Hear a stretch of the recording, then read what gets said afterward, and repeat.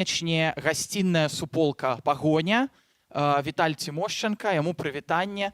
Сёння не тут, не з намі, але гасціннасць адчуваем.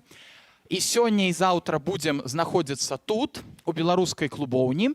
І апошняя тэхнічная заўвага. Калі ласка, туалет знаходзіцца ззаду, прайсці праз дзверы, і там ужо самаабслугоўванне ўсё знойдзеце. Добрай прадмовы. Яшчэ раз дзякую ўсім валантэрам, хто дапамагаў, дзякую ўсім арганізатарам, дзякую вам, шаноўныя ўдзельнікі, і перадаю слова выдавецтву «Скарына». Тут, я думаю, што самі і скажаце пра сваю і пра выдавецтва, і пра тэму вашай сённяшняй лекцыі, скажам. Дзякуй. Вялікі дзякуй, Саша. Мы сфокусуемся сёння на квір-літаратуры, не столькі на выдавецтве «Скарына», «Скарына Прэс», колькі на самой з'яве квір-літаратуры. Мы не адзінае выдавецтва, хто дзейнічае, працуе ў гэтай галіне. Маім суразмоўцам будзе мой калега па выдавецтве, перакладнік, аўтар, палітолог, этнограф, ён тут мне падказвае, Віцеблянін таксама, Уладзіслаў Гарбацкі. Ён адзін з першых, хто пачаў даследаваць гэтую з'яву квір-літаратуры ўвогуле ў беларускім кантэксце і па-беларуску. Ён укладальнік анталогіі беларускага гей-пісьменства, якая выйшла пару гадоў таму назад. І, дарэчы, першая прэзентацыя гэтай анталогіі адбывалася ў рамках фестывалю «Прадмова» у Варшаве. Ну вось. Я бачу, што ўжо слайды тамака ў нас цудоўна. Уладзіслаў, тады распавядзі нам, што такое квір-літаратура, наколькі гэта адназначны ці неадназначны панятак, пра што мы ўвогуле тут гаворым? Добрый дзень всем. Рады всіх вітаць у Празе. Нарэшце мы ў Празе. І квір-літаратура вельмі панятак неадназначны, адназначна дачасова. У літаратуразнаўстве заходнім адназначны панятак. Ёсць пэўнае значэнне, вакол якіх мы і будуем нашу размову. Так, некаторае значэнне падал. Але ясна, у беларускім кантэксце все неадназначна. Мы ведаем савецкага часу. У нас не было сексу, у нас не было фемінізму, у нас не было, цяпер няма квір-літаратуры афіцыйна, але якраз все ёсць і было, і якраз даследнікі, даследніцы і выдавецтву ў выгнанні і ў дыяспары якраз для таго, каб сведчыць адваротнае, і паказаць, што все гэта ёсць. І таму я не буду чытаць все значэнні класічнай заходняй, бо Беларусь адной ногой там, другой не там, і таму. Але трэба все-таки сказаць правду, я думаю, мы все сутыкаемся з гэтай вялікай праблемай. Мне часто все пишут, мы цікавимся, мы открыты, але что такое квир-литература? Моя маці раз на месяц пытается, она забывает, что это за поняток. Я думаю, мы сутыкаемся. Нават даследнікі, даследніцы стамляюцца тлумачыць, что такое квир-литература, і таму наша спроба і выдавецтве выдаваць кнігі і працаваць якраз і сяне нашай сустрэчы якраз каб даць нейкае значэнне, адначасова заходняе, класічна і наша беларуская. Вось у першым азначэнні я бачу, што там ідзе гаворка пра літаратуру, створаную ЛГБТК плюс людзьмі, чые тэмы, расповеды, падыходы падкрэсліваюць. Але, скажам, у анталогіі беларускага гей-пісьменства там прынамсі як мінімум адна аўтарка і адзін аўтар, якія не акрэсліваюць сябе як ЛГБТК плюс асобы. Тут атрымліваецца разнабой нейкі? Так, разнабой это неадназначна. Перадусім, все-таки традыцыйна класічна квір-літаратура, гэта літаратура, мастацкая літаратура, калі мы кажам пра мастацкую, якая апісвае перады досвед квір-асобу, ЛГБТК плюс асобу, гей-лесбі-асобу, транс-асобу, все гэта падразумевае. Але мы ведаем, і традыцыйна так склалася гістарычна, што хаўруснікамі, хаўрусніцамі ЛГБТК плюс руху з'яўляюцца многія зусім не квір-асобы, альбо гетараасобы, якія дапамагаюць праз свае тэксты мастацкія, в тым ліку ствараць нейкі пазітыўны досвед, альбо герояў выводзіць і героек квір-асобу. І таму сапраўды так сталася і склалася, што нашымі хаўруснікамі, хаўрусніцамі з'яўляюцца пісьменнікі, якія далёкія ад квір-супольнасці, напрыклад, Вольга Касцюк, якая пісала некаторыя тэксты, Альгерд Бахарэвіч, які класічны гетэрапісьменнік беларускі, ну, прабачце за гэтае значэнне. У дадзеным кантэксце мы вымушаны гэта сказаць, але які вводзіць спецыяльна сумысля героек свае тэксты, і якія маюць іншы досвед, не гетаранарматыўны, і ён гэта робіць сумысля. І ён, дарэчы, у 20-го году прыходзіў на семінары, які ладзіў «Прайдзі свет», асацыяцыя, да, сайты, вы, я думаю, ведаеце, літаратуры замежнай, там Катерина Матіевская, Ганна Ямкута, які ладзілі семінар, прысвечаны квір-літаратуры у сусветнай беларускай. Это калі было? Это был 2019 год, и как раз пришел Альгер Бахаревич с Тимофеева, Юлия Тимофеева, и они пришли и сказали, что вот мы сучасныя, мы вось еўрапейскія, але мы чым мы можам дапамагчы, вот, каб падтрымаць гэтую тэму, трымаць у позве дня квір-тэму. И как бы, я пораил, что вот вы просто можете, как, ну, опираючись на заходний досвід, просто в своих текстах, бо ясно, вы маете доступ и уплыв больше на публику, просто можете, ну, специально штучно писать не треба, это не ваша тема, але вы можете хотя бы, принамсі, героев, протагонистов своих текстов рабіць квір-асобамі. І тогда вот как раз Ці сюжэтныя лініі нейкія ствараць. так, і потом якраз вот «Собаки Европы» і іншыя тэксты Альгерда Бахаревича якраз пашлі ў гэтаму. Я не сцвярджаю, што я паўплываў на Альгерда Бахаревича, але вялась гэта дыскусія. Думаю, у нейкім сэнсе паўплываў. І там гісторыя таксама з анталогіі таксама можна будзе крышку пазней, можа быць, прыгадаць. Калі крышку адступіць ад беларускага кантэкста, усё ж таки квір-літаратура з'яўляецца не ў беларускай літаратуры, правда? Яна дзесьці яшчэ з'яўляецца. Як далёка, дзе карані квір-літаратуры? Англосаксонская традыцыя, ЗША, Канада, Великобританія, нават в Еўропе кантынентальнай таксама гэта дасюль неадназначны панятак. Французы дасюль квір не скажуць, они скажуць просто ЛГБТК плюс літаратура, ну таму што гэта ёсць англіцызм ёсць. Ён, я думаю, таксама это не самая галоўная прычына, але адна з дробных прычын, якая ўплывае на то, што нашы людзі блытаюць і не разумеюць, што такое квір-літаратура, што гэта, бо слова палохае. Таму сапраўды трэба можа працаваць, думаць, нам это лёгка все, мы это ўспрымаем, мы разумеем, але сапраўды патлумачыць складана. І што быць з гэтым? Таму, мажліва, можа досвід французскі, літувійскі браць, якія просто кажуць ЛГБТК плюс. А прыклады аўтараў, аўтарак? Заходніх ці... Заходніх. Ну, там, заходніх, напрыклад, пераклад, які з'явіўся Маргарит Юрсенар, сёння будзем рабіць прэзентацыю. Альбо там Оскар Уайльд. Да, Так. Але не было гэтага панятку. Это зноў жа трэба гэты момант прагаварыць. Значыць, аўтараў з мінулых часоў мы інкарпаруем у новы панятак квір-літаратуры для таго, каб зразумець іх па-новаму Так. і напоўніць панятак квір-літаратуры зместам. Так, і гэта Які мы, выбар? я думаю, мы нічога не парушаем, потому што Так, часто так, так. кажуць, вот вы там, вот, калі мы выдалі гэтую анталогію, тут ёсць Міцкевіч і там Аждан, як это так вы зрабілі? Ну, там Міцкевіч якраз той, які вот як паралелі з Альгердам Бахаревичем можна справіць. Ён якраз гетэрапісьменнік, які апісваў гэты досвед іншы, з якім ён сутыкаўся. І гэта там Аждан все-таки меў досвед гомаэратычны, і ён пісаў пра гэта свае паэмы. Таму мы маем права абапірацца і казаць, конечно, панятак квір мы, ну, складана выкарыстоўваць. Але тут цікавы паралель, я думаю, калегі, всем зразумела, как мы кажам пра фемінізм да фемінізму, да, з'ява вядомая, калі некаторыя аўтары, аўтаркі там да існавання панятка фемінізм, але мы іх сцвярджаем, што яны належалі да фемінізму. Напрыклад, вядомы філозаф французскі Кандарсе. Не было панятку фемінізму, але ён жыццё паклаў і памёр, в прынцыпе, змагаўся за правы жанчын, за фемінізм, за протафемінізм. І таму гэта паралелі, думаю, таксама, ну, натуральныя. Мы маем права казаць, намацаваць нейкае падабенства. Мы не сцвярджаем за іх. Людзі памёрлі, мы не маем права навязваць ідэнтычнасць, але нейкая пераемнасць ідэйная, она ёсць. І таму мы можам казаць пра тое, квір да квіру, как фемініст да фемінізму, і там не ведаю, і так далей. Таму тут я... Ну вось мы высветлілі тады, значыць, панятак квір-літаратуры, ён не такі ўжо адназначны і не толькі у беларускай мове у кантэксце беларускай літаратуры, а ўвогуле ў кантэксце сусветнай літаратуры. Ён ахоплівае тое, што можа быць акрэслена як гей-пісьменства, як лесбі-пісьменства, транс, якіясьці тэматыка і так далей, так? А наколькі распаўсюджаная, папулярная, я не ведаю, наколькі распаўсюджаная і папулярная квір-літаратура вот ва ўсіх гэтых праявах на захадзе, у англасаксонскай частцы свету, у франкамоўнай?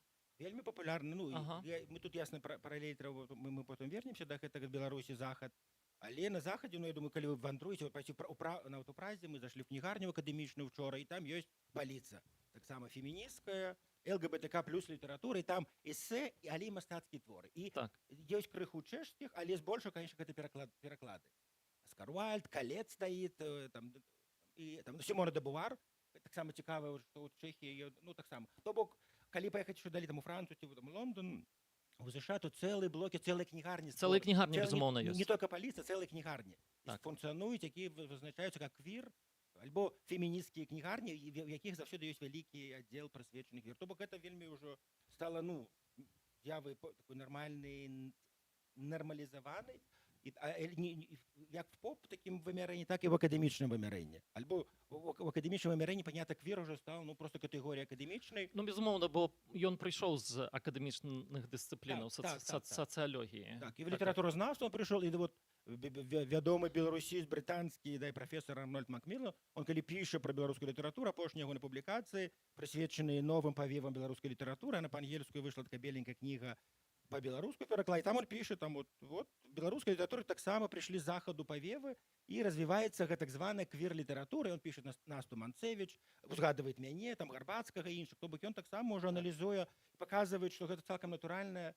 Мы беларускім кантэксце таксама зусім Так. не на планеце Марс, мы цалкам впісаны в заходні канон, в заходнюю традыцыю.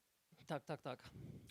І не толькі кнігарні, там цэлыя жанры ўвогуле з'яўляюцца. Я калі на гей-прайдах быў там у Манчэстэры, просто я бачу гэтыя сталы, от як тут у нас прадаюцца кніжкі, толькі там у 10 разоў іх больш будзе квір-выдавецтваў. І ёсць цэлыя жанры дэтэктыўнай літаратуры, дзе дэтэктывы будуць лесбіянкі, альбо звязанае штосьці з хорар і вампірамі, вельмі таксама на квір-глебе гэта ўсё напісана, гэта цэлыя жанры ўжо з'явіліся нават літаратурныя. Ну і літаратурныя прэміі ёсць для квір-аўтара-аўтарак. Так. Цэлая квір-фантастыка развіта, цэлая развіваецца, і там вот нават класікаў Так. Урсула Легуин, Мгм.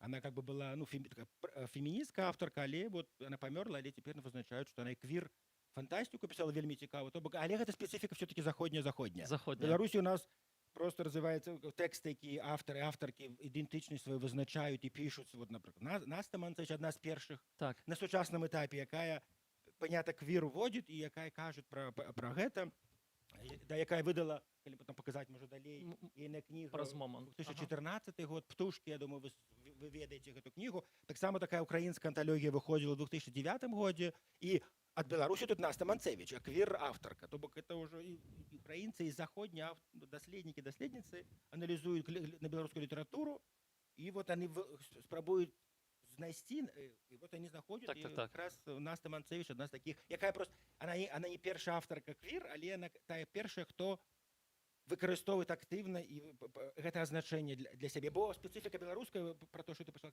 казаць, і дасюль гэта тэндэнцыя назіраецца, калегі, што працягваць існаваць такая все-таки альбо внутрі слова квір не выкарыстоўваем, кажам, гей-літаратура, лесбі-літаратура, транслітаратуры беларускай няма, не бінарныя аўтары, аўтаркі, якія яшчэ, как кажуць, не бінарная літаратура, але все гэта ў межах квір, вось гэтага рэчы. Таму, я думаю, каб, ну, мы тут сабраліся, вы цікавіць, я ўпэўнены, што для вас гэта не блытит, але многіх, хто пішуць пра нашу тэму, там, на Радыё Свабоды, на наша Ніва, Новы час, часта всплывает вось гэта непаразуменне, і такое вот і скепсіс нават у многіх таких класічных даследнікаў, даследніцаў, які кажуць, ну, такого не может быть, это просто нейкая прыхамаць. Я думаю, кнігі, якія многія стаят, якраз гэта не прыхамаць, гэта такая тэндэнцыя, важны такой перыяд для ідэнтычнасці. Што з гэтым стане, мы не можем тут пра гэта толькі можем разважаць, будзем глядзець, як гэта будзе развівацца. Але на дадзены момант трэба сказаць, што гэта суіснуе. Альбо квір, вось гэта плыня, і многія аўтары, аўтаркі, якія пішуць, вызначаюць сябе хутчэй як гей, лесбі, але гэта все адно, гэта плыня, якой мы можем называць квір. Ну і з англамоўнага кантэксту я бачу, што на захадзе цяпер сталі вельмі моцна цікавіцца менавіта квір-літаратурай з нашага рэгіёну, вельмі актыўна перакладаюць украінскіх аўтараў, аўтарак, расійскія цэлыя паліцы перакладзеныя, драматургію перакладаюць, квір-драматургію з расійскай даволі актыўна. Вось. ну пакуль што беларускага. А дарэчы, пайшоў пагаловак, што прадалі для перакладу на адну з заходніх моваў Тоні Лаждан, ейную апошнюю кніжку. Так што ну вот першы можа быць прыклад такі, што беларуская квір-літаратура будзе перакладацца на іншыя мовы. Можа тады зазірнем у гісторыю, што там у нас было, як беларуская квір-літаратура развівалася. Так, это так, ранняя такая гісторыя, маю на ўвазе уже незалежную Беларусь, таму што мы можам, калі вярнуцца, мы уже згадывалі Тамаша Зана, мы згадывалі Міцкевіча. Мы да гэтага вернемся, я думаю, это таксама многім цікава, але тут такой пачатак сучаснага такой вось менавіта квір-літаратуры, дзе аўтары паступова пачалі ўжо думаць і нават вызначацца ў гэтым кірунку. Это, конечно, 90-е гады, і вот калі канец 90-х гадоў, калі выдавалась такая газета Эдвардом Тарлецкім і там і астатнімі актывістамі, форум Лямда, таксама было такое выданне «Пані», там, дзе они спецыялізаваліся якраз на лесбі ідэнтычнасці, і там таксама друкавалі некаторыя тэксты мастацкія, якія вызначались как лесбі беларуская літаратура, і, дарэчы, па-беларуску, па-расейску адначасова. Таксама мы будем пра гэта гаварыць, таму што, ну, ясна, што мы разумеем, што это хутчэй всяго гэта па-беларуску, але ёсць такая тэндэнцыя, ёсць некаторыя аўтары і аўтаркі беларускі квір, якія вызначаюцца як беларускія квір-аўтары, аўтаркі расейскамоўныя. Это вельмі маргінальная з'ява нават унутры гэтай маргінальнай з'явы, пра якую мы з вами размаўляем, але вось таму гэта цікава. І таму вось і там в гэтых тэкстах вельмі і таксама сайт інтэрнэт дапамог. Прыйшоў інтэрнэт, он дапамог нам асацыяцыям актывістак ЛГБТК+, не толькі за правы свае змагацца, але ствараць такія невялічкія рубрыкі, прысвечаныя літаратуры, і там былі вельмі цікавыя тэксты апублікаваны. Вот калі можна звярнуцца вот на задніку гэтай кнігі, якраз быў такі паэт, і он дасюль жывы, але ананімізуецца і не выходзіць з ценю, якім ён быў пастаўлены грамадствам па розных прычынах, з розных прычынаў. Шандар, які, дарэчы, беларус, нарадзіўся ў Угоршчыне, які валодае і вугорскай, і беларускай мовай, і ён пісаў вельмі цікавыя прыгожыя вершы, якія ўвайшлі ў гэту анталогію. І вось адзін урывачак, вельмі рамантычны. Ты адляцеў, як птушка ў цёплы край, махнуўшы мне крылом. Шчымлівая бывай, вятры перадалі і расказалі зоры, прабіўшы мне душу. На белапенным моры узняўся грозны вал.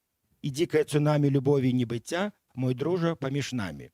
Ну, і гэтак далей, просто гэта паказаць, што вот актывіст, беларускі актывізм ЛГБТК+, он першапачаткова змагался, конечно, за палітычныя права, але он разумел, абапірался на літаратуру. Гэта вельмі добры ресурс, каб яшчэ больш дайсці да людзей, чым палітычны, актывісткі вымяры, альбо там нейкі спецыфічны момант ідэнтычнасці. Таму вельмі важна, калі літаратура беларускамоўная, якая адначасова досвед нейкі квір перадае, але праз мову і праз літаратуру збліжае нас з усёй грамадой беларускай. Зразумела, праблема гомафобіі, ЛГБТК-фобіі, не все прымаюць гэта, але гэта ўжо іншая тэма і праблема.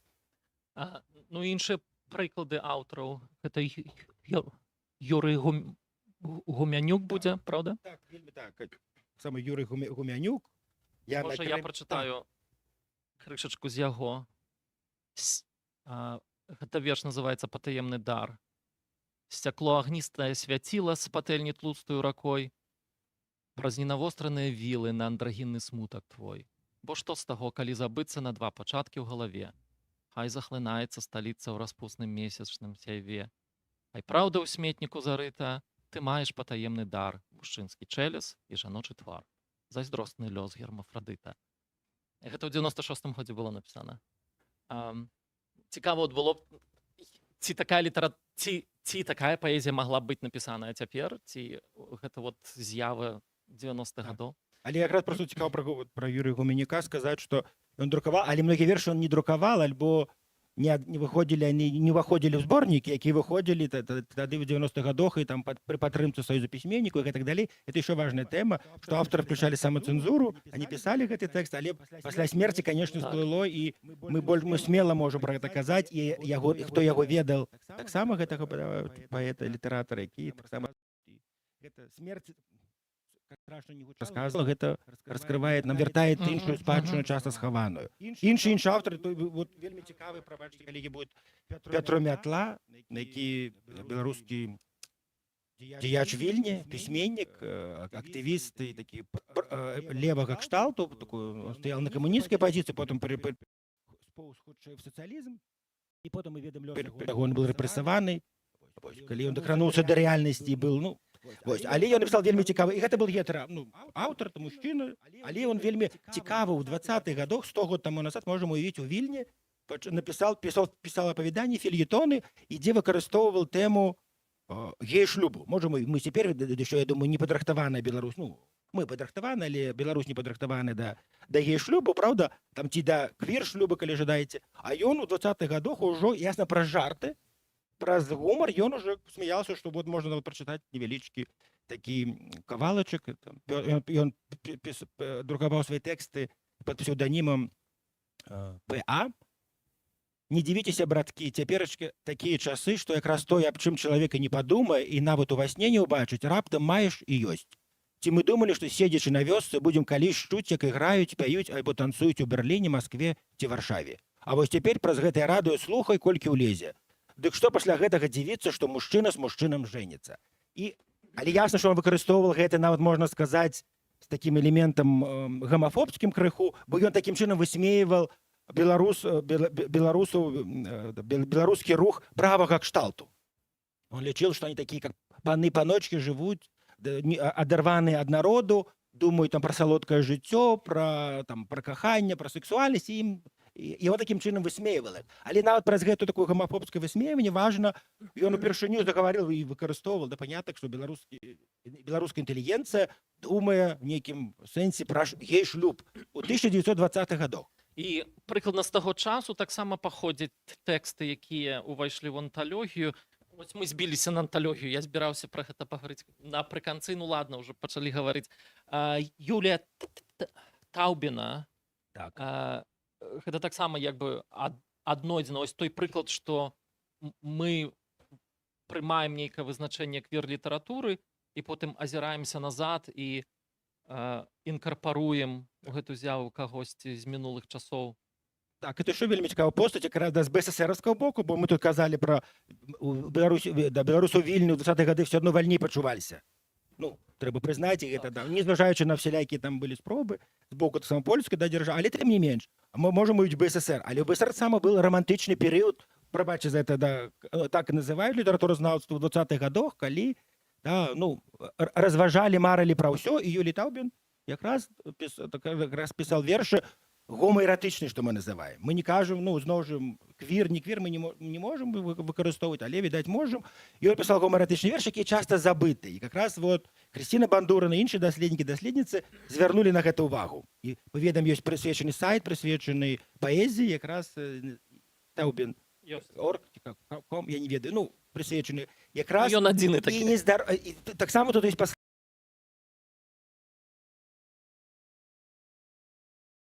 так звярнула увагу на гэтага аўтара, вельмі рэвалюцыйнага, смелага, забытага, рэпрэсаванага.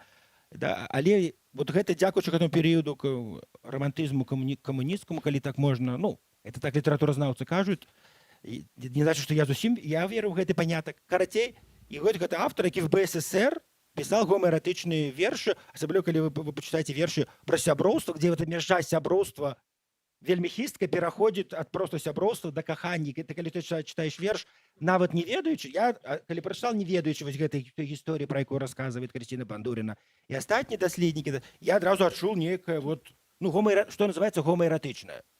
Але потым, калі ішоў мне, я проста не мог уявіць, як гэта мажліва ў БССР, я, бачыце, скептычна, а хаця, бачыце, мажліва. І таму это вельмі цікава, мы таксама яго ўвялі. То бок, вся геаграфія тут і беларусы Вільні, беларусы БССР, і там не ведаю, Тамаш Зан, мы не можам забыць Тамаша Зана, я ніколі яго нікому не аддам. З Міцкевічам можам паспрачацца, але Тамаша Зана ніколі не аддаш, таму што пачытайце ягоныя ліставанні, ягоныя гомаэратычныя вершы, і польскія даследніцы ўжо даўно ўвялі яго таксама в квір-літаратуру. То бок мы тут, я думаю, для нас это таксама вельмі важна, то Тамаш Зан таксама это і беларуская літаратура, польскамоўная, але беларуская літаратура.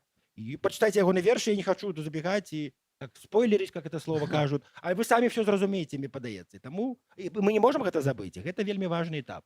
Вельмі важны арыентыр. Ну вось мы пачалі з 90-х гадоў нашу гісторыю, вярнуліся назад у далёкую гісторыю. Калі пачынаюцца першыя беларускія квір-кнігі, можа быць? Кнігі, не тэксты. Тэксты я бы назвал, і это пачатак 19 стагоддзя, Вільня, Віленскі універсітэт, Філарэта Філаматы. Это уже таксама, я тут не піянер, про это уже шмат даследаванняў ёсць сацыялагічных, антрапалагічных, літаратуразнаўчых, і гэта зразумела, где жанчынам нельга было, да, атрымліваць адукацыю, і где мужчыны адны заўсёды будзе всплываць і нейкая гомератычнасць, я не кажу про памер маштаб, але она будзе праяўляцца. Войска, правда, в універсітэты, кляштары, манастыры, это з'ява вядомая всем. І вот Віленскі універсітэт, вот как раз Філарэта Філаматы, это наш першы арыентыр, які мы намацалі в гісторыі. У літаратуры старабеларускай мы нічога не знайшлі. Мы шукаем, спрабуем ідэнтыфікаваць, але нема тэксты, а тэксты кажуць за сябе. Людзі памёрлі, але тэксты як бы не хавалі аўтары і аўтаркі, мы можам намацаць. Нет, нема. У заходняй літаратуры все інакш. Ну тут трэба, канешне, сказаць, што ўвогуле сам панятак гомасексуальнасці нават ён з'яўляецца толькі ў 19 стагоддзі, там з нямецка, там, здаецца, аўстрыйскі нямецкамоўны псіхолог уводзіць. Але ну тое самае, што мы гаварылі пра квір-літаратуру, што у нас, што мы пачынаем апіраваць нейкім новым паняткам і напаўняем яго гістарычным зместам, азіраючыся назад. Таму цалкам будзе справядліва, калі мы цяперашнімі вачыма, чытаючы старабеларускую літаратуру, пачынаем бачыць, што гэта наша свойская літаратура, мы пачынаем называць яе квір-літаратура. Добра. Як бы мы не называлі гэта. Окей. Окей, значыць, старабеларускай пакуль што мы нічога не маем, але ўжо 19-20 стагоддзя мы ўжо бачым першыя праявы беларускай квір-літаратуры. 90-е гады ўжо яна пачынае публікавацца ў перыядычных выданнях. На сайтах? На сайтах інтэрнэт пачынае дапамагаць. Окей.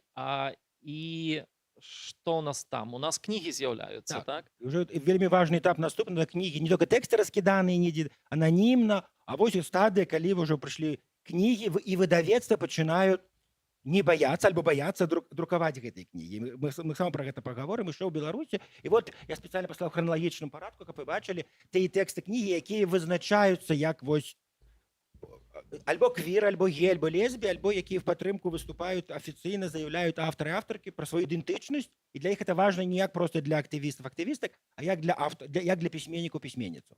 І гэта вот Наста Манцевіч, якая Птушкі напісала, якая лесбі такой тэкст, вельмі цікавыя развагі пра дзяцінства. І таму украінцу і выбралі, они шукалі, не сказалі, мы нікога не знайшлі, толькі Насту Манцевіч. І яна пагадзілася, они, конечно, звязвалі з аўтаркай, яна пагадзілась. Потым вось моя кніга «Песні тралейбусных рагулю», якую тут зварот такой на гей-ідэнтычнасць, хутчэй, на віцебскі, і там это ода, таксама многія апавяданні, это ода гімн Віцебску, моему улюбёнаму месту. Потом Хрысціна Бандуріна, вы ведаеце гэту аўтарку, і журналістку, і публіцыстку, і паэтку. Ейны зборнік «Хома», які выдал выдавецтва Гляфы. Дар'я Трайден, таксама, якая вызначаецца як лесбі-аўтарка, і себя лічыць, што это квір-літаратура, в прынцыпе. Потым зноў мой тэкст «Меркс Грацвелл». І таксама, конечно, Артур Камаровскі, ягоная паэзія, гомератычная і гей-паэзія, але это просто паэзія, але ён таксама ўжо маладого пакалення, ён аперуе паняткам квір.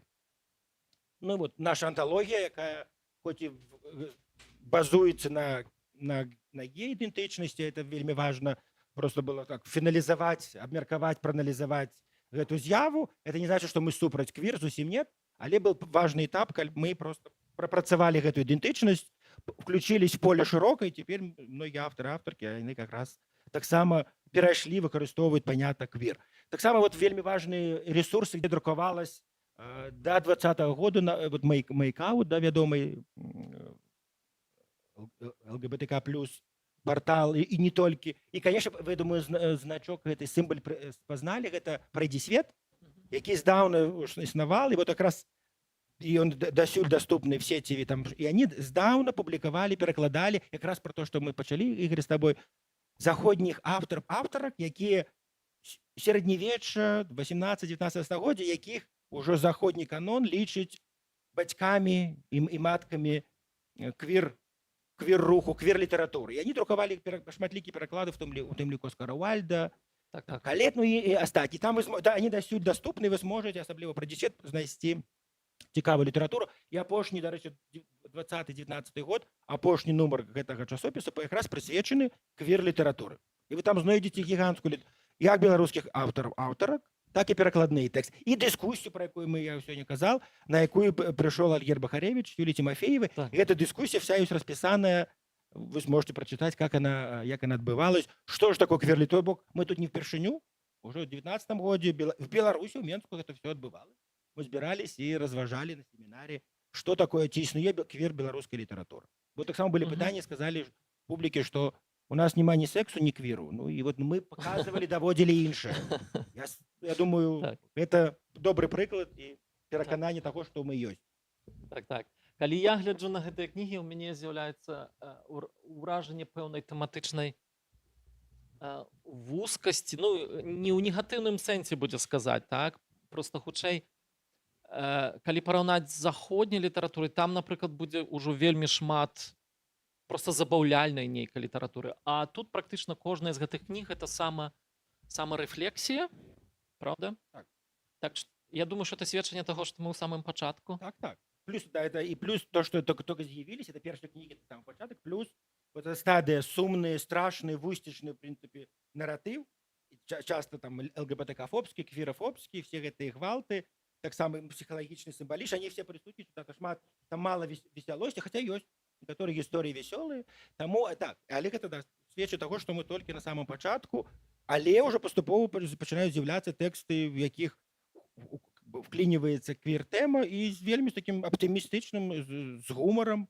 И особливо, конечно, перекладные нам допомагають. Альбо навіть тексти вот, видавецтва, які в Плямбаум, альбо навіть наші, погляді, нова книга Артура, вона вже порівняти з іншими, вона вже кудись, вже веселіша, бачиш, що чоловік так само більш упевнений у своїй ідентичності і так далі. Тому це род іншого. Я танцую, вона і страшна, і вустічна, але і вельмі сміла, той самий Тоні Лажден.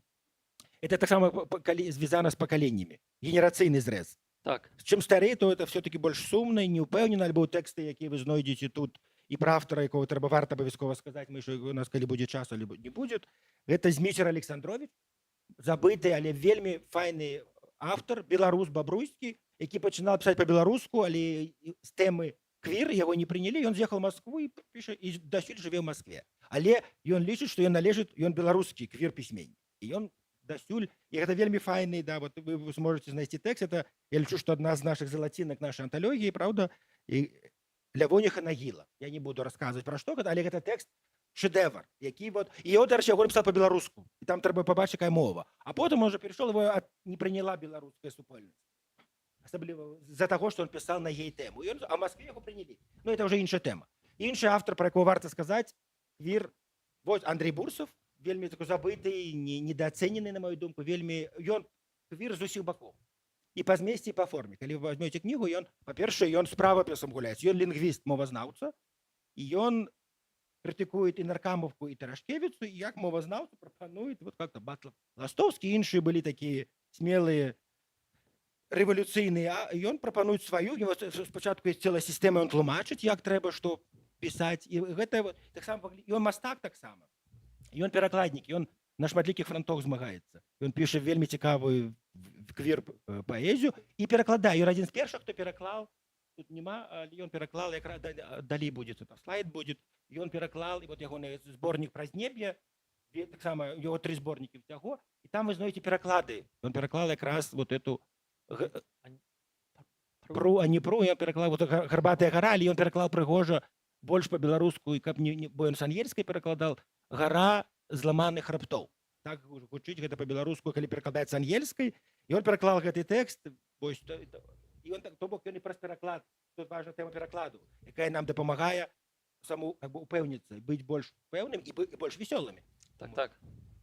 Можа, давай мы што-небудзь пачытаем з тваіх твораў, калі ўжо мы маем аўтара. Ёсць закладка? Окей. Калі ўжо мы маем тут аўтара, то трэба яго не так. Я зусім коротко, тут больш весёлы, тому што вже так само починаємо, може, сумно, або неўпэўненасцю, сутыкаемся з гомафобіяй, там, не ведаю, са збіццё многіх зборнікаў першых там хутчэй таксама вусцішныя зборнікі, але з узростам мы становімся ўпэўнены, весёлыя. І вот невялічкі пачатак тэкста я магу кавалак прачытаць. Мой градскі побыт пачаўся з назірання за прыгожым барочным месцам і адразу з моўнага канфузу ці можа кур'ёзу. Адзначу, што нямецкай мовы я не ведаю, толькі цікаўлюся ёю. Яна вельмі эстэтычная і на мае вушы сексуальная. Дык вось, надарылася мною першыню у першыя дні прыезду ў Штыру моўная гісторыка, якая насмешыла многіх маіх аўстрыйскіх сябровак. З Берліну я ведаю адзін музей, Швуліс музеум, то бок музей гомасексуальнасці. Адтуль я ведаю, што па-нямецку швулі гомасексуальная асоба ці гей. Гэта было ці не першае маё нямецкае слова, якое я вывучыў сам. Ну, натуральна, я не ўлічваю тут нямецкія слоўкі, вядомыя з савецкіх фільмаў і ад бабулі. Ахтунг, шнелі і гэтак далей. Калі я прыехаў у Аўстрыю на стажаванне, дык ездзіўшы на ровары па Грацы, я ўсюль бачыў пазнакі шулі. І маёй першай рэакцыяй было здзіўленне, навошта пісаць і пазначаць, што тут збіраюцца геі. І потым гэтых пазнакаў было так шмат, што я быў да душы ўражаны колькасцю геяў у Грацы. Вядома, дома я спраўдзіў у слоўніку, што гэта значыць, і добра пасмяяўся. Адна літарка змяніла ўсё. Калі я распавёў пра сваю блатаніну аўстрыйскай калежанцы Луізе, яна таксама смяялася, трапна дадаўшы: усе швулі былі ў шулі, але не ўсе ў шулі швулі. Але і дасюль, калі еду на ровары па Грацы, я часта мімаволі дзіўлюся і усміхаюся шыльды шулі, то бок школа. Пасля слова швулі два іншыя нямецкія і беларускія словы адначасова зачапілі мяне і выклікалі настальгію па бабулі. Кухан і груца. Ну, гэта ўжо іншая гісторыя, я не буду чытаць. Таксама такі, я думаю, і многія тэксты іншых аўтарак гэтага ж перыяду, я бачу, яны ўжо прайшлі стадыю нейкі там, не ведаю, фобію, яны ўжо ўпэўнены, яны пішуць і разважаюць пра цікавыя, смешныя рэчы і дзеляцца з усімі. Может быть, потихоньку будем заканчивать нашу размову, каб яшчэ быў час задаць пытанне. Может быть, апошняе пытанне. Якія маглі быць цяпер шляхі у нас, у беларускай супольнасці для інкарпарацыі, яшчэ большай інкарпарацыі квір-літаратуры ў наш літаратурны працэс? Дзе мы цяпер, дзе мы маглі б быць з квір-літаратуры? Ну, ясна, што 20-й год он паўплываў і затармазіў, але і пры гэтым спарадзіў шмат новых мажлівасцей, якраз і в тым ліку для квір-літаратуры выдавецтвы, якія з'явіліся па-за межамі Беларусі, у выгнанні, у дыяспары, якраз пачалі адкрывацца паступова, бо раней мы тут няма часу спыніцца на гэтым, але тым не менш мала кніжок выходзіла. Многія выдавецтвы боялись друкаваць кнігі. Вот маю першую кнігу многія выдавецтвы, я не буду называць якія, боялись. Они казалі, што цікава, але мы не хочам мець праблем. І там трэба галасаваць, а не прагаласуюць, не падтрымаюць. Я не буду ні імёну, ні выдавецтва называць, але гэта было зразумела. Але потым напішаш. Але потым напішу кнігу пра гэта. Але это важна для гісторыі таксама. Але пакуль не хочется, таму што тут трэба аб'ядноўвацца, не раз'ядноўвацца. Пакуль няма часу на раз'яднанне, я лічу. Таму мы забудзем гэта. Але тым не менш, але і тады кнігі друкаваліся вельмі слаба, вельмі хутчэй падтрымлівалі, напрыклад, лесбі літаратуры. Лічылася, зноў, гэта як звычайна традыцыйна лічыцца. Дзве жанчыны, гэта не так небяспечна, як два мужчыны. Гэта вядомая, на жаль, такая патрыархальная установка. У ложку я маю на ўвазе два мужчыны ці две жанчыны.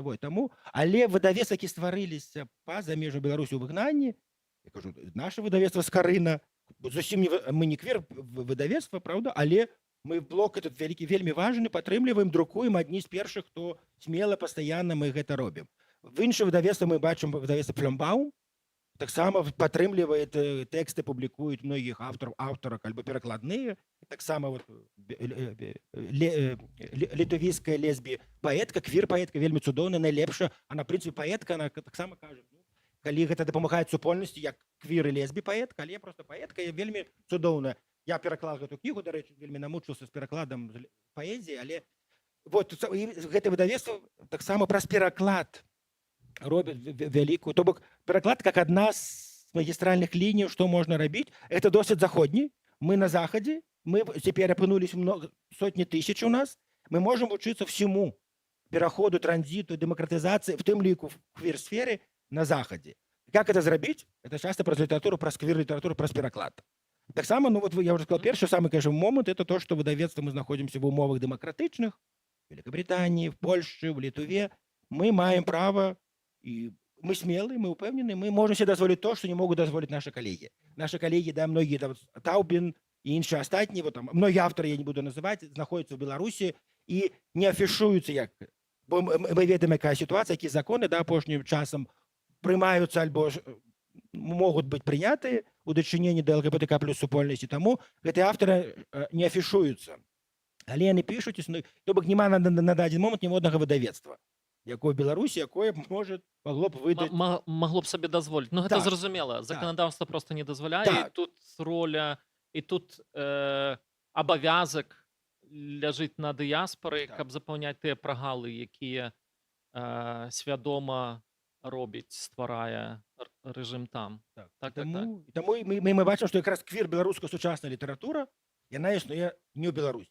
Она існуе ў выгнанні, ў міграцыі, ў дыяспоры. Але її читають у Білорусі. Безумовно. У нас по статистиці, окей, як Владислав сказав, що видавецтво «Скарина» – це не квір-видавецтво, але у нас серйозна і свідома програма видання квір-літератури.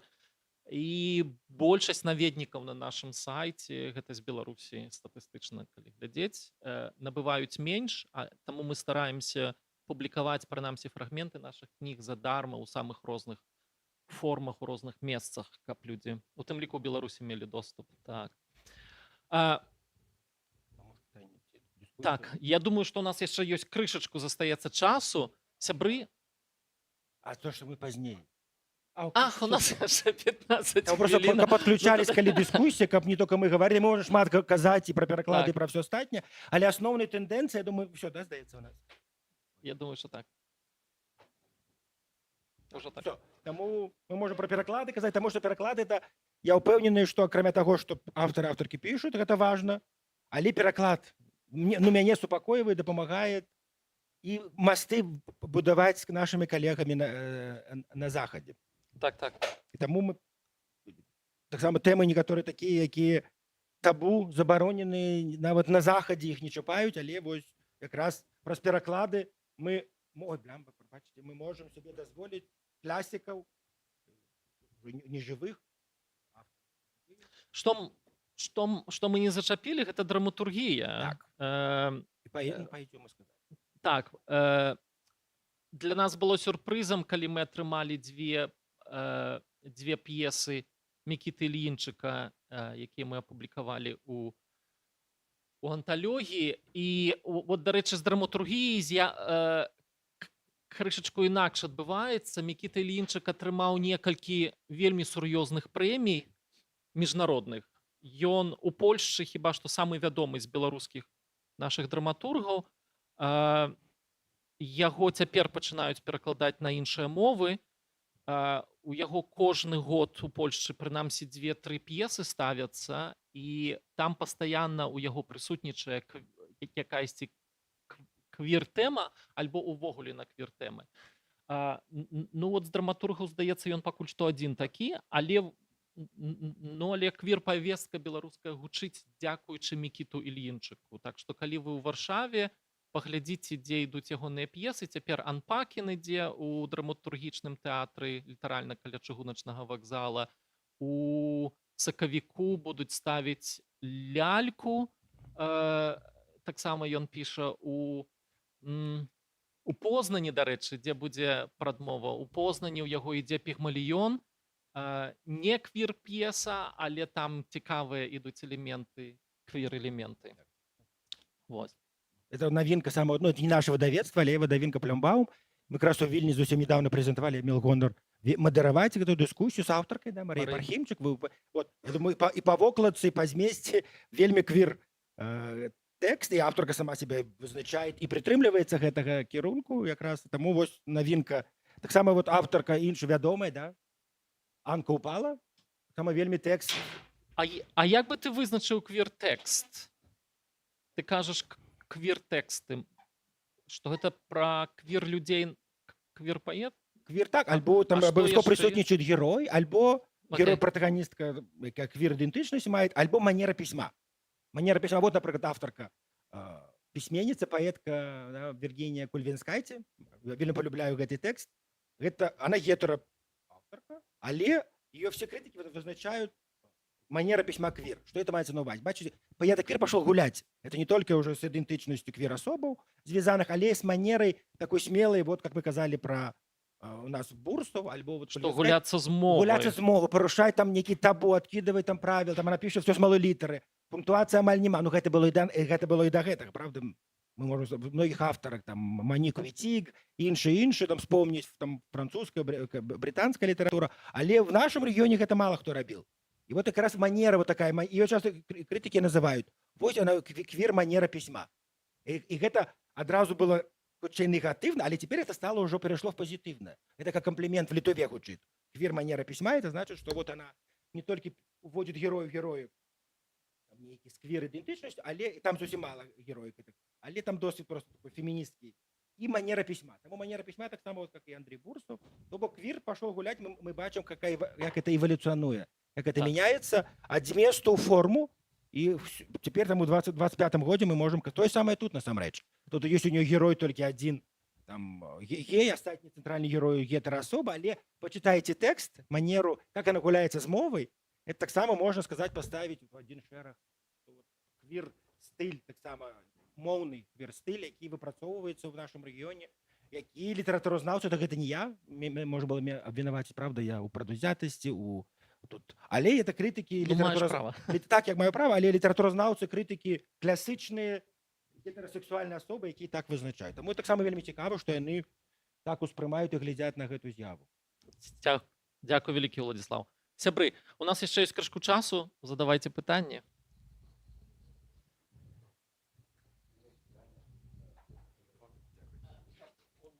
Окей, вельмі вялікі вам дзякуй за і расповед, і за ўнёсак, які вы робіце, і метадалогію, якую распрацоўваеце, і за кнігавыданне. Гэта вельмі важна для будучага, напэўна, грамадства, можа, не сучаснага.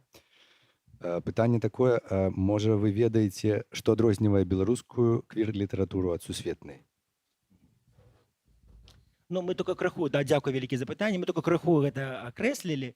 Ну, по-перше, что мы позднее почали развиваться и формоваться, то все равно доминует все равно такое вот пошуки себе. Бач, книги выходят, они все такие связаны на вот такой, то, что называют такой социологичный роман. Они все такие, они не редко, это редко фикция, да, это фикшн, это редко выдумка, это часто вельми автобиографичные, биографичные тексты. И вельми, то, что называется социальные тексты. Они завжди с таким посланием, с пошуками, с проблемами, с якими сутыкаються. И это вельми важно. И так, про эти заходники, заходницы прошли это ранее.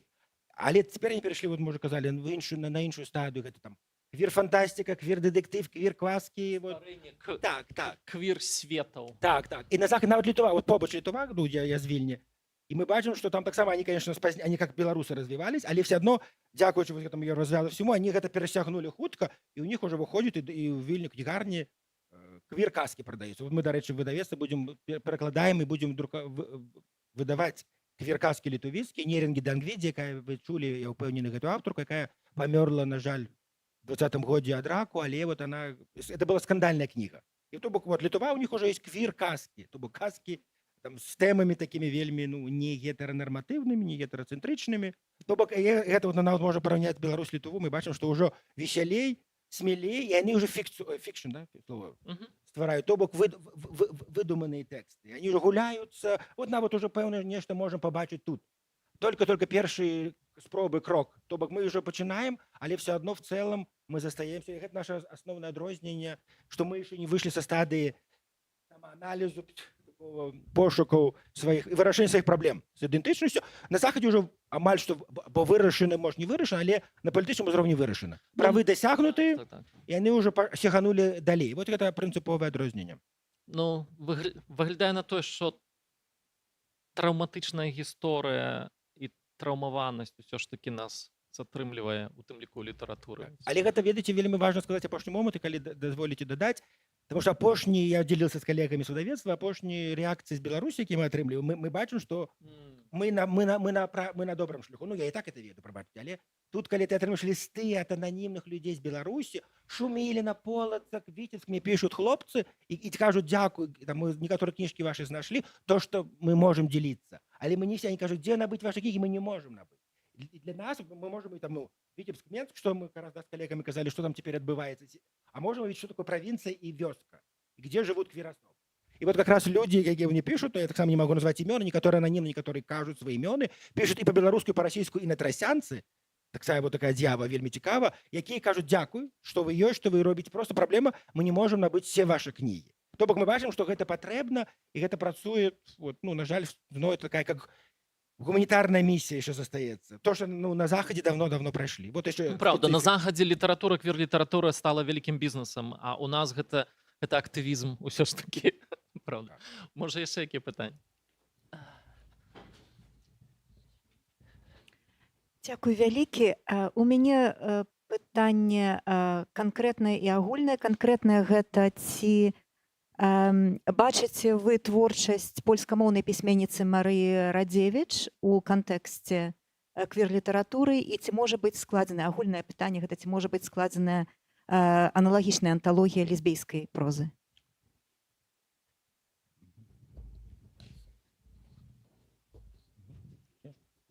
Так, я думаю, безумоўна, мы ўжо ў гэтым кірунку працуем, дарэчы, наконт лесбі-анталогіі, але я ну, з другой часткі пачну. Але я думаю, што мы якраз з Крысінай Бандурнай з іншымі аўтаркай пра гэта казалі. Просто я лічу, што ну, я как хлопец, как малец, як я не магу взяць ініцыятыву і рабіць лесбі-анталогію. Я магу, але ну, ёсць аўтаркі, якія цудоўна могуць гэта зрабіць. Просто што они в Беларусі не могуць гэта зрабіць, это іншая праблема. Але мы ўжо працуем, і я рада буду і дапамагаць, сэнсе там справіцца самі, как кажуць, без хлопцаў справіць, без мальцаў справіцца, але калі трэба дапамога, то мы думаем пра гэта, і ёсць ужо праца ў гэтым кірунку, бо шмат тэкстаў, ты вот згадала да аўтарку, і іншых ёсць шмат тэкстаў, якія могуць аформіцца ў прыгожую, цікавую анталогію. Просто таксама тут іншае пытанне, з якім мы сутыкаемся, калі кажу з лесбі-аўтаркамі, яны кажуць, што можна адразу квір сягаць. Я ім паказваю досвед есть, што трэба прайсці все-таки сабраць. На Захадзе прайшлі все гэтыя этапы стадыі, а мы не прайшлі, таму трэба все-таки прааналізаваць ідэнтычнасць гея асобна, как мы зрабілі лесбі, а потым можа працаваць разам і ствараць квір-анталогію. Мы таксама з гэтым працуем. Таму гэта вельмі добрае пытанне. Працуем, але пытанне бяспекі, пытанне Ну і пытанне магчымасці рэсурсаў, канешне, таксама стаіць. Так.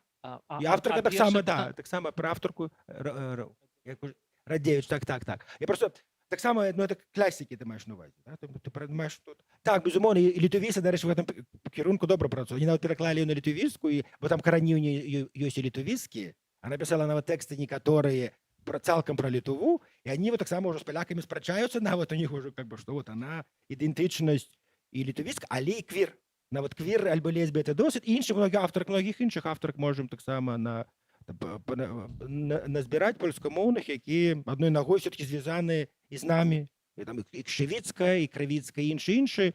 То бок, але гэта еще цэлы пласт, з якім трэба працаваць, але вось гэтых аўтарак трэба абавязкова, как мы Міцкевіча там Ашазана включили в гей-анталогію, гэтая аўтарка абавязкова, она павінна быць польскамоўная з нашага рэгіёну, і яна ідэнтычнасць паказвае таксама, што яна будзе там, я упэўнены. Яшчэ одно пытанне? Нават не пытанне, хочу вам так прыватна казавалі публічна падзякаваць за, не ведаю, як сказаць, рэабілітацыю нашага віцебскага слова мальцы. Я ў 80-е гады, калі ў волосной газеце працаваў, змагаўся за рэабілітацыю двух слоў: віцебляне і мальцы. Вот з віцеблянінам удалося, хаця зараз зноў вярнулася да віцебчанаў, а з мальцамі не. Ну вот мальцы, это любы віцеблянін, я думаю, вам будзе ўдзячны. Дзякуй вялікі.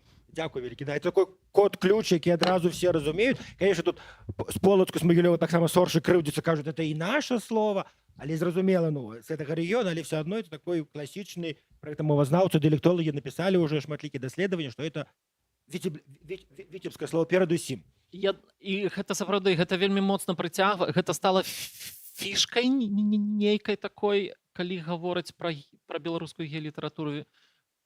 Я ўжо чую, шмат хто замест таго, каб казаць хлопцы, кажуць, што мальцы ці мальцы, і тады іх папраўляеш.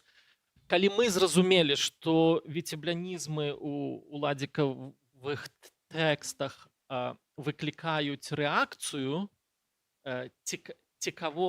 такую цікавасць, пазітыўныя нейкія рэакцыі, мы проста перавыдалі ўсе ягоныя кніжкі, зрабілі новыя выданні, мы дадалі слоўнікі віцеблянізмаў. у гэтай кнігі, таму што Его пытаюць. бо ну гэта Але- пытаюцца, гэта тое, што не павінна загінуць, і я думаю, што гэта выклік таксама для іншых выдавецтваў пачаць гуляцца, вот тое, што ты казаў пра квіраванне тэкстаў, пачаць гуляцца са сваімі тэкстамі. Ёсць выдавецтвы, якія вельмі строга трымаюцца акадэмічнага правапісу, так, яны кажуць, што у нас будуць чытаць школьнікі, мы хочам каб нашыя кнігі чыталі. Окей, ну калі вы адрасуеце школьнікаў, можа быць, але рэшта людзей могуць зразумець, могуць прачытаць паміж радкамі, могуць паглядзець у слоўнікі. І таму з мовай трэба гуляцца, квіраваць яе. Ну вот так. Гэтым якраз і ёсць ясна, што мы часта абапіраемся, нам дапамагае класічная беларуская літаратура. Але мы таксама можам, можа, цяпер мы калі прыходзім з гэтай стадыі траўмавання, мы ўжо становімся вясёлым, мы сапраўды можам і разняволіць, дапамагчы разняволіцца і аўтарам класічным. І гэта вот кантакты нашай дыскусіі, там, не ведаю, згаданы Бахаревіч, Мартинович, з іншымі, якімі мы шмат дыскутуем, мы бачым, што мы таксама на іх уплываем. І таксама мы ім дапамагаем в плане стылю, кіравання, разняволення, таксама гуляцца і пашырыцца. Бо самі, калі мы раней не думалі, мы зацыкліваліся на публіка такая наша, а мы цяпер нас чытаюць, і нават некаторыя водгукі прыходзяць ім дзякуй за гэтых герояў-героек, квір, які ўводзяць гетэраўтары. Ну, прабачце, тут такі кажу гетера, в кантэксце важна это сказаць. Таму мы тут уже пашоў працэс узаемны, не толькі мы там з вечнымі травмамі, там нейкі залежны, нет, але мы дапамагаем разняволіцца, зрабіць весялей. І реабілітаваць слова сапраўды важны віцебскі для ўсіх, это ж не только там, это ж не значит, что это там некая там тэрмін альбо нейкі там не ведаю, спецыяльна арго нейкая, да, там не ведаю. У цябе першае тваё апавяданне ў першым тваім зборніку якраз і пачынаецца з таго, як мова і ідэнтычнасць перапляліся ў жыцці аднаго чалавека. Ну гэта вот, да, цікава. Ну што, сябры, тады, напэўна, вялікі дзякуй вам, што прыйшлі нас паслухаць.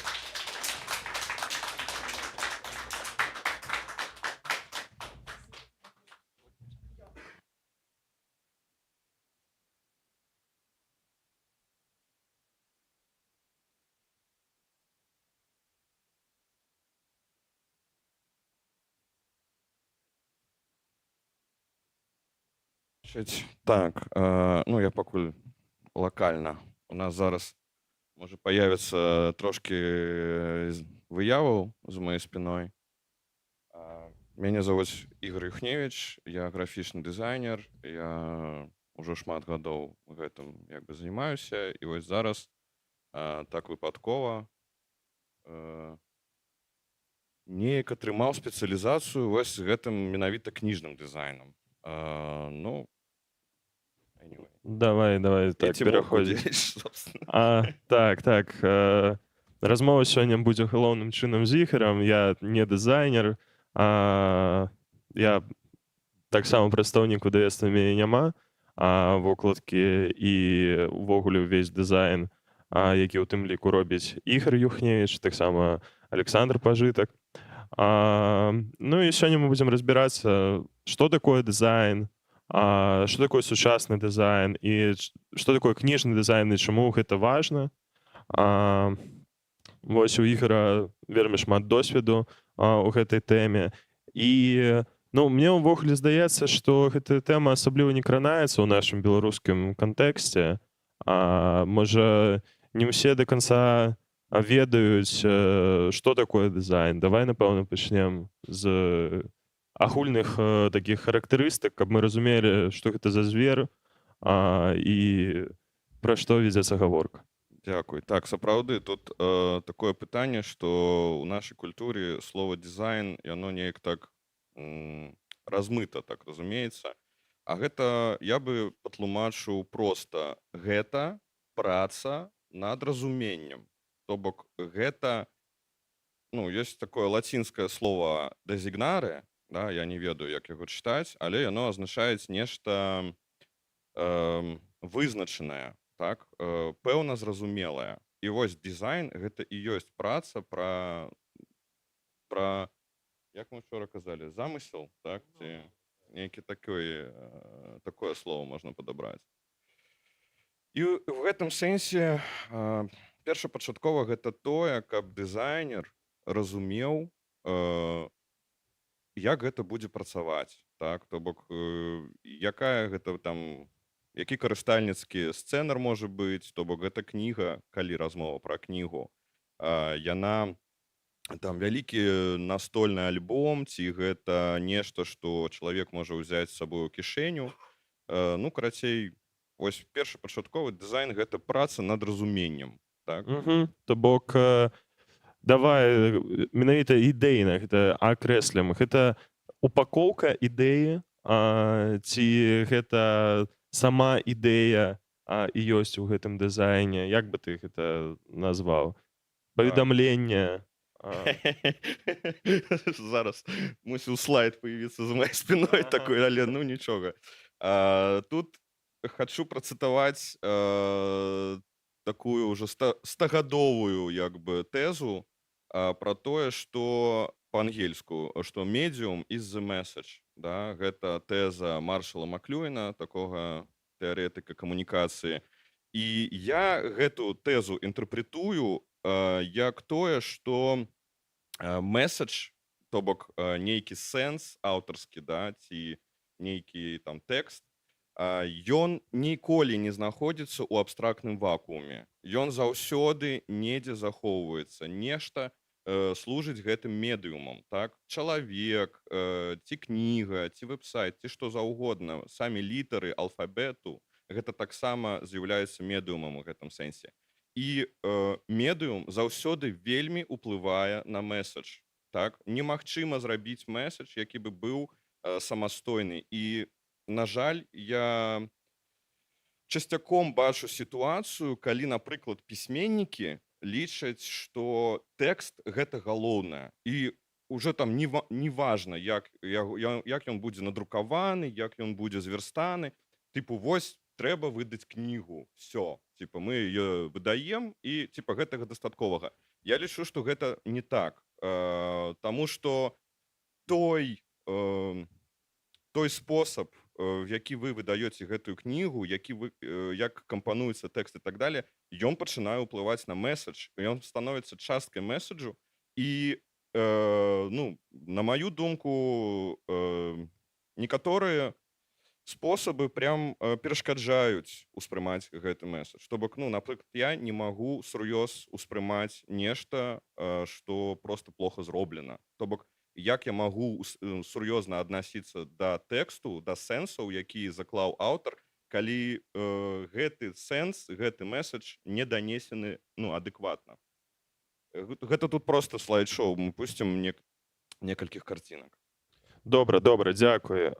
Клас. І давай яшчэ з іншага боку захопім дызайн, а менавіта з матэрыяльнага, з тэхнічнага, што такое дызайн у пляне, ну, не толькі вокладка, гэта таксама шрыфт, гэта выраўніванне, гэта тэкставы блок, набор. Вось давай так сцісла проста прабяжымся, з чым мы маем тут справу. З упакоўкай кніжкі, нават, можа, для соцсетак.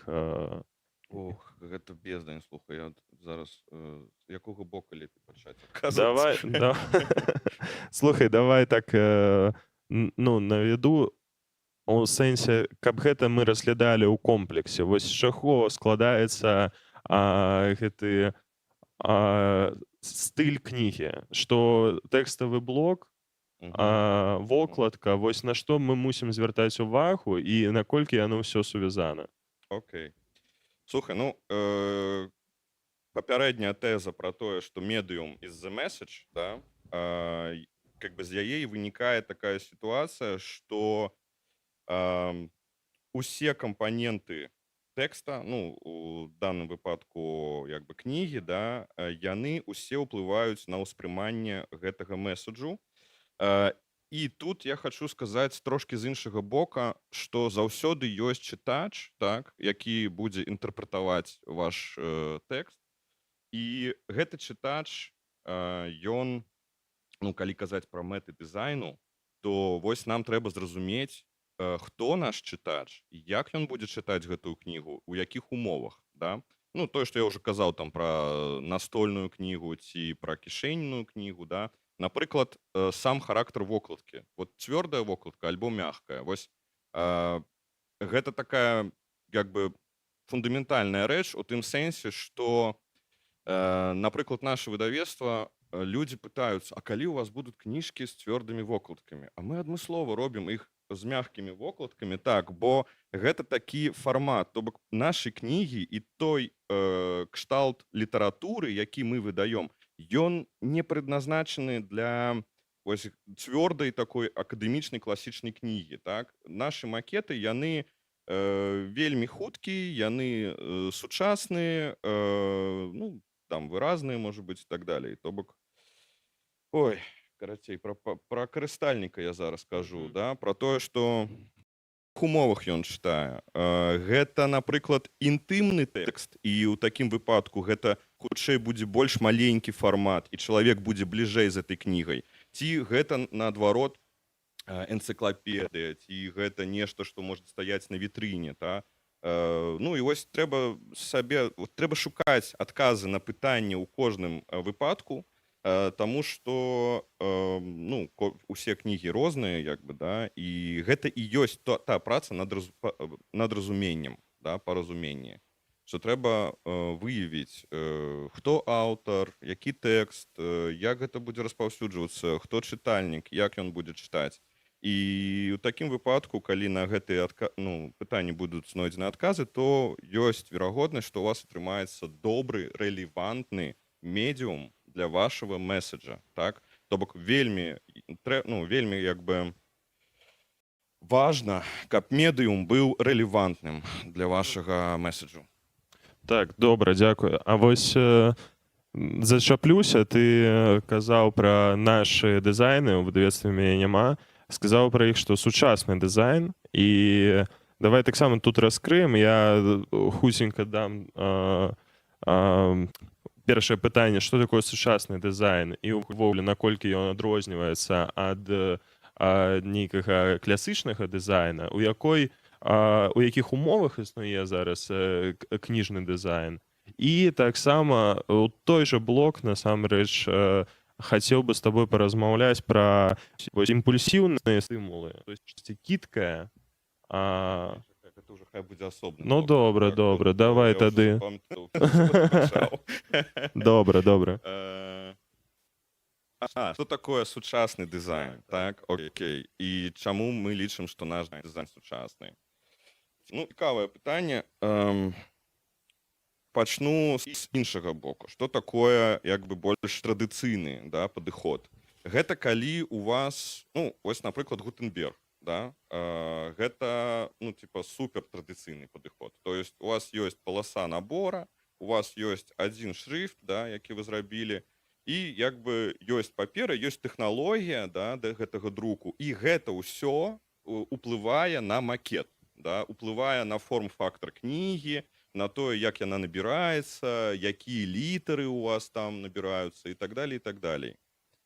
То бок, гэта менш гнуткая сістэма, да, калі казаць пра традыцыйнасць, да, і гэта сістэма, ну, тыпу, ну,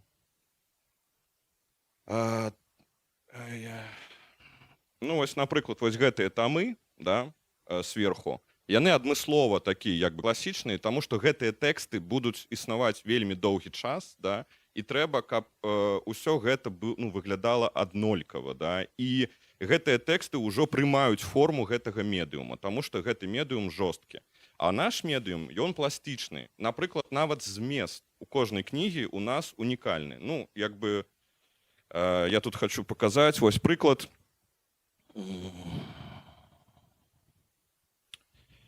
Вось кніга Паўла Антіпова, да, куды-небудзь прыязджаць, што-небудзь рабіць і уязджаць. І вось тут змест я спадзяюся, што ён чытаецца, гэта нібыта dial-pad ад тэлефона. То бок, гэта, ну, як бы, у цябе логіка, ну, ад кнопачнага тэлефона, да? Ну, сэнс у тым, што сама кніга зробленая з 15 смс-ак, і таму вось так гэта запакавана. Так, ці, напрыклад, Вось тут змест Андрэя Дудко лесенка. Чаму гэта лесенка, да? А гэта таксама звязана з сэнсам, ну, гэта лесенка, па якой герой ідзе як бы у свой вось падвал, да?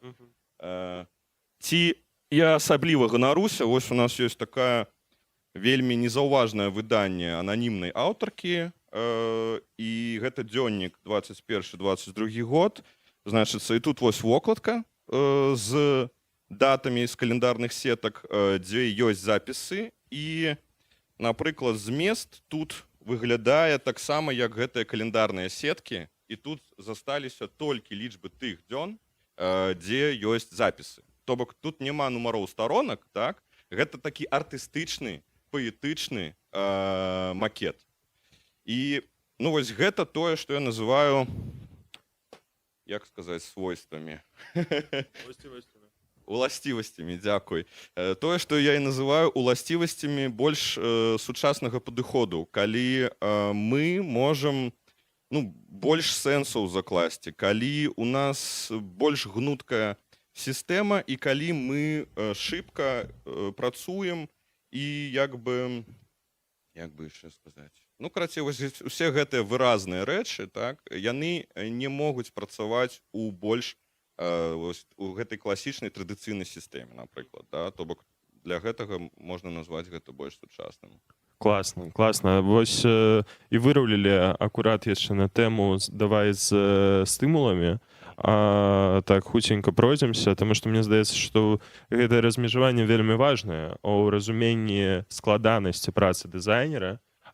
Ёсць, скажу адразу, пачуў гэта, дарэчы, ад Ігара, толькі ёсць выдатны падкаст з Ігорам Юхневічам і Александром Пажытком на Літрадыо. Можна паслухаць таксама пра дызайн, пра справы мяне няма.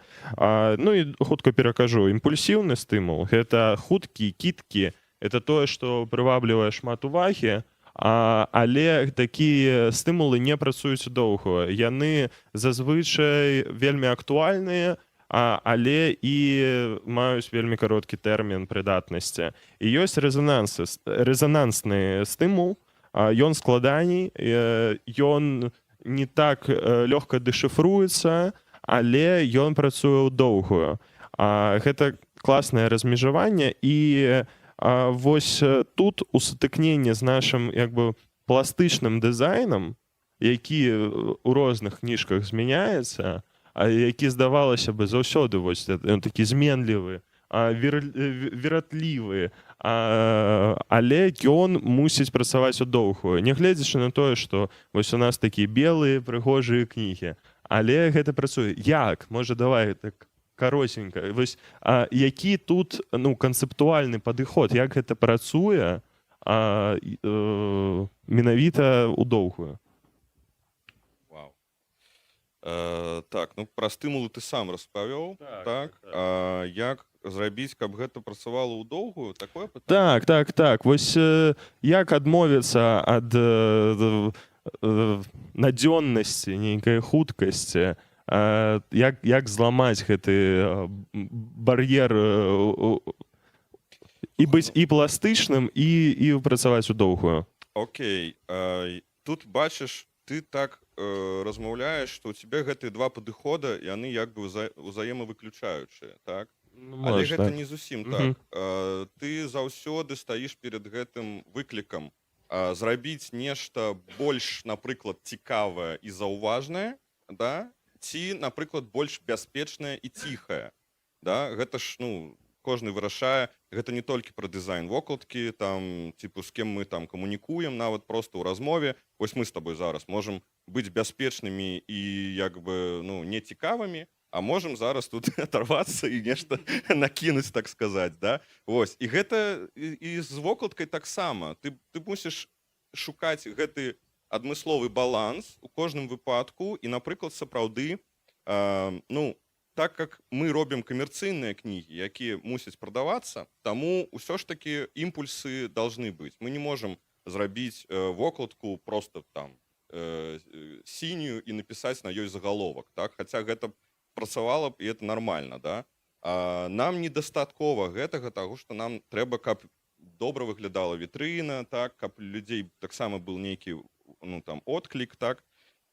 Таму, ну, трэба шукаць, і, ну, адзіная парада, што не трэба рабіць нешта громкае, так, калі вы не ўпэўнены ў гэтым, ну, як бы, у гэтым метадзе. Бо ёсць такі парочны падыход, калі, напрыклад, там так людзі просто робяць, ну, каб гэта было суперзаўважна, але сапраўды гэта, ну, не будзе доўга працаваць. І не будзе доўга працаваць, таму што, ну, як і з усімі імпульснымі рэчамі, гэта хутка ты стамліваешся ад них, так, яны табе ўжо надакучваюць. Типу, ну, калі ў цябе кожны дзень, цябе, напрыклад, сустракае чалавек на выхадзе з дому, і ён кожны дзень крычыць з табой, ну, так вітаецца, да, то, ну, праз тыдзень ты уже будешь, да, блин, чувак, типа, не кричи, да, вот, так и здесь, вот с этими вокрутками. Блин, не ведаю, подається, еще не отказал, да, на твое питание. Ну, ладно, пойдем далее. Давай, може... Дарэчы, сябры, спытайцеся па ходзе дыскусіі, гэта ўсё, ну, цалкам... Так, пытанне, якія вокладкі лепш за ўсё прадаюцца? Слухайце, а хто пакупнік? Вось, для каго вы будете іх прадаваць? І вось...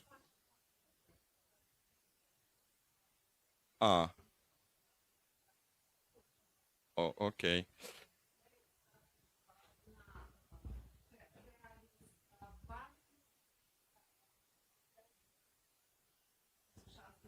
Окей. Ну, слухайце, можа гэта супадзенне, але моя любимая вокладка, напрыклад, адна з любімых, і па водгукам ад людзей, я так разумею, гэта наш такі хіт. Вельмі часта, так. Ну, то бок людзі вельмі гэтую вокладку хваляць. І, ну, сапраўды ўжо там пад 1000 копій мы за год, да, як бы прадаецца.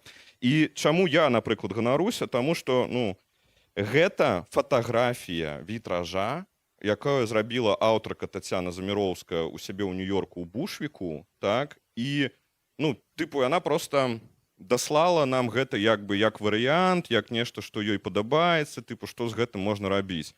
І, ну, як бы, маё рашэнне як дызайнера было ў тым, што, ну, я там па-рознаму эскізаваў, кампанаваў. Па-першае, я вынуў вітраж на фотке з, як бы, там, тут сцены былі, там, рама, там, і ўсё такое. Я вынуў гэты вітраж, і высветлілася, што ў гэтага вітража цалкам супадае прапорцыя з прапорцыяй нашай паласы набора. То бок, вось наша прапорцыя, ну, вось наша паласа набора, да, вось унутры. І аказалася, што яны супадаюць. І гэта было для мяне як бы сімвалам таго, што трэба проста паставіць гэты вітраж акурат у гэты памер паласы набора. І, ну, ністэты, я прапанаваў аўтарцы, што, типа, Таня, тваё імя пакінем толькі на карэньчыку, і назву пакінем толькі на карэньчыку. І дзякуй Тані, што гэта чалавек, які пагадзіўся на гэта, да, і мы гэта зрабілі. Ну, і як бы все задаволеныя, напрыклад, так? І гэтая кніга у нас прадаецца, она добра выглядае. І дзякуй, ну, пра мастачку мы таксама ўзгадваем, яснае дзела, так, яна ўжо загінула, і гэта старая праца, ну, там, ужо я не ведаю, колькі год, там, некалькі дзесяцігоддзяў, то бок гэтыя вітражы ўжо закалочаны, вось, і Да, тут... іх ужо не існуе. Да, і тут мы таксама падпісваем, узгадваем, і звярніце увагу зноў пра карыстальніцкі сцэнар, так, то бок кніга размаўляе з чытачом як аб'ект. Да, то бок яна тлумачыць сэнс вокладкі, яна як бы, ну, карацей, гэта я просто хацеў звярнуць увагу на гэты клапан. Так. Клапаны класныя у нас ва ўсіх кніжках, яны унікальныя, і ўсе тлумачаць сэнс вокладак. Ну, такая рубрика, так. Так. І, ну, хацеў таксама звярнуць увагу, што на гэтай кнізе я так заўважаю, для мяне гэта цікава, што зазвычай імя прадае больш за ўсё. Нібыта ёсць такое ўяўленне, але гэтае ўяўленне цалкам ламае прыклад Эвридікі Заміроўскай, тому што, ну, я просто часта стаю на стэндах, мяне няма, і я бачу, наколькі яна кідаецца людзям у вочы і запамінаецца ў тым ліку. Это, слухай, добра. Якасны прыклад. Так, ты казаў пра імя і, блин, згубіў думку, але ладно. Слухайте, я хацеў яшчэ вот на пытанне, якія кнігі прадаюцца, такой жарт распавесці. Мне таксама мой калега, арт-дырэктар Максим Балабін некалі сказаў, што тыпу, ну там мы рабілі нейкую вокладку, і он такі кажа: так, Ігор, давай только, ну, чтоб не белая была, а нейкі каб колер быў на фоне. Типа, што белыя кнігі плохо прадаюцца. Яны неяк чытачамі ўспрымаюцца, што типа, ну, як бы недаробленыя такі там, ці, ну, там фарбы не было, ці гэта тэхнічная вокладка. Вось.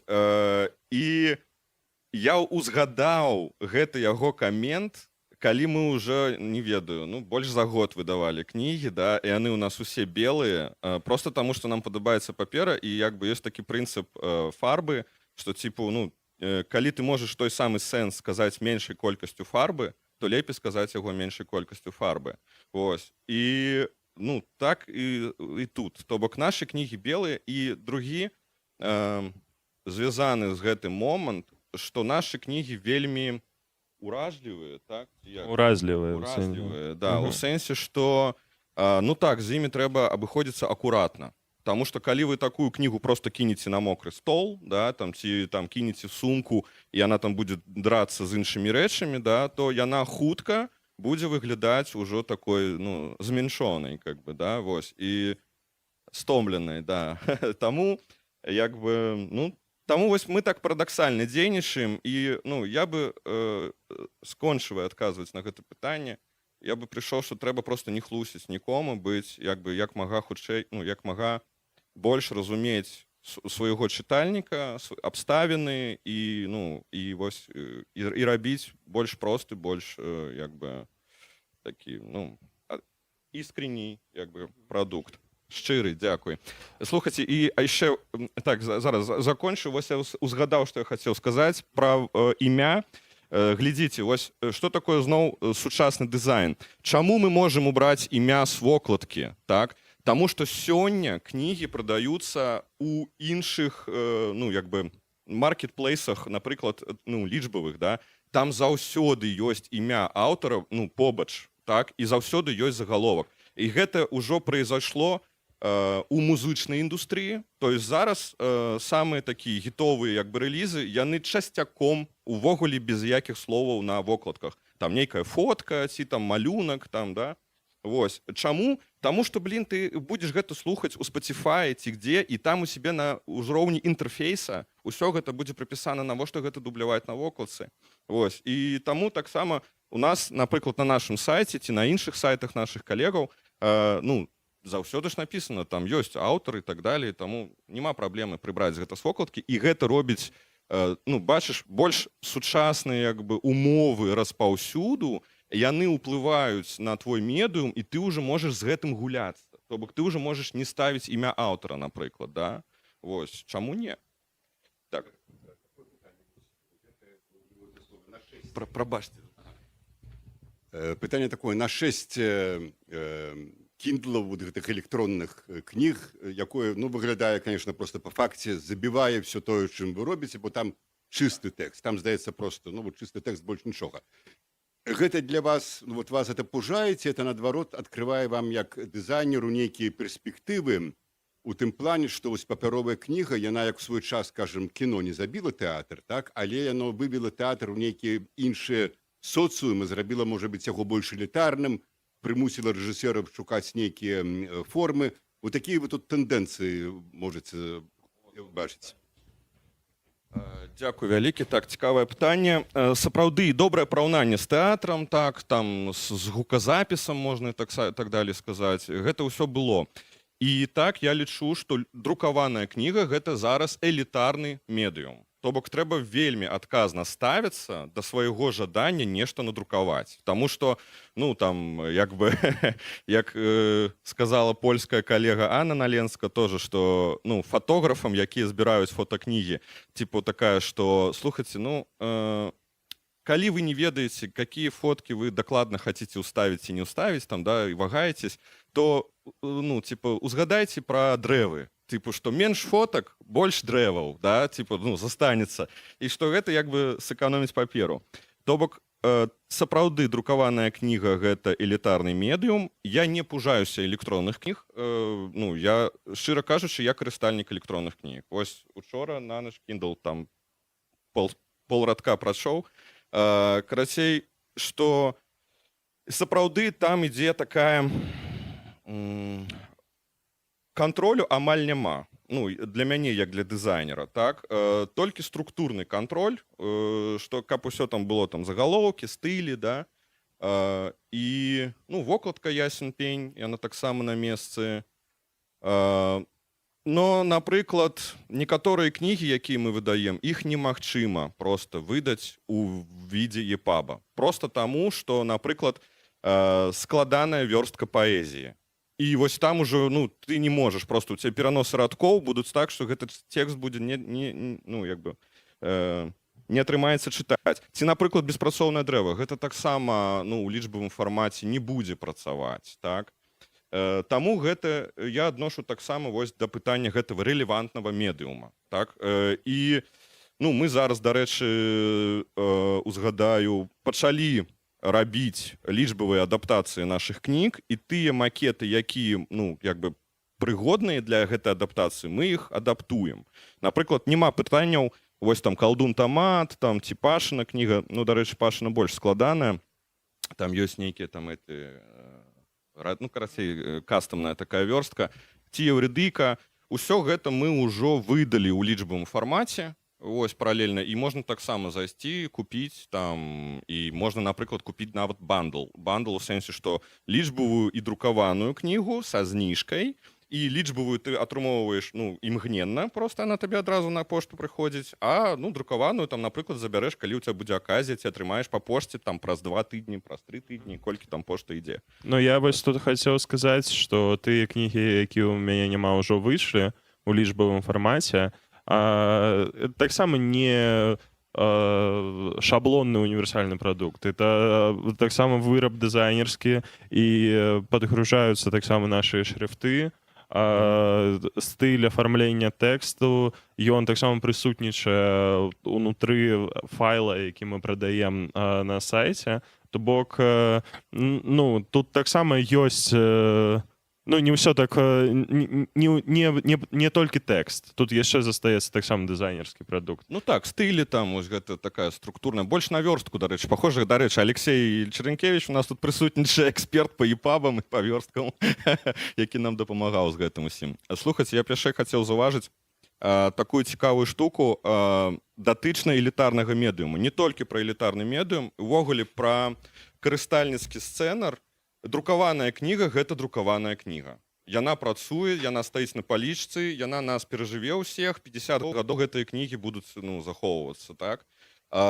Ну, co najmniej. Па нашай статыстыкі на 1000 копій друкаванай кнігі 10 EPUB прадаецца. То бок гэта такія кроплі, што, ну, што, як бы, ну, прикольна, но, як бы, на маю думку, лічбавыя кнігі карыстаюцца поспехам толькі вось у такіх пурыстаў, да, каму типу пофіг, да, вот там кніга. Ну, напрыклад, я карыстаюся лічбавым, каб там месца не займала і так далее.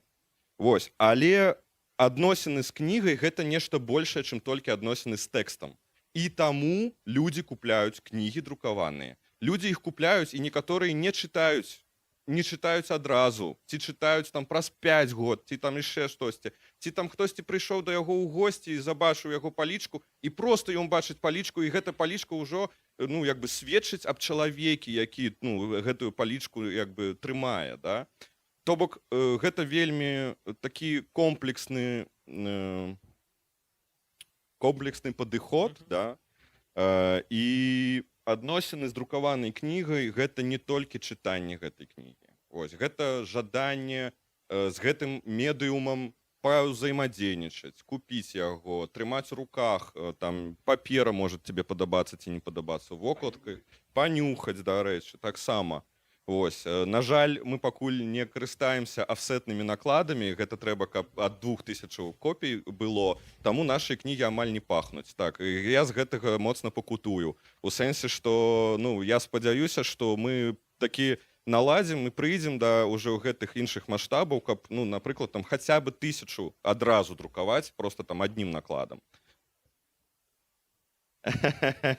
Ёсць такі. Дарэчы, это вось пра рэлевантны медыум. Гэта не толькі жарт. Вось я не памятаю імя мужчыны, Барысаўскі веснік такая газета была, і ён неяк мне распавядаў, як ён уласнаруч дадаў нейкі там араматызатар у фарбу, каб просто там нейкі быў там святочны выпуск, і гэта пахла.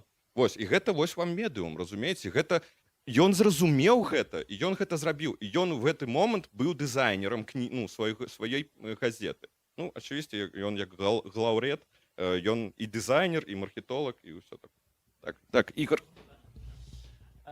У мяне ўражанне, што беларускія чытачы адрозніваюцца чытачы кніг адрозніваюцца ад чытачоў кніг у іншых краінах. У Великабрытаніі прыходзіш у кнігарню, ну, там вельмі будзе цяжка знайсці кнігу прашытую, з шыткамі. Усё клеенае, усё выдаецца вельмі танна, вельмі проста.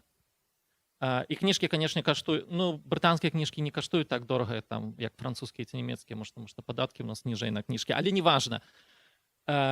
Максімальна грошай шмат аддаецца стваральнікам, ідзе імкнення зменшыць кошт паліграфіі, паліграфічнага вось гэтага складніка. І, канешне, нашыя кніжкі выглядаюць суперпрыгожа ў параўнанні з брытанскімі. Гэта без пытанняў. Вось наш дызайн, ён выйграе. Але брытанскія кніжкі больш даступныя. Ідзе стаўка на тое, каб людзі маглі чытаць, каб, ну, карці кажучы, вот я слухаю, і я люблю брытанскі падыход, таму што я яшчэ бібліятэкар, я разумею неабходнасць зрабіць кнігу даступнай кожнаму чалавеку, кожнай сям'і, а нашыя беларускія кніжкі яшчэ дарагія, таму што у нас іншыя густы. Ну, я не ведаю, калі вы хочаце пра гэта пракаментаваць, я проста дзялюся нейкім сваім здзіўленнем. Дзякуй. Дарэчы, таксама добрая заўвага. Слухайце, калі адказваць на гэта пытанне, я б адразу размежаваў наши ситуации. В том сенсе, что мы пакуль вельмі нішавае выдавецтва, можна сказаць, буціковае. І нашы чытачы нас ведаюць, мы іх ведаем, і гэта сапраўды там, ну, там, тысячы людзей, да, там, некалькі, там, типа, до 10 тысячаў, там, макс. І гэта, ну, гэта як кастомны, ведаеце, партной, да, там, ці вот там прыйшоў, ты там замовіў сабе там касцюм, да, і гэта адно. Ці ты пайшоў у Зару і набыў дэфолтны, да. А вось тое, што вы зараз называеце брытанскім падыходам, гэта бізнес-падыход, камерцыйны падыход.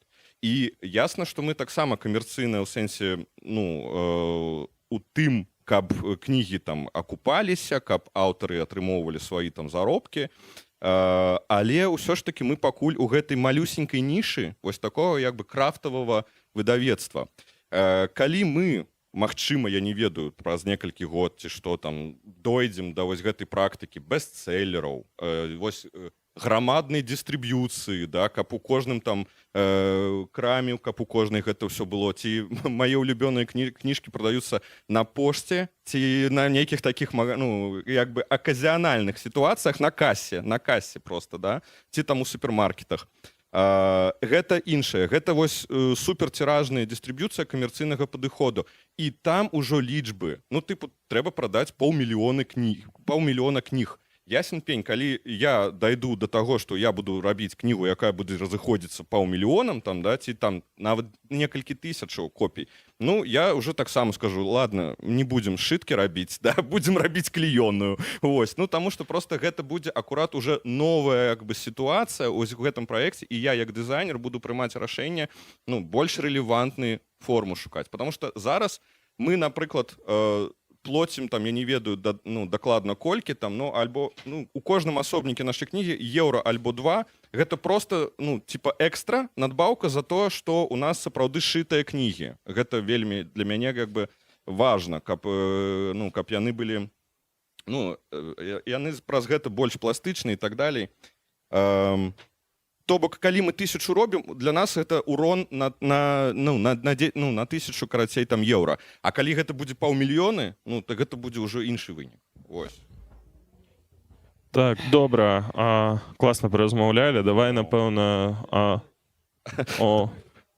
Уже ўсё.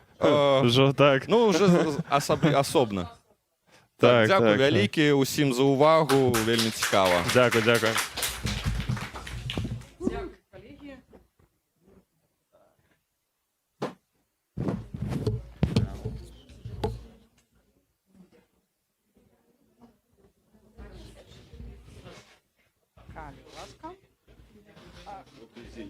Казаць, калі ласка, ў мікрафон, таму што на трансляцыю ідзе. Саша? Да, можем транслировать. Мы здымаем, мы транслюем, мы фотографуем. Сядайце, стоячи. Саша, ти туди сам. Сядаем, так, вяшаєш, конечно, да, і я ми все це вящу. одразу Ну, зараз криху літерально тут... Зараз люди, хто може там зайдуть, Так, подихають. зойде подивись.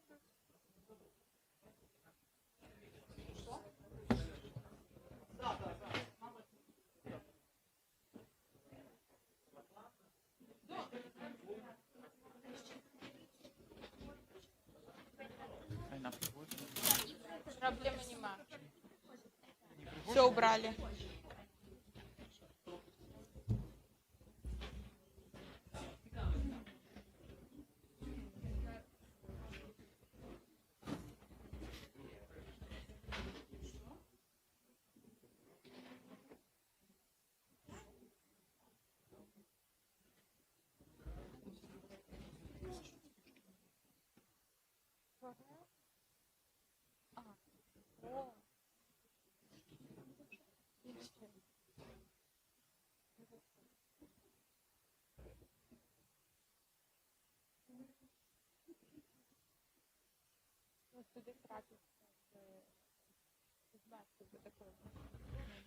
Добрый дзень, шаноўныя удзельнікі, гледачы, дарагія калегі, сябры. Рады, што сёння магу быць не толькі арганізатарам пляцоўкі пражскай, але і уласна паўдзельнічаць у нейкім мерапрыемстве, маю гонар. Прадстаўлюся, таму што гэтага не зрабіў ні ўчора, ні сёння. Мяне завуць Александр Паршанкоў, дактарант Карлавага універсітэта. І сёння да нас завітала госця з Вены, супрацоўніца Інстытута сярэднявечных даследаванняў Аўстрыйскай акадэміі навук, беларуска Александра Володзіна. Я вельмі рады, што менавіта мне такі гонар выпаў прадставіць сёння кніжку, пагутарыць пра кніжку, якая выйшла у Александры. Але сённяшняя наша сустрэча будзе ў такім даволі вольным фармаце. Гэта будзе не навуковая лекцыя, не дыскусія, гэта будзе сяброўская размова, таму што мы сябруем не так даўно, развіртуалізаваліся, вось літаральна ў мінулым месяцы, і таму мне цікава пра нешта распытацца. Адразу хочу сказаць, што вы можаце даваць мне сігнал, што вы хочаце пра нешта запытацца, і наўпрост у працэсе гэтай гутаркі далучыцеся да абмеркавання.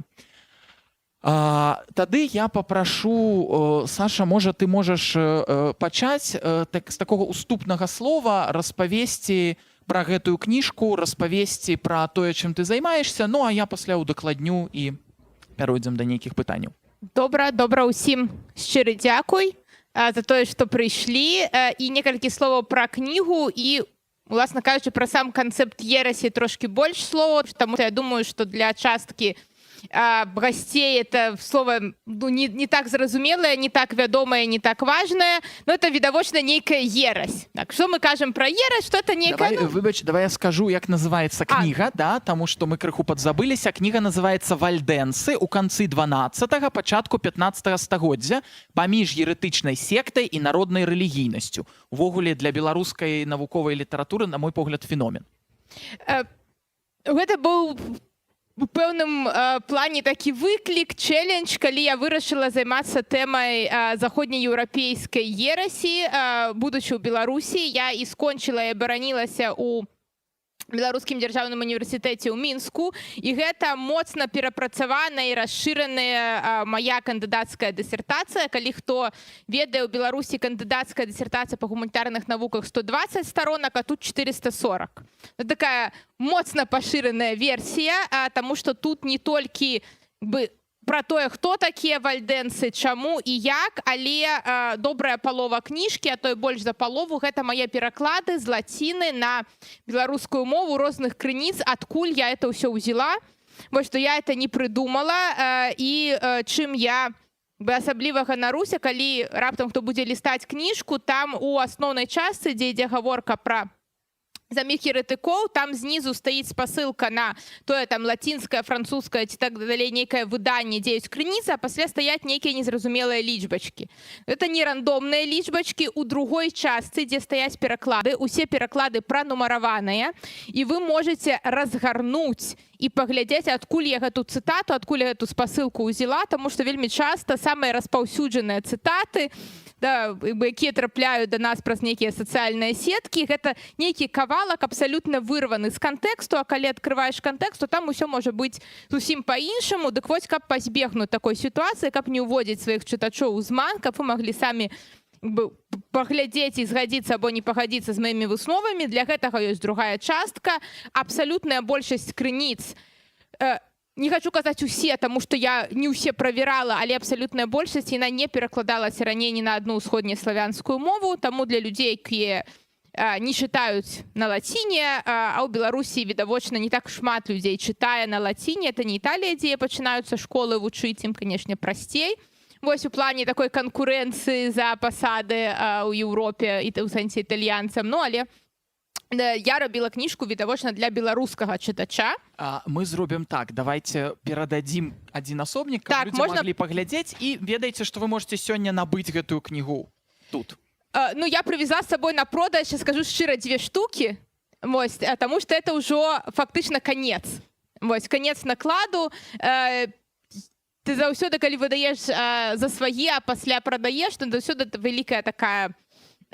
Цяжка вызначыць, колькі будзе прадавацца, таму наклад быў 200 асобнікаў, і вось засталося, напэўна, 10, которые штосьці ў Беларусі, 2 я прывезла сюды, таму хутка будзе бібліяграфічная рэдкасць, асабліва пасля таго, як я атрымала лаўрэатам кангрэса даследавання ў Берліне, то пачалі разаходзіцца хутчэй, і што мяне здзівіла абсалютна, я думала, што, можа, в Беларусі ёсць людзі, которые цікавяцца ерасямі, я іх не ведаю, яны будуць набываць кніжку, але я думаю, што ў асноўным чытачы это людзі, которые набылі кніжку дзеля мовы, а не дзеля канцэпту ерасей. Дык вось пра ерасі, я ўсё спрабую падысці. Зараз мы што маем на увазе пад ерасю? Ну, гэта нейкая ерась, это нейкая, абы што, няма пра што гаварыць. Але ў сярэднявеччы вось гэты кантэкст ерасі, калі параўнаць, каб вам стала зразумела, гэта тое, што сёння, напрыклад, нацызм або тэрарызм. Гэта нейкі тэрмін, за якім аўтаматычна стаіць вялікая колькасць сэнсаў і які выкарыстоўваецца дзе трэба і дзе не трэба. Уключыце зараз тэлевізар, адкрыйце любыя соцсеткі, і там кругом будуць нацысты і тэрарысты, прычым з двух бакоў. То есть абсалютна звычайна, што людзі абвінавачваюць адзін аднаго, і тое самае ў сярэднявеччы. Ерась – гэта пункт погляду. Ніхто не скажа пра сябе «я еретык». Нет, таму што еретык – это той, хто памыляецца, хто думае не так, як напісана ў Святым Пісанні. Безумоўна, усе настойвалі, што яны думаюць так, як напісана ў Святым Пісанні, а памыляюцца астатнія. Таму спрэчкі пра ерась – это былі важныя. Спрэчкі пра ерась яны ішлі на высокім тэалагічным узроўні, калі монахі сядзелі там у сваіх келлях і пісалі вось такія трактаты пра нейкія там старажытныя ерасі, которые былі 300, 400, 500 гадоў таму. Але былі і тыя, хто прыкладываў вот это еретычнае абвінавачванне, уводзіў іх у жыццё, у палітычным нейкім кантэксце для барацьбы са сваімі там суседзямі, які-небудзь такі даносік напісаць.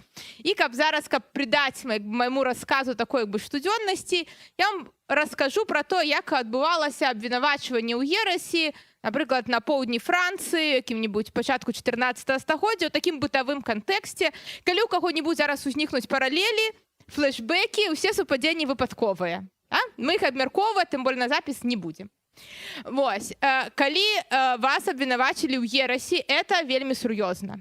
Таму што ў 1199 годзе папа Інакенцій III выдае адну са сваіх булаў, дзе было напісана, што ерась гэта тое самае, што здрада кароне, то есть гэта найвышэйшае дзяржаўнае злачынства, дзяржаўная здрада, лез-мажэсте.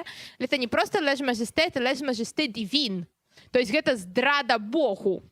В сярэднявечным грамадстве, феадальнае грамадство, успамінаем каралі, рыцары, турніры, вось гэта ўсё. Здрада каралю – это самое страшное, что может быть. Что это значит? Это значит, что вас павінны пакараць смерцю, у вас канфіскуецца маёмасць, у вас канфіскуецца тытул, і яна канфіскуецца не ў вас асабіста, а як бы як у вас, у члена сям'і. То есть гэта маёмасць е не атрымае. Нельга перапісаць маёмасць на жонку, на цешчу. Не, яна канфіскуецца вот у ўсіх вот это бліжэйшых колаў і ў вашых нашчадкаў 10 да 3-й лініі.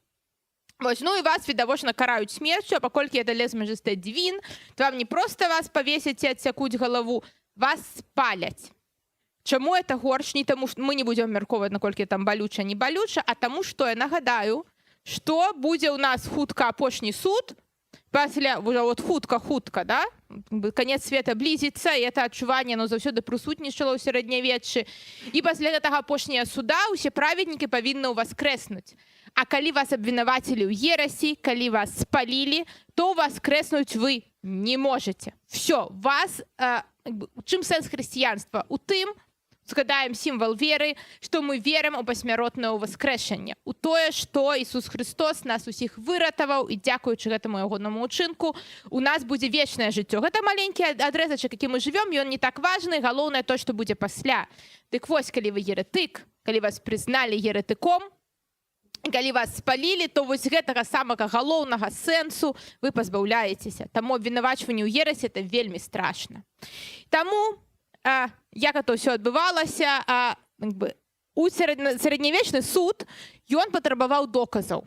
Доказаў сур'ёзных, і пачаць суд, у чым была такая асаблівасць сярэднявечнага суда, у тым, што суд узнікаў не калі адбывалася нейкае злачынства, а калі нехта прыходзіў заявіць пра злачынства. Павінна была быць пацярпелы бок, які прыйшоў, напісаў заяву, это распачынала суд, і ўжо там сведкі і так далей. Дарэчы, сярэднявечны суд, ён быў накіраваны не на знаходжанне вінаватага, а на закрыццё вот этого вырашэння этой справы.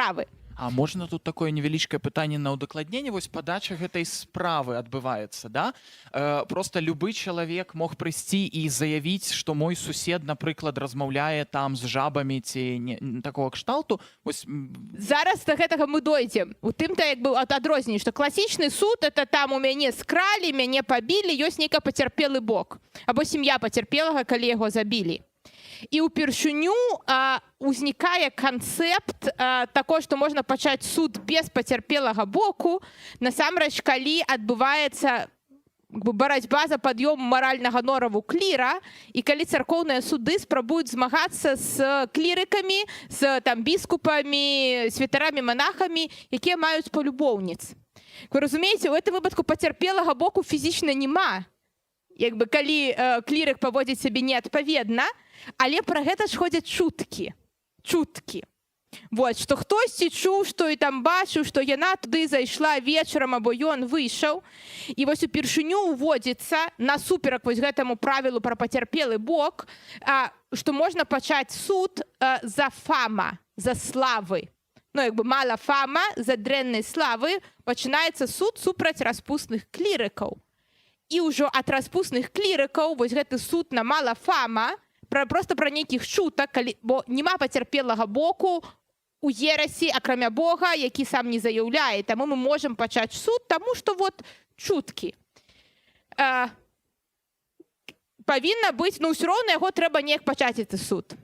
І калі вы хочаце напісаць, напрыклад, данос на вашага суседа, што ён нешта скраў, можна напісаць, але калі гэта справа пра крадзеж, вы абвінавачваеце, вы сведка, вы павінны з'явіцца ў суд, ваш твар вядомы, ваше імя вядома, это адкрытае сведчанне.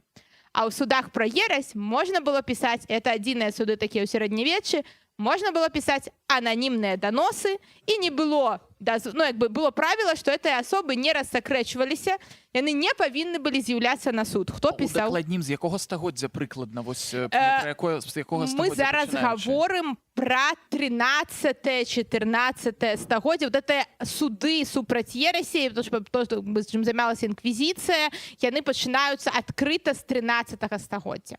Былі выпадкі ерасі і раней, але яны былі адзінкавыя. Вось, значит, мы можем написать анонімны даносік, пачынаецца суд. Або, напрыклад, інквізітар, ён прыязджае ў нейкую вёску і аб'яўляе, што так, я зараз вот хочу паслухаць пра еретыкоў, у вас ёсць, напрыклад, 2 тыдні, калі хто-нибудь што-нибудь ведае, прыходзіце, расказвайце, і это будзе, не будзе за это пакаранне, калі вы прыйдзеце і пакаецеся. А вот праз там 2 тыдні, ці там 10 дзён он вызначаў сам, ужо пачынаецца інквізіцыя. Так? У сярэднявеччы існавала сістэма адвакатаў. Але калі ты з'яўляешься адвакатам еретыка, ты аўтаматычна выклікаеш супраць сябе падазрэнні ў ерасі. Вось, тогда ты адразу аўтаматычна становіш такі падазроная асоба, і калі ты сведка на карысць еретыка, ты таксама становішся падазронай асобай, хутчэй за ўсё ты наступны будзеш стаяць у гэтым судзе па гэтым самым абвінавачванні, па абвінавачванню ў ерасі. А праз нейкі час проста заканадаўча, і это было адзінае выключэнне ў сярэднявеччы, уводзіцца заканадаўчая забарона абароны еретыка ў судзе. Вось, так што па абвінавачванню ерасі былі ананімныя даносы, і ніхто за цябе не мог паручыцца. Таму што, ў прынцыпе, сярэднявечны суд, ён часта вызначаўся колькасць станоўчых сведак з абодвух бакоў. Калі там хто каго забіў, хто каго скраў, просто людзі прыводзілі, за мяне могуць паручыцца 5 чалавек, а за мяне 15. Ну, відавочна, калі за мяне могуць паручыцца 15, то я не вінаваты. А за еретыка паручацца было вельмі небяспечна, і таму фактычна вот гэты прыгавор у этот суд, ён сканчваўся ў 99% негатыўна, таму што за цябе было, відавочна, няма каму паручыцца. І таму абвінавачванні, як зараз часта мы можам бачыць, яны былі вельмі часта сканструяваны.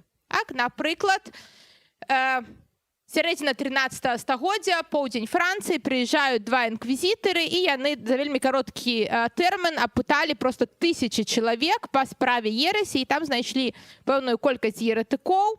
Але калі зараз з дапамогай машыннага навучання пачалі вывучаць гэтыя пратаколы, то там бачна, як праводзіцца допыт. Там пытаюцца, ну вось, скажи, вот ты ходил на еретычныя сходкі? Ходил. А хто там яшчэ быў? Ну и спрабавалі, конечно, сказаць пра людзей, которые уцяклі, альбо пра которые уже памёрлі. Тады інквізітары пачыналі задаваць такія... Тут мы бачым гэтыя беларускія... Не, калі хто бачыць, то я да гэтага не маю ніякага дачынення, да? Вот все ваши флешбеки, это... Вось, яны за кадрам. Я просто рассказываю про сістэму сярэднявечнай інквізіцыі, каб яна стала зразумелая, таму што 440 сторонок про рэчы, которые вельмі далёкія, чытаць вельмі цяжка. Але рэчы былі не настолькі далёкія. Таму што там інквізітары, напрыклад, маглі задаваць наводзячыя пытанні. Напрыклад, а вось такі-то, такі-то там быў, а такі-то, такі-то там быў, а пасля, калі ўжо пачыналі пералічваць, хто яшчэ там быў, то вельмі бачна, што насамрэч інквізітары, яны задавалі пытанні пра пэўных заможных жыхароў этой вёскі, а вот бедната, напрыклад, іх не цікавіла. То яны такі, а вот ты быў, давай вот пра гэтага падрабязна, а астатнія, і іх маглі ніякія падрабязнасці пра іх не распытваць. І вот апытанні гэтых вялікіх пратаколаў, калі былі прааналізаваны, пра каго інквізітары слухалі і записывалі падрабязна, а пра каго не слухалі, яно, напрыклад, нам паказвае, што канкрэтна ў гэтым месцы ў Францыі ўся справа была інспіравана супраць невялікага набору заможных сем'яў. А астатніх інквізітараў не цікавілі, і яны вось пад эту еретычную раздачу не трапілі. Вось так што феномен ерасі ў сярэднявеччы гэта вельмі шырокі феномен. Это маглі быць палітычна інспіраваныя справы супраць суседніх дзяржаваў, калі вы хочаце з імі разарваць дамову альбо, напрыклад, пачаць вайну і вам трэба легітымная прычына, каб пачаць вайну. Або маглі быць ярасць магла быць як бы інспіраванай супраць нейкіх ворагаў унутры дзяржавы. Напрыклад, знакамітых тампліераў іх жа спалілі па абвінавачванню ў ерасі. Фармальна памятаем пятніца 13-го, Жак де Мале, знакамітае кіно «Праклятыя каралі», хто не глядзеў, там, дзе Жерара Депардье паляць на вогнішчы, то фармальна яго спалілі за ерась. Вось ерась — это такое, ну, універсальнае абвінавачванне ў любой складанай сітуацыі, калі ты не ведаеш, што рабіць. А ці не еретык ты? А хочу запытацца, можа быць, ты, паколькі ты фактычна, ці магу я назваць, ты, як твая спецыяльнасць называецца? Ерасіолог, даследчык ерасяў? Ерасіярх? Ерасіярх — гэта як бы распачынальнік новай ерасі. Это, канешне, паважная такая пасада, вельмі прыемна. Вось, але, ну, ерасіязнаўца, можна так сказаць. І ў мяне пытанне тады вось як да прафесіянала, з якімі штампамі, міфамі, можа быць, клішэ ты сустракаешся, вось што людзі ведаюць пра інквізіцыю, пра ерасі, пра вальдэнсаў, пра катараў і гэтак далей, што ёсць у масавай свядомасці, калі гэта ўвогуле існуе. Я не ведаю, наколькі зараз людзі ўвогуле гэтыя назвы ведаюць: вальдэнсы, катары, інквізіцыя, гэтак далей. Мы ведаем, што інквізіцыя дагэтуль існуе, проста ўжо ў іншых памерах. Вось што ты можаш сказаць на гэта? Пра інквізіцыю звычайна ведаю, больш у асноўным пра іспанскую інквізіцыю. Ніхто не чакае іспанскую інквізіцыю, так? Хто глядзеў Монті Пайтона, там з'яўляюцца тры чалавекі ў чырвоным. Іспанская інквізіцыя была ў асноўным скіравана ў Іспаніі супраць няшчырага звароту або некаткого фейкавага звароту ў веру яўрэяў і мусульманаў. То есть з гэтым змагаліся ў Іспаніі не столькі з еретыкамі, колькі з яўрэямі і мусульманамі, якія фіктыўна перайшлі ў каталіцкую веру і скажаюць яе. У прынцыпе, інквізіцыя — это вышук. Любы пошук крымінальны — это ўжо інквізіцыя, так? І нам можа быць скіравана супраць розных ворагаў, просто мы так прывыклі, што інквізітары павінны быць скіраваны супраць царквы. Кніжка напісана пра вальдэнцаў, і вальдэнцы — гэта адзіны сярэднявечны рэлігійны рух, дысідэнцкі, які выступіў супраць царквы, узнік унутры каталіцкай царквы, але з часам па многіх прычынах ад яе аддзяліўся і дажыў да сёння без перапынку. Вальдэнцы існуюць сёння як частка пратэстанцкай царквы. У іх было шмат агульнага з пратэстантамі, не ўсё, але шмат. Вось, і яны далучыліся да пратэстантаў, жывуць у Італіі, захаваліся яны ў частцы італьянскіх Альпаў. Прычым там мясцовыя людзі, яны расказваюць, што я магу прасачыць свой радавод на 600 гадоў, і ўсе мае продкі верылі ў правільную веру вальдэнскую. Наколькі это праўда ці не, мы сказаць цяжка, але яны ў гэтым упэўнены. І па крыніцах мы ведаем, што гэтыя абшчыны, якія жылі вось у Альпах, яны заўсёды былі трохі збоку, яны заўсёды супрацьпастаўлялі сябе дзяржаве, і супраць іх праводзіліся крыжовыя паходы, яны там змагаліся. У іх была спецыяльная тактыка змагання ва ўмовах гораў, якую зараз, напрыклад, вывучаюць у італьянскіх ваенных акадэміях. А чым жа заслужылі вальдэнцы? Што такога напісалі, прыдумалі вальдэнцы, што гэта не спадабалася каталіцкай царкве? Ці прычына была ў нечым іншым? Пытанне, якое хутчэй за ўсё паслужыла такому расколу, гэта пытанне падпарадкавання.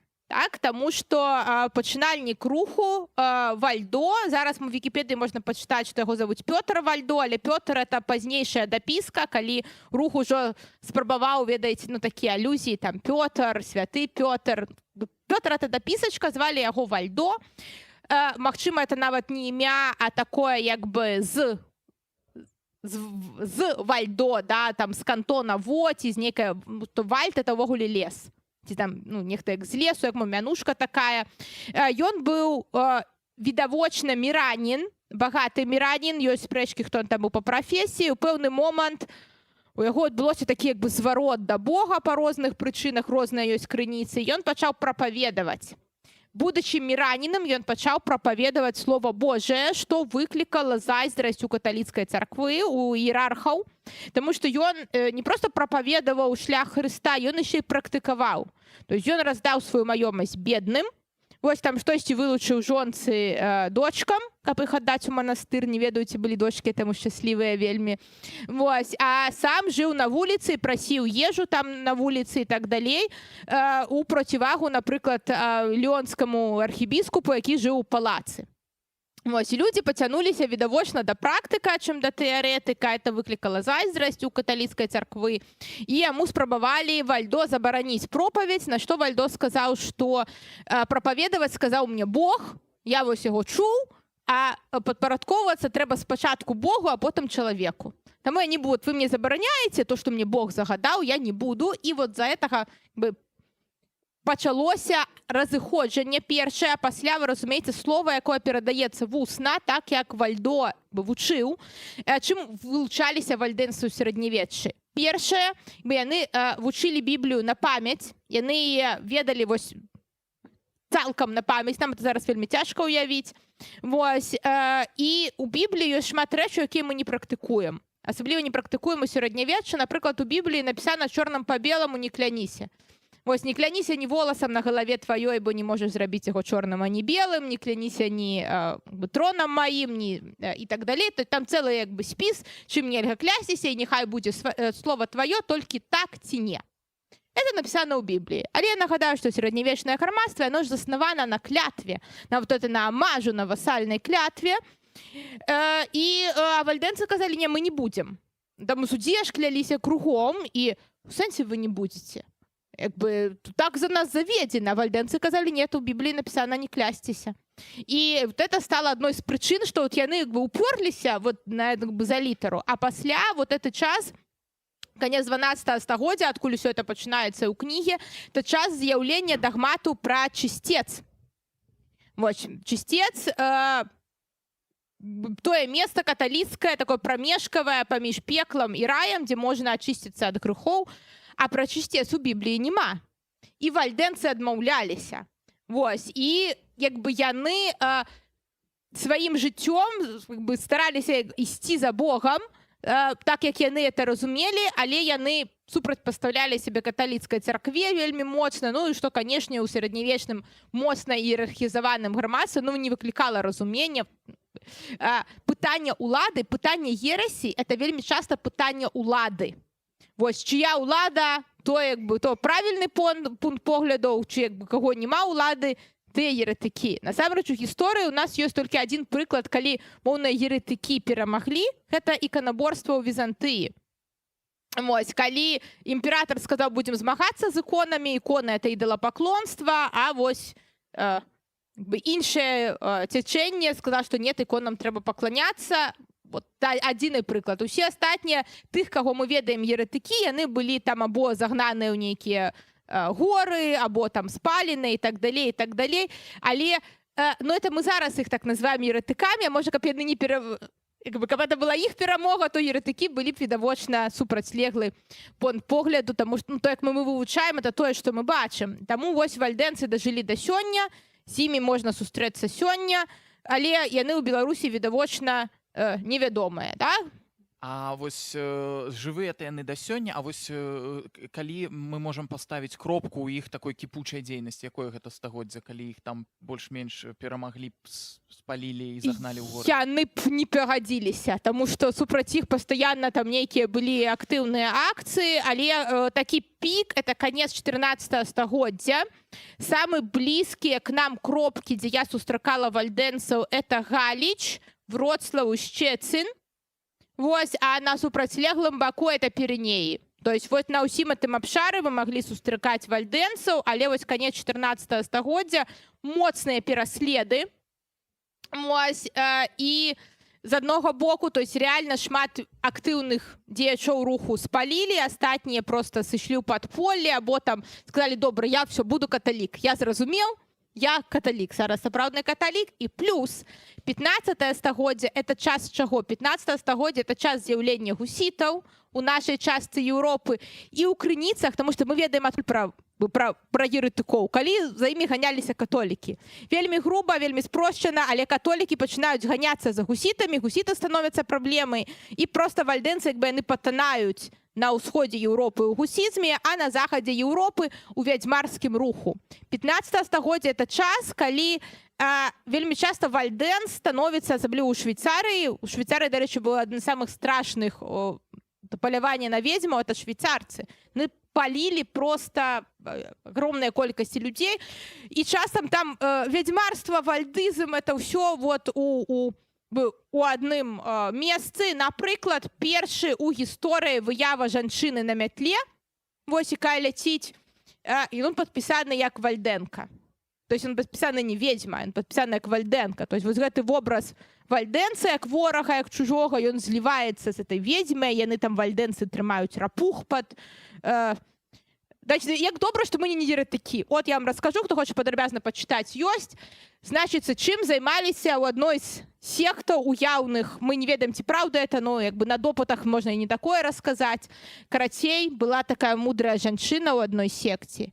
Яна трымала рапуху велізарную ў сябе пад ложкам. Рапуху эту карміла на мясам і сырам. Пасля збірала адыходы жыццядзейнасці этой рапухі. Вось падмешвала ў келіх, і на вальдэнскіх зборках вот это трэба было піць. Як добра, што мы ўсе не еретыкі, да? Я думаю, для чаго прагучала зал? Так, ведаеце, это добрае пытанне. У крыніцы яно не расказваецца, ну, як бы не тлумачыцца для чаго, але насамрэч, хутчэй за ўсё, это такая... Як бы так хотели представить, что вот у нас есть евхаристия, мы причащаемся телом Христовым, там, кровью Христовой вином, а вот еретыки, ну, они настолько почварные, это настолько максимально іншие, что яны вот эту рапушачую адыходы пьют, потому что там все вот келих такие, ну, видовочные аллюзии на причастие. Вот яны пьют рапушиные, не ведаю, как это назвать, адыходы. У нас застаецца нейкі час яшчэ, у мяне відавочна ёсць пытанне, але можа быць наспела нехта з залі хоча пра нешта запытаць. Не бачу пакуль сігнал. Ага.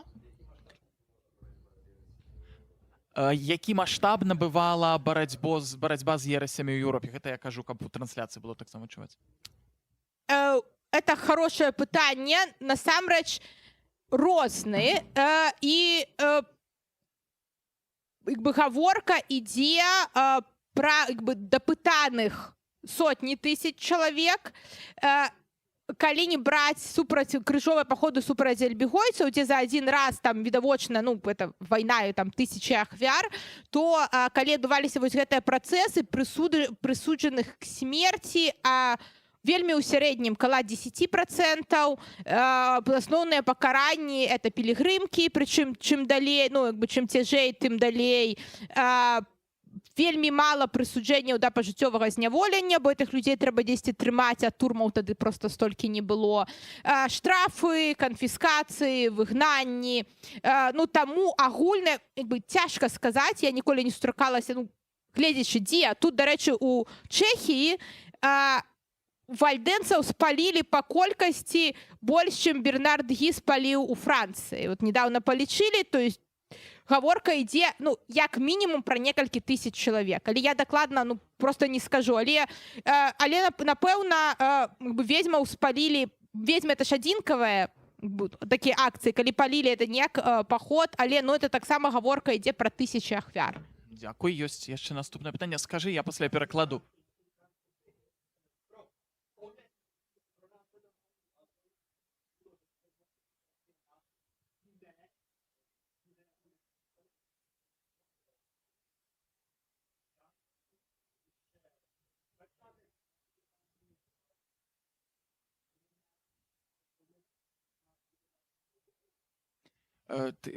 Перакласці. Я зразумела, калі мы кажам, што канец гэта пачатак пераследавання гусітаў, але не, уласна кажучы, Але Одна про з, початок. да, одна з теорій, чому Вальденс, увогуле, чому Вальдо увогуле почаў прапаведаваць, тому што ён пачаў прапаведаваць супраць катараў.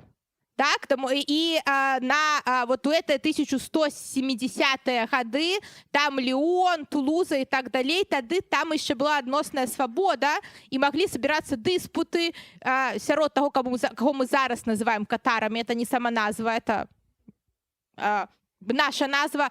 Паміж катарамі, вальдэнцамі і каталікамі маглі адбывацца публічныя дыспуты. Адны супраць другіх, другія супраць трэціх. Адзін з найбольшых трактатаў супраць катараў напісаў Вальдэнс Дуран де Оска. Ён вот два такі. Адзін напісаў, калі ён быў яшчэ Вальдэнс, пасля ён вярнуўся ў каталіцтва і напісаў яшчэ большы трактат, который цытавалі пасля яго каталіцкія балемісты моцна. І таму вот это як бы яны пачалі як праціўнікі фактычна катары, вальдэнцы супраць катараў, але падчас пераследаў у іх жа стаў галоўны вораг каталіцкая царква, і паміж сабой часам у крынізах увогуле незразумела, можа быць напісана Вальдэнс, але ў яго погляды катарскія, і все это неясна. Уже подумал, что... Микрофон. У меня такое питание. Книжка у тебя называется «Поміж...» Как там, «Поміж...» Еретычнай сектай і народнай рэлігійнасцю. Так. Потому что вось есть такая пэўны амбівалентны такое становішча, что пэўная праява рэлігійнасці, якая не адпавядае, напрыклад, таму, што адбываецца, яна не заўсёды асуджана быць як бы ерасю. Можна ўзгадаць святого Францішка Азійскага, который таксама распрадаваў маёмасць, там прапаведаваў птушкам без адзення. Але ў выніку ён гэтую мяжу нейкім чынам не перайшоў. Так і тут, напрыклад, праява вясковай рэлігійнасці, на якую магло глядзецца як на нейкія вясковыя такія забабоны. Вось дзе гэтая мяжа праходзіла? Чаму хтосьці нейкія праявы адрознай рэлігійнасці яны спадалі пад ерасць, а некаторыя ў пэўным сэнсе інтэграваліся да каталіцтва? У мяне ёсць вельмі спрошчаны адказ. Цудоўнае пытанне, цудоўнае параўнанне. Пастаянна параўноўваецца святы Францыск і Вальдо, і ў іх тут адказ просты. Пытанне ў падпарадкаванні. Таму што Францыск падпарадкаваўся папе, і ён як бы ішоў у рэчышчы, як бы хаця б фармальна каталіцкай царквы. Неважна, што ён рабіў, але ён прызнаваў, што папа галоўны. Вось, і што прапаведаваць трэба тады, калі яму скажуць з царквы. І ягоны ордэн быў зацверджаны, Вальдо і часткі вальдэнцаў спрабавалі ў той самы час, калі прыйшоў Францыск, прыйшоў такі Бернард Прым Вальдэнс да папы, і ён не атрымаў зацвярджэнне свайго ордэну. А што датычна народнай рэлігійнасці, это цудоўнае пытанне. У нас ёсць допыты са Шчэціна, дзе дапытваюцца вальдэнцы. Вальдэнцы самі не верылі ў святую ваду. Яны ўсё ці царкоўныя свечкі, паходы царкоўныя, нейкія мантіі, яны лічылі, што ўсё это, пустое. Вось, але калі ў іх дапытваюцца, афіцыйная вальдэнская такая чистая вера, усе свечкі, святая вода, іконы, все это пустое. Это просто не мае значення. Але простыя вальдэнцы яны казалі: «Канешне, я бяру свяцоную воду. Свяцоная вода доўга стаіць, доўга не псуецца». Все мы ведаем, да, што свяцоная вода доўга не псуецца. На вёсцы ў бабулі запытайцеся. Або, напрыклад, канешне, вальдэнцы не маліліся ніякім святым, а он такі: конечно, я вот веру вальдэнскім прапаведнікам, але на ўсякі выпадак я святым, конечно, малюся. У мяне свой святы, так я ў святым не малюся, але вот святы Йосып — это мой святы. Да яго я звяртаюся. Вот это ёсць такая, як бы, не то еретычная секта, не то народная рэлігійнасць, так як мы жывём, таму што нам трэба дапамога кожны дзень. Вось хлопец, які прыгожы, надо ж неяк на яго звярнуць увагу. Я пайду Дзеве Марыі свечачку пастаўлю, там, Дзева Марыя, замуж хачу. Вось, это важно. Я не магу ж Бога такімі важнымі такімі пытаннямі турбаваць. Это вот чистая вера, споведь, все это важно. А ёсць штодзённае жыццё. Наш час амаль падышоў да канца. Я хочу запытаць апошняе. Можаш ты адказаць, чаму важна пісаць пра ерасі, што актуальнага ў гэтай тэме, і вось чаму гэтым трэба займацца зараз? Ведаеце, я абаранялася ў 18-м годзе, восенню, а вясной, у верасні, хіба за месяц до моей обороны, якраз у Мінску з нашего кафедрального собора вышел патриарх Кирилл и сказал, что мы перерываем, православная церква перерывае евхарыстычныя стасункі з каталіцкай царквой. Вось, і каб рэагаваць на такія навіны спакойна, разумець, што это, адкуль, што няма нічога новага, вось, увогуле нічога новага не адбываецца, і што вельмі часта нашы вот гэтыя супрацьдзеянні, што яны могуць быць штучна раздутыя, як можна маніпуляваць нашай свядомасцю. Для ўсяго гэтага трэба вывучаць старыя крыніцы, вы бачыце, што все гэтыя прыёмы не новыя. Вось, все это зразумела, і заўсёды людзі неяк жа знаходзілі выйсці з этой сітуацыі, бы знаходзіць такую маральную падтрымку ў гэтым пытанні. Дзякуй вялікі. Сёння дарэчы, моя увага. эта кніжка уже выйшла про еўрапейскіх еретыкоў. Зараз мы, так сказать, у Вене, чым я займаюся, я распачала інквізіцыю, шукаю еретыкоў у Вялікім княстве Літоўскім, або хаця б тое, што думалі пра еретыкоў. І ўжо на канале Беларускага інстытуту ў Празе можна пазнаёміцца з першымі маімі ідэямі на гэту тэму. У мяне быў семінар, это можна паслухаць таксама на беларускай мове, што я на эту тэму думаю пасля вось там першага года працы. Ну, чакайце, як бы яшчэ буду 3 гады этым займацца, можа праз 3 гады магу вам расказаць нашмат больш ужо пра ерасі на нашай тэрыторыі. Дзякуй вялікі ўсім і гледачам, і тым, хто тут. А для тых, хто, можа быць, далучыўся, нагадаю, што сёння з намі была Александра Володзіна са сваёй кніжкай «Вальдэнцы» ў канцы 12-го, пачатку 15-го стагоддзя паміж еретычнай сектай і народнай рэлігійнасцю. Дзякуй.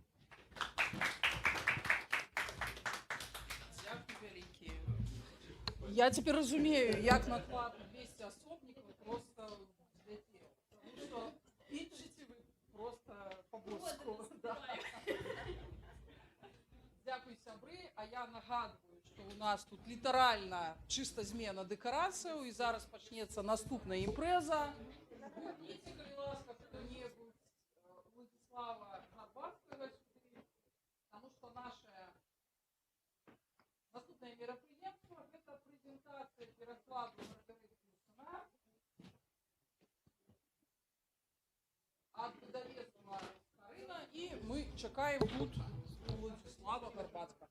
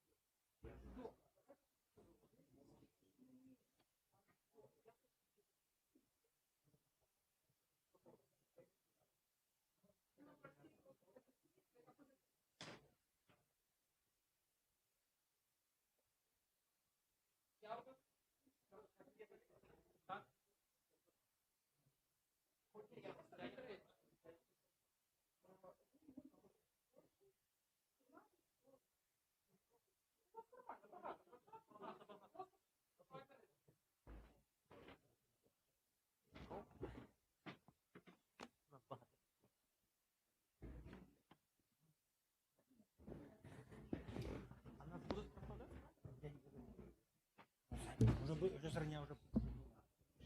пойду запитаю, якщо треба. А нас будуть послухати? Ми вже Скільки можна? Скільки можна?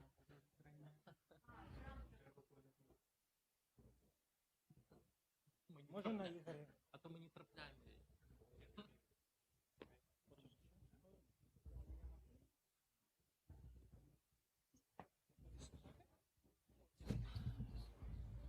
Дзень добры, шаноўнае гаспадарства. Працягваем нашу праграму і наша наступная імпрэза гэта прэзентацыя перакладаў Маргарыт Юрсенар, назву якую я пакуль не магу вымавіць, і арыентальныя навелі, і падзеляцца сваім досведам і над перакладам, і над выданнем, чаму была гэтая абраная кніжка, што гэта за постаць. Уладзіслаў Гарбацкі і Ігор Іваноў, выдавецтва «Скарына». Калі ласка. Вялікі дзякуй. Вітаем усіх, дзякуй, што прыйшлі на гэтую прэзентацыю. Гэта для нас вялікая падзея для выдавецтва. У нас ёсць некалькі кірункаў такіх зацікаўленняў для выдавецтва, у тым ліку франкафоніка. І вось гэта адна з нашых першых на гэты момант хіба што самая вялікая такая праца, кніга, якую выдалі. Абяцаем, гэта толькі пачатак. Ну вось і пра гэты пачатак мы і пагаворым з Уладзіславам Гарбацкім, які знайшоў гэтыя творы для нас, для беларускага, я не ведаю, кніжны рынок, напэўна, кепска сказаць, для культурнай кніжнай прасторы. І гэта была ягоная ідэя перакласці, ягоная ідэя купіць правы на гэтую кнігу і выдаць. І вялікі дзякуй, Уладзіслаў, што ты прапіхнуў гэтую ідэю і дапамог яе здзейсніць. І для нас, канешне, гэта гонар быць першым выдаўцом Маргарыт Юрсенар па-беларуску. Хто такая Маргарыт Юрсенар? Чаму яна важная? Добрый дзень. Тут шмат адразу такіх вымярэнняў вымалёўваць, паспрабую вельмі акрэсліць коротка. Маргарыт Юрсенар, якраз Ліля сказала, да, там тэкст Анна Сорар, які нібыта складана, цяжка вымавіць. Гэты тэкст і арыентальныя навелі. Маргарыт Юрсенар, конечно, для беларусак вядомая. Я, калі был дзіцёнкам, я бачыў, у гасцях стаялі расійскія пераклады на расійскую мову, успаміны Адріяна, мемуары Адріяна, потом філасофскі камень. І гэта все тэксты, якія выдаваліся за савецкім часам, такая класікіня французскай, бельгійскай літаратуры, яна была вядома. І беларусы чыталі па-расейску. Я памятаю гартал, і вот меня таксама зацікавіла, але не прачытал па-расейску. Адклала. Таму яна вядомая беларусам, беларускам. Я сапраўды рады, што мы ў нашым выдавецтве спрычыніліся, і вот першыню гэта пісьменніца загучала па-беларуску, якая... А для франкамоўнага света чым яна важная? Это адзін з гонараў і французскай, і бельгійскай літаратуры. Бо яна французская, і беларуская. Цяпер ужо і беларуская, і бельгійская пісьменніца. Яна класікіня, першая жанчына, якая была абраная ў французскую акадэмію, якая ўвайшла ў французскую. Першая жанчына, тэксты якой былі выдадзены ў вядомай французскай серыі «Плеяда», якая ўжо 100 год з капейкай існуе. Якраз это першая жанчына, якая была надрукаваная, бо раней... А які сэнс уваходжання ў французскую акадэмію? Ну так, да, тут вельмі адразу пытанне цікавае ставіш. Бо для беларусаў я мушу тлумачыць увесь час. Так, і з фемінісцкай пазіцыі тут мала сэнсу уваходзіць у акадэмію. Але, конечно, ёсць сэнс, таму што это французская акадэмія, інстытуцыя, якая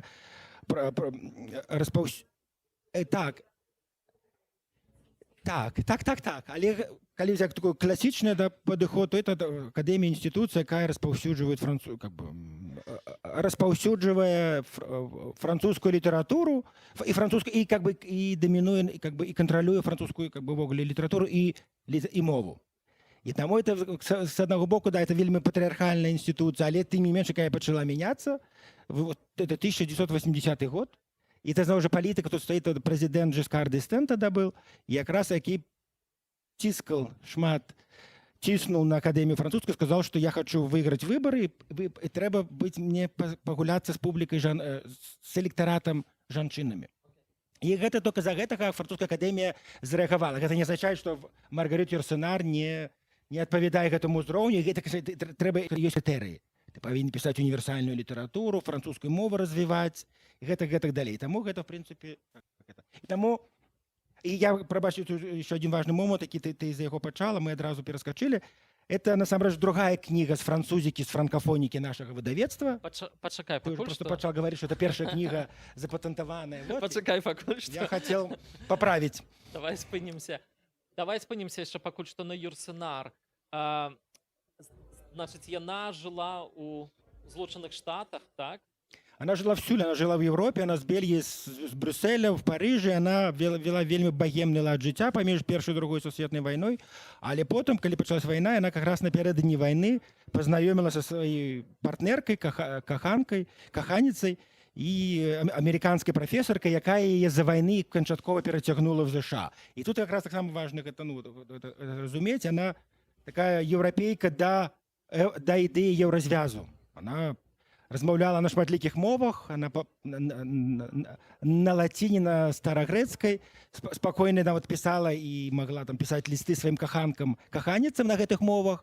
І нават кажуць, і чаму она вайшла в прынцып акадэмію французскую, тому што яна французская мова на гэтулькі, кажуць, злацінізаваная, она просто нават складана по-французску часам, разумееце, вельмі такая сухая, такая, как кажуць, она у французскую мову унесла лацінскі след, как кажуць. Хотя французская мова сама з лаціны, да, тут как бы парадоксальна, тым не менш, мова у нее вельмі такая, вот она нават разважала, і она лічыла, што, в прынцыпе, все найлепшае было напісана, створанае у свеце, у антычныя часы, на старагрэцкай, і потым пазней уже на лаціне. Все астатнія мовы, тым ліку французская, якую она вельмі любіла, она казала, што это просто эрзац. Мы дублюем, мы нешта гуляемся, але все гэта намарна. Все уже было сыграна, зроблена раней. І это не означает, что она не змагала за французскую мову. Тут вельмі важно сказать, і будем про это шмат говорить, она для нас вельмі актуальна, для мяне, ў прыватнасці, чаму я, в прынцыпе, і захацела ее перакласці, потому что мы ведаем, как Камю сцвярджал, что да, моя радзіма французская мова, а насамрэч, что раней да яго сказалась Маргарит Юрсенар. Она жила потом пасля войны до смерти у ЗША, але ей нарадзіма была французская мова.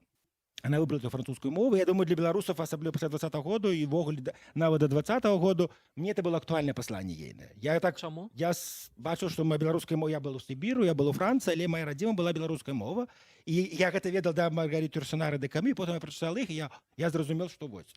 Это ты мои мысляры-мыслярки, якія вельмі моцна на мяне і паўплывалі, таму я пераклаў. Зноў жа тут трэба казаць калегі пра тое, што я думаю, многие коллеги-перакладники, перакладницы ведают, что они часто перакладают то, что им замаўляют, каб зарабляць грошы. Так. А я как раз люблю, я до той категории належу, что я перакладаю то, что люблю. Это вельмі рэдка могут себе дазволіць. Ясно, что да, мы тут и не зарабляем даць грошы да, на гэта, это іншая тэма. Але я лічу, что калі мы з любов'ю перакладаем альбо ведаем тэксты і гісторыю аўтаркі ці аўтара, цудоўна, ейнае жыццё, ейны, там, не ведаю, там, твор, тэксты іншы, таму гэта дапамагло і вызначыла выбар. Я якраз і хацеў запытацца, чаму гэтыя творы, але можа патлумачыць яшчэ крышачку перад тым пра творчасць Юрсенар увогуле. Як доўга яна працавала, ейная пісьменніцкая кар'ера, якія тэмы, чым яна адметная, і можа патлумач тады твой выбор. Так. Это как раз то, что вписывается, мы сегодня сказали про квир-литературу. Маргарита Юрсенар не является как квир-письменница, хотя она квир-особа была. Она как раз дебаты далее были, протягивались под час инклюзивные темы, когда была про инклюзивную литературу, казали, что варто стать гетто, не заставаться универсальной. А вот она как раз належала до тех, что я универсальная письменница, я нават не женщина, не мужчина, я не там... Она была супраць всех этой категории. И она как раз... Але при гэтым она стварила такие тексты, темы, все ейные, вот я хочу как раз про темы, как ты пытаешься, якія она охопила, это все квир-темы. Она вошла в французскую литературу, натхненная Жидом, Андре Жида, она вельмі полюбляла Андре Жида, ей там было 17 год, она написала роман «Алексис», про гомосексуальный роман, каханне. И она вошла в французскую литературу, ну, французская литература это іншая, франкомовная литература, нават 100 год тому назад эта тема успрымалась, считалась просто. Скандал был невялічкі, але, в принципе, вот. Калі написала, але нюанс. написала молодая дзяўчына, і праблемы не было. Каб написал молодой хлапец, это был бы закон, які працаваў супраць за то, что у нас теперь называют распаўсюд гомосексуальнага ладу жыцця. Тады было такое ў Францыі, але калі написала дзяўчына роман про гомосексуальны каханне, ёй нічога не было. І яна цудоўна гэта ведала і карысталася. Казала, мяне грамадства патрыархальна не заўважаюць, я буду рабіць, што хачу. І яна рабіла сапраўды, што хацела. Вельмі багемны лад жыцця, яна вот чаму мы... Прабачце, тут я...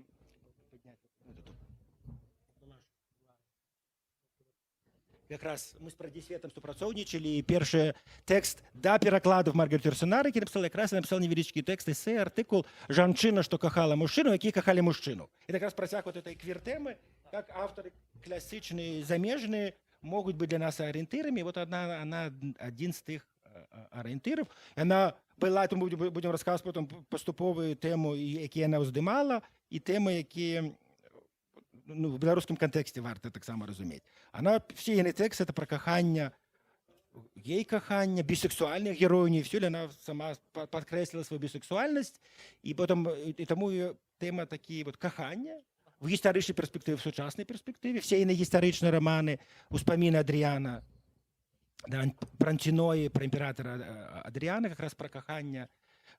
Зноў гомосексуальная тэма в цэнтры. Все, в прынцыпе, тэмы ейны. Філасофскі роман там таксама галоўны герой, гей, філософ, які алхемік, які шукае адвечнае жыццё і гэтак далей. Все ейныя тэксты, это, в прынцыпе, альбо тэкст, які мы пераклалі, Анна Сорар, тэма, якую, назву, якую складана... Это тэма еще... У нее все тэмы табу. Она взяла тэму кахання паміж братам і сестрой у сярэднявечча. І гэта тое, што было вельмі распаўсюджана ў сярэднявеччы. У многіх культурах цяпер гэта абсалютна стандартнае, нічога звычайнага, але для нас у заходняй цывілізацыі сучаснай гэта гучыць скандальна. Так, безумоўна. Так яна якраз і паказвае, што безумоўна скандал, але чаму гэта скандал? Она тлумачыць, она вельмі мае такі досвід, як і даследніца, як філософка, як мыслярка. Она мыслярка. Французы, бельгійцы дэгенерацыю, што она францужанкі, што мыслярка, як філософка, хоць она не мела філософскай адукацыі, але она трэба чытаць тэксты, і вы пабачыце вельмі такой гуманісцкі, філасофскі, такі універсалісцкі падыход. І она вот такі тэмы, она паказвае, і ты калі чытаеш сапраўды, адразу калі сказаць табу, тэма, калі вы прачытаеце, я ўпэўнены, што вы здзівіцесь, прыемна вас здзівіць, як можна падаць такую тэму, якая табу для нас з'яўляецца в нашай культуры, як это, наколькі это прыгожа, і я часта разумею, што это нават куды больш прыгажэй напісана, чым многія гей-гетара-каханні апісаныя класікамі. А вот каханне паміж братам і сестрой, калі это забаронена, таму не такія все тэмы.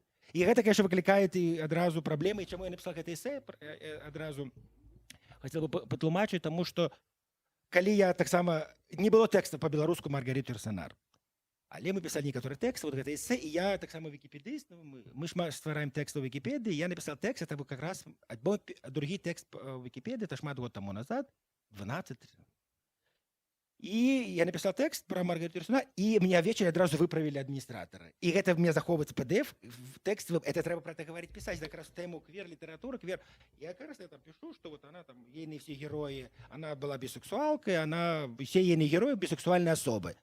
Меня выправляют, и текст, який з'явився, потім, конечно, он уже не схований, але я маю PDF-ку, там, как этот, редактор, не редактор, как это? Доглядчик. Да, он написал. Пісьменніца хварэла на бісексуальнасць, у выніку чаго засталася без дзяцей, без сім'і. Такой гіганцкі тэкст, такой какой-то медыкі 19 стагоддзя напісалі. Она зусім не пакутавала, не цярпела ад гомосексуальнасці, она выбрала гэта, она была шчасна, она натхнялася, она... І тут бачыце, как вот Вікіпедыя... Гэта шмат гаворыць пра вельмі маленькую групу ці асобных вікіпедыстаў. Так, там сапраўды маргінальныя такія з'явы былі, мелі месца, это так. Может быть, почитай что-нибудь Анны Сорар? Можем сразу читать? Можем. Тут я просто сразу скажу, что эта книга, насамрэч, она одна, или под вокладкой этой книги две книги. Мы потом... Мы просто скажем, просто как одразу разумели, что откуда я буду читать. Это вот роман Анна Сорар про кахання паміж братом і сестрою і арыентальныя навелы. Я прочитаю один урывочек з арыентальных навел, які мяне асабліва ўразіў. Такі «Панна з ластаўкамі» называецца. Такі падыход гуманістська візія на хрысціянства, она не была не атэісткай, не верніцай, она была агнастыцай, але яна вельмі паважала ранняе хрысціянства, она вельмі шанавала, але она супраць усіх формаў фанатызму выступала. І якраз вось гэту навельку «Панна з ластаўкамі» она напісала, якраз каб паказаць такую альтэрнатыўную візію хрысціянства. Я ўрывачак з гэтай навелы прачытаю. Увечары ён пабачыў на сцежцы нейкую жанчыну, якая кіравалася да яго. Яна ішла з пахіленай галавой, крыху угнуўшыся. Ейны плашч і шалік былі чорныя, і бляск прабіваўся скрозь цёмную тканіну, быццам яна насунула ноч на ранак. Хоць яна выглядала вельмі маладой, у ёй была ўпэўненасць, павольнасць і годнасць сталай кабеты. Ейная прыгажосць была падобна да спелай гронкі і духмяныя кветкі. Перад каплічкай яна ўважліва паглядзела на мніха, паглыбленага ў свае малітвы. «Гэтая сцежка нікуды не вядзе, жанчына», – сказаў ён ёй. «Адкуль ты ідзеш?» «З усходу, як світання», – адказала вандроўніца. «А што ты тут робіш, мніша?» «Я замураваў у гэтым гроце апошніх німфаў, якімі трэнжылі край», – пахваліўся мніх. «А перад уваходам у пячору я пабудаваў каплічку, праз якую яны не ўцякуць, бо голыя і на свой капыл баяцца Бога. Я чакаю, пакуль яны памруць з холаду і голаду ў сваёй пасцы, тады боскі спакой запануе на палетках». «А хто сказаў табе, што боскі спакой не распаўсюджваецца на німфаў, як на аляніцаў ці казуляў?» – спытала жанчына. «Ці не ведаеш ты, што ў часе стварэння Бог забыўся даць крылы некаторым анёлам, і яны ўпалі на зямлю і пасяліліся ў лясох, дзе пачалі расу німфаў і фаунаў, а іншыя пасяліліся на гары, дзе сталіся алімпійскімі багамі. Не ўсхваляй, як пагані істоту на шкаду творцу, але і не жахайся ягонага стварэння. І дзякуй Богу ў сваім сэрцы за тое, што ён стварыў Дыяну і Апалёна». «Мой розум не сягае так высока», – сказаў пакорліва стары мніх. «Німфы трэнжаць мою паству і пагражаюць яе выратаванню, за якое я адказны перад Богом. Вось чаму я буду пераследаваць іх, калі спатрэбіцца аж да пекла». «І гэтая данасць табе залічыцца, справядлівы мніша», – адказала з усмешкай маладая жанчына. «Але хіба не бачыш ты сродку захаваць жыцці німфу і выратаваць сваю паству?» Ейны голас быў пяшчотным і музыка флейты. Усхваляваны мніх апусціў галаву. Жанчына паклала яму руку на плячо і сказала паважна: «Мніша, дай мне ўвайсці ў гэтую пячору. Я люблю іх, і мне шкада тых, хто шукае ў іх прытулку. У пячоры я нарадзіла сваё дзіця, і ў пячоры я даверыла яго смерці, каб ён зведаў другое нараджэнне, уваскрошэнне». Анахарет пасунуўся, каб даць ёй прайсці. Без ваганняў яна пакіравалася да ўваходу ў пастку, схаванага з алтаром. Вялікі крыж заступаў дарогу. Яна лёгка пасунула яго, як уласную рэч, і праслізнула ў пячору. У сутонні пачуліся жаласныя стогны, усхліпы і нешта накшталт шамацення крылаў. Маладая жанчына размаўляла з німфамі на невядомай мове, якая была, мабыць, мовай птушак і анёлаў. Нарэшце на зноўку з'явілася ля мніха, які безупынна маліўся. «Паглядзі, мнішку», – сказала яна, – «і паслухай». Шматлікія кароткія пранізлівыя ўскрыкі сыходзілі з-пад ейнага плашча. Яна рассунула крыссё, і мніх Тарапіён пабачыў, што яна несла ў складках сваёй сукні сотні маладых ластавак. Яна раскінула шырока рукі, як для дабраславлення, і выпусціла птушак на волю. Тады сказала, ейны голас быў светлым, як гук арфы: «Ляціце, мае дзеці». Вызваленыя ластаўкі ляцелі ў вечаровыя нябёсы, малявалі дзюбамі і крыламі невядомыя знакі. Стары мніх і маладая кабета сачылі за імі вачыма. Затым падарожніца сказала самотніку: «Яны будуць вяртацца штогод, і ты дасі ім прытулак у маёй царкве. Бывай, Тарапіён». І Марэя пайшла па сцежцы, якая нікуды не вяла. Жанчына, якой малаважна, што шляхі завяршаюцца, бо яна ўмее хадзіць па нябёсах. Мніх Тарапіён спусціўся ў вёску, а назаўтра, калі ён вярнуўся служыць імшу, пячора німфу была поўная гнёздаў ластавак. Яны вярталі штогод. Яны лёталі туды-сюды ў царкве, занятыя гадаваннем сваіх птушанятаў ці ўмацаваннем сваіх гліняных хатак, і часцяком мніх Тарапіён спыняў свае жагнанні, каб падзівіцца замілаваннем на іхныя клопаты і гульні, бо тое, што забаронена німфам, дазволена ластаўкам. Пригожий текст. А як бачила Юрсінар свою роль як письменниці? Чому я написала то, що писала? Ну, якраз она, по-перше, она имела эдукацию такую, видите, она привилегированная, она с детинства, она никогда не ходила в школу, ни в один университет, она с гувернантами, с гувернантками выучила все можливые мовы, итальянскую, латину она выучила самостоятельно, и она вот такая была вот европейка до Европейского Зв'язу, что мы называем, и она Яна верыла ў сілу слова, в сілу кнігу. І у заходнім свеце, асабліва ў франкафонным культурным прасторе, гэта ўвогуле вера застаецца да сяння, кніга і людзі, якія пішуць, гэта нават часам больш, чым мысляры, чым мысляркі, палітыкі. Гэта людзі, якія маюць уплыў. Яна мела гэты прывілей, яна, дзякуючы гэтаму, яна пачала пісаць, адразу пачала гуляцца. Она вельмі добрая паэтка, дарэчы, мы пераклалі некаторыя вершы, не рымаваныя, я пакуль саромлюсь дзяліцца, але падзялюсь, я спадзяюсь, што мы зможам выдаць, бо гэта вершы, якія, ну, я чытаю, мне, ну, вершы паэзіі, калі, ну, я рэдка, ну, кранаюць, але я не плачу, а калі чытаю вершы Маргарыты Русінар, я плачу. Ну, мажліва, моя рэакцыя такая, но это вельмі такі, вельмі гуманісцкія вершы, дзе яна гуляецца, ну, вельмі ўплывае, і яны вельмі карысныя для нас, і яна гэта ведала, таксама ее хвалілі, крытыкі адразу ўспрынялі вельмі добра, і яна таксама разумела, што праз мову, плюс вот этот досвід мы каваем, она все равно на досвід, хоць яна трымала дыстанцыю ад фемінізму, але яна насамрэч она была феміністкай, она это потом падкрэсліла ў сваіх тэкстах і ліставанні, она просто сказала, лічыла, што трэба часта быць хітрай, дыпламатычнай, каб увайсці ў мужчынскі свет і пачаць яго бурыць знутры. І гэта она сказала, ейны дыскурс вядомы, его трэба, дарэчы, перакладаць, это шэдэвр французскай, бельгійскай літаратуры, ейны дыскурс падчас атрымання уваходжання ў французскую акадэмію. І там она уже, как Маргариту Русінар, можна як параўняць з Сімонай де Бувар. Хотя в французской академии выбирали женщину нейтральную, как они сказали. Русінар была нібыта нейтральная, так?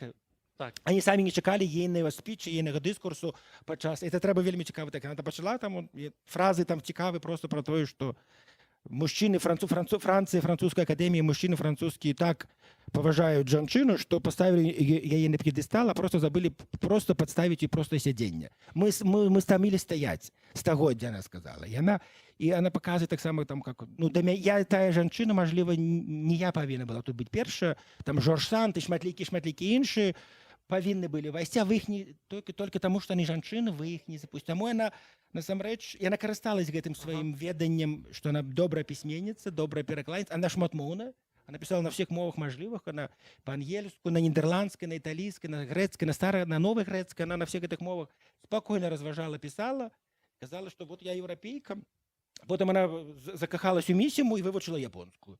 І напісала цудоўнае эсэ пра Місіму, пра японскага пісьменніка. І гэтак далей. Яна калі пачынала, я калі што-небудзь люблю, я вывучу мову. Яна гэта рабіла месяц, два. Ну, это не все, конечно, здатныя, на гэта она как раз была. І таму она вот как раз... Ёй ганарацца французы, бельгійцы, і часто спрачаюцца. Французы кажуць, это французская пісьменніца, бельгійцы кажуць, это бельгійкі, это наша пісьменніца. Маці яны была бельгійка, бацька француз. А яна з'ехала ў ЗША і сказала, што моя радзіма... Калі пыталіся яе журналісты, французскія, бельгійскія, она казала, моя радзіма французская мова. Вы рашайце самі, каму я належу, ці Бельгіі, ці Францыі, ці... Вот, яна... Але ў той жа час яна скептычна ставілася да думкі, што ёсць жаночая літаратура, і пісьменніца асабліва сябе не лічыла, а як па-беларуску мы б сказалі пісьменнік. Так? Не, она писала слово, феминизовала экривен, она писала не письменник, письменница, але когда ей сказали, что вы академисьен, она поправляла, что я все-таки академик, ну это з'ява такая. А потом уже, когда под конец, она говорит, пишите, как хотите, ну, это уже не для меня, это вы пишете для себя, але она, в принципе, да, но это она вписывается в такую франкофонную традицию универсалистскую, Сімона де Бувар, якая феминистка, вядомая, так само аспрэчвала идею жаночай літаратуры, яе няма, это есть добрая, дрэнная літаратура, мужчынская, жаночая, это просто как не ведаю. Я пишу, чаму Сартр пишет, не кажу, что он мужчынская літаратура, а калі я пишу жаночую, я не пишу жаночую, я пишу просто літаратуру, і гэта как раз дэбат, які вот цікавы дасюль. Русінар, мы сказали, она была в пэўны перыяд, але потом она зразумела и сказала, что все-таки я належу и до феминизма, она признала это, але трэба дзейнічаць по-рознаму. Я, говорит, не буду так радикальничать, але я зайду внутри и начну бурить французскую академию и знутры. Она так это сама жартовала и казала. И это так само мае право быть такі падыход, такая позиция. Але конфликт застаецца дасюль не вырашаным. Есть тыя, хто прынцыпова пишут или сцвярджаюць, што жанчына можа написать кнігу, яку ніколи мужчина не напише. Вот паводле, вот, калі пачытаеце кнігі, мне здаецца, многія вобразы яны мужчыны і жанчына, она спраўляецца цудоўна на описывает досвід як мужчину, так и жанчину, и посылается на Флабера и на французскую культуру, да, чтобы поглядеть, как Флабер описывает там, и Бавари, и все остальное. Так ніводная жанчына, она лічыла, не напишет, как написал Флабер, там, Готье, и гэта далей. Ну, это спрэчнае пытанне, мажліва, але вот такой падыход. Таму пытанне застаецца шматкроп'я. Тут на прадмове будзе у нас і лекцыя пра жаночую літаратуру, так што можа яно так, перагукаецца. Это вельмі добра будет. Гэтай тэмы яшчэ можна Так. было зняць. Цікава. Так, як я табе кажу шматкроп'я, тому що я бачу, што і Ганна ёсць, і гэта працяг будзе і дэбатаў, і развагаў на гэтую тэму. Я думаю, што нават і з Геніюш яно таксама перагукаецца там на зборнік. Так. А тады пра шлях гэтай кнігі. Ты пачынаў перакладаць вельмі даўно, правда? І ты сказаў, што ты перакладаў, што гэта той выпадак, калі кніга не замоўленая табе, ты перакладаў для сябе, таму што ну штосьці цябе ў ёй уразіла, так? Які быў гэты шлях перакладу? Ну, так, я сказал, то, что привилеваны, я люблю перекладывать то, что люблю, перекладывать для себя и для своих близких. Там, как мать прочитала, потому что она по-французски не читает, по-российски она сама отставляла, говорит, я не буду читать. И что робить? Хотелось бы поспеть зробить подарунок и для мати, потому что мы живем не вечно, и вот и так с многими текстами. Да, мы почали этот текст по-черному, в шуфляду переклал, он лежал. С 2011 года, вот это первое выдание, ну, неофициальное выдание, мы не имели правов, мы не могли продавать. Это подпольное выдание? Подпольное с 2011 года с Игорем, что у Лестере выдали эту книгу, вот один особник и два их особники. Вот, але мы не имели правы, это все дорого было, разумеете, поэтому что взрослые мы научились, как змагаться, и вот Галимар, и вот про это досвід так само. Это выдавецтво, якое владае правами. І ввогуле, как писать з выдавецтвам, працаваць і выбіваць правы, і, мажліва, нават збіваць кошты, но мы не будем всю кухню рассказывать, але гэта складаны працэс. Я думаю, коллеги-перакладнікі, перакладніцы ведаюць, што гэта такое. Таму з 2011 года я пераклаў толькі гэту Анна Сорар, а ўжо потым, калі мы з правамі, мы хацелі выдаць, каб кніжка была больш такая сур'ёзная, больш салідная такая, мы ўжо пераклаў арыентальныя навелі. Ну, салідна, і таксама яны ж розныя даволі творы, яны прадстаўляюць сцэнар, розныя бакі ейнай творчасці. Так, і таму тут уже мы навучылись, калі прабілі правы на Нірно з Галімары, мы уже пачалі контакт, завязали контакт, і пашло уже значна прасцей, хаця вот. І таму з 2011 года по 25 шлях гэтай кнігі, я рад, што она все-таки гэта рэалізавана. Выйшлі сапраўды две розныя кнігі. Анна Сорар, такая змрочаная гісторыя кахання, забароненага кахання у Італіі паміж братам і сестрой. І, дарэчы, просто хто любіць каментары, пісьменніца таксама вёдзе, как мыслярка, філософка, она дае шматлікія каментары пасля кнігі, яна піша цэлыя, тлумачыць эту гісторыю тэмы інцэсту у заходняй літаратуры, але не толькі ў заходняй, это будзе цікава таксама прачытаць. І ўжо такі больш весёлыя, жвавыя і вельмі кінематаграфічныя, как іх называлі, гісторыі, арыентальныя навелы, якія вот другая частка, мы казалі, што тут сумна змрочаны, мы сёння казалі пра эвалюцыю беларускай квір-літаратуры ад сумна-траўматычнай да больш весёлай уже. Так і тут мы просто бачна лінія самой Маргариты Yourcenar. І вот я думаю, вы полюбіце многія гісторыкі, якія пісаны арыентальныя. Для, конечно, это трэба падыход патлумачыць, да, такой з Францыі, з Бельгіі, арыентальныя там і Сербія, і балканскія, для таксама арыентальшчына ёсць, там і турэччына, ну, не буду расказваць усяго, але вось таксама гэта вельмі важна разумець. А ейная творчасць, яна застаецца, ну вось ты пераклаў, значыць, на твою думку, ейная творчасць застаецца актуальнай? Як яна прымаецца сёння? Ну, першы момант, да, пераклад просто, каб это было па-беларуску. Зразумела. Ну, каб не читали, да, там, люди по-российску, там, был выбор. Але, конечно, тексты актуальны, так само, вот, с феминистской позиции, вот, как раз завтра будет протяг, да, и как раз вот тема, якую она вздымала, феминистская позва дня, универсальная ці локальная, гета ствараць трэба, ці не гета, ці универсально змагацца за правы. Это пытанне дасюль адкрытае, правда, розныя літаратуры вырашаюць гэта, і таму это вельмі актуальна.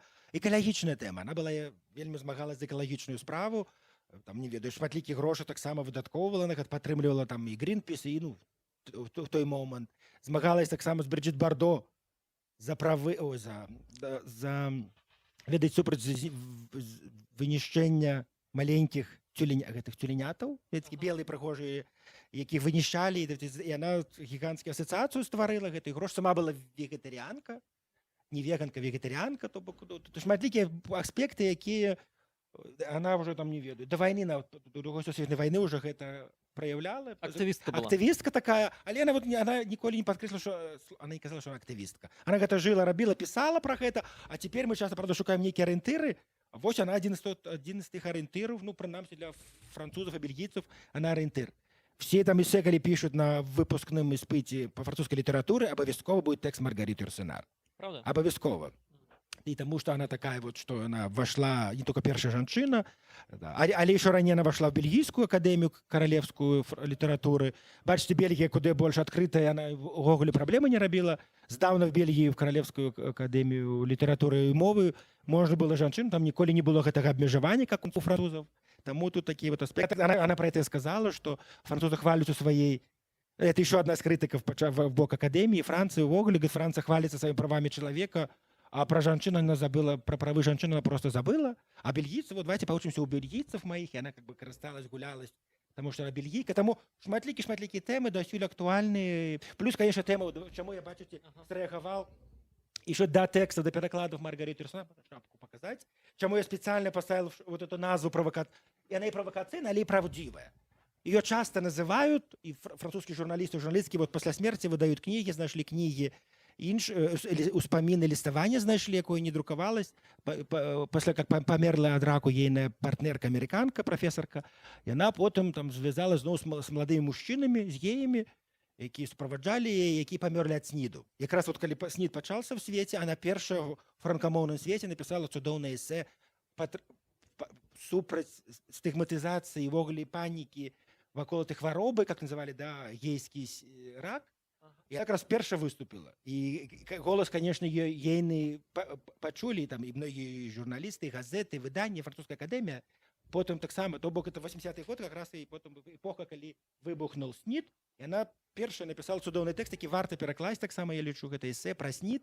И она показывает, что в Боголе все этой паники, и как философка и мыслярка, она цудоўна показала, что як слабые становятся першими ахвярами в Боголе в истории человечества. Цыганы, жанчыны, ну все меньшыні, в принципе, перші. Вот теперь зноў подошла чарга. И рационально тлумачу, чему так стало. Что просто вот лад жыцця их загнали в это гетто. Медицина им цалкам часто забаронена. Медицина не працуе на карысць всех грамадзян, а только на карысць гетэраграмадства. Каб это был ровный доступ до медицины, мы могли позбегнуть этой катастрофы. Она рационально, как завсёды, такой вот, как мыслярка, якая думает на латине, она одразу выклала там 7 сторонок эссе, и это еще до активизма, до всего анализу этой проблемы. Тому она досюль актуальная, геройка, пионерка, незважаючи на некоторые моменты, які можем критиковать, тому что мы, когда робили конференцию, присвяченную Симоне де Бувар, как раз приезжали доследники, доследницы Франции, сказали, не узгадывайте имя Маргариты Юрсенар, яна першая, конечно, жанчына, академіца, але яна боязливка. Бо она выбрала таки вот, она не змагалась, там не писала, как Симона де Бувар, как активистки, феминистки, феминисты. Она выбрала такой вот такой буржуазный, такой элитистский себе лад життя добрый. Да, она там, конечно, сказала в Академии французской, что вы там все такие-такие, але она все одно выбирала такой до конца. Але вот это вельми цікаво. И вот апошняя книга, какая вышла, это фильм здымаецца во Франции, как раз про каханне с черным анёлом. Молодый хлопец, яким она закахала, американский режиссер, які памер ад сніду, як они вандравалі, і она его до смерти все-таки оберагала. І ён был нашмат, там, на гадов 55 маладзей за яе, але яна, ну, в больницу, короче, она его планавала, что он будет ейным секретаром, и он будет ейным, как бы, таким, до смерти будет побач з ёй, она была з ім побач. И вышла вельмі кранальная, моцная книга, які здымаецца фільм вакол гэтай гісторыі. И ліставанне, калі вы читаете, это просто фонтан. Это как поэзия ейна, это вот ліставанне паміж ёю і гэтым ейным каханкам апошнім, это таксама просто шедевр эпісталярны, але і мастацкі. Там мы адразу бачым Маргариту Юрсенар в ейнай вот, в найлепшай форме літаратурнай таксама. Гэта бачым, што стрэс СНИД справакаваў гэта. Ну, і она написала такі моцны тэкст. Яшчэ адзін. Я чую, што франкафоніка тады не закончыцца ў выдавецтва Скарына. Толькі пачалась. Толькі Толькі пачалася. пачалась. А якое вось месца Юрсінар тады можа займаць, павінна займаць у нашым, у беларускім нейкім дыскурсе пра франкафоніку? Ну вот я перелечил многие актуальные, ну, что нас ее привязывает и актуализует, показывает, что она не просто класікіня, и там ретро треба вывучить, потому что там прыгожае пісьменства, але нет, гэта еще социальное послание моцнае, завуаляванае, вельмі в эстетычнай форме пададзенай. Таму она займает, ну, пакуль у нас мало перакладов, ну, ёсць, я не кажу, там, из Мітерколас, ёсць коллеги, якія перакладаюць з французскай, але мало, таму она, конечно, пакуль, калі, конечно, будет. Мы уже нашу франкофонику мы сустраимся праз 10 год на прадмове в Празе. Я думаю, мы уже скажем, что мы забыли, кто такая... Полички будут. Мы скажем, мы забыли, кто такая Маргарита Юрсінар. Но пакуль это другая книга нашага серии франкофонікі. Першы был Варжак, Франк Варжак, але тады мы еще не думали про серию франкофонікі, а теперь мы гэта зразумелі канчаткова як канцэпцыю, як серію, як лінію. Франкофоніка, да не французіка, франкофоніка, тому що нам мы не хочам пакрыўдзіць, будуць шматлікія аўтары і аўтаркі квебецкія, швейцарскі, тунізійская аўтарка чакае на чарзе ў 26 годзе. Таму французіка, франкофоніка, дакладней будзе сказаць, это... Але пакуль яна першая, таму яна адзіная, але, я думаю... Але, конечно, чытацтва, будзе цікавая рэакцыя чытацтва на гэты тэкст, на яе творчасць. Ну, вось я быў з гэтай кнігай ўжо ў Нямецчыне, і там у беларускай супольнасці, і было бачна, што людзі там ведаюць Юрсінар, вельмі добра рэагавалі на кнігу. Сябры, можа быць, у вас ёсць пытанні да Уладзіслава ці рэакцыі на тое, што вы пачулі? Правда, час? У нас час ёсць. Яшчэ ёсць крышачку. Пытанні, ці дыскусіі, ці рэмаркі, ці прапановы, ці... Я не ведаю. Потому что так само мы можем про сам переклад вот поговорить, альбо про... Как мы... Калі-нибудь пытать. Не, просто можем... Окей, просто можем поговорить про, и про переклад, и про то, как мы теперь, дзякуючы... Калі ёсць выдавецтва, как важно, калі ёсць книги, и ты уже тады працуеш, иначе с Галимар, и с бельгийскими фондами. Мы рады, что другі частку орієнтальнай навелі я перекладал год тому якраз у резиденции бельгийской, цудоўный замок бельгийский, у Валёне, недалеко от Брюсселю, и там есть такая пассапорта, такая ассоциация, якая працуе якраз падтрымлівае всіх перакладнікаў, перакладніцаў, якія спрычынены да распаўсюду бельгійскай літаратуры. Франкамоўны, бо ёсць яшчэ асобная філія арганізацыя, якая займаецца літаратурай па-нідерландску бельгійскай, але і я прыехаў да іх, падался нечакана, і они, конечно, зацікавились, і калі я прыехал, я зразумел, что они впершыню бачаць беларуса. Это важно предсказать. Они сказали, что были российцы, украинцы, поляки, сербы, литовицы, але впершыню есть белорус в этой ассоциации, які вот перекладает бельгийскую литературу. Хотя я не перший, да, перекладали белорусскую литературу и коллеги на Прадзісвеце, и астатні, да, и Падар Брашэўскі, и астатні, альбо у дыяспоры, альбо в 20-е годы у Вільні были тексты некоторых бельгийских авторов, невялічкі перекладали. Франкамоўных. Нет, менавіта франкамоўных, нідерландамоўных проблема. Ну, з мовой было, видать. Меньше было, хотя, ты можешь... Короче, поэтому я был рад, и завязалась цікавая дискуссия, правда? По-перше, перед этим было приемно, что они падтрымліваюць першыню распаўсюд на гэту мову, потому что на всех мовах бельгійская литература ёсць, европейских, по-беларуску не было. И это было важно так само спрычыніцца нам, и плюс они побачили, и пасля гэтай дискуссии там были шматлікія перакладніцы, з усієї планеты. И теперь они вернулись, и теперь я как цікаво показать вот эту працу перекладников, да, перекладницу, часто небачную, недооцененную.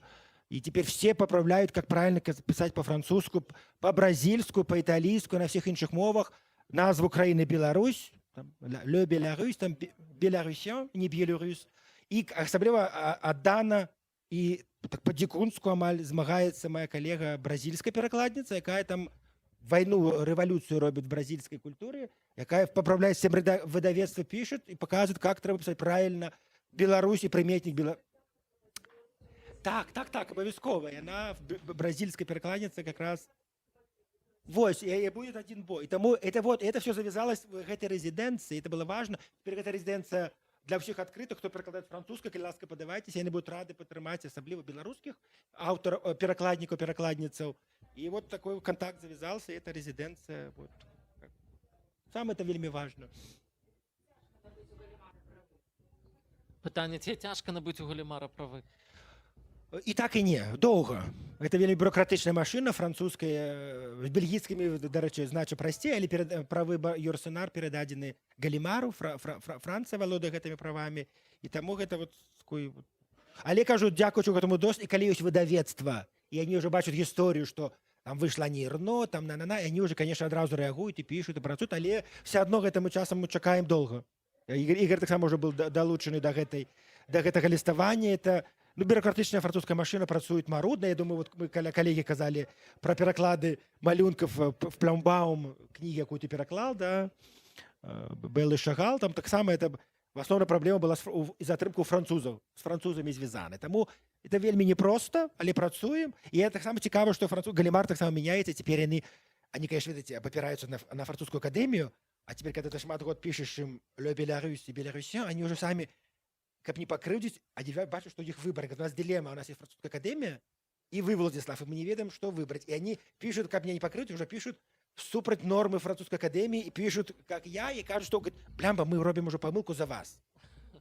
И нам уже мои дети пачалі уже говорить так, як вы на нас дрэнна ўплываеце, как вы разбураеце французскую академию, французскую мову, французскую академию. Бельгійцы в этом плане, дарэчы, вельмі просто, они тут прасцей. Таму, але пытанне грошай, тут уже пытанне грошай, фінансы, тут Ігор раскажуць, ці далучыцца. Тут таксама пытанне непростае, правда, Ігор? Ну, у большасці, я не ведаю, як мы выйшлі на гэтае пытанне. Ну вот, Ганна вывела нас. У большасці выпадкаў, канешне, наколькі я разумею,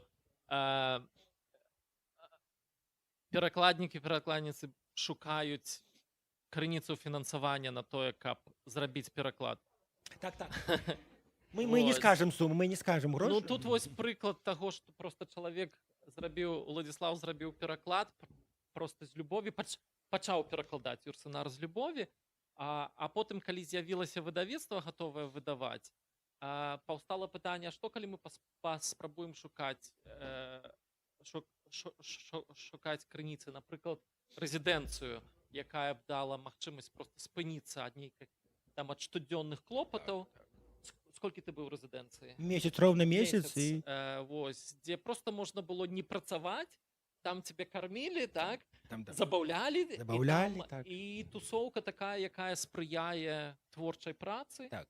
Умовы, замак, і там месца, дзе таксама Маргарита Юрсенар прафесійныя была... размовы, дзе можна абмеркаваць гэтыя пераклады, тэксты. Кожны вечар абавязкова такая хвілінка, все перакладнікі збіраемся, і моманты цяжкія, складаныя, прыязджаюць спецыялісты з Брюсселя. Калі нейкая трэба табе кніга, ты просто пішаш, і на завтра тебе кур'ер привозит з усіх фондов архіваў королевских любую книгу по-французску, какая, у них все есть. И просто это идеальная праца для перакладніка, для перакладніц. Так, это, конечно, фантастика. Вот калі думаешь про нас, про беларусаў, там я не ведаю, ось як заахвоціць аўтараў перакладаць на беларускую, якія рэзідэнцыі для іх ствараць, якія рэзідэнцыі для іх ствараць. Так, ну і... Ну так.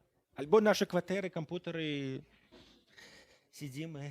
Ну і гэтая кніга, канешне, была б немагчымай, калі б мы спадзяваліся толькі, што вось прыйдзе грант, які аплаціць усё. Там ты шмат уклаў просто працы, якая ніколі не аплачвалася.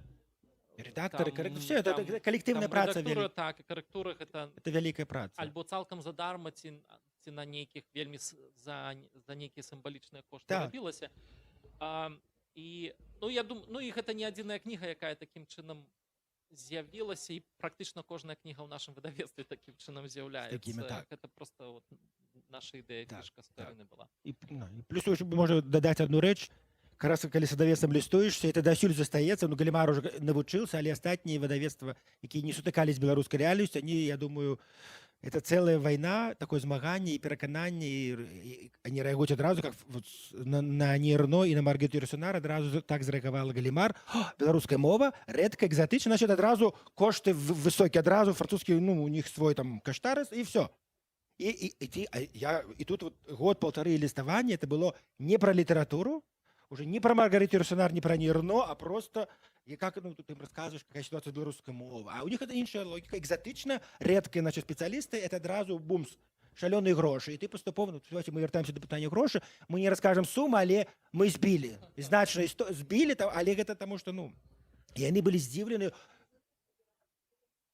Нет. Теперь я они потом сказали, что потом звертались еще нехто, и они уже резонабельную такую, ну, нормальные кошты, які можна прапанаваць беларусам, але іншыя выдавецтвы, калі пачынаеш там з канадыйскімі ці з бельгійскімі, адразу беларуская рэдка экзатычная мова, бэмс. У мяне тое самае была гісторыя з выдавецтвам, якое валодае правамі на Гаррі Поттера. Там гісторыю вы чулі ў мінулым годзе, пазамінулым годзе, калі трэба было іх пераканаць, дазволіць працягваць выдаваць. Так. І мы ў выніку адмовіліся купляць у іх правы, бо яны проста несур'ёзны. Это нереально было. Ну, але тым не менш. Канешне. Гэта будзе нейкая серыя вось кніжак у такім афармленні, як цяпер, ці гэта будуць проста нейкія, в сэнсе, вы кажаце пра серыю франкафонную, то якім чынам яна будзе выглядаць? Ну, я магу адказаць. Не будзе серыйнага афармлення, гэта хутчэй серыя у нашых галоўных нашых планах, таму што творы вельмі розныя. Вось наступнае, распавядзем, што наступнае выходзіць. Наступнае будзе аповесць де Бувуар, і там зусім іншага памера твор, і проста, ну, не мае сэнса выдаваць тым самым фарматам. Але адначасова ў нас купленыя правы на іншы твор, які яшчэ не перакладзены, і там зусім іншы памер будзе. Вось. Там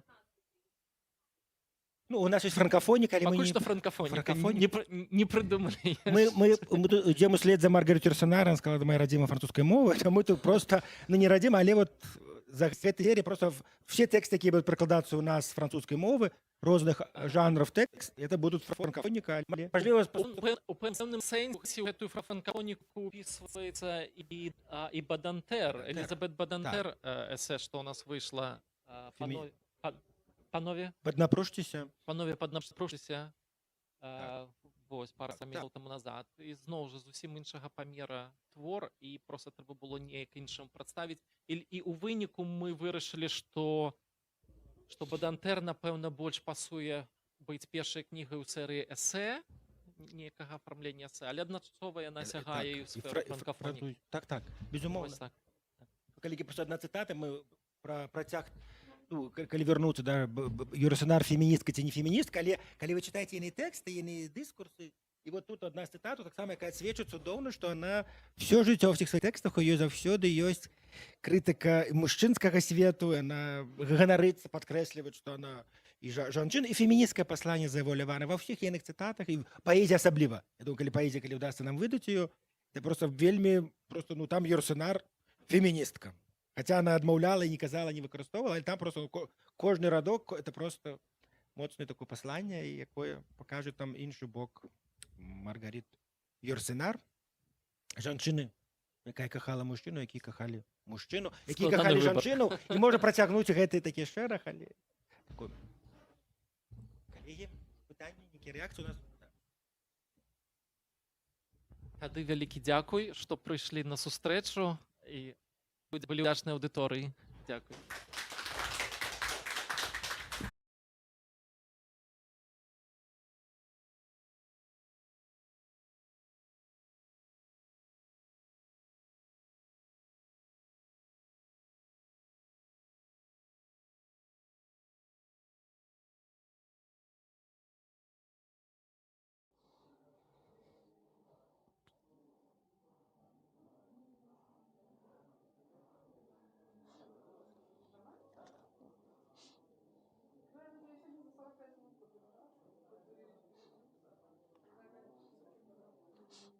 Ну что, у нас 2 человека? Ну, еще Александр Лукашук, который специально пришел на нас, сказал. Да? Так. Еще 3 хвилины? Ну, что на булкинге. На булкинге.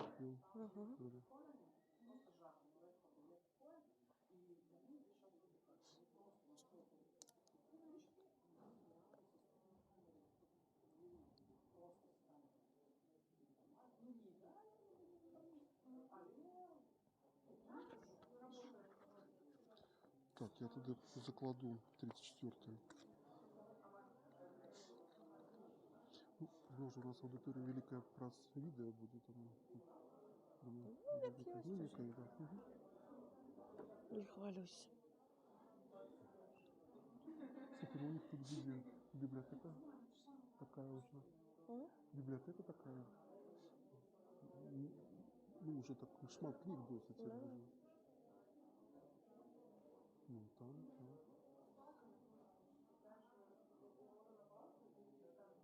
По-доброму тут Кирюху треба кабити. У них так само таке помішкання було з книгами. Слухай, ну у нас добра бібліотека, насамрэч, Ні, уже ні, зараз. я кажу про разом. То, що у них А, про нема. разом, ну Про да. разом. О, про разом, ну да. У Ти вас- тоді починаєш сьогодні, да? Ну так, я тебе Угу. представлю.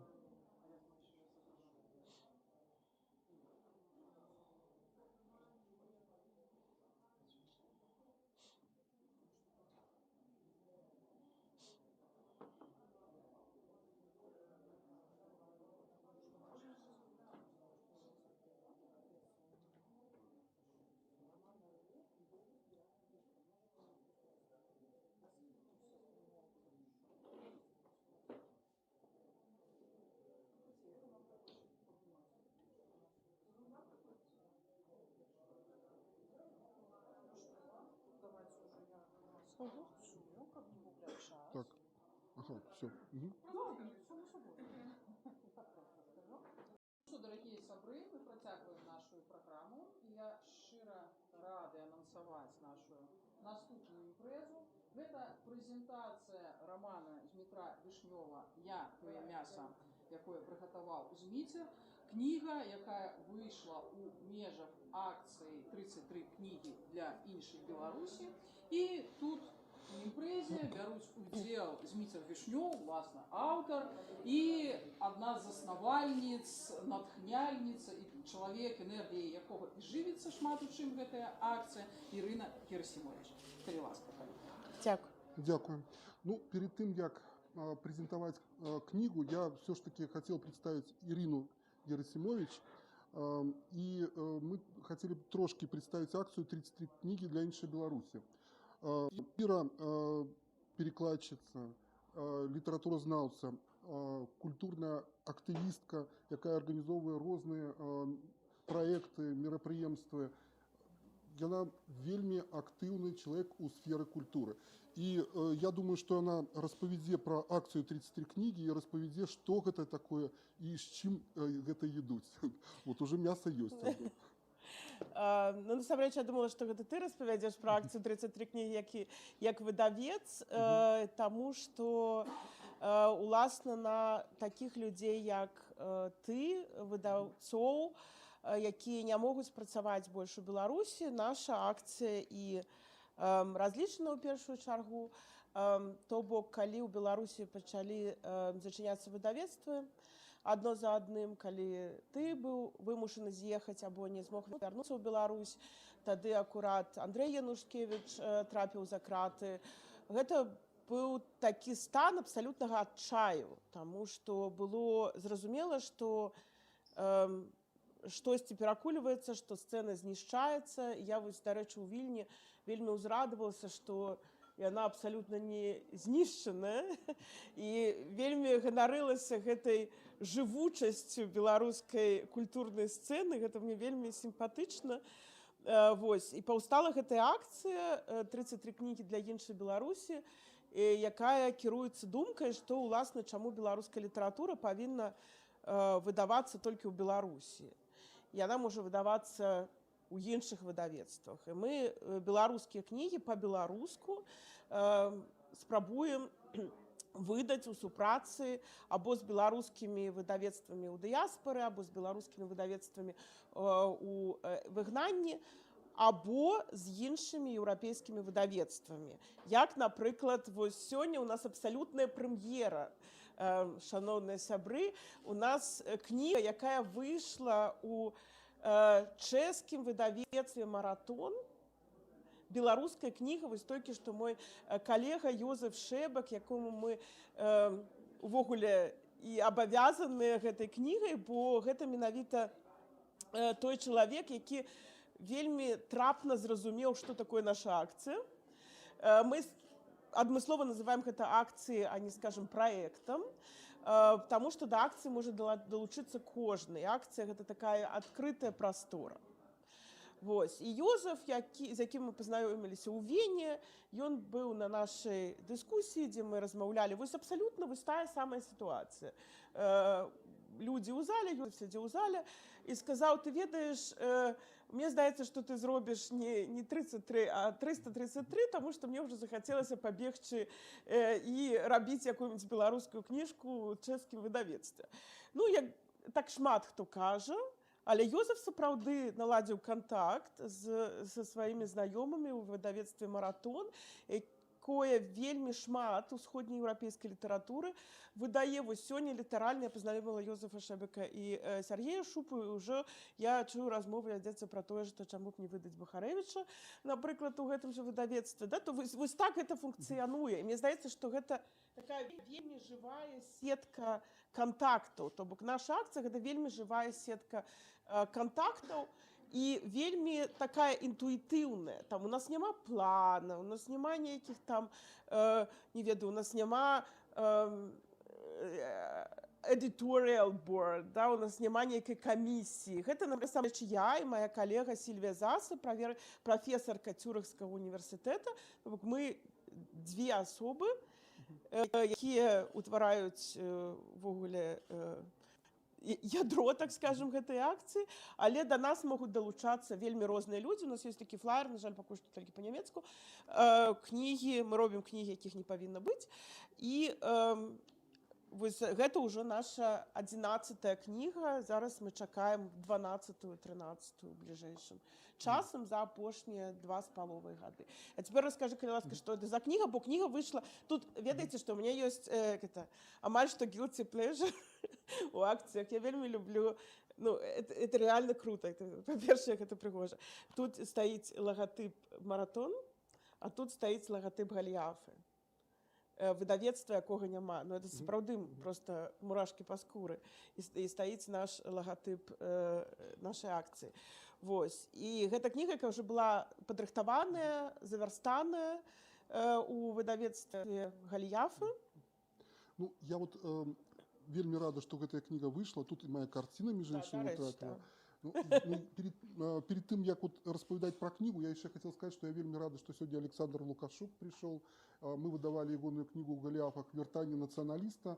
І вось мы згадваем выдавецкія рэпрэсіі 22 года, але праз кнігу Александра выдавецтва «Галіафы» спазнала рэпрэсіі, калі была праз месяц зачыненая наша кнігарня на Волгоградскай пасля прэзентацыі кнігі «Вяртанне нацыяналіста». Гэта была таксама такая гісторыя.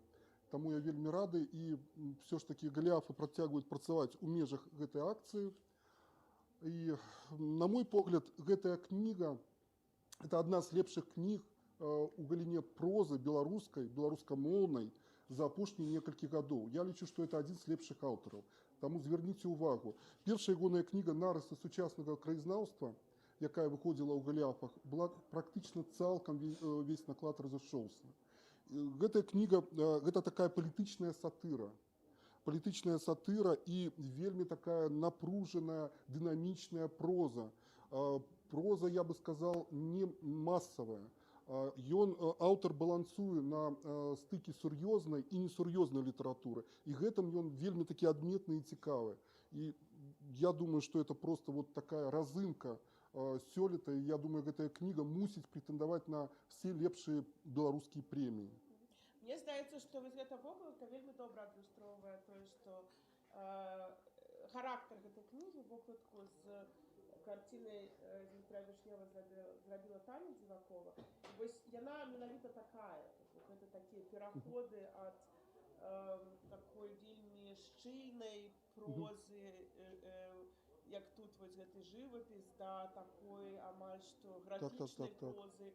Гэта тое, што выходзіць па-за межы, бо гэта, я уяўляю сабе, што гэта такі партрэт фамільны, так, які лабаецца, і гэтыя вусякі выходзяць за межы ўжо ўсіх магчымых старонак. Мне вельмі падабаецца ў гэтай кнізе першы сказ, увогуле першыя сказы кнігі, такая цікавая тэма. І тут першы сказ «Ненавіжу, калі па мне страляюць». Вось. І это апавядальнік уцякае ад хапуна ў Мінску падчас дэманстрацыі, і потым ён расказвае пра сваю сям'ю, што кшталту гэтая сітуацыя паўтараецца вельмі часта. І вось там быў адзін дзед у партызанах, іншы дзед у паліцаях, і ён расказвае ўсе гэтыя сямейныя, вельмі часта табуяваныя гісторыі, якія ёсць такі пасаж пра беларуса, які маўчыць вось пра ўсё гэта, то бок ён з двух слупоўскі дастае вельмі шмат таго нязручнага, пра што у радзінах беларускіх маўчаць дзесяцігоддзямі. Ну, то, что не принято агучивать. И тут, сапраўды, гэта такая, я бы сказал, семейная сага, менавіта можна так нават ахарактарызаваць гэты роман. І сапраўды тут гэта распавядаецца такой вельмі цікавай такой мовай, і менавіта такая цікавая, і тут як бы сюжэт закладзена такая цікавая гісторыя. Ну, вот, я думаю, што можа быць і дастаткова, каб мы зацікавілі вас гэтай кнігай. Прыемнага чытання, это сапраўды вельмі такое з аднаго боку лёгкае чытво, а з іншага боку такое колкае. Там ёсць вельмі шмат момантаў, якія, мне здаецца, і да уласных гісторый шмат каго будуць мець дачыненне, таму гэта лёгкае чытво, але нязручнае, скажу. По ходу вельмі кароткае пытанне. Так, я бачу, што кніга называецца «Радзіна». Я гляжу, што і карціна называецца «Радзіна». Так. Не, адмыслова. Это пасля уже. Да, можна. Потому что картина з метра, але ідэя моя. Разместить на вокладку, бо там по ўзроўню агрэсіўнасці і тэкст, і карціна вельмі супадаюць. І калісьці, у гэтай карціны таксама ёсць асабістая гісторыя, калісьці Зміцер кажа, я хочу табе падарыць, а мне не зайшла. Вось першыя гады эміграцыі, для мяне гэта была некая вельмі чужая энергія ў гэтай карціне. Я сказала, нет. Да, так, менавіта, вось это тое адчуванне. Это абсолютно тое адчуванне, вось тое, што вы зараз паказалі. А потым, калі я рабіла другую рэдактуру гэтай кнігі, я зразумела, што яны канекцяцца, гэтая кніга і карціна. А ў карціны, я не ведаю, была нейкая назва да гэтага? Была назва, не буду ее агучваць. Карацей, Зміцер пераназваў карціну пад кнігу. Картина была... Так. Это правда. Это правда. Гэта як мінімум, думаю, якая-небудзь бакалаўрская праца пра розныя ўзаемасувязі. Гэта можна сказаць, ну, як перакладчыца, я ўсё ж такі бачу гэты перакладчыцкія працэсы шмат у чым. І тут можна сказаць, што гэта такі пераклад вось гэтай энергіі схаванай, агрэсіўнай, якая вось як на гэтай карціне выходзіць за межы, выходзіць за нейкія рамкі. Агрэсія, якая вельмі амбівалентная, яна і дазваляе разбіць гэтыя рамкі, але з іншага боку і можа быць небяспечнай. Это тое, што ёсць у гэтай кнізе таксама абсалютна. Уже на этой ноте, то може ви тоді почнете представлення Зміцера з заповідом його опору. Ота ще страшніше. Давай, Зміцер. Я, конечно, хотел распавесці трошки еще, хотя бы назвать книги, які выходили в акцию. Може, ну, я скажу про некоторые, и ты дадаш. Добра? Ну, вельмі важно, что эта акция пачалася з книги выдавецтва Голіафы, з драматургії, не тутэйшая, куды книга, якая была укладзена в 90-е гады. Гэта такі фоліант, анталогія, якая, дарэчы, доступная ў вольным доступе на сайце выдавецтва Диафанос. Гэта швейцарскае выдавецтва. І гэтую анталогію можна спампаваць і бесплатна і чытаць. Вы можете взять потом наш флаер, зайти на наш сайт, и там сайт называется 33 books for another Belarus. .ch, это мое присвячение новой родине. Я зараз живу ў Швейцарыі. І мне здаецца, што гэта вельмі прыгожа для закрытай такой выспавай Швейцарыі, тое, што яна займаецца нібы кніжкамі для іншай Беларусі. Вось, і там ёсць уся інфармацыя. На жаль, пакуль што у нас найбольш поўная версія па-нямецку, дапрацоўваем ангельскую і беларускую, але таму што мы сапраўды гэтым займаемся, быў вольны час, таму не паспяваем усё закрыць, але там вось можна знайсці гэтую. Ну, может, так хотя бы назовем, какие книги выходили еще? Вот «Дзённік» вышел. У нас выйшаў «Дзённік», які таксама можна тут набыць на стэндзе выдавецтва «Мяне няма». Гэта дзённік ананімнай аўтаркі з Беларусі, такі вельмі ціхі, балючы тэкст пра рэвалюцыю. Гэта аўтарка і ЛГБТQ-актывістка, якая вырашыла застацца ў Беларусі і ў пэўным сэнсе, можна сказаць, абараняе або матывуе сваё рашэнне, якое яна хоча, каб успрымалі сур'ёзна, а не як штосьці, што вось такое несур'ёзна прадуманае. Так? Вось, там вельмі шмат нейкіх такіх балючых нотак. Потым кніга Остапа Слівінскага. Остапа Слівінскага, гэта была вось наша другая кніга. Гэта пераклад з украінскай мовы, які я зрабіла ў супрацы з самім Остапам.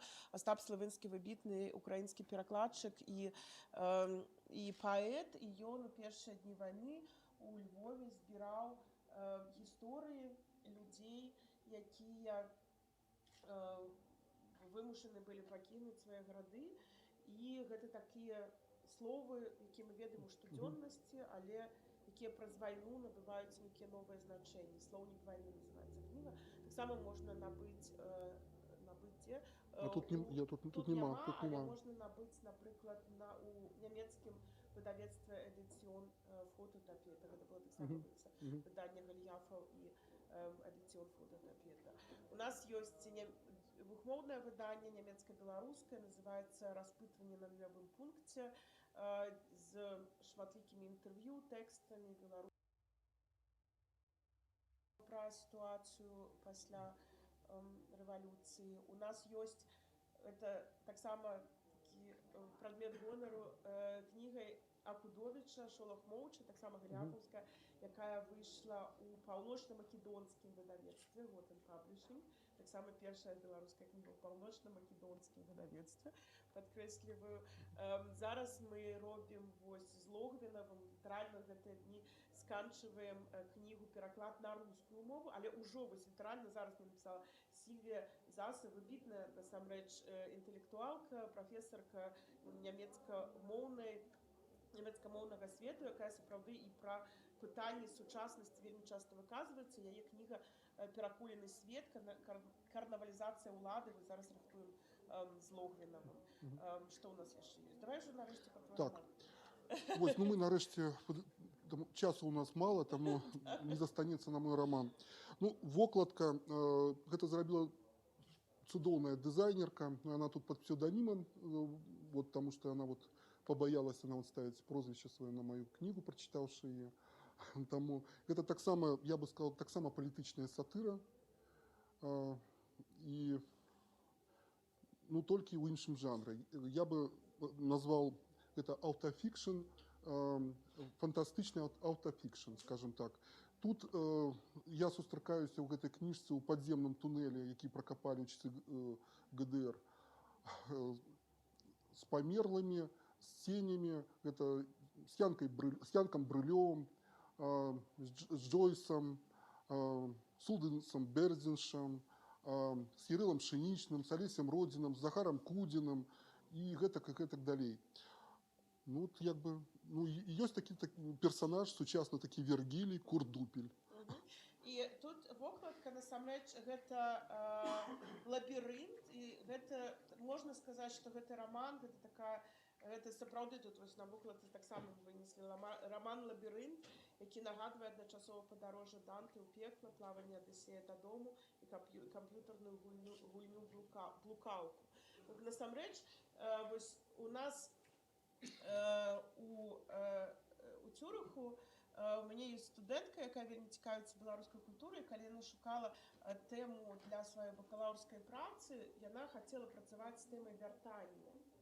і мы з ёй глядзелі розныя беларускія тэксты на тэму вяртання. І ў выніку спыніліся менавіта на гэтай кнізе і напісала сваю працу па гэтай кнізе, таму што тут вось акурат гэтая тэма немагчымасці вяртання, таму што калі ты сыходзіш, то просто ўся прастора настолькі перайначваецца за тваёй спінай, што ты не можаш вярнуцца, таму што людзі паміраюць, таму што можаш сустрэцца толькі ў гэтым падземным лабірынце з тымі, каго ты пакінуў у той краіне. І вось гэта такая, я б сказала, што гэта з аднаго боку палітычная сатыра, з іншага боку гэта вельмі пранізлівая экзістэнцыйная кніга. На такой ноце, ну, я могу сказаць, што амаль крыку роспачы часам вот, ад гэтай немагчымасці выбрацца з гэтага лабірынту і вярнуцца. І тут, калі мы пачыналі з першага сказу, то тут апошні мне вельмі падабаецца. Мяне завальвала зямлёй, калі я пачуў зверху бомж, дай руку.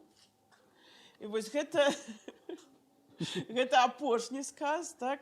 І гэта вось адзінае, што, скажем, вось гэта няпэўнасць, так? Гэта адзінае, што тут пэўнае, так? Мы не ведаем, куды ён вяртаецца, мы не ведаем, дзе ён быў, да? Вось гэта абсалютная няпэўнасць сітуацыі выгнання ў тым ліку, яна вельмі выразная у гэтым лабірынце. І вось тое, што мне вельмі падабаецца яшчэ на вокладцы, тое, што тут, гэта вельмі адпавядае раману, тое, што тут усе прадметы, яны на адным узроўні іерархіі.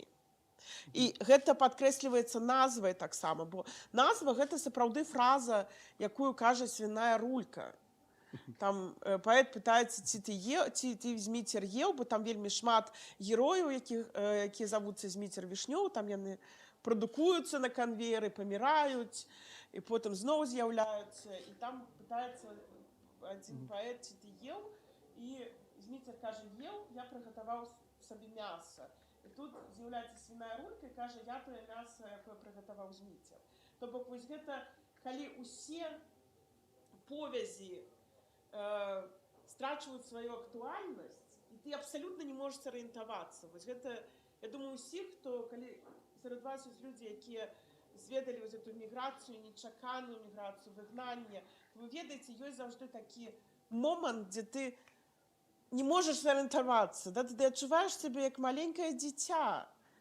І вось гэтая дэзарыентацыя тут вельмі добра фізічна нават адчуваецца ад гэтага тэксту. Ну, Іра, вялікі дзякую за такое падрабязнае прадстаўленне кнігі, я цалкам пагаджаюся. Я дадам, што ў гэтай кніжцы ёсць выразны сюжэт, я не буду распавядаць, ён ёсць, і чытаць, скажем, фрагментарна можна, але калі фрагментарна чытаць, выдзіраць з кантэкста, сюжэт не зразумееш, гэта будзе незразумела, таму трэба чытаць гэтую кнігу паслядоўна. Я ў гэтай кніжцы імкнуўся чытача зацягваць у свае сеткі паступова. Я спачатку пішу так рэалістычна, проста, зразумелай мовай, а потым патрошку я накидываю на яго, каб ён пакутваў, але не мог адкінуць кнігу. Вот была такая моя задача. Я не хацеў рабіць стандартную кнігу, як многія робяць пад капірку нейкую масавую літаратуру. Ну і в прынцыпе, я скажу так, я задаволены кнігай, то, што я хацеў, я зрабіў гэтай кніжцы. Цалкам задачу сваю я выканаў на все 100%. Вот я не сумнеюся. Давай паслухаем, калі ласка. Все ж таки, хаця ты сказаў, што трэба чытаць паслядоўна, але мне здаецца, што каб смак кнігі адчуць, все ж таки варта. Я прочитаю маленький фрагмент, выдерты з контекста. Загрукотало. Огромнистый золотой цмок проломал столь и на слоноподобных лапах приземлился каля нас. Ягоные в уши упрыгоживали цудоўные русые косы. Калі он дыхал, спасши, за место огню вылетали венженные колбаски. «Кто тут меня кликал?» — грозно спытал цмок и ляпнул лапой. Посыпались искры. Я зауважил, что на ёй замест кептюров были ножи. «Дорогий цмок!» — звернулся я до драпежника. «Мы вас не кликали, а калі раптам и кликали, дык не специально, даруйте нам». Цмок плюнул до моих ног венжаной колбаской и со скрухой зауважил. Сегодня целый день плююся брестскими. На процесс готования уплывают настрой и надворья. Кажут, что сегодня магнитные буры. А на во что вы их запекаете? Спытал Курдупель. Ну як же, здивился Цмок.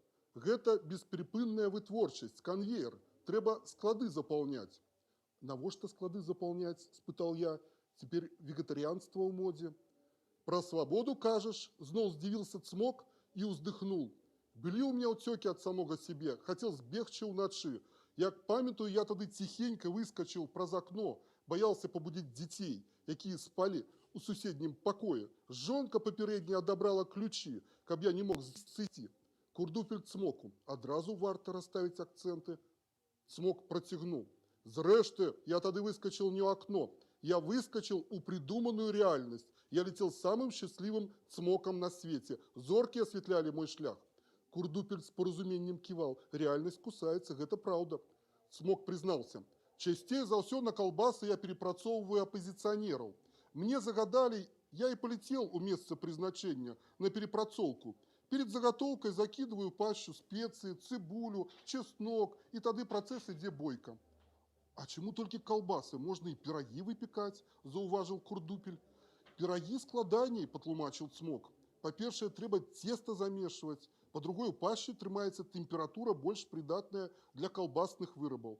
По-третье, оппозиционер пайшоў сухі и кашчавы. Фарш для пирогов с такого не вельми. А на колбасу самое тое.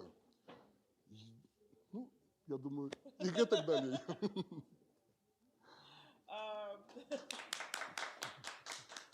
Дякую. Сапраўды цудоўны ўрывак, і тут з аднаго боку ты звяртаешся вось да гэтага такога архаічнага вобразу Цмока, які ў шмат у якіх культурах акурат ёсць персаніфікацыя вось гэтай улады, да, такой абсалютна звонку, якая звонку прыходзіць у жыццё. А з іншага боку твой Цмок, ён такі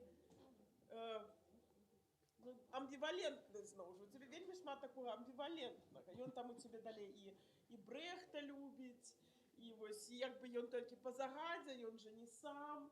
Это вот не атрымліваў загады, так і не будзе ён гэтых апозіцыянераў запікаць. Ну, гэта такі тыповы беларускі чыноўнік, ну, менавіта лукашэнкаўскі. Ён, это цалкам ягоныя паводзіны. І таму вот як бы такі вобраз, он просто і паўстаў. Сам он не мог не паўстаць, скажем так. Он цалкам натуральны. Тут персоніфікацыя этой улады, гэта менавіта не аўтарытарная фігура, не дыктатарская фігура, а гэта вось гэта чынавенская машинерия. Ну, я думаю, что тут может быть варианты. Я люблю, калі все ж таки пэўныя фрагменты могуць мець некалькі канцэпцыяў. Таму тут можа быць гэта і чыноўнік, можа быць і дыктатар, гэта можа быць, гэта все, як бы, мне здаецца, рассчитываецца ў кантэксце. І кожны чытач, ён знойдзе свой вобраз. Я так думаю. Ну, я маю на ўвазе, што ты акурат і адыходзіш вось ад гэтага такога наўпроставага вобраза дыктатар Цмок. У цябе гэта такія больш складаныя, калейдаскапічныя вобразы, можна сказаць. Мне наогул здаецца, што гэта твой прыём, якім ты вельмі часта карыстаешся, так раз разбіць рэчаіснасць на шмат аскепкаў, потым з іх складаць такія мазаікі.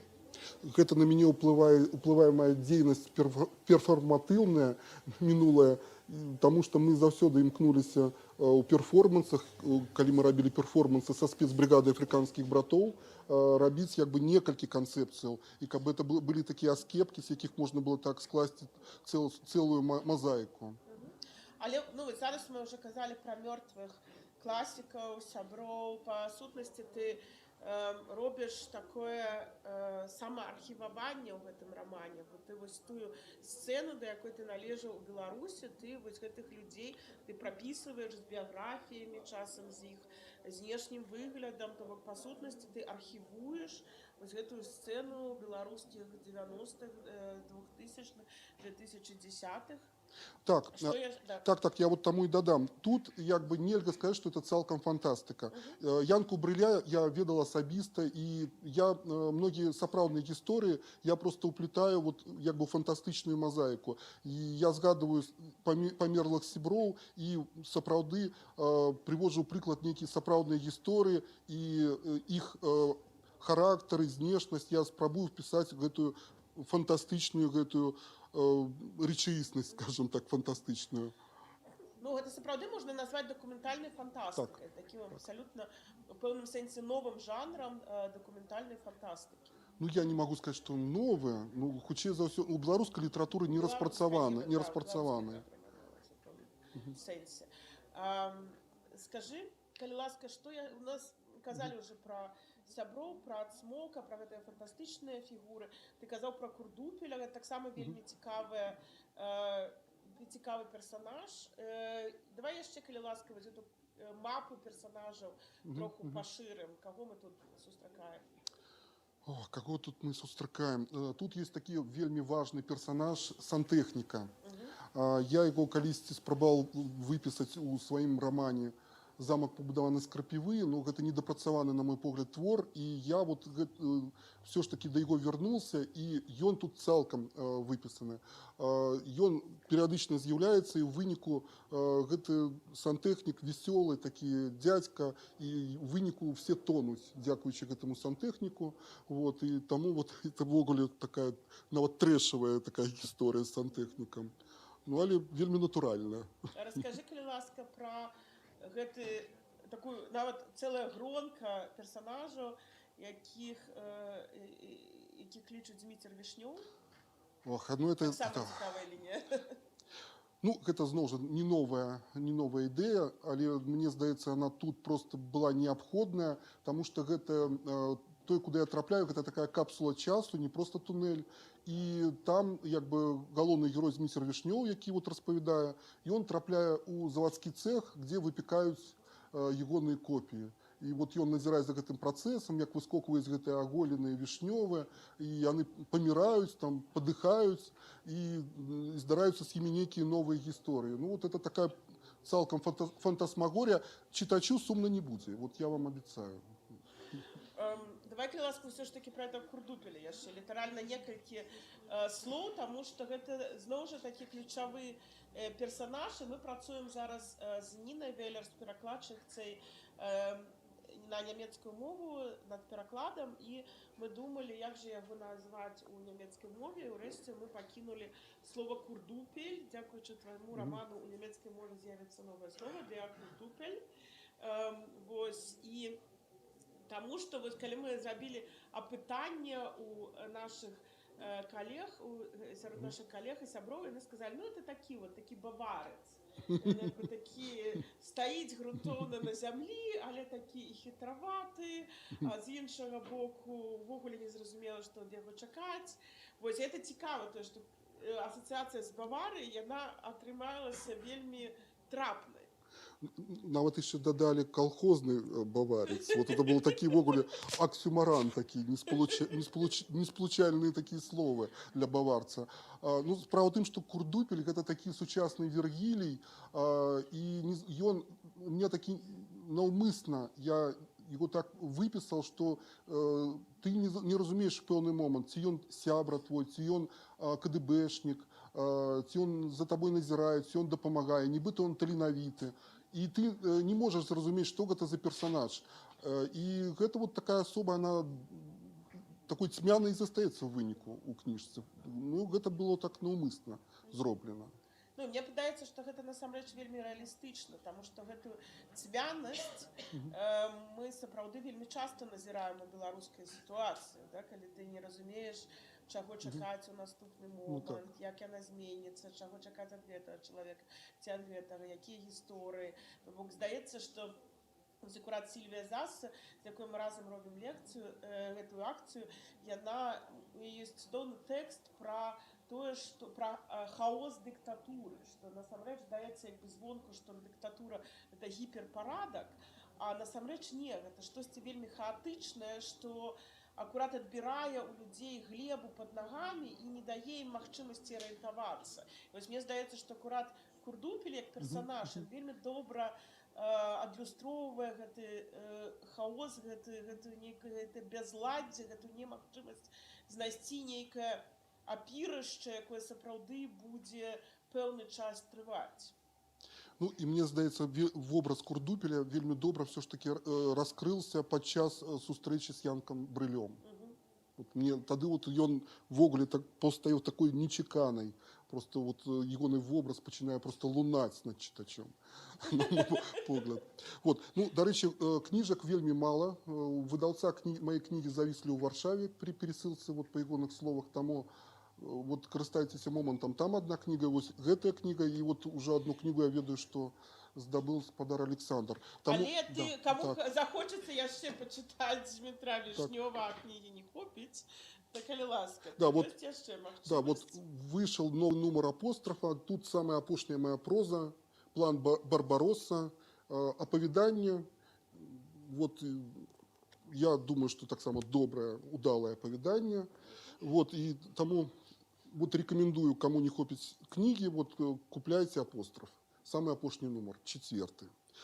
Вот. А зрэшты, кто захоча набыць книгу, можно набыць яе праз сайт Скрына Пресс. Яны высылаюць па ўсім свеце. Вот.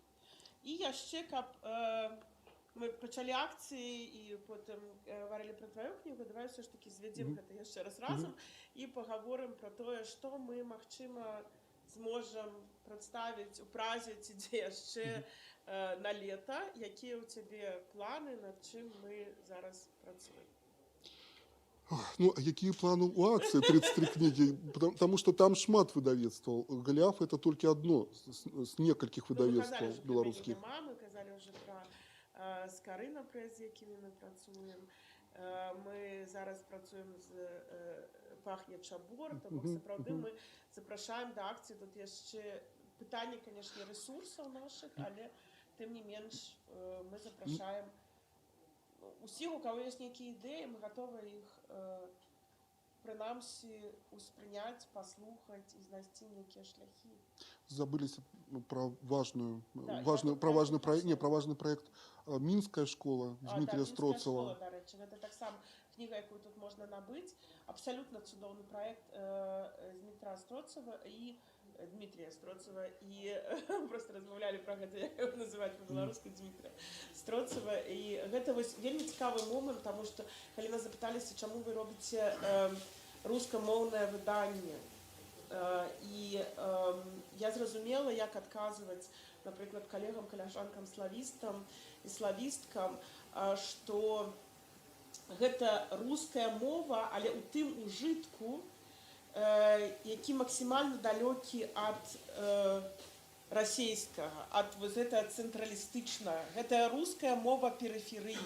У сваёй функцыі ствараць вось гэтыя шматузроўневыя повязі паміж рознымі плынямі на перыферыі. Вось гэта вельмі цікавы з гэтага пункту гледжання. Вельмі цікавае выданне, якое зноў жа пра беларускую рэвалюцыю, зноў жа пра там украінская паэзія, там вельмі абсалютна шыкоўная нізка вершаў ізраільскіх паэтаў і паэтак. Але я хацела не пра гэта, я хацела пра твою. Ну, наша кніга Голіафаўская, я хацеў сказаць пра Вольгу Гапіеву, анталогія выйдзе. Да, мы зараз чакаем, зараз будзе, так. Ну, моя кніга, ну, это уже называется так, про себе любимого. Выходит моя поэтичная книга. У меня поэтичных книг не было некалькі гадоў. Але варта сказать, что я вельмі долго не мог писать ввогуле поэзию. И у меня верши, вот, яны зусім іншыя, на мяне просто вот пачалі падаць пасля того, як я з'ехал з Беларусі. Это вот просто ледь не штодня. Гэта ў 22-м годзе. И вось нарадзілася кніга под назвай «Непадпарадкаванне». И яна выходзіць у выдавецтве, нямецкім выдавецтве «Элиф». Яна будзе па-беларуску і па-нямецку. Вот. Так, гэта сапраўды. Я таму і хацела завяршыць нашу размову менавіта абвесткай пра гэту кнігу, таму што мне здаецца, што гэта вельмі моцнае паэтычнае выказванне, якое спалучае ў сабе палітычную тэматыку і вось абсалютна бумбамлітаўскае задавальненне адмовы, эксперыментатарства, працу з мовай абсалютна выбітную. І гэта кніга яшчэ, што мне здаецца адметным, тое, што гэтая кніга, ну, насамрэч мне зараз вельмі падабаецца думка рабіць выданне на 2 мовах або нават на 3, таму што мне здаецца, што калі беларусы ўжо тут, у іншых краінах, то трэба раскрывацца. Трэба вось гэтыя нашы колы раскрываць і прынамсі ствараць магчымасць улівацца у гэтыя колы, уваходзіць для іншых людзей, якія ў гэтых краінах. Таму што зацікаўленасць ёсць, вельмі часта гэта менавіта моўнае пытанне. Таму вось гэта 2-моўнае выданне, мне здаецца, што гэта такая наша асобная лінія. Зараз мы збіраемся 4 кнігі рабіць менавіта на 2 розных мовах. І Эліф Ферлаг, выдавецтва Эліф, гэта адно з лепшых выдавецтваў, у іх сапраўды прэмія лепшага выдавецтва 2025 года. І гэта адно з лепшых паэтычных выдавецтваў. І я ведаю, як Динчер Гючетер, гэта выдавец, які працуе, ён сказаў, мне патрэбная паэзія, якая штосьці новае расказвае пра свет. Вось твае вершы былі менавіта тым, што Динчеру, прынамсі, штосьці новае расказалі пра свет. І таму мне здаецца, што мы ўсе можам чакаць гэтага зборніка вясной 2026 года. На гэтай ноце Дякую всім увагу і за запрашэнне.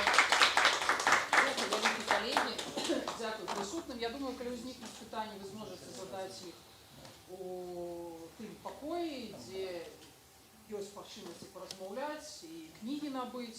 Нагадую, що Зміцер казав, що ще, глядячи на те, що особники завісли, ще можна це зробити. Дякую велике. Дякую. Дякую.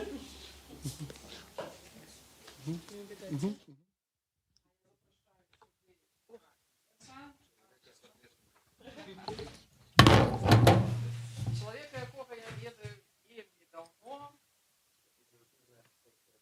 Да.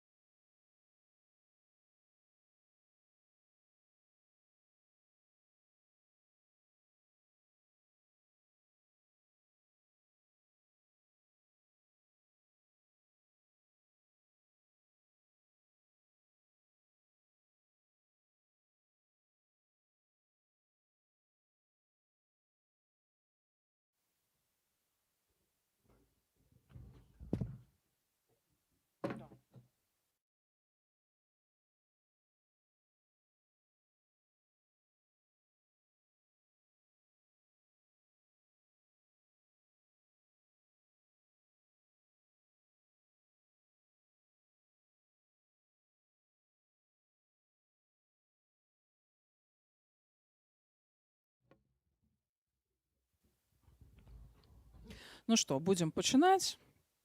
Нагадваю, што мы працягваем наш другі дзень праскай праграмы фестываля «Прадмова». І зараз у нас будзе гутарка, размова, чытанні з паэтам, пісьменнікам, хорошым чалавекам Змітром Крэсам. І я вельмі цешуся, што гэта сустрэча сапраўды адбудзецца, таму што Зміцер мае ўжо не адну кніжку, а вось у прадмове, калі я не памыляюся, удзельнічаю упершыню. Вось выкаціў адразу амаль усю прадукцыю сваю. Вазьму колькасцю між астатніх удзельнікаў. Выдаецца Зміцер у Ігара Логвінава, а гэта значыць, што у асноўным кніжкамі апякуецца за мяжой ён сам. І адпаведна, калі вас зацікавіла, то звярнуцца па набыццё кнігі можна непасрэдна да Змітра. Ну і я спадзяюся, там яшчэ у Ігара Іванова можна будзе прытуліць гэтыя кніжкі і там адпаведна І гэтым заездам так, калі з Ігорем Івановым дамовімся, і ён возьме на рэалізацыю, можна будзе з ім дамовіцца, а так гэтыя ксёнжкі можна пабачыць. У Логвінава ёсць 2 сайты, адзін ёсць для Беларусі, і там прысутнічаюць электронныя варыянты абедзвюх гэтых кніжак. А другі сайт, ён ужо існуе для Еўропы, logwinow.eu, і там ужо можна набыць папяровыя носьбіты, яны таксама там прадстаўленыя, уласна апошняя ксёнса. Таму таксама замова па ўсёй Еўропе, кошты ўсё указана, то магчымасць ёсць, калі ёсць жаданне. Дзякуй. А цяпер, каб заахвоціць набываць гэтую кніжку і проста пазнаёміць з тваёй творчасцю, давай вось непасрэдна да яе і звернемся, таму што ў нас час вельмі абмежаваны, як вядома, паўгадзіны на прэзентацыю, ні хвілінай болей. Кніга Моса заяўленая як паэзія. Калі вы пагартаеце, у мяне, прабач, уражанне адразу, што гэта хутчэй проза, то давай, распавядзі, калі ласка, якая канцэпцыя гэтай кнігі, чаму гэта ўсё ж паэма, і вядома, чаму такая назва. Маркетолагі кажуць, што каб зачапіць аўдыторыю, трэба нейкую прыватную гісторыю адразу кінуць, і прыватныя гісторыі, маўляў, чапляюць. І гэта той самы прыклад, калі гэта так і адбываецца. Я часова, альбо можа і нечасова, зараз перабываю ў Бельгіі ўжо 4-й год. Жыву я там у невялікім мястэчку на самай мяжы з Нідэрляндамі. Мяжа праходзіць акурат па рацэ, якая мае назву Мас. Я ўпэўнены, што ніхто не чуў пра гэтую рэчку, але яна такая даволі славутая. Па меншай меры там мясцовыя жыхары, яны ўсё ж такі вельмі ганарацца гэтай ракой. Яна мае лацінскую назву Моса, і ўжо гэтую назву, я ўпэўнены, вы чулі, таму што, напэўна, вы глядзелі парк юрскага перыяду, і там дыназаўры ўсе там усялякія былі. Там быў такі мазазаўр, ён там выскачыў з вады, схапіў вялікага тыраназаўра, уцягнуў яго пад ваду. І гэты дыназаўр, якраз мазазаўр, ён называецца у гонар гэтай ракі. Яго там недалёка ад мяне, дзе я мешкаю, знайшлі ягоны чэрап. І вось усе мясцовыя жыхары, яны так з гонарам кажуць, што мы жывем, тут археалагічныя у нас раскопкі, дыназаўраў знаходзяць, вось якое славутае месца на ўвесь свет знакамітае, дзякуючы Галівуду і навуцы таксама. То вось такая прыватная гісторыя, яна мяне і зачапіла. А ксёнжка гэтая нарадзілася з маёй банальнай звычцы хадзіць на вечаровы шпацыр на самую гэтую рэчку, яна якраз недалёка ад майго мястэчка працякае. І мне такая думка прыйшла ў галаву. Я вельмі люблю такога японскага мастака Хакусай. Таксама я думаю, што вы бачылі яго там вялікая хваля, вельмі такі распаўсюджаная гравюра, малюнак, яна проста поп-артам ужо стала. Але гэта адна з гравюраў, якія ўваходзяць у ягоны цыкл. Я ўжо не памятаю, колькі там гравюраў, але яны прыблізна там называюцца «Колькі-то там відаў на Фудзі». І насамрэч вялікая хваля — гэта цэнтральны аб'ект, выкананы на гэтай гравюры, але ўсе яны прысвечаны менавіта гары Фудзі, якая знаходзіцца ці то на пярэднім плане, ці то на заднім плане, але так ці інакш яна прысутнічае на кожнай з гэтых гравюр. І шторазу, як я выходзіў на гэты вечаровы шпацыр і ішоў уздоўж гэтай ракі, думаю, якая прыгожая рака. Трэба б нешта было пра яе напісаць. Трэба б нешта было пра яе напісаць прыгожае, таму што я, у прынцыпе, не філёсаф, я больш атаясамліваю сябе як паэт, але вершы неяк не клаліся, але складваліся вельмі прыгожыя радкі. І што нас усіх хвалюе? Нас усіх хвалюе пераважна наш уласны лёс, роздумы пра будучыню, вымушаная эміграцыя, хтосьці з гэтым сутыкнуўся раней, хтосьці пазней. І зразумела, што думкі яны ў галаве пераплятаюцца з тым, што ты бачыш, з тым, што ты хочаш стварыць, і з тым, пра што ты, магчыма, балюча разважаеш. І ўсё гэта нарадзілася ў такую канцэпцыю, каб стварыць нейкі паэтычны тэкст прозай пра маё уласнае жыццё, пра мой цяперашні і будучы лёс, але так, каб гэта было як у Хакусая, вось у яго гара Фудзі, а ў мяне няхай будзе гэтая рэчка. Таму што вось усе гэтыя думкі я перадумаў якраз ля яе берагу, калі я шпацыраваў туды-сюды. Думаю, няхай будзе так. І калі гэтая канцэпцыя нарадзілася, яно адразу ўсё неяк лёгка наперад пайшло, і вось так яно і склалася, таму атрымалася такая кніга. У прынцыпе, гэта плынь свядомасці. Яе вельмі цяжка аналізаваць з пункту гледжання нейкага сюжэтнага, таму што сюжэту там ніякага знайсці немагчыма. як немагчыма знайсці і персанажаў ніякіх іншых, акрамя мяне і маіх думак.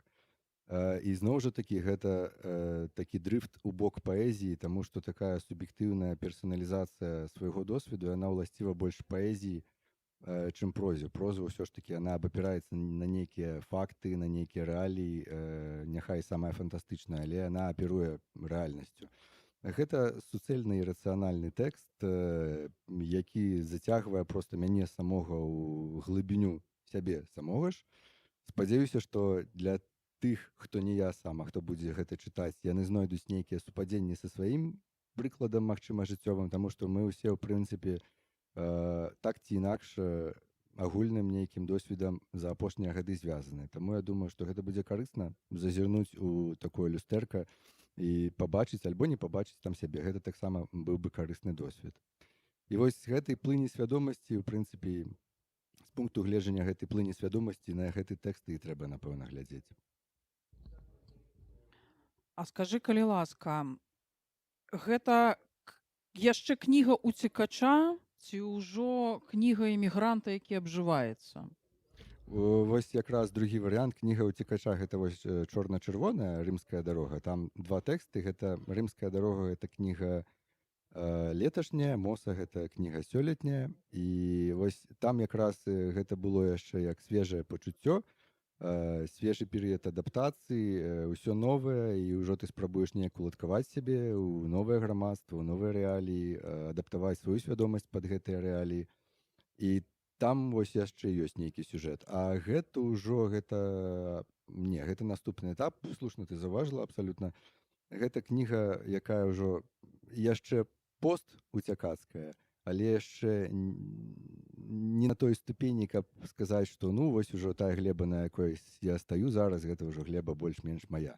І я пачуваюся на ёй упэўнена. Таму гэта вось такі прамежкавы этап. Няхай ён застанецца такі, які ён стварыўся, вось менавіта ў выглядзе гэтага тэксту. Я, ў прынцыпе, разглядаю ўсе тэксты, якія ствараюцца як фотаздымкі пэўныя, як мы можам пабачыць, як мы змяняемся, напрыклад, з часам, а адносна тэксту мы можам пабачыць, як з часам змяняецца наша свядомасць і прааналізаваць сябе ранейшага з самім сябе сучасным. І, магчыма, пабудаваць нейкую праекцыю таксама ў будучыню. То вось гэта для мяне вельмі каштоўны адбітак таго этапу, на якім я знаходзіўся. Таму так, маеш рацыю. Можа, ўжо прыспеў час трошачкі пачытаць. Вось чытаць у голас я яе катэгарычна не раю, таму што ў яе такая структура цікавая, яна адпавядае адразу забітыя былі два зайцы. Па-першае, я ўсе тэксты пішу ў тэлефоне, тому што ў мяне акрамя тэлефона няма ніякіх гаджетаў, і па-другое, таму што я звычайна пішу, калі я рухаюся, то бок калі я кудысьці іду, шпацырую прыкладам, то я якраз і набіваю гэтыя тэксты, потым іх перапраўляю, аналізую і так далей. І няма ніякіх фізічных носьбітаў, ніякай паперы, ніякіх там атраманта ці яшчэ чагосьці. Усё гэта выключна электронныя тэксты. Я ніколі апошнім часам, ўжо пару гадоў як, не пішу абзацамі, то бок моя думка не перажываецца. Нават калі ёсць нейкі сюжэт, таму што гэта тэлефон, я ашчаджаю месца, і мне вельмі важна, каб гэтае месца не перажывалася, так лягчэй мне рэдагаваць. І мне гэта нагадвае рэальную плынь свядомасці, таму што ў нас няма прабелаў паміж думкамі. У нас хутчэй нейкі гістарычны летапіс, там таксама няма ні прабелаў, ні абзацаў, вось гэта ідзе проста такі суцэльны тэкст, і ты з гэтага тэксту выхопліваеш тое, што табе патрэбна. І вось гэта быў вельмі зручны метад якраз зрабіць гэты тэкст адпаведным, па-першае, думкам, а па-другое, тэлефоннаму фармату. Калі ты ў GSM гэтым бачыш, як ён выглядае, вось я якраз хацеў, каб ён так і выглядаў на паперы, то ён так і прадстаўлены. А чаму не варта яго чытаць у голас, таму што калі мы агучваем у голас нашыя думкі, ствараецца вельмі прыкрае ўражанне таго, што яны не такія каштоўныя насамрэч, таму што яны ўжо былі сказаныя, таму што яны занадта шматслоўныя. А калі ты хочаш стварыць атмасферу плыні свядомасці, ты мусіш быць шматслоўным, ты мусіш абгортваць нейкія сэнсы ў мільён проста словаў, каб перадаць тыя самыя ценні, якія вось яны ў цябе ў галаве трымаюцца, ледзь толькі ты скажаш гэтае слова, ўсё, яно як пара проста выйшла, расчынілася недзе ў паветры, яго больш няма. Калі ты думаеш іх рознымі галасамі, ты і агучваеш іх рознымі персанажамі. У цябе навасловы, калі іх графічна прадставіць, напрыклад, у цябе навасловы будуць неаднародныя. Некаторыя словы будуць большыя, некаторыя будуць меншыя. Як, напрыклад, пошукавы запыт, калі мы там забіваем, і там нам паказваецца там, слова «мама», напрыклад, яно будзе агромністае, таму што шмат людзей гугляць слова «мама», там, прыкладам. А нейкія спецыфічныя словы, яны наадварот. Яны будуць значна меншымі. І гэтак жа сама выглядаюць прыблізна, як на маю думку, якраз нутро чалавека, калі ён разважае, што вось ёсць нейкія вялікія глыбінныя сэнсы, якія ён спрабуе выштурхнуць з падсвядомасці, ёсць нейкія сэнсы больш маленькія, якія патрэбны толькі для удакладнення. А калі мы гэта ўсё прачытваем, яно стае ўсё ў адным памеры. І тады вось гэтая магія знікае. Таму не патрэбны абзацы, таму не патрэбна агучка, таму патрэбна проста занурыцца ў тэкст і ісці ў сваім тэмпе, наколькі хапае нейкага цярпення, наколькі хапае вытрывання, спыняцца, калі трэба, можа спыняцца назаўсёды і болей далей не ісці, але пакінуць яго такім вось, які ён ёсць, нямым, выключна вось сэнсам і літарамі. Прагучала вельмі прыгожа, але я ўвесь час сядзела і Патасна. думала. Ладно, патасна, ведаеш, трохі парадаксальна, таму што натуральна, галоўнае, як я магу зрэагаваць, Зміцер, а навошта табе тады наогул трэба было пісаць? Бо непраяўленае слова было б, можа, яшчэ больш багатае за праяўленае, ну, хаця б літарамі. А вось у нас ёсць паэтка, магчыма, яна і зараз выступіць, Дар'я Бялькевіч. Яна неяк, я чытаў яе інтэрв'ю, яна выказала вельмі слушную думку, там спыталі, навошта ты, ў прынцыпе, ну, можа, там, вось, выдала гэтую кніжку, там, ну, гаворка ішла пра яе паэтычны зборнік «Слёзы на вецер», яна выказала вельмі слушную думку, якая адразу мне адгукнулася. Яна сказала, што такім чынам я адпускаю гэтыя тэксты. Калі ты робіш вось паўнавартасны тэкст, афармляеш яго, ставіш апошнюю кропку ў тым ліку у выглядзе паўстання гэтага тэксту як аформленага у выглядзе кнігі, ты яго адпускаеш.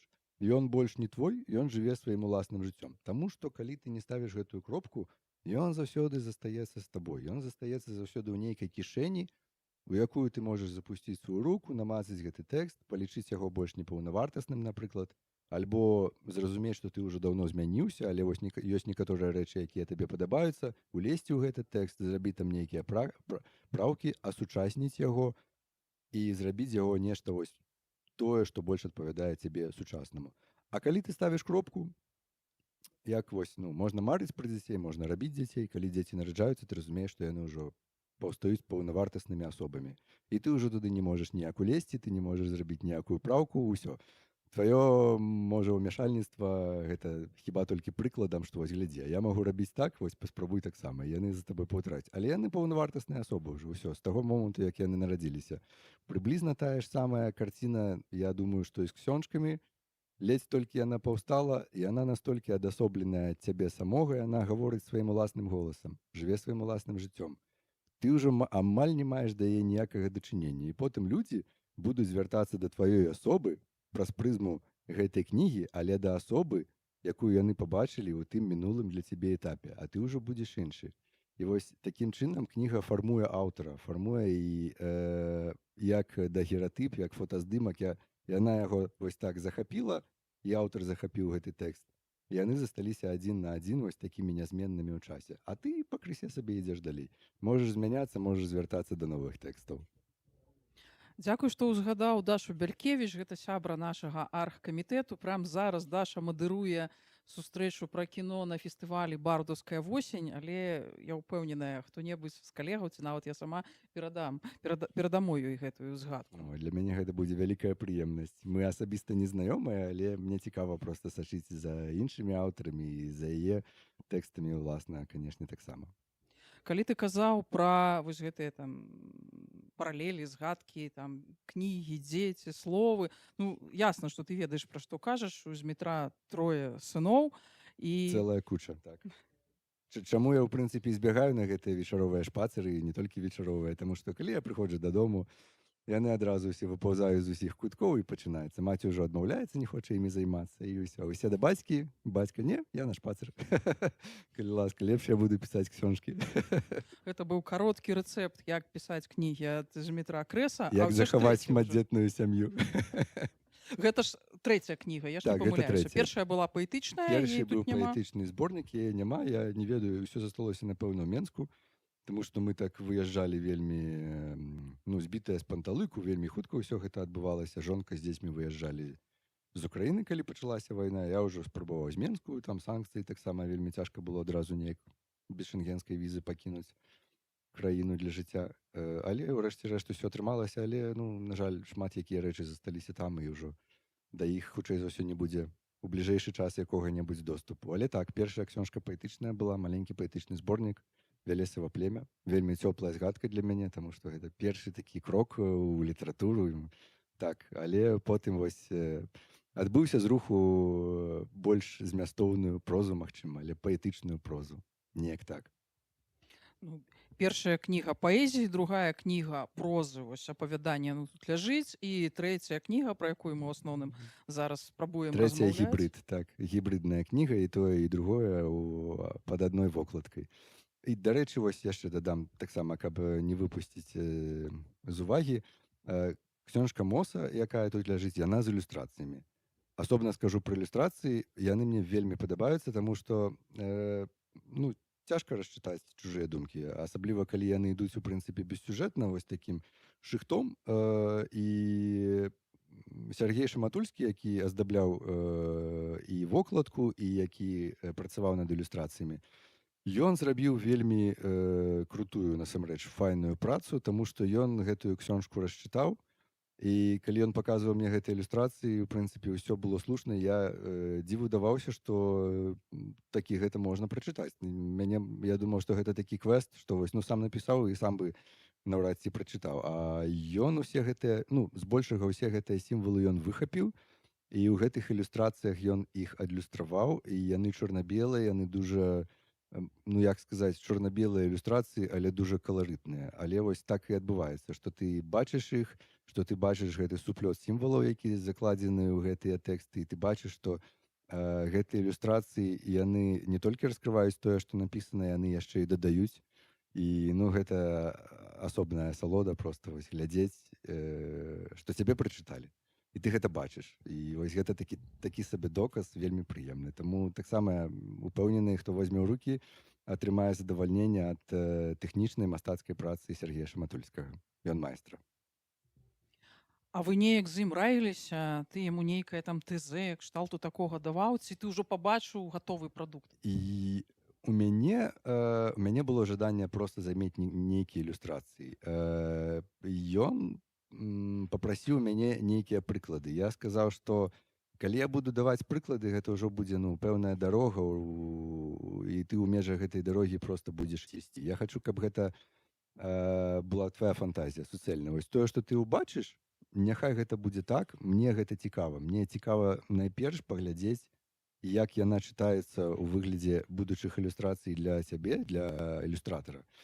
І ён сказаў, добра, я падумаю над фарматам і дашлю табе там першую пару эскізаў. Даслаў першую пару эскізаў, я быў у абсалютным захапленні. Тое, што ён зрабіў апошняе, гэта проста ў мяне выклікала нейкую там ідэасінкразію, і, ну, гэта проста было вау. Я зразумеў, што так, вось ён якраз намацаваў тую мастацкую ніць, якую і трэба было займець гэтай ксёнжцы. Так ты ж шчаслівы аўтар, я гляджу. Вельмі шчаслівы. Ужо так, ёсць чалавек, які дакладна, класна цябе прачытаў. Ты ведаеш свайго чытача. Я ведаю, я проста не ўпэўнены, што яму спадабалася тое, што ён прачытаў, таму што ілюстрацыі-то я пабачыў, а ад яго ніякіх водгукаў на тэкст не было. Таму я і думаю, што, ну, магчыма, у ілюстрацыях увасобілася яго любоў да гэтага тэксту. Але спадзяюся, што таксама не застаўся абыякавы да яго, як проста да тэксту. Я крыху пагартала гэтую кніжку, і мяне зачапіла, ну, адразу, відавочна, там ілюстрацыі, тэкстам там насалодзіцца яшчэ не паспела, ці наадварот там атрымаць нейкі іншы спектр эмоцый, але паглядзела, што вось ты тут казаў там пра плынь свядомасці, але кніга мае структуру. Можа, ты не хочаш чытаць, але можа трошкі распавядзеш пра структуру, чаму так, а не інакш. Ну, нягледзячы на тое, што гэта суплёт думак, яны ўсе завязаны на рэальна вельмі канкрэтных фактах. Я ў Беларусі працаваў лекарам, і калі я апынуўся ў эміграцыі, у мяне ўзнікла, ну, ні патрэба, ні жаданне, але ну калі ты працаваў лекарам, кім яшчэ ты будзеш працаваць? Я там пагойдаўся некаторы час, там толькі як прыехаў, думаю, ну можа гэта тая магчымасць змяніць жыццё і заняцца чымсьці іншым. Але я потым зразумеў, што ў прынцыпе ну я больш нічога не ўмею, і адзіная праца, якая мне прыносіла нейкае задавальненне, гэта была якраз лекарская праца. Думаю, ну трэба ўжо шабаваць у гэтым кірунку, няма куды дзецца. Але дзякуючы слыннай еўрапейскай бюракратыі, гэта такі вельмі доўгі шлях, што ў мяне з'явілася вельмі шмат часу асэнсаваць увогуле і сваю былую лекарскую дзейнасць, і яе ўплыў на маё жыццё і былое, як я бачу ўвогуле сваю будучыню, чаго б я хацеў альбо чаго б наадварот не хацеў, як памірыць досвед мінулы з тым досведам, які атрымаю ў іншай краіне, дзе іншыя ўмовы, дзе іншая мова ўвогуле і так далей. І ўсе гэтыя рэальныя факты, канкрэтныя, яны адлюстраваліся ў тых вобразах, якія ў кнігу закладзены. Там ёсць лякарня. Там ёсць лякарня, да якой я ніяк не магу дайсці і на якую я гляджу з глыбіні пясчанага кар'еру. Яна выглядае для мяне як храм, да якога я імкнуся, як нейкая рэлігія, дзе знаходзіцца Бог, якому я там некалі пакланяўся. Але вось яна вельмі далёка, і перш чым проста ступіць на паверхню і быць нароўні з гэтай лякарняй, там магчыма ўвайсці ў яе ўваход. Мне трэба спачатку выбрацца з гэтага пясчанага кар'еру. І гэта тое, што адпавядала на той час той рэчаіснасці, у якой я апынуўся.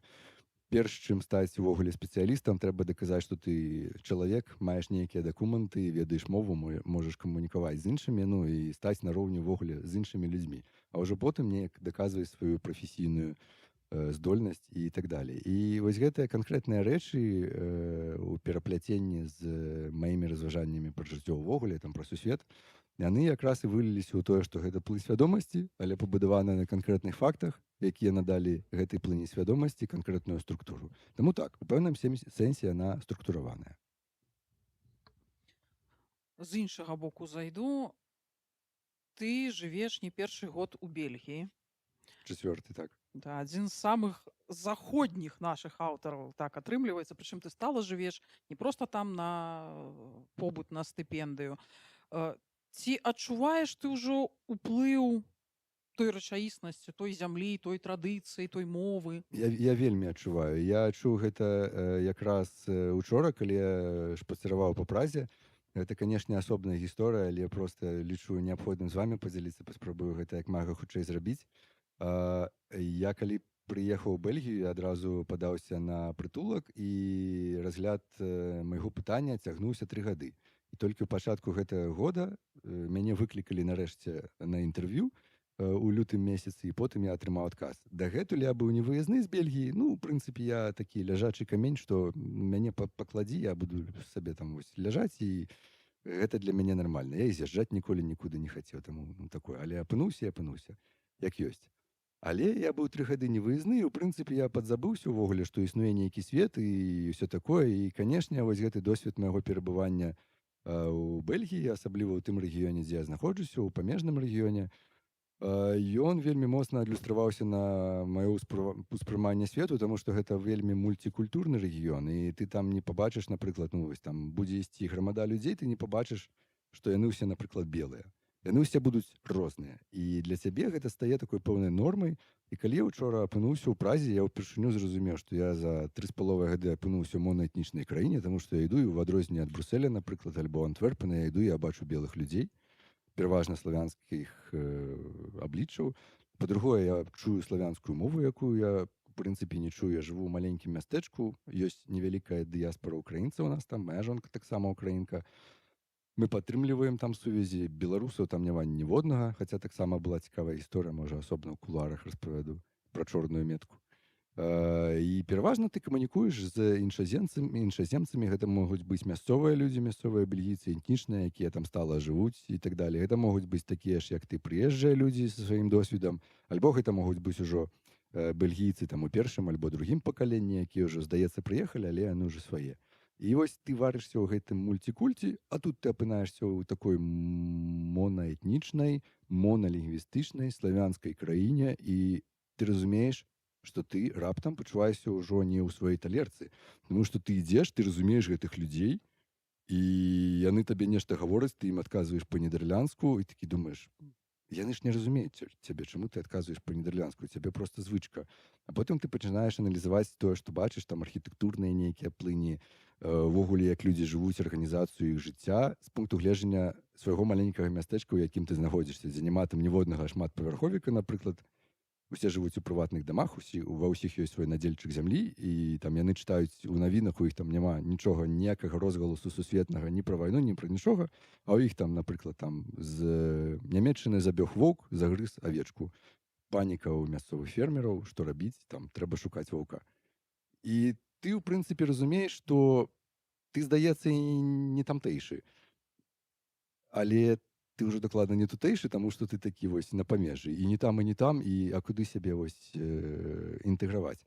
І другое, што хочу сказаць, мяккая сіла Еўропы, вось якраз гэтыя краіны, Нідерланды, Бенілюкс, у іх ёсць праграмы сацыяльнай інтэграцыі, якія мы зараз праходзім, у іх ёсць праграмы моўнай інтэграцыі, моўныя курсы, якія ты вывучаеш. У іх ёсць рынок, база труда, дзе ты становішся на ўлік, шукаеш працу,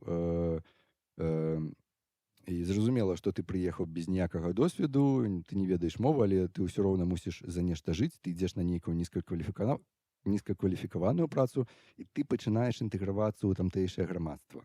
Дзякуючы гэтым курсам сацыяльнай інтэграцыі, дзякуючы мове, дзякуючы свайму атачэнню працоўнаму, напрыклад. І ты паступова пачынаеш лепш разумець вось гэтае сваё прыватнае маленькае атачэнне, і пачынаеш адрывацца ад нейкай інфармацыйнай залежнасці ад сваёй вялікай зямлі, якую ты пакінуў недзе ў мінулым, недзе далёка за пару тысяч кілометраў і так далей. І я не кажу, што гэта крута, гэта ніяк не крута. Настальгія цябе наздаганяе, яна цябе проста як там вяроўку ўпіваецца табе ў шыю, ты віснеш як шыбенік проста. Нікуды ад гэтага не падзецца. Але у цябе нібыта з'яўляецца нейкае другое жыццё, і ў цябе нібыта з'яўляецца нейкая другая роля. Хочаш, не хочаш, ты мусіш гэтую ролю граць, лепш граць яе, атрымліваючы ад яе задавальнення. Вось у мяне пакуль што неяк атрымліваць гэтае задавальненне збольшага, хаця ёсць вельмі шмат мінусаў і вельмі балючых момантаў, але збольшага гэта такі досвед, якому я ў сваім жыцці вельмі рады. Цікава. Асабліва... Прабачце пра чорную метку, 2 словы просто закіну. Я працую касірам у супермаркеце зараз. Гэта таксама смешна, таму што я сасудзісты хірург па сваёй прафесіі, і калі я прыйшоў шукаць працу, гэта ўжо моя другая праца ў Бельгіі. Дагэтуль я працаваў у лагістыцы, у медыцынскай сферы, але там у мяне не завязалася. Там было для мяне на той час вельмі складана і з-за мовы таксама, і з-за атачэння, і за функцыі, якія я мусіў выконваць. І вось другое маё месца працы гэта не толькі касір, гэта як супрацоўнік крамы, але пэўная частка маёй працы, яна прадугледжвае працу на касе. І зразумела, што для мовы гэта проста прасоўвае цябе на 100%. Ты ўзлятаеш там, табе больш там нейкія курсы ўжо не патрэбныя, таму што цябе пракачвае проста народ, які там туды прыходзіць, і ўсё астатняе. Я быў упэўнены, я жыву ў адным маленькім мястэчку, а ў 10 кілометрах ад мяне ёсць іншае маленькае мястэчка, і там гэты супермаркет, ён даволі вялізны, але пераважна там вось, мясцовыя людзі закупаюцца. Я працую у ім. І я быў упэўнены, што ў радыусе некалькі дзесяткаў кілометраў я проста адзіны беларус там, таму што я шмат дзе бываю ў розных арганізацыях тамтэйшых, ніхто ніколі не чуў, што беларусы яны ж па-старому яшчэ называюць не беларус, а Русланд. Я спрабаваў неяк ваяваць, не атрымалася нічога, паказваюць на слоўнік, тут все, ты не маеш рацыі. Окей. Я быў упэўнены, што я адзіны. І раптам я пералічваю сваю касу, напрыканцы працоўнага дня ты мусіш пералічыць сваю касу, усе гэтыя манеткі, якія ў цябе там купюры, я пералічваю сваю касу, і там ляжаць 2 беларускія рублі. І я такі думаю, бляха, чорная метка. Я не адзін. Дзякуй за гэтую гісторыю, дзякуй, што прыехаў. Далёка нас занесла, трэба сказаць, ад пясочніцы на Слабадской. Так, вельмі далёка. Слухай, будзем спадзявацца, што можа там таксама атрымаецца ўжо. Хаця на той час, можа, толькі з унукамі мы ў гэтай пясочніцы пагуляемся. Неблага будзе і так. І так, згодны. Дзякуй, сябры. Нагадваю, што гэта была прэзентацыя кнігі Змітра Крэса «Моса». Кнігу можна набыць аўтара, падпісаць. Я да цябе дакладна прыйду падпісваць. Дзякуй яшчэ раз. Вялікі дзякуй вам.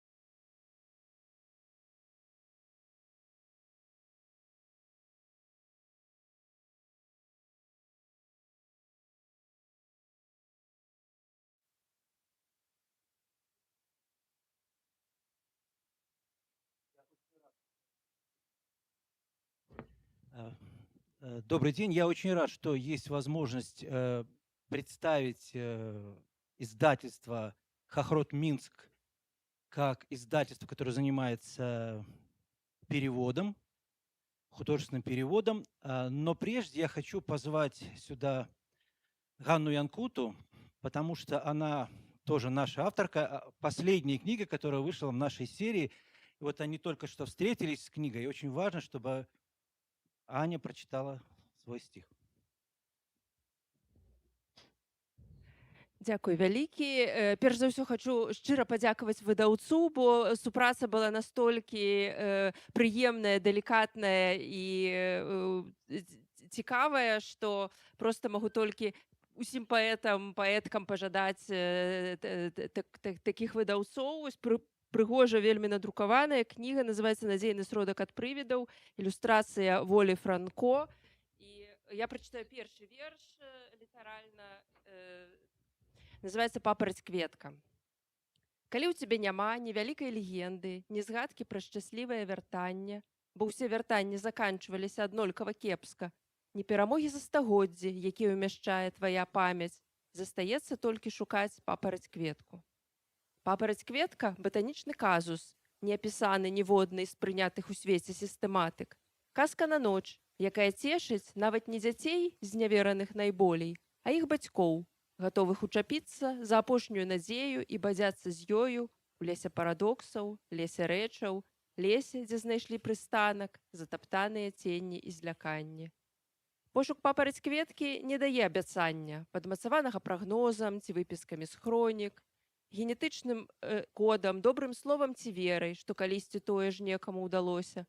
На забаву не падобны пошук папараць кветкі. Без сур'ёзнай нагоды ў тую цемру не ўвойдзеш.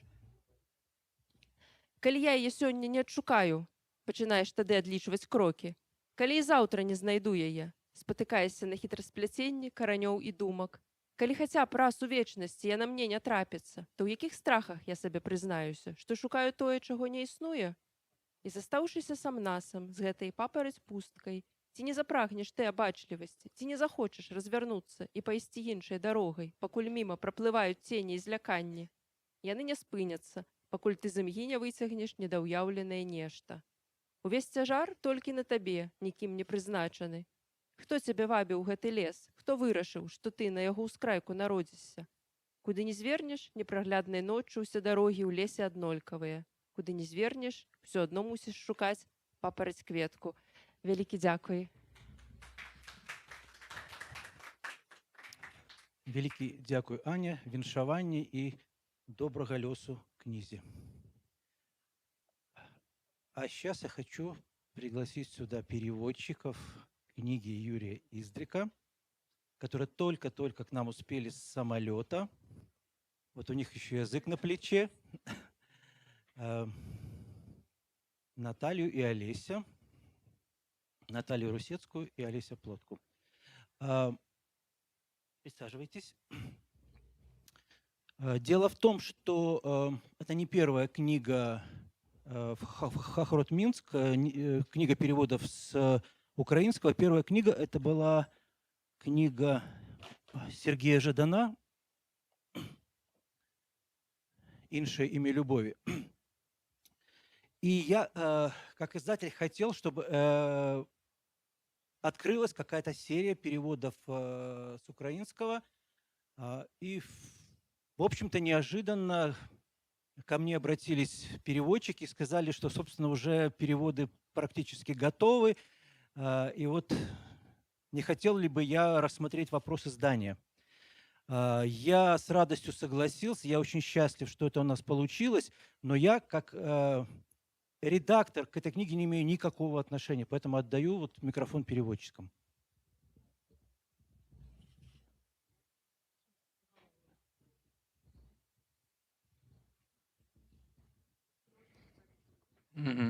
Да. Окей. Прывітанне, сябры. Сапраўды, вось, да, мы просто прям з аэропорта доехали, паспелі паслухаць двух трампістаў у трамвайчыку. Таму мы удвая у такім стане. Не, там была такая заруба. Яны кралі наш бюджет. Вот это іхняя вайна, это не наша вайна. Сапраўды, як все пачалося? Вітаю всіх вас на другім усесвітнім з'їзді беларускіх іздрыколагаў. Першы адбыўся ў Любліні. Іздрыкістаў? Да. Ну, ужо сварка пачалася. Нават першы сказ афіцыйны не дасягнуў кропкі. Першы адбыўся ў Любліні. Мы называем так жартам сустрэчы маей Наталі. Ёсць два перакладчыка, Юрыя Вершаў, Юрыя Іздрыка. Прынамсі, мы не ведаем, ці ёсць яшчэ нейкі трэці. Ось. І гісторыя пачалася з таго, што мы паралельна перакладалі аднаго ж і таго аўтара. Падчытвалі адзін аднаго. Я паспеў выдаць адну кніжку «Папяросы», Зміцер Вішнёй выдаў. А потым, да, так сталася, што яны аб'ядналіся. Мы прыглядваліся адно да аднаго, як перакладчыкі. Першы час у мяне была пэўная рэўнасць, канешне, я мушу сказаць шчыра. Ну, мусіце зразумець, чаму нейкі яшчэ чалавек перакладае таго самага аўтара. Это ж абсалютна неясна. Вось, але часам гэта вылілася ў дыялог, вельмі цікавы, сапраўды вельмі цікавы. У нас была сустрэча цікавая ў Берліне, но гэта не было з'ездамі іздрыколагаў, бо там не было Наталі. І Зміцер, як рэдактар і як паэт, а не проста рэдактар, даў вельмі важны для мяне асабіста думку, фідбэк, што выйшла такое сапраўднае стэрэ, што яму, як выдаўцу, які яшчэ і добра піша вершы, нешта разумее, гэта падалося вельмі сугучным. Вось, калі караценька, то так, не ведаю, што скажа Наталя. Ну, мне асабліва няма чаго дадаць. Адзінае, што я проста... Напэўна, мы неяк размаўлялі ў Фейсбуку і пачалі гаварыць пра тое, што Іздрык атрымаў прэмію Шаўчэнкі сёлета. І гэта добрая нагода выдаць яго па-беларуску. І ці не аб'яднаць нам нашыя намаганні, тым больш, што сапраўды мае пераклады Іздрыка гэта былі проста вось... Чытаеш нейкі верш, кладзецца на душу і робіш пераклад. Гэта не было ніякім праектам, папярэднім нейкім. Таму гэтыя пераклады з'яўляліся пэўны час, збіраліся недзе ў шуфлядку, ніколі не думала пра выданне гэтых вершаў. Тым больш не хацела ўваходзіць у нейкія контры, ёсць жа перакладчык, ёсць ужо выдадзеная кніга па-беларуску. Ну, а я так для сябе. Вось, але калі мы пазнаёміліся асабіста, мы вырашылі, што мы асабліва там не будзем сварыцца, не будзем іздрыка дзяліць, так вот неяк. Таму проста варта аб'яднацца і зрабіць томік перакладаў. Я, канешне, скінула ўсю асноўную працу на Алеся, вершы выбіраў ён, зборнік укладаў ён. Вось, я толькі аддала ўсе свае пераклады. Кажу, калі атрымаецца што-небудзь, то атрымаецца. І будзем шукаць выдаўца. І так шчасліва лёс склаўся, што першы выдавец, да якога мы звярнуліся, ён адразу і згадзіўся. Так што дзякуй вялікі, Дзіма, што ты падтрымаў нашу ідэю.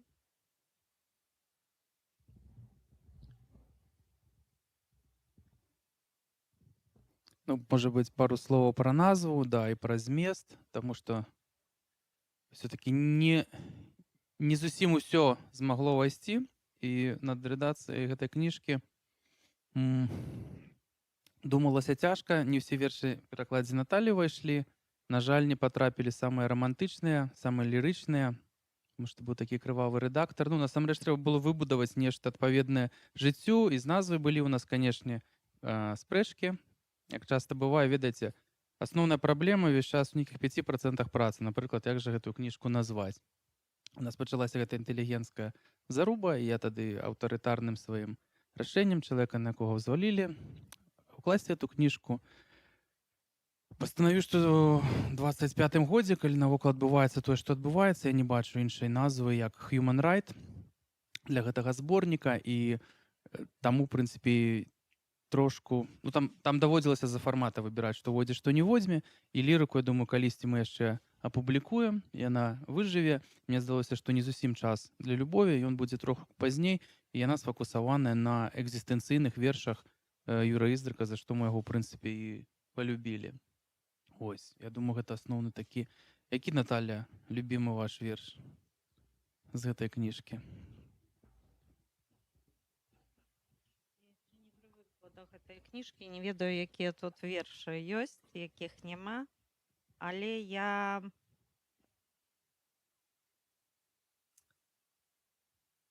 мне здаецца, што тут романтычнае ўсё роўна есть. Мне здаецца, што ў Іздрыка нельга аддзяліць ад рамантызму. Ён тым і цікавы, што якую б тэму ён не закранаў, ён умее ось прайсці па нейкім такім лязе. З аднаго боку нейкі романтызм, а з другого боку такая нейкая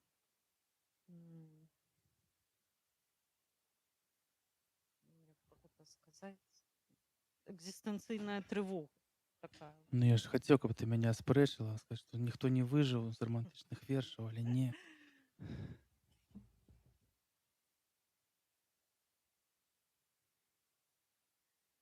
Я, канешне, вельмі люблю вершык, зараз я яго тут знайду,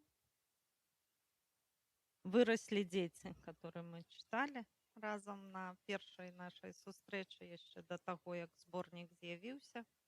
Верш называецца «Маналог». Выраслі дзеці і з'ехалі госцейкі, а сербрукі, хто не спіўся, той ёбнуўся. Мне ані смешна, ні плакаць не хочацца. Сталася тое, што мусіла споўніцца. Маска моя прырастае да скуры ўжо. Не пазнаю сябе ў люстры ніводным жа. Яшчэ пражыву, колькі мне там адмерана, але ўжо ў снах сустракаю памерлых я. Я быццам ліна між берагамі, уніз правісаю, але не рвуся. Я тэлепорт, я пераправа, я прапаведнік стыльных спакусаў. Я паглынаю святло і паветра, воды і землі, кветкі і травы. Я разрастаюся быццам павер'е ў вышкі і ўглыб, улева і ўправа, пульсамі, хвалямі, рыфмамі, рытмамі. Музыка разом з святлом узнікае. Вецер то песню несе, то літанні. Ледзьве ўжо чутныя, ледзь узгаданыя. А цвыркуны і цыкады, і мятлікі ноч раскалыхваюць гукамі крохкімі. Я расстаю, і, напэўна, ўсё правільна. Выраслі дзеці і з'ехалі в госці.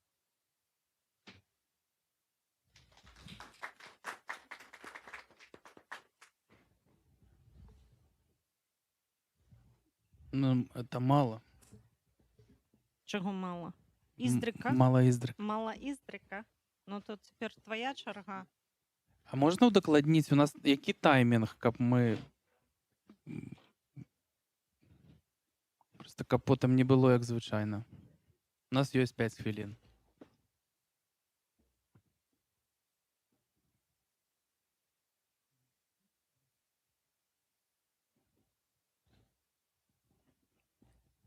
All that jazz. Хрипіць саксафон са старога вінілу, у пачатак адкручвае, час у спіраль, і гук яго ліпкі, зацёрты, лянівы, паўзе як слімак у мінуўшчыны даль.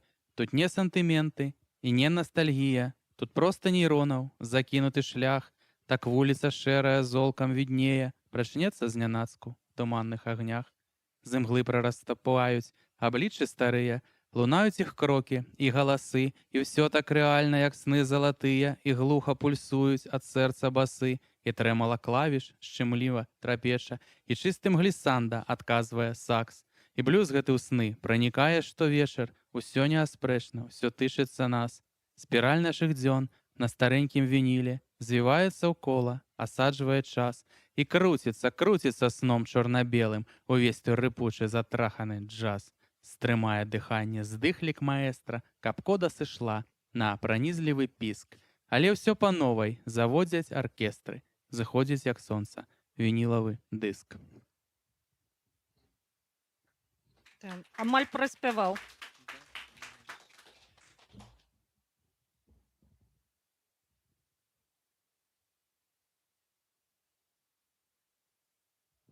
Перадаваць як папіросы, ведаеш, вот людзі паляць, давай, пацягі. Правілы сексу. Яна пакахала Бога, бо з іншымі ёй не цікава. Бо з большага ўсё ў Бога, бо з большага ўсё ад лукавага. А Бог, ён чувак прыкольны. У сябе ён верыць раўніва. З ім і піздося поўная, не надарма і без зрыву. З ім нават не трэба разам. Падумаў, і вас ужо двое. З ім вечна трохі пад газам і яшчэ пад прыцэлам зброі. Таму яна пільна вартуючы падходы да Божых пагад, ад гневу нябёс атручаных, хаваецца ў Божай пазусе. Таму і калыша роўна калысачку яго ў Богу, бо Бог як дзіця малое, і страшна самому Богу. Яшчэ ёй цікава з Богам, бо дзеецца ўсё па правілах. Як так, то так, як не, то не, а рэшта ўсё ад лукавага. Як так, то так, як не, то не, а рэшта ўсё ад лукавага. Як так, то так, як не, то не, а рэшта ўсё ад лукавага.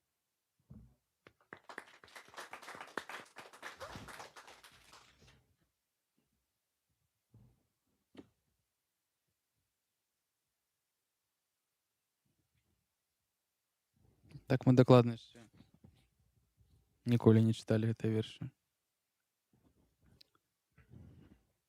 Old Lovers. Лішне вас падмануў, там багата вершаў пра каханне. Свет і Бог. А, это ж не мой пераклад. Можешь и мы почитать, ну?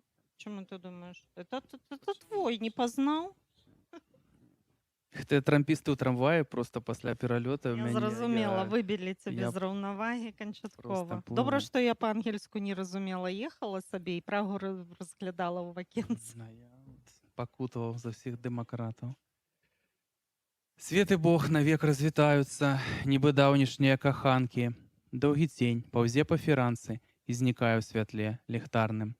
Так нязручна ўсё і недарэчна, і хвіліны здаюцца гадзінамі, быццам двое чакаюць трэцяга, хто прыйшоў бы і ўсё ім выправіў. На стале задыхаецца свечка, недарэчны агарак рамантыкі, у адчаі і вечнасць не вечная. Развязалася сэрца бантиком, так нязручна ўсё і недарэчна, прасцірадла ў колкіх вільготнасць, раскіданы паспехам рэчы, і стаіць новы знак паваротны. Ледзьве бачныя мроі ў дыме абарвуцца сінхронна ранкам і прачнуцца зусім чужымі, не сябры і ўжо не каханкі. Дакрануцца сухімі губамі і з палёгкаю кінуцца бегчы. Так і Бог развітаецца з намі, пазбіраўшы з падлогі рэчы.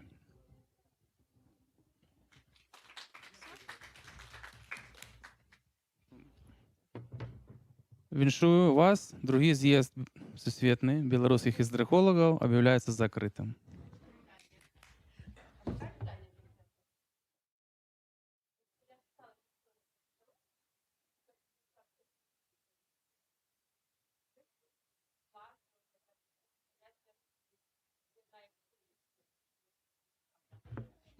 Каб што паўстала? Папяросы? Фу, да не, няма планаў. Ну тут трошкі, ну там ёсць некаторыя тут рэчы з кніжкі папяросы. Ну, карацей, няма такіх планаў. Ёсць зараз такое выданне і да. Курыце хорошыя з Германіі.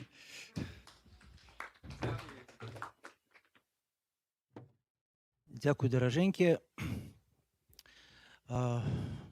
Я правда желаю почитать вот этот синхронный опыт, опыт синхронного перевода или как еще стереоперевода, потому что, как бы не сговариваясь, переводчики, авторы выбирали тексты, которые очень сильно перекликаются. Как будто была некая такая вот композиционная задумка. И замечательно, что это совершенно неумышленно. Вот это, если такое в книге происходит, значит, она настоящая. Вот это хочу вам сказать. И если вы не читали Издрика, то почитайте, потому что это совершенно особенный голос. Я сейчас скажу, может, даже глупость некоторую, но это какой-то мой такой вот читательский взгляд, читательское удивление. Такие голоса с такой интонацией, с такой какой-то искренностью или с такой наглостью, с хулиганством таким, были рядом в 80-х. А потом как-то произошли какие-то перестройки в сознании поэтическом, в общественном. И авторы с таким посылом ушли, их нет. Их нету там, в белорусском контексте, в российском и в украинском. То есть это не то, чтобы как бы такой вот мастодонт, который сохранился, а он доносит что-то такое действительно существенное, ради чего, несмотря на его хулиганство, ему вот в этом году вручили Шевченковскую премию. Это высшую награду литературную в Украине. Мы сейчас продолжим. Я позову сюда Макса Белявского.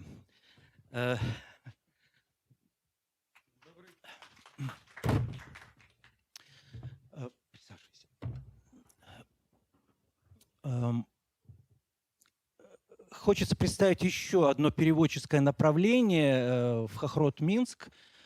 Я никогда не думал, что буду издавать книги на языках, которых совсем не знаю. То есть зачем мне это нужно делать? И вот мы оказались за пределами Беларуси. И у нас есть большое собрание текстов, переводов наших стихотворений на другие незнакомые языки. И с этим что-то захотелось сделать. И так получилось, что вот первые месяцы моего изгнания или моего отъезда из Беларуси я проводил в Праге, я проводил в Чехии. И, конечно, я не могу не вспоминать это время с благодарностью. Это было очень важное время, время какого-то моего там не знаю, осмысление моей ситуации. И много-много всего происходило. Например, происходили чудесные встречи с Эвой Лустиговой, например. Вы, может, даже не знаете, кто это, да? Это дочка замечательного писателя, чешского диссидента Арношта Лустига, которого очень любят в Чехии, который был вынужден в 1968 году уехать и вернулся только в 1989. И, собственно, вот Эва, его дочь, занимается наследием и узнала, что вот в Чехии оказался белорусский поэт в растерянности и взяла меня в оборот и устраивала совершенно невероятное выступление, организовала переводы. И вот таким вот образом собрались тексты, которые я захотел увидеть в виде книги. И мы договорились с переводчиками, там что-то еще доперевели, собралась книжка.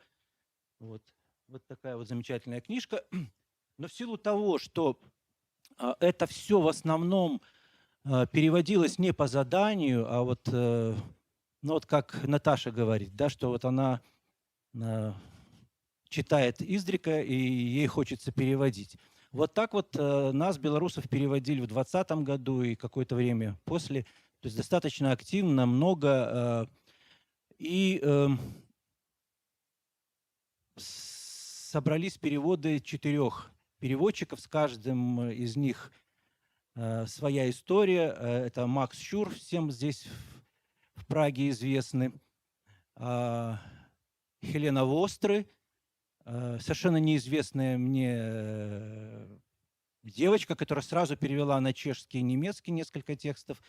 Меня это очень удивило, и когда вот я оказался в Праге, я с ней познакомился, оказался совершенно чудесный человек. И чтобы мне не ошибиться в имени.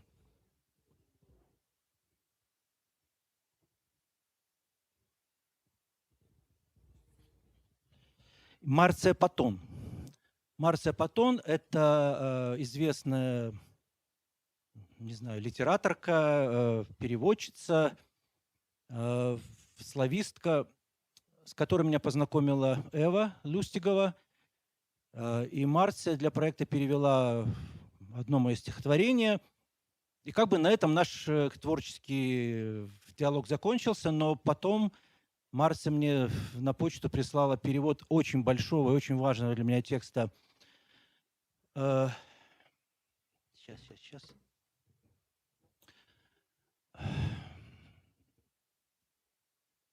Очень важного для меня текста, который, собственно, вошел в эту книгу, скажем так.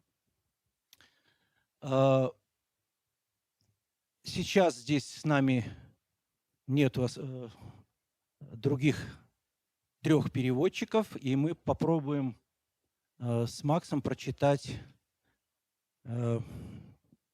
стихи и переводы, чтобы каждого вспомнить. И начнем с перевода Макса.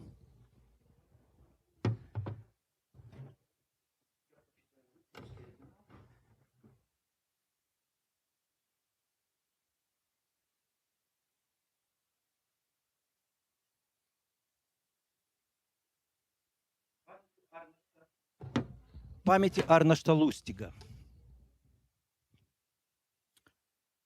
Как написал известный чешский диссидент, большой жизнелюб, изгнание забирает у человека почти все, но только в самом начале, а потом лишь добавляет и обогащает.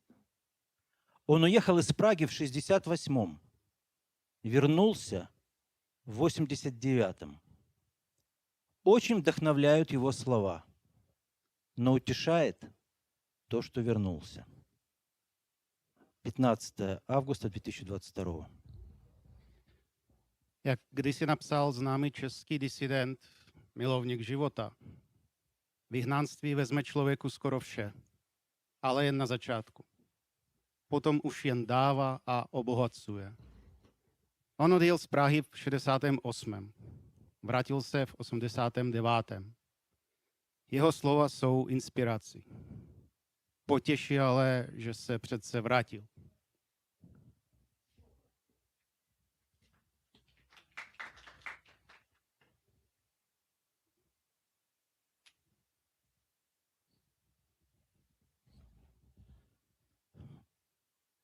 Мы с жонкой не революционеры, беспартийные и беззбройные. У нашым доме поселился цмок, закуты ў броню и драпежны. Найбольш яму даспадобы нашыя дзеці. Яны уже збітыя, як китайскі сабака. Ужо з іх скура злуплена. Мы дзіка стаміліся іх хаваць. У нас больш няма патаемных кутоў. Што нам рабіць, міралюбцы, драканафілы? Пераклад Андрея Хадановича. Moje žena a já nejsme revolucionáři. Jsme nestranní a neozbrojení. Drak se usadil v našem domově, obrněný a masožrávý. Nejvíc miluje naše děti. Už jsou byti jako žlutí psi a stáhnutí z kůže. Už jsme strašně unávení je skrývat. Už nemáme žádné tajné kouty. Co mám dělat? Milovníci míru. Драконофилове. Плач, сердца, плач. До універсітету подкатили аўтобусы без нумароў. З аўтобусаў вывалілі гопнікі без твараў. Карацей, мы не будем здымаць масак, нічога не будем тлумачыць і не будем тут чыкацца з вами, батаны востракапытныя. Мы прыйшлі па дзяцей. Мы будем вінціць і ламаць студэнтаў ва універсітэцкіх аўдыторыях і калідорах. Гэта наш шанец цялесна, потна, крывава даткнуцца да вышэйшага навучання. Плач, сэрца, плач. Пераклад Андрей Хаданович. Pláč, srdce, pláč. K univerzitě přijeli autobusy bez SPZ-ek. Z autobusu vyběhli bíjci bez tváří. Zkrátka nebudeme si sundávat masky, nebudeme nic vysvětlovat a nebudeme se s vámi párat, vy podělaní profesurci. Přijeli jsme si pro děti. Budeme zatýkat a mlátit studenty v univerzitních posluchárnách a na chodbách. To je naše jediná šance se tělem, potem a krví dotknout vysokoškolského vzdělání. Pláč, srdce, pláč. Переклад Макс Шур.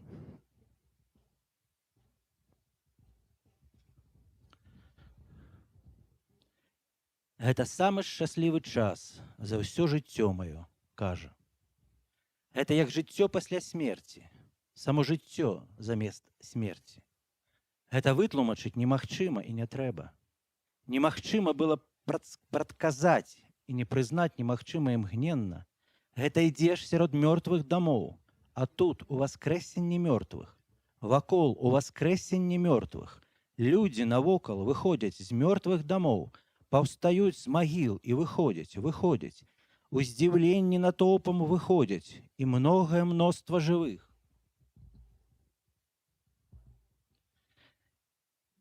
Яны смяюцца і плачуць, пяюць і танцуюць, як несмяротныя. Нібы пупышкі на мёртвых кустах распускаюцца, нібы прастора купаецца ў воблаку белых, чырвоных і белых кветак, нібы пчолы гудуць і п'янеюць у цяжкім і хмельным пылку. Як яны любяць адно аднаго, як ніколі ніхто у жыцці маім, кажа. Toto je nejšťastnější období mého života, povídá. Toto je jako život po smrti. To je život sám na místo smrti. Vysvětlit se to nedá. A ani není třeba. Nešlo to předvídat. A nejde to neuznat hned. Jeden jde kolem mrtvých domů a najednou z mrtvých vstání všude kolem z mrtvých vstání. Lidé kolem vychází z mrtvých domů, vstávají z hrobu, jdou ven. Ohromené dávy jdou ven a zástupy živých se smějí, pláčou, zpívají a tančí jako nesmrtelní. Hle na mrtvých kéřích ráší pupeny. Hle prostranství se koupe v obláku rudých a bílých květů. Hle včely hučí a opíje se těžkým a omamným pílem. Hle, jak se navzájem milují, jako nikdo a nikdy za celý můj život povídá. Max Čur, překlad.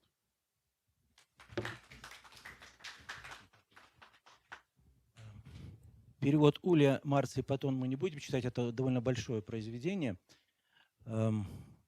Я хочу воспользоваться возможностью спросить у Макса, который представляет здесь всех переводчиков, как это происходит. Мне как автору очень всегда радостно, удивительно вдруг на страничке в Фейсбуке найти, встретить неожиданный перевод своего текста. Ну, скажем так, я единственный из 4 переводчиков, который в субботу был свободен и которому нечего делать. На вопрос Дмитрия или Димы, ну, наверное, близко к тому, что уже говорили, оно цепляет. Само стихотворение само по себе должно зацепить, и потом, ну, просто как читателя человека, то есть понять этот смысл, воспринять. И, ну, я не знаю, как у других, у меня просто иногда, если я попадаю в этот ритм, у меня оно начинает складывать вот эти вот концовки строк с рифмами, скажем так. То есть я еще не знаю, как правильно перевести всю строку, но, в принципе, у меня начинает идти забросы на последние вот эти вот рифмованные как бы вещи. И если это получается, то тогда оно получается. Ну, некоторые переводы у меня, ну, не твои, но лежали там по 2 года. То есть, ну, просто переведешь один там припев, и все, и просто все легло, и все, а потом делается. А что-то переводится за вечер, ну, понятно, с помощью джимбима, как бы, или красного вина. Вот. Но утром надо проверить. Спасибо.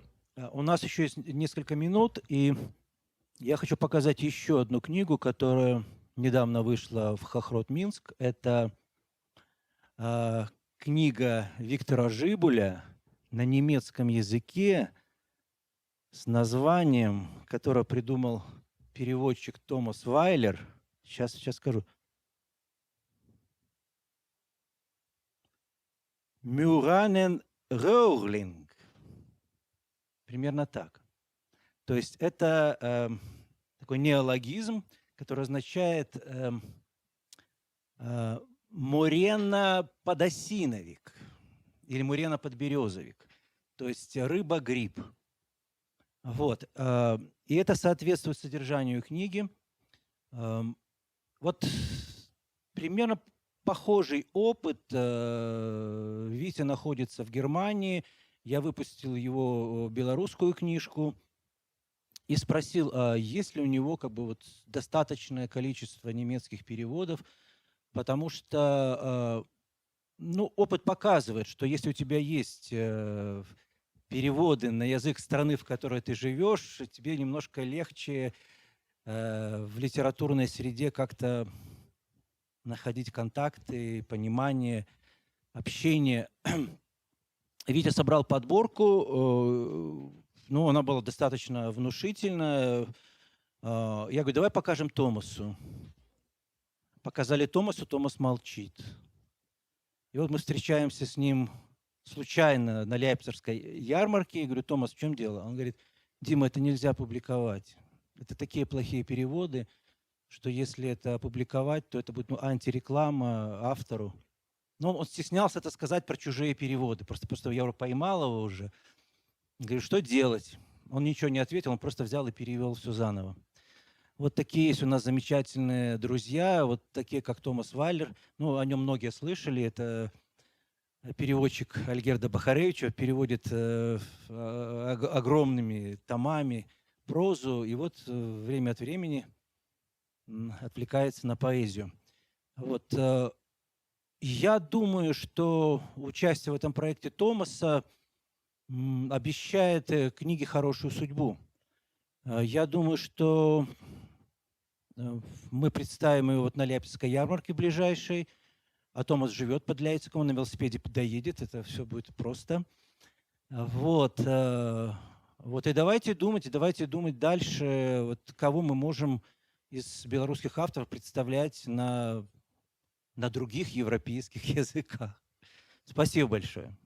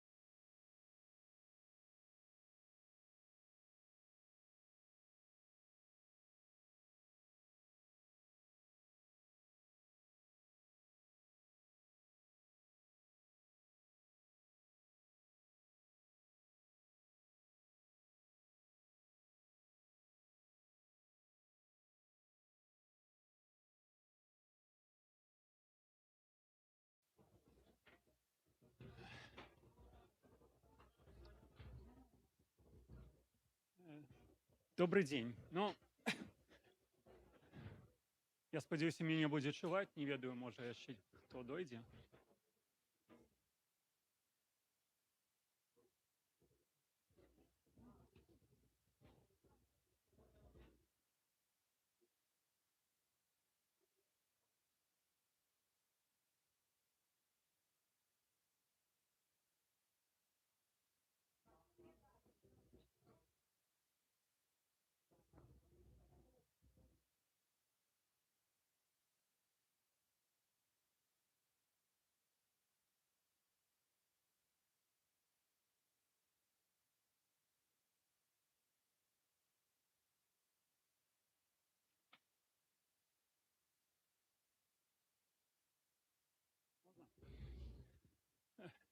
Я просто гляджу, як там капаецеся з тэхнікай, таму думаю, можна настройваеце нешта. Сябры, рады вас тут бачыць, рады, што дайшло больш людзей, чым у Варшаве на прэзентацыю. Там было 4 чалавекі, з якіх дваіх мы прыцягнулі сваіх знаёмых самі. І выйшла так, што на 3 выступоўцаў было 4 слухачоў. І, як сказаў аўтар, які там прысутнічаў, Мілаш Урбан, што гэта быў першы раз у яго жыцці, калі прадставілі не толькі выступоўцаў, але і слухачоў. Паколькі тых слухачоў выпадкова я ўсіх нават і ведаў. Сёння сітуацыя іншая, і людзей болей набралося. Ну, але я лічу, што кніжкі трэба ўсё ж такі чытаць, што пра іх гаварыць доўга. Таму я, відаць, пагавару, парасказваю трошкі, можа, нешта вакол, па-першае, вакол стварэння самой кнігі. не столькі арыгіналу, колькі это перакладу. Раскажу нешта пра аўтара, ну а таксама прачытаю, можа, пару ўрыўкаў. Спадзяюся, што мы маем 40 хвілін, трошкі менш. Я думаю, што і за 25 спакойна ўкладземся.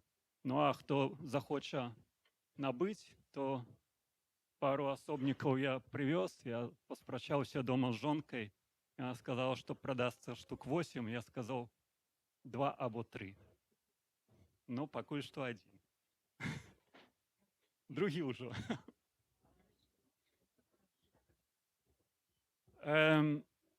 Шэрая. Чаму шэрая? Адразу я рады за такую больш інтэрактыўную штуку. Я сам не вельмі, седзячы тут адзін перад вамі, не вельмі ёмка пачуваюся, таму буду ўдзячны, калі будзеце так больш па-хатняму. І як пытаецеся пра шэрую, то я, можа быць, скажу ў першую чаргу пра тое, хто і як гэта ўсё выдаў, пра само выданне, таму што незвычайная рэч, калі беларускую кніжку выдала выдавецтва абсалютна чэшскае, якое само па сабе існуе ўжо 30 гадоў, а па-беларуску нічого ніколі не выдавала.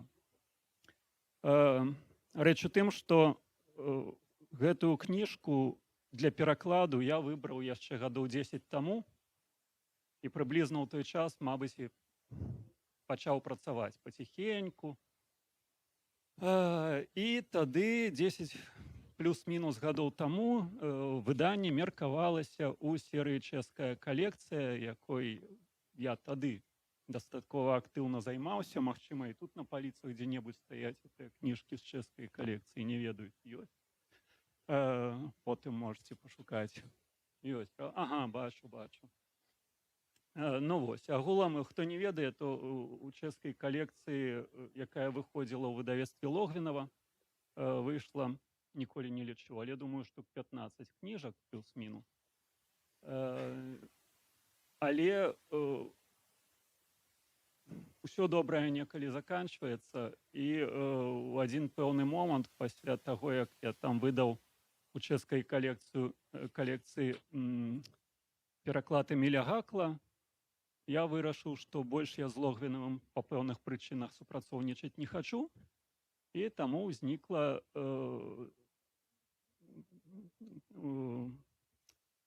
пытанне, дзе ж усё гэта выдаваць. Ну, але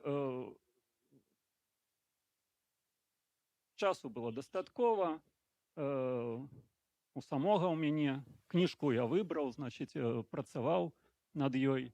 Працаваў доўга, сям'я разрасталася паціху, не да таго было. Яшчэ нейкія там пытанні ўзнікалі. Пытанні там то з аўтарскімі правамі трохі дамаўляліся праз агента, яшчэ пра нешта. Потым праз пару гадоў яшчэ зацягнулася, таму што у іншых работнікаў, бо не толькі перакладчык жа робіць кніжку, пераклад, у іншых пачаліся свае праблемы. Не хачу падрабязна пра гэта расказваць, але фактам ёсць тое, што зацягнулася гэта ўсё надоўга. Ну а ў працэсе перакладу, калі ўжо было ясна, што не атрымаецца, ці я не хачу выдаваць гэта ў Беларусі ў Логвінава, то ўзнікла ідэя паспрабаваць выдаць гэтую кніжку з маімі сябрамі, з якімі мы беларускія праекты ў Чэхіі рабілі ўжо даўно і вельмі актыўна, пачынаючы з 2005 года, калі я ў выдавецтве ў ветэрным ліны выдаў чэшскі пераклад анталогіі беларускага апавядання. Я выдаў, я як не хачу сябе толькі выстаўляць, над гэтым выданнем тады працавала шмат народу, але я выступіў як укладальнік, аўтар прадмовы, ну і перакладчык некалькіх апавяданняў. Потым у 2007 годзе мы рабілі месяц аўтарскага чытання, які прэзентуецца як найвялікшы фестываль літаратурны ў цэнтральнай Еўропе, прынамсі, што да працягласці, бо ён цягнецца цэлы месяц заўсёды ў ліпені, і тады ў 2007 годзе там выступіла 30 беларускіх аўтараў паступова штодня у Брне на сцэне тэатра Гуса на Проваску. Потым было шмат яшчэ розных публікацый часопісных, пераклады з беларускай мовы, самых розных. Тыя часопісы зноў жа выдавалі тыя мае сябры з выдавецтва «Ветрна мліны». Яны ж здымалі, зрабілі серыю дакументальных фільмаў пра беларускіх паэтаў паасобных. Спецыяльна прыязджалі ў Беларусь і так далей, і так далей. І пагаварыўшы з імі тады, абмеркавалі і падумалі, ну, можна паспрабаваць.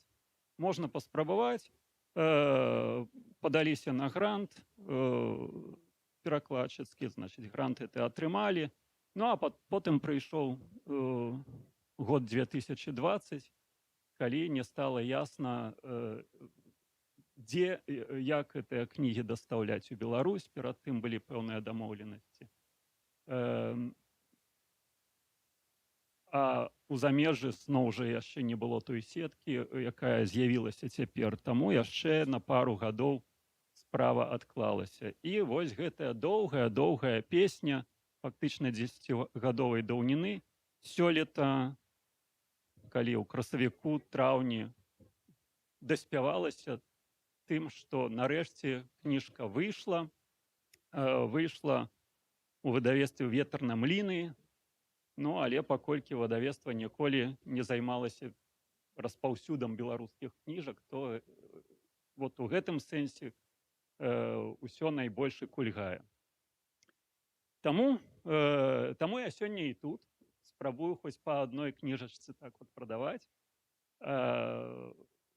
Гэта што датычыць выдання, хто і чаму яго выдаў.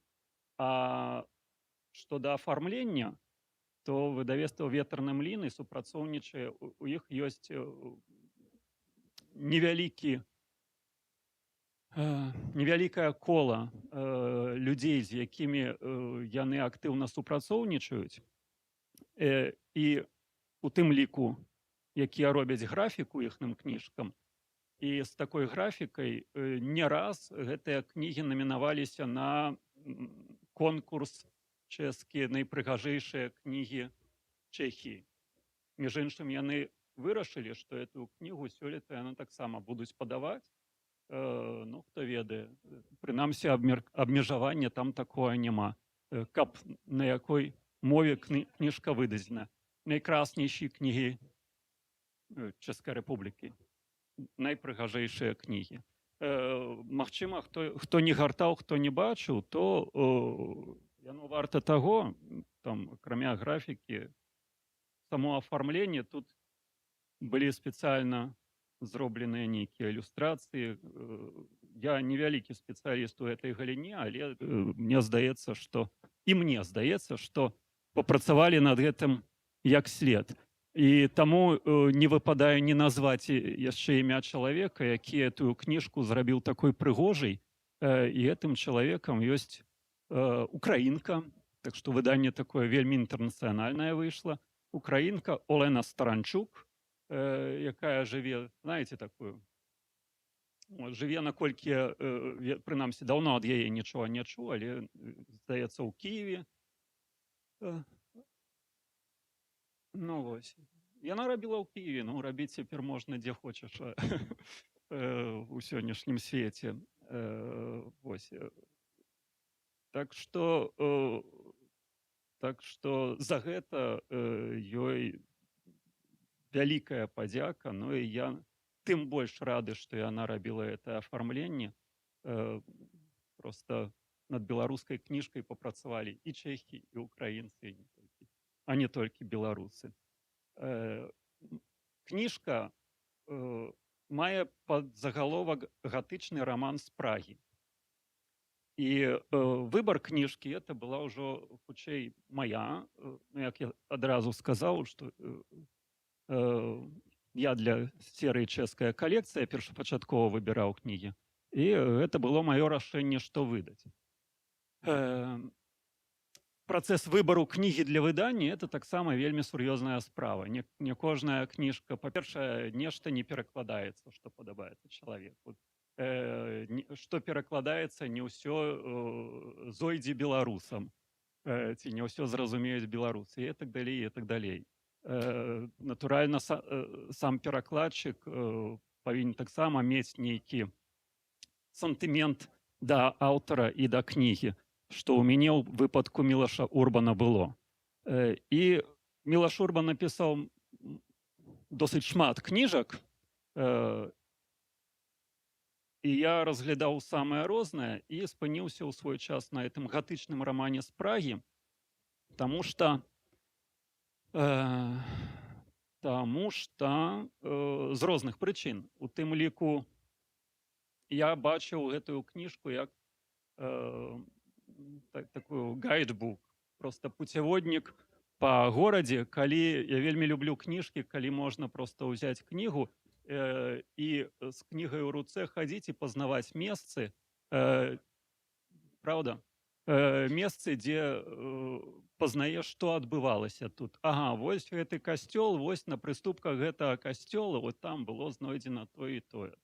Калісьці, напрыклад, у Мінску я так Наталку Бабіну чытаў пра Мінск. Вось. Так я паступова хачу перайсці да аўтара непасрэдна Мілаша Урбана, які усім вельмі перадаваў вялікае прывітанне сюды, але сёння мне напісаў паведамленне, што, на жаль, не зможа, не дойдзе, але прывітанне перадае. Ён у Празе жыве, але сёння ў яго сямейныя нейкія акалічнасці, таму не дайшоў. І што я пра яго хачу сказаць? 67-го года нараджэння дзядзька, то бок праз 2 гады будзе 60 гадоў, ужо неўзабаве на пенсію збірацца трэба. А вось у мяне ў руках часопіс «Архэ», такі прыгожа, афармляў Адам Глобус, дарэчы, вокладку рабіў. Валерка Булгакаў, які там, мабыць, на калідоры не дасць зманіць. Дык вось тут 2003 год з'явіўся першы пераклад Мілаша Урбана на беларускую мову. Таму Мілаша Урбана беларусы тэарэтычна могуць ведаць. Калі дазволіце, я вам літаральна адзін абзацык, можа быць, з гэта прачытаю. Ведаеце, як называецца апавяданне, якое там было? Тут было 2 апавядання апублікаваныя. І у тым ліку тут апублікаванае апавяданне, якое было ўвогуле першым мастацкім творам, напісаным гэтым аўтарам, як ён, прынамсі, прызнаўся мне калісьці. Апавяданне называецца «Беларуска». Асабліва для пенчукоў вельмі прыемна мне будзе прачытаць. Яна была не са сталіцы. Прыехала з падобнай дзіры з падобнаю назваю. Я знайшоў тое месца на мапе. Пінск. Гузік аточаны сінімі кропкамі і мноствам рысак. Марны сос у непралазных беларускіх балотах. Пінск або Мінск. Усё адно я туды ніколі не траплю. Ні ў якую ўжо дзіру, больш нікуды. Ну і гэтак далей. Хто захоча, можа пазычыць, тут пачытаць яшчэ. Мілаш Урбан скончыў у свой час Карлов універсітэт па спецыяльнасці англійская і нарвежская філалогія. І пасля сканчэння яшчэ гадоў 10 працаваў у рэдакцыі, працаваў рэдактарам і пачаў паціху перакладаць кніжкі. І перш чым пачаў пісаць сам, зноў бачу Аню, тут сядзіць, і, відаць, падобная вельмі сітуацыя. Перш чым пачаў пісаць сам, то гадоў 10 перакладаў і рэдагаваў, і набіраўся досведу. Потым маладым чалавекам напісаў пару апавяданняў, якія мы хутка тады апублікавалі яшчэ ад невядомага фактычна аўтара. Это былі ледзь не дэбютныя ягоныя рэчы. Ну, а пазней стаў раманістам, пачаў пісаць кніжкі, прычым кніжкі пераважна гістарычныя.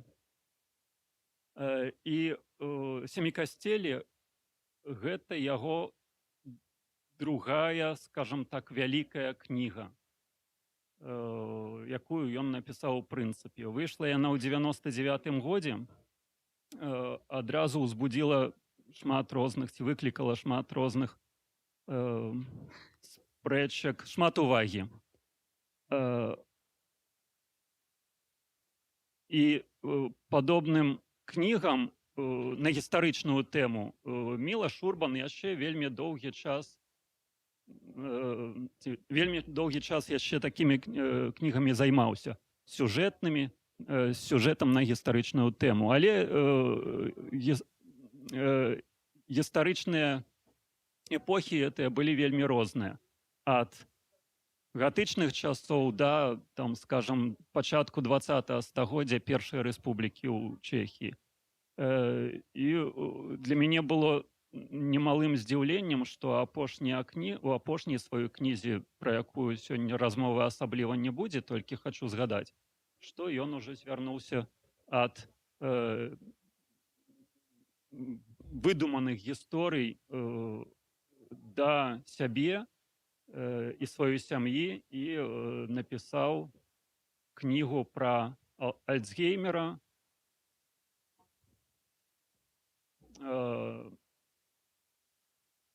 якого баіцца нібыта сам вельмі, што нібыта это тое, што генетычна, скажем, абумоўленая хвароба. Напісаў вельмі кранальную такую аўтабіяграфічную кнігу, як ён праводзіў свае дзіцячыя і маладыя гады ў бабулі, якая хварэла на гэта.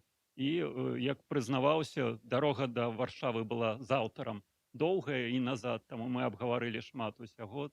Адпаведна, я вам цяпер магу расказаць трошкі і пра яго. І цяпер аўтар адыходзіць ад усіх гэтых прыдуманых гістарычных тэмаў больш да сябе. Ну, а каб прачытаць, каб вы мелі ўяўленне, што это за кніга,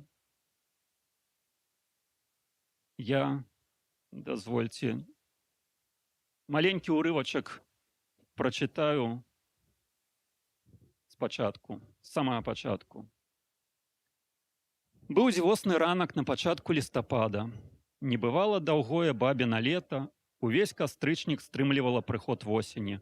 Да той пары, пакуль людзей аднойчы не знячэвіў першы шчыплівы марозік. Быў удар дубцом, пасля якога горад замёр ад пераляку. Не мінула яшчэ і паўгоду, як мы развіталіся з мадэрнай эпохай. Сталіца яшчэ давала рады надыходу зімы. Святла імкліва меніла, і пад скуру прабіралася сцюжа. Але коміны фабрык дыхалі жарам, а вокны камяніцы крапляліся белізной. Гэта былі выпарэнні раскладу, смяротны пот. Ані новы грым фасадаў, ані аздобы шпаркіх вазоў не маглі закрыць праўду, голую, як дрэвы на Карлавым пляцы. Год стары, стагоддзе старое, тысячагоддзе старэчае. Гэта было ва ўсіх навачох. Многія са сцятым горлам адводзілі позіркі ў бок і паддаваліся зубу апошняй восені. Трохгаловы сабака ўварваўся ў прагу і не ўхіліўся з простай дарогі. Тры галодныя зяпы накідваліся на ўсё, што ў позні час чалавецтва адважвалася паварушыцца. Душылі яны бязбожна.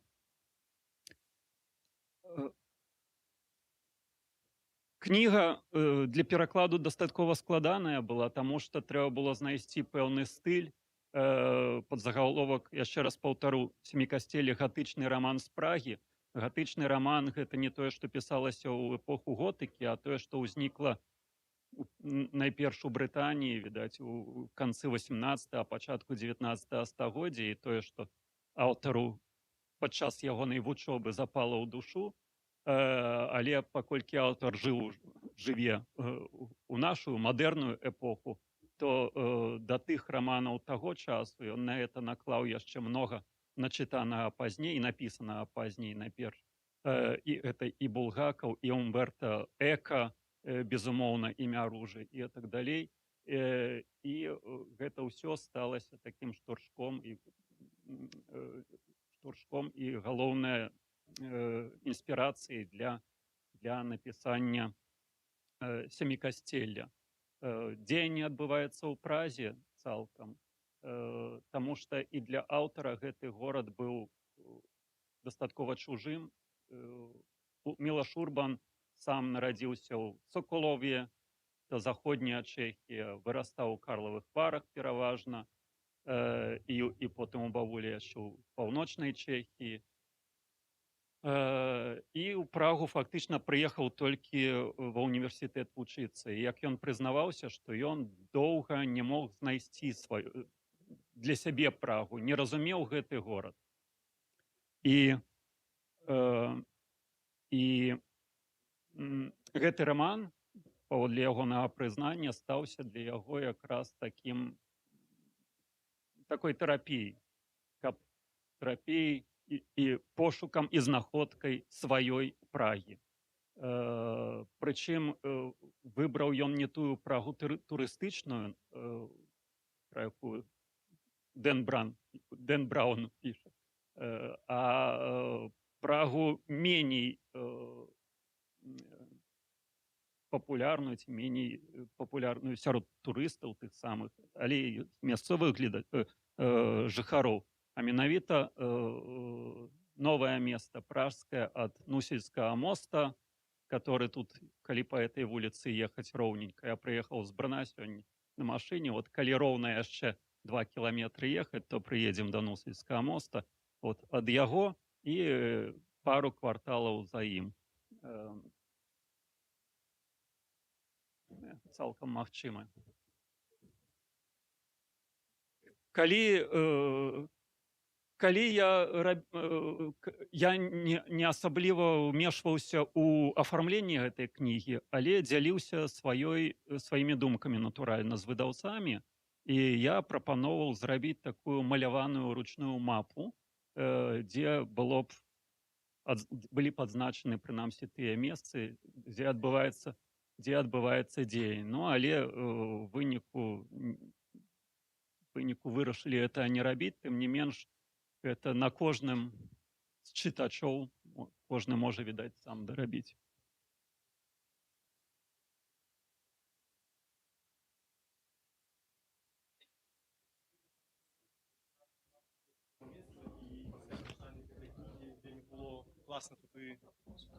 Рассказываю, что на Староместской Анамнесці знаходится музей, где рассказывается про будаўніцтва нового месца, якое пачаў Карл IV. І пасля прачытання гэтай кнігі вельмі было круто гэта візуалізаваць, убачыць, як все адбывалася. Вельмі раю туды пайсці на экскурсію. Я не памятаю, гэта на новом месцы, ну, як старой Прагі, падаецца, неяк так.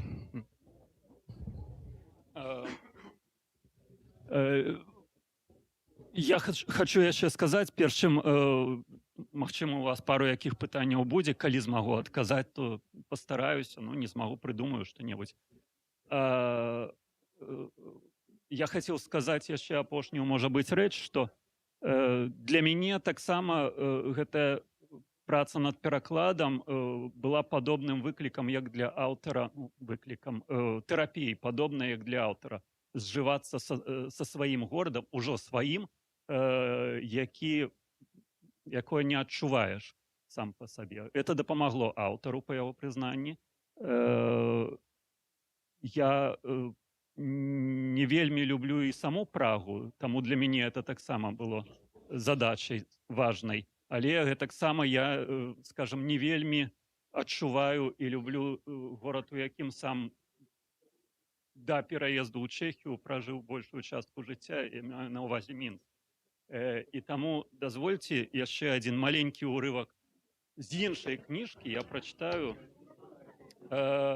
нячэснай, беларускай. І цікава, ці пазнаеце вы, хто гэта.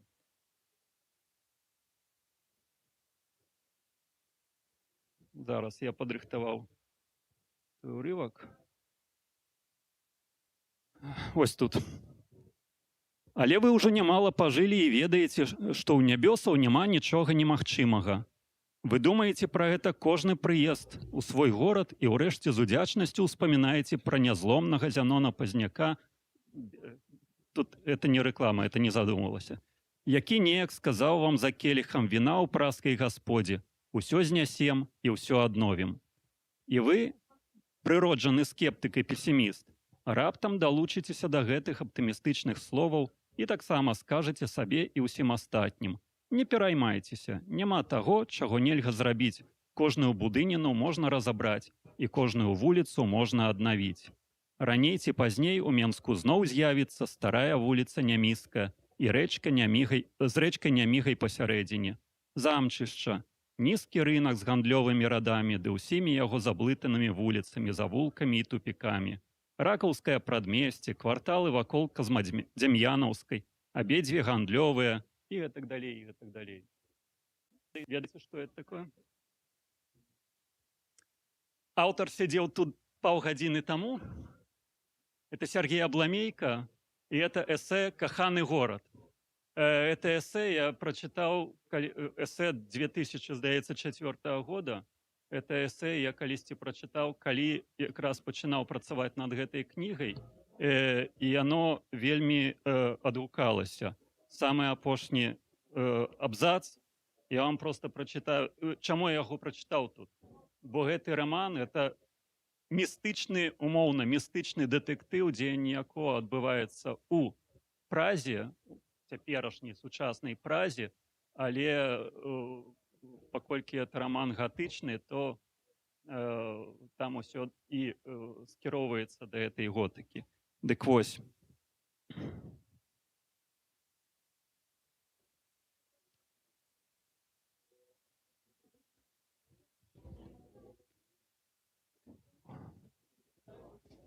Ось тут. Жыццё зноў набыло вартасць, а ахвота надарма з ім пакончыць зусім выпарылася. Чым больш я яго цаніў, тым больш пакутаваў, бачачы жыцці змарнаваныя. Але я шкадаваў не толькі чалавечыя жыцці, бо газет я не чытаў, а на службе да самай леташняй восені не сутыкаўся з забойствамі. Я шкадаваў жыцці дамоў, вачэй, вушэй і языкоў горада, якія вырвала і папратыкала нянавісць чэхаў да памяці. Я хадзіў вуліцамі, у якіх ампутавалі памяць, і ў ціхім жаху аглядаў новыя будоўлі, якія так надзейна гарантуюць забыццё. Я пачаў вышукваць усё, што засталося ад каменных жыхароў места, разабраных на будматэрыялы. Ад іх засталіся толькі імёны. У Рыхлебаў, у Лупатага, Чэшская карона, у места Жацца, у каменнага стала. Усе зніклі. Ані фішпанкі няма, а медыялана і пагатоў. Не знайшоў я ані чорныя сучкі, ані дамка на грабяньцы, адрас удзякаў невядомы, і гэтак далей, і гэтак далей. Цікава, што для беларусаў, мабыць, прыехаць у Прагу адразу захапляешся, як тут усё захавалі чэхі, а тут наадварот. Памяняўся вугал погляду.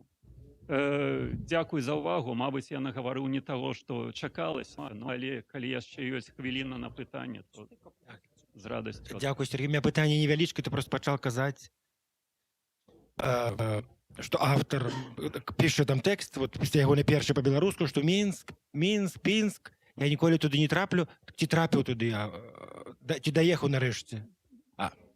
Не быў. Ніколі не быў у Беларусі. Аўтар ніколі да Беларусі не даехаў, займаецца ён англістам і застаўся, таму і да таго ж яўная сям'я, бацькі пэўны час працавалі у амбасадзе ў Лондоне, працавалі звычайныя там грузчыкі ці шафёрам, кіроўцам, так што не дыпламаты, але дзякуючы гэтаму ён там 2 гады калісьці яшчэ ў дзяцінстве пражыў, з таго часу яго шляхі скіраваныя найперш у той бок. У мяне 2 пытання, калі можна, калі ёсць час. Па-першае, ось цяпер ужо з'яўляюцца такія прыклады кааперацыі, калі замежнае выдавецтва выдае беларускія кнігі, і мне цікава тэхнічна, напрыклад, яны на сайце гэта прадаюць, ці гэта толькі перакладчык мусіць увесь наклад распаўсюдзіць, ці ўсё ж такі ў іх ёсць нейкія свае магчымасці таксама прадаваць, і ці купляюць, напрыклад, у іх гэтую кнігу. І другое пытанне, готыка, вось такая, у разуменні, вось як гатычны там брытанскае, напрыклад, апавяданне. Вот гэта не вельмі характэрны для беларускай літаратуры жанр.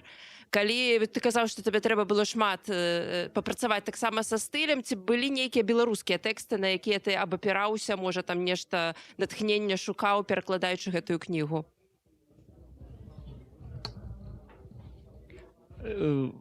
Што да першага пытання, то, на жаль, гэтым займаюся якраз найперш я. З кім змог дамовіцца, таму перадаў. Умоўна кажучы, Янушкевічу 60 там штук, як у Варшаве былі, закінулі. Учора Янушкевіч напісаў, што праз кнігаўку там 35 штук за некалькі месяцаў прадаў. Ну, это фактычна галоўнае пакуль што, дзе і прадаецца. Але акрамя таго, проста самі збіраліся кудысьці, там жонка праз Вільню кудысьці ездзілі, дамовіўся там пару асобнікаў і так далей. Але ўсё гэта такое... Я гэтым займацца не ўмею, магчыма, таму і такія вынікі пакуль што. А што да мовы, у тым і справа, што нас асабліва там на нейкую готыку абапірацца няма на што. Таму маім натхненнем ёсць некалькі аўтараў ці перакладчыкаў, хутчэй, Васіль Сёмуха той самы, так, якога там возьмеш якога Грымельсгаузена ці яшчэ што, пачытаеш і там накапаеш чаго. Просто стараешся неяк архаізаваць мову, дзе это магчыма, але пры этом эта архаізацыя умоўная, бо вельмі шмат рэалій нашага дня. Таму, магчыма, яно гучыць, спадзяюся, адносна, адпаведна таму, як задумваў і аўтар. Так, у арыгінале яно не тое, што зусім архаічнае, але ёсць нейкія выразы, якія сёння не ўжылі б.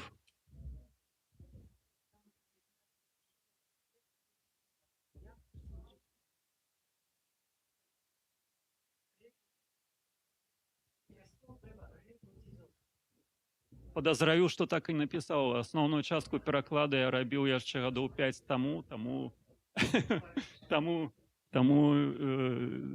так падрабязна вам цяпер. Ну што, дзякую вялікі. Дзякую.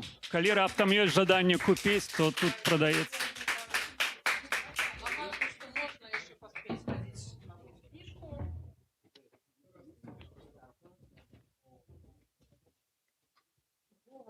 Змена декорацию. Я запрашаю сюды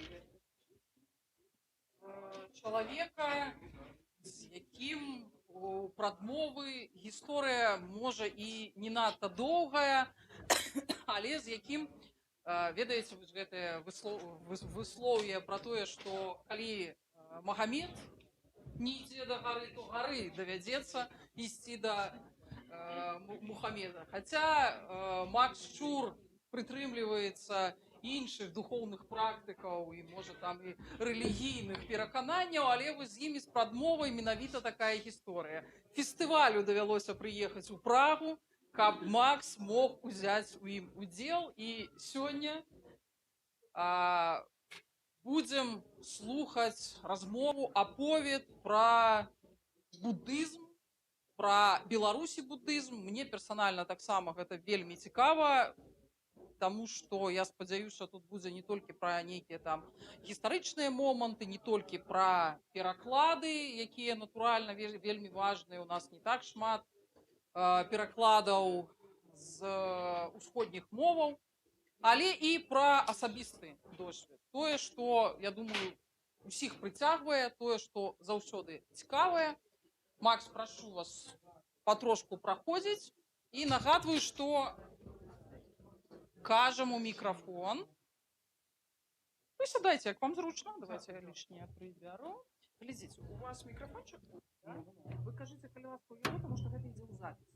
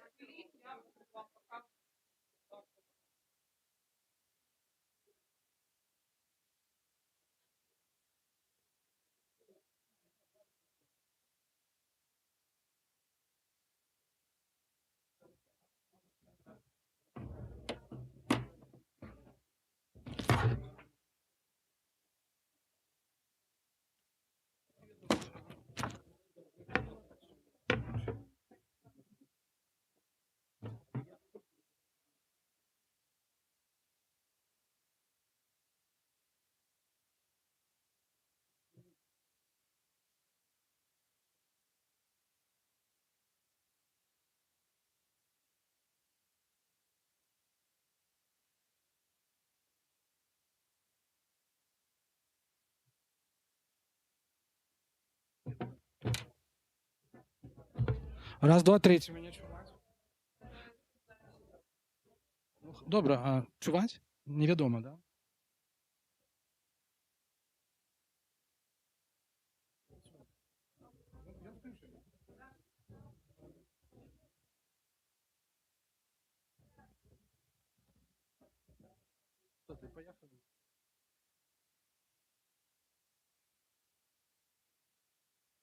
Так, прывітанне, дарагія сябры. Вельмі рады, што ў нас не чуваць мяне?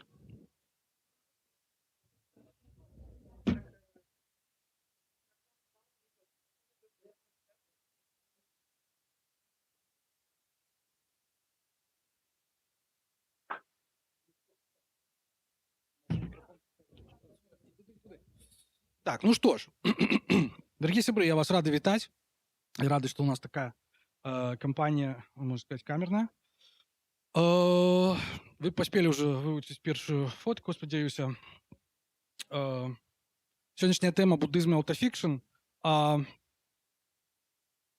Почну з об'єктивного, это как раз буддизм, и почну з тези. Теза складається якби з двох часток. Що ми бачимо? Ми бачимо те, як я, як чоловік, який, в принципі, належить кришечку до іншої традиції, напевно, да, як тут вже казали, усприймає сучасну ситуацію. Але ще перед тим, як я вам розкажу, я скажу, що ви чекали мене одного, а я забув представити господарню Ларису. Лариса приїхала одно з Франції і згубилася у Празі. Це правда? Да, і вельми довго нас шукала. І, коротше кажучи, Лариса Івашкевич, перекладниця, і так само чоловік, з яким ми разом практикуємо медитацію. І вона буде виступати після мене. А я вернуся до початку, так? Значить, поспробую это вот обозначить то, що я казав об'єктивно, то бок теза.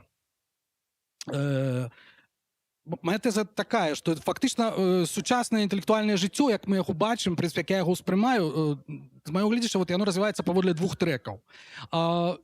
Не ведаючи того, що якби, я вже місяць тому написав початок, і вчора вийшов цікавий доволі артикул на Центр нових ідей, так, соціолог Константин Нестерович видав артикул, у яким описує так званий транснаціональний розкол. Я всім рекомендую, є такий телеграм-канал «Низька теорія», і там публікуються цікаві речі. І ось випадково так вийшло, що ягоні тези з вчорашнього артикула супали з тезами моєї презентації. То, що ми бачимо, це якби наш такий національний пантеон, який скерований якби на перший, з моєго глядача, трек і на першу тенденцію, яка називається «Одновлення традиції».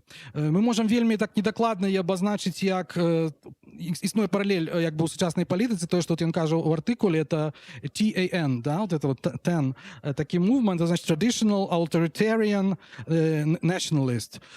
Ну, напевно, авторитарний ми не всі би тут погодилися з тим, що ми можемо всім тим людям приписувати, тим не менш, перед нами люди, які, з моєго глядача, уособляють, ну, саме, напевно, важне, цікаве у християнській думці сучасній білоруській, так, і які фактично, ну, для мене от являються уособленням цієї тенденції. Ця тенденція, в принципі, це вертання до традицій, вертання до коренів. Вертаючись до коренів, ми не можемо позбегчи своїх християнських коренів. Я думаю, що люди тут со мною з цим погодяться. І, власне кажучи, у той ці іншай ступені усе людзі, якіх вы бачыце, яны рэфлектуюць сучасную сітуацыю праз прызму сваіх хрысціянскіх перакананняў, так ці іначай. Так, мы бачым там самых розных з палітычнага гледзяшча людзей, якія так ці іначай як бы бяруць хрысціянства за аснову сваіх разваг. Вось. І ўсе яны як бы афіцыйна это прызнаюцца, а тых, хто як бы ў гэтым не прызнаецца ці не рэфлектуе, это як бы яшчэ іх болей, так? Вось вы іх вывуш там і Ціхановскі, так, і Някляў, і Дзядок, так, і Чалы, вось, і іншыя людзі вельмі значныя. А пасярэдзіне вось гэты крыж цікавы, это я знайшоў выпадкова за 2 дні да прэзентацыі, это Вацлаў Ластоўскі, і вы бачыце, як ён скампанаваны, да, у мяне у дзяцінстве быў такі цікавы набор вот з гэтымі індзейцамі, мне прывезлі з Аргентыны, там быў такі вот гэты слуп тотэмны, і там вось розныя багі былі адзін на адным, так вось нагрувашчаны, вот менавіта ў падобным, вельмі ў падобным выглядзе. Вось мы бачым унізе Ластоўскага, мы бачым Хрыста, мы бачым нацыянальны арнамент і наверсе пагоня, да? Вот мне здалося, это вельмі яшчэ ў такім лесе, як бы такім, да? Вось, яловым, да? Дзе там душу д'ябла прадаваць, да? Пісаў Караткевіч. Ну, адным словом, гэта што тычыцца першай тэндэнцыі. Другая тэндэнцыя, вось яна. Гэтая фотка для кожнага сімвалізуе, што вы там убачыце, тое і ёсць, але я ў гэтай фотцы, яна мне адразу спадабалася, я бачу тэндэнцыю другую, як бы асноўную. Это тэндэнцыя, якая ў сацыялогіі, вось прыватнасці ў артыкле называецца GAL. Это G-A-L, так? Атрымліваецца Green Alternative Libertarian.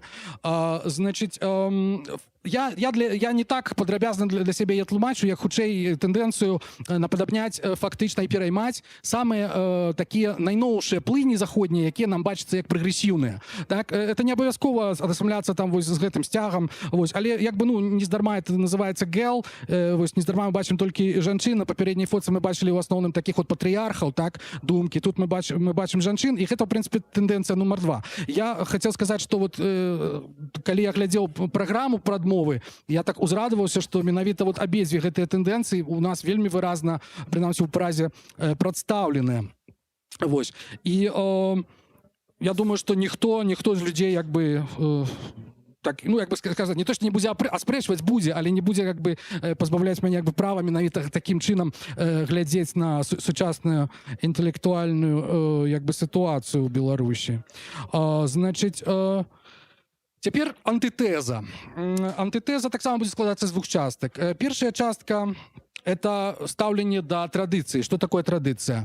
Калі мы вернемся да першай фоткі і усвядомім, што традыцыя — гэта нешта такое абсалютнае дабро, якое трэба ўзнаўляць, якое, в прынцыпе, прыносіць нам уратаванне, то вось гэты малады чалавек, якога, я думаю, вы все пазнаяце, ён завяршыў сваё знакамітае эсэ вось гэтай фразы, не фразы, вот 2 словамі: «Творачы зруйнуем». Так? Это было напісана 12 траўня 21 года 1900. І што ён, думаю, вы все ведаеце, што ён меў на ўвазе, і ягонае стаўленне да традыцыі было не настолькі адназначна, як у многіх людзей у нас сёння. Як бы для мяне гэта Абдзірловіч — это ўвасабленне скептыцызму, што тычыцца да магчымасці, в прынцыпе, аднаўлення традыцыі як такой. То бок мне здаецца, што, ну, як канструктывісту, мне здаецца, што, в прынцыпе, гэта немагчыма, і ніякай як бы традыцыі, ну, пакуль не ўзнікнуць тыя ж самыя эканамічныя варункі, якія гэту традыцыю спарадзілі, а яны ўжо даўно як бы не існуюць, аднавіць яе проста немагчыма. То бок мы, аднаўляючы традыцыю, мы фактычна яе канструюем. Вось. І гэта як бы, ну, такі скептычны падыход, калі заўгодна. То бок, што б мы не казалі, што мы аднаўляем там нейкія словы там сапраўдныя, ці там абрады, ці штосьці яшчэ, ці нейкую духоўнасць сапраўдную. Насамрэч, это ўсё фактычна адбываецца тут і цяпер, і гэта проста як бы нашая, ну, па-будыску кажучы, ілюзія. Вось. Антытэза другая, яна тычыцца якраз другой тэндэнцыі, это прагрэсіўнай тэндэнцыі. І тут я сваю любімую цытату з Вальтера Беньяміна хацеў бы вам прадставіць. Значыць, гэта цытата з эсэ пра панятых гісторый 40-го года. Там ён апісвае аўтамат турак, так, такі вядомы, які быў вельмі папулярны ў 18 стагоддзі, і з яго дапамогай людзі зараблялі грошы, так, што ён ніколі не прайграваў. Немагчыма было ў яго выйграць. І людзі не разумелі, як можа быць такі хітры, вот просто дзеблю нейкі, так, але ў 18 стагоддзі это ж нерэальна. Вот, людзі прайгравалі, пакуль, в прынцыпе, не выявілася, што это быў усё падман, і што ў сярэдзіне гэтага аўтамату, значыць, сядзеў нейкі такі курдупель, які умеў выдатна гуляць у шахматы. І вось Беньямін карыстаецца гэтым вобразам для таго, каб апісаць сітуацыю ў філасофіі тагачаснай. Так? Ён як бы, ну, быў, можна сказаць, марксістам, але адначасова палемізаваў з марксізмам, і вось што ён піша. Адпаведны гэтаму аўтамату аб'ект можна ўявіць сабе і ў філасофіі. Лялька, званая, падставіць патрэбная, мусіць заўжды перамагаць любога суперніка. Яна можа лёгка гэтага дасягнуць, калі скарыстаецца паслугамі тэалогіі, якая, як сёння кожнаму вядома, маленькая і брыдкая, і ёй у любым разе лепш не высоўвацца. То бок, спрашчаючы крышку гэтую тэзу, можна сказаць, што ў аснове любой ідэалогіі, паспяховай асабліва, так ці іначай хаваецца тэалогія. Гэта маё таксама асабістае перакананне, і не ведаю, хто-небудзь ведае, якая філасофія была в арыгінале у Беньяміна згаданая? Не вспомніце, так? Там быў гістарычны матэрыялізм, але я думаю, што туды можна што заўгодна падставіць экзістэнцыялізм і, я не ведаю, фемінізм, рэальна абсолютна все, што заўгодна. Вось, і такім чынам я хацеў сказаць, што нават людзі, якія як бы лічаць сябе прагрэсіўнымі і нібыта яны як бы з той традыцыяй не маюць нічога супольнага і не хочуць мець нічога супольнага, насамрэч, як бы не усведамляючы, яны пераймаюць некаторыя мысленчыя такія вось стандарты і лекалы, якія уласцівыя заходняму мысленню ў прынцыпе. Гэта, зноў жа, мой погляд чалавека, які зрабіў крок у бок і паглядзеў на гэта збоку. Вось. І як бы я выразна ўбачыў фактычна ў любой ідэалогіі, менавіта у любой, так сказаць, этой ляльцы, убачыў менавіта вось гэтага курдупеля, каб нікога не пакрыўдзіць, манатэізму, так? Менавіта абрагамічнага мыслення, якое у нас з'яўляецца паноўным. Але гэта антытэза, я пад яе не падпісваюся, я проста яе фармулюю. Теперь я хотел бы прапанаваць синтезу. Синтеза якраз это будзе тое, пра што я ў асноўным хацеў паговорыць. Это якраз іншыя традыцыі, апроч паноўных, мейнстрымавых, якія ў нас існуюць. Значыць, для мяне адной з такіх традыцый з'яўляецца буддызм, і фактычна, не гледзячы на тое, што ён так нібыта маладая з'ява, вось, і чаму я успрымаю ім некаторыя тэрапеўтычныя бакі, успрымаю бакі як так, фактычна, ну, як бы як інструмент аздараўлення грамадства, да, вот, у пэўным сэнсе. Менавіта канкрэтнага грамадства, беларускага грамадства пасля 20-го года. Мне здаецца, што шмат розных інструментаў уже паспрабавалі, мне здаецца, што чаму б не паспрабаваць і гэты. Такім чынам я пераходжу да сінтэзу. Перад намі даволі цікавы дакумент, гэта друкаваная кніга, надрукаваная ў Беларусі, і гэта верш Сімеона Полацкага. Я яго нідзе раней не чытаў, але гэта верш з прадмовы, фактычна верш прадмова, так, ён так і называецца «Предисловие к читателю», значыць, прадмова да ягонага пераклада царкоўна-славянскага пераклада жыцця святых Варлама і Ясафата.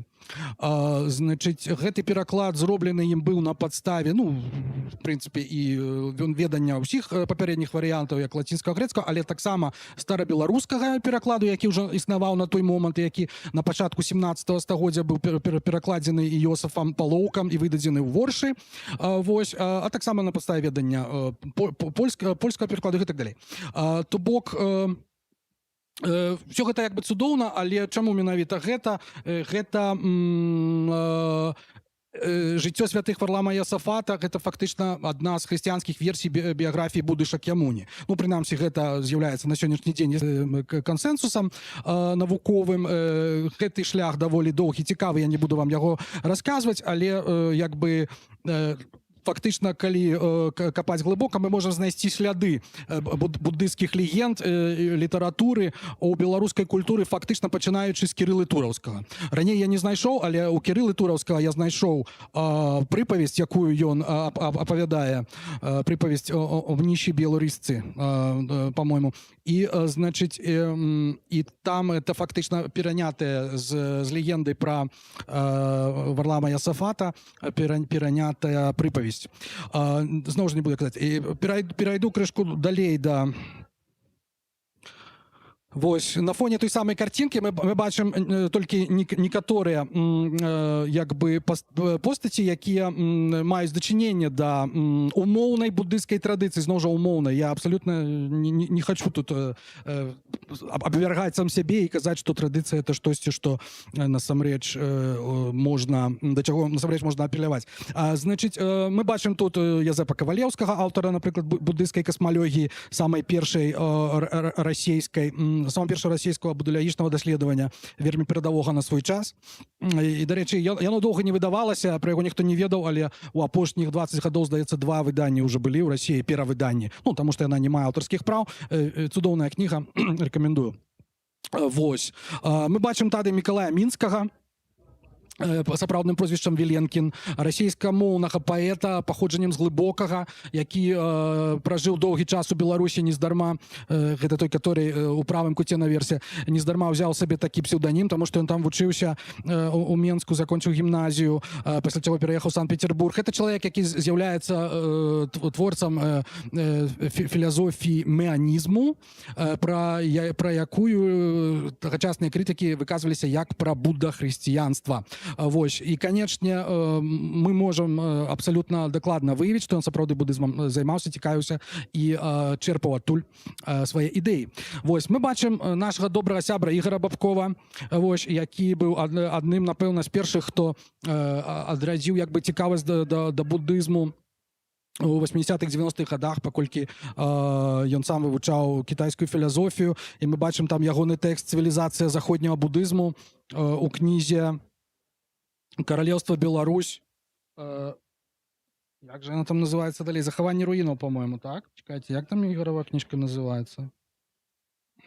«Вытлумачэнне руінаў», прабачце. Ігор, прабач, я не веду на памяць. «Королевство Беларусь. Вытлумачэнне руінаў» — это книжка 2005 года, і там ось утрымліваецца эсэ, якое называецца «Цивілізацыя заходняга буддызму». Вядома, яна так вельмі эсэ як бы такое, ну, інтраспектыўнае, тым не менш, як прэцэдэнт, это цудоўна. Ну і таксама мы бачым там фотаздымак Фелікса Аксёнцева. Я думаю, не трэба пра яго шмат расказваць. Это паэт, тэкставік гурта «Уліс». Там у Сергея Шупы прадаецца ягоная кніжка, адразу злева ад уваходу, это кніжка ягоных тэкстаў для Уліса. Гэта, напэўна, галоўны сучасны такі буддыст, які практыкуе, які аднавіў буддыйскую практыку неўзабаве пасля таго, як з'ехаў у Канаду і там далучыўся да дзенавай школы Сото, калі не памыляюся. І так, і фактычна, спытанне Ларыса потым раскажа яшчэ.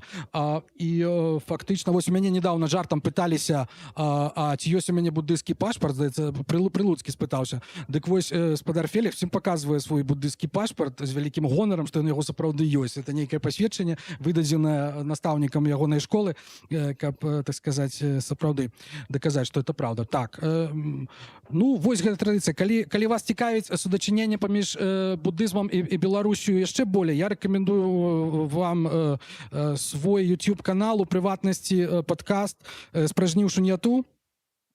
То бок, ну, это такая гульня слова, але насамрэч это нібыта гучыць як, типа, з мудрасці ў пустэчу, то бок яшчэ большую мудрасць.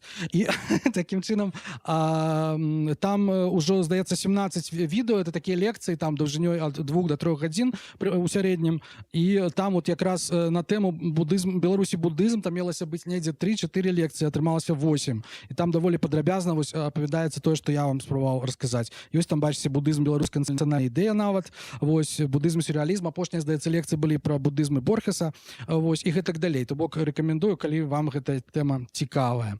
Вось. Дык гэта тое, што да аб'ектыўнай так званай часткі. А цяпер можам перайсці да суб'ектыўнай, да гэтага самого автофікшану. Не, яшчэ не можам. Это яшчэ, прабачце, гэта яшчэ што да традыцый буддыйскіх в прынцыпе, то бок, ну, гэта для тых, хто прытрымліваецца вось гэтай, так сказаць, ідэалогіі гэл, да, ці, як сказаць, ну, той, хто ўспрымае захад як самае прагрэсіўнае, што ў нас існуе, і як бы, і што варта пераймання. Дык вось, трэба нагадаць проста, што буддызм, ён з'яўляецца таксама часткай заходняй традыцыі даволі ўжо і даўно. Пачынае пачынаючы вось з грэка-буддыйскага мастацтва, так, это, то бок, з часоў Александра Македонскага прыблізна, вось, потым Перон, славуты філёзаф, які паўплываў на стоікаў, эпікурэйцаў, на самых розных людзей, вось, на эпікурэйцаў меншай ступені, на стоікаў. У асноўным я хацеў Мантэня згадаць у гэтай сувязі, таму што Мантэнь быў вялікім аматарам, у яго ёсць адно вялізнае эсэ, якое, дзе ён проста абвяшчае сябе піраністам, скептыкам і гэтак далей.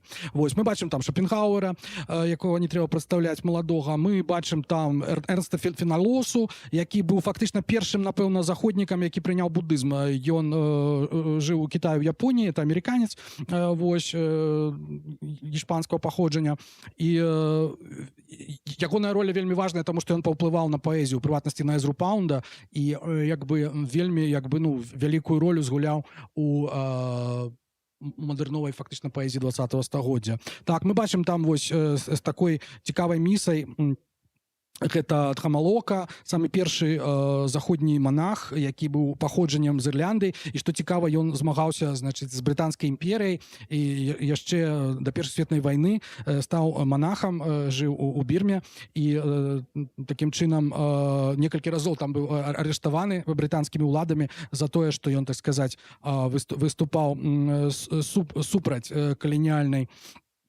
улады. Вось. Мы там бачым Александру Давід-Ніель, адразу это на такой прыгожай шапачцы, это францужанка, якая была анархістка, і потым стала першай жанчынай, якая трапіла ў Тыбет. Вось, вельмі цікавая жанчына з вельмі цікавай біяграфіяй. Не менш цікавая побач это Фрэда Бэдзі, таксама змагарска, яна брытанка, змагарка з брытанскім імперыялізмам, яна жыла ў Індыі і прыняла ўжо ў другой палове жыцця прыняла тыбецкі буддызм і сышла таксама ў кляштар. Гэта якраз першая жанчына, манахіня заходняя. Вось. Ну і ўрэшце мы там бачым Кайру Джоэл Лінго, это вядомая амерыканская будда-феміністка, можна так сказаць. Вось адна з такіх ангажаваных буддыстак найбольш вядомых, таксама з вельмі цікавай біяграфіяй. Ну, насамрэч, іх даволі шмат. То бок, я там не згадаў ні Х'юма, ні Фуко, якія ў свой час проста судакраналіся, скажем так, з буддызмам і мелі з гэтым нейкае дачыненне. То бок, калі пашукаць, вельмі шмат цікава можна знайсці. Вось, а цяпер да суб'ектыўнага. Вось цудоўная фотачка, якую я выпадкова знайшоў на Фейсбуку у якасці рэкламы майго перавыдання майго, значыць, рамана «Завершыць гештальт». Значыць, ну, яна цудоўна скампанаваная, мы бачым аўтара, які так вот воздзівае рукі к небу, значыць, седзячы за столом. Побач Макс Банкоў на это все глядзіць, і я воздзіваю рукі да статуі Будды, і там напісана, гэтая кніга, маецца на ўвазе «Завершыць гештальт», напісалася Максам Шчуром якраз у той перыяд, калі ён кінуў піць, весці занадта багемны лад жыцця. Можна весці занадта, я думаю, можна толькі багемны весці, і стаў буддыстам. Вось, ну, вось у гэтым вот ўсё наше фактычна ўспрыманне. Это стаўленне да рэлігіі як такого проста вот усходняго варыянту монатэізму. То бок, ну, гэта гісторыя, якую мы самі сабе аўтаматычна апавядаем, калі нам нехта пра гэта кажа, да? То бок, і вось гэтая гісторыя, калі там чалавек кінуў піць, там, знайшоў Хрыста, ведаеце, там, і все, і стаў такім прававерным чалавекам, яна таксама абсолютно не слушная, таму што я просто кінуў піць, таму што мне это просто абрыдла. А да буддызма прыйшоў праз 2 гады фактычна. То бок, ну, ніякай сувязі ў гэтым няма, тым не менш, што такая гісторыя. А як яно насамрэч выглядае, да? Вось я зараз вас пазнаёмлю за сваім даробкам. То бок, першы раман там, дзе нас няма, ён, канешне, напісаны абсалютна без усякіх, задніх думак пра буддызм, тым не менш, там ёсць такі момант, там ёсць такая секта, якую я прыдумаў, секта імавераў. Вось, гэтая секта, фактычна, ну, это такая, псевдорэлігія, можна сказаць. Дык вось, іхнае вучэнне, оно даволі падрабязна распісанае, яно нагадвае фактычна шмат у чым буддызм. Нават я просто, ну, калі перачытваў, рэдагаваў раман у 22-м годзе, я нават, ну, не разумеў, як такое магчыма, просто, ну, як бы прадбачыць, што, ну, даволі дзіўна. Гэтая кніжка, другое выданне было ў 25-м годзе у выдавецтве Сейбіт. Так, значыць, «Завершыць гештальт», вот як там припісваецца, што там аўтар стаў буддыстам і напісаў эту кніжку, ні ў якім разе. Я напісаў эту кніжку ў 15-м годзе, як бы зусім без ніякай сувязі з буддызмам, але гэтая кніжка мае пэўнае дачыненне да гэтага. Чаму? Таму што фактычна гэта крытыка як бы захаду. То бок як бы развітанне з Европай. Да, ну вы можете пачытаць на інтэрнэце, што пра яе пішуць, в прынцыпе, это праўда. То бок як бы так, это был такі, ну, адзін з першых такіх момантаў, калі я просто, ну, зразумеў, што я далей не магу атайсамляцца з гэтай культурай, цывілізацыяй і так далей, штось в гэтым духу. Вось, ну, як я кажу, што як бы ёсць трансджендеры, а я транскалчер, как бы. Так што, калі ласка, можете мяне так і ўспрымаць. Значыць, самая наадварот першая кніжка, якую я напісаў, буддыйская, гэта кінараман 18-го года, і фактычна гэта кніжка пра ілюзію. То бок, як бы, ну, это самая буддыйская вёй, хаця яно, в прынцыпе, прысвечанае кіно, як такому, як бы, ну, можна сказаць, заходняму феномену, вось, першапачаткова, тым не менш, я лічу, што ў ёй даволі шмат адсылаў да буддызму. Вось, ну, і гэтая самая галоўная аўтафікшн, якую я выдаў сёлета, якую пісаў там, не ведаю, 3-4 гады, это спроба эксперыментальнага канструявання сябе у 2 тамах. Вось, гэта, в прынцыпе, ўжо праграмна-буддыйская кніжка. Вось, таму што, ну, я кажу, я недзе усвядоміў, што я буддыст недзе ў 17-м годзе. То бок, это, зноў жа, нагадвае вось гэтыя камінг-аўты в тым сэнсе, што я, як бы, ну, адчуваў, што ўжо раней, як бы, ну, нешта такое, як бы, мяне, як бы, вабіць. Вось, і гэты момант усведамлення даволі важны, як бы, вось, але цяжка паддаецца, як бы, апісанню, таму не буду. Вось, дык вось, в гэтай спробе канструявання сябе я ўжо фактычна праграмна дэканструю ці рэканструю, я не ведаю, як сказаць, тое, што называецца асобай, і фактычна для мяне вось гэтае слово аўтафікшн, ну, фактычна, як бы, таўталёгія, таму што з гледзяча буддызму яно, як бы, іначай быць і не можа, таму што як бы фікцыя ёсць і сама уява, так сказаць, я, сама вось гэтая гісторыя пра персанажа з нашым імем. Вось, ну, але калі, напрыклад, чытаць мою паэзію, то гэтыя высновы можна таксама зрабіць ужо загадзя, то бок няма нічого выпадковага. Вось кніжка, якую я прэзентую цяпер, гэта кніга «Чайны збор», гэта за 20 гадоў сабраная паэзія, я ўжо так гадоў 15 не выдаваў нічога, і фактычна яна, ну, не здарма, да, яна так это на ранні збор, як бы, робіць намёк, ну, і на чай, натуральна. Вось, то бок, гэта там даволі шмат, як бы, вершаў, якія так ці іначай з буддызмам звязаны. Вось, дык это вось моя гісторыя, калі вам цікава. А вось больш такое агульнае. І я зараз з задавальненнем перадам слово гаспадарыні Ларысе, таму што гэта зараз будзе пра тое, што адбываецца цяпер у беларускім будызме, як бы гэта, натуральна, на шчасце, не толькі я. Вось, вы бачыце тут пераклад Хамапады, ён пакуль не выдадзены, але, ну, надрукаваны у некалькіх фактычна асобніках, але выданне рыхтуецца. Вось, магчыма, это выдадуць у Шатландыі, магчыма, это выдадзім мы в Сайбіце. Значыць, Хамапада існуюць ужо 2 пераклады, насамрэч, на беларускую мову. Адзін з іх зрабіў Сергей Калеев, празаічны літаральны пераклад. Вось, даволі неблагі, трэба сказаць, мой пераклад больш паэтычны. Вось. Ну і пра кніжку наступную, тут я ўжо і пра тое, што такое кірунак, я тады дам магчымасць распавесці спадарні Ларысе, калі ласка, спадарня Ларыса. Дякую, спадаршчо. Вітаю, шановныя сябры. Мяне завуць Ларыса, я перакладніца, вусная, пісьмовая. Нарадзілася ў Беларусі, вырасла ў Беларусі, у горадзе Магілёве, але ж ужо больш за 20 год я жыву ў Францыі. І хацела б сёння пачаць з невялічкай гісторыі. Гэта гісторыя нечаканай сустрэчы з спачатку невядомым мне чалавекам у віртуальнай прасторы, якая прывяла да вельмі важнага і цікавага праекту, які, на маё меркаванне, дапаможа кожнаму з нас. Уявіце, вось пачнем з невялічкай гісторыі, уявіце сабе, нядзеля, амаль 6 гадзіна, я сяджу і гартаю стужку тэлеграма.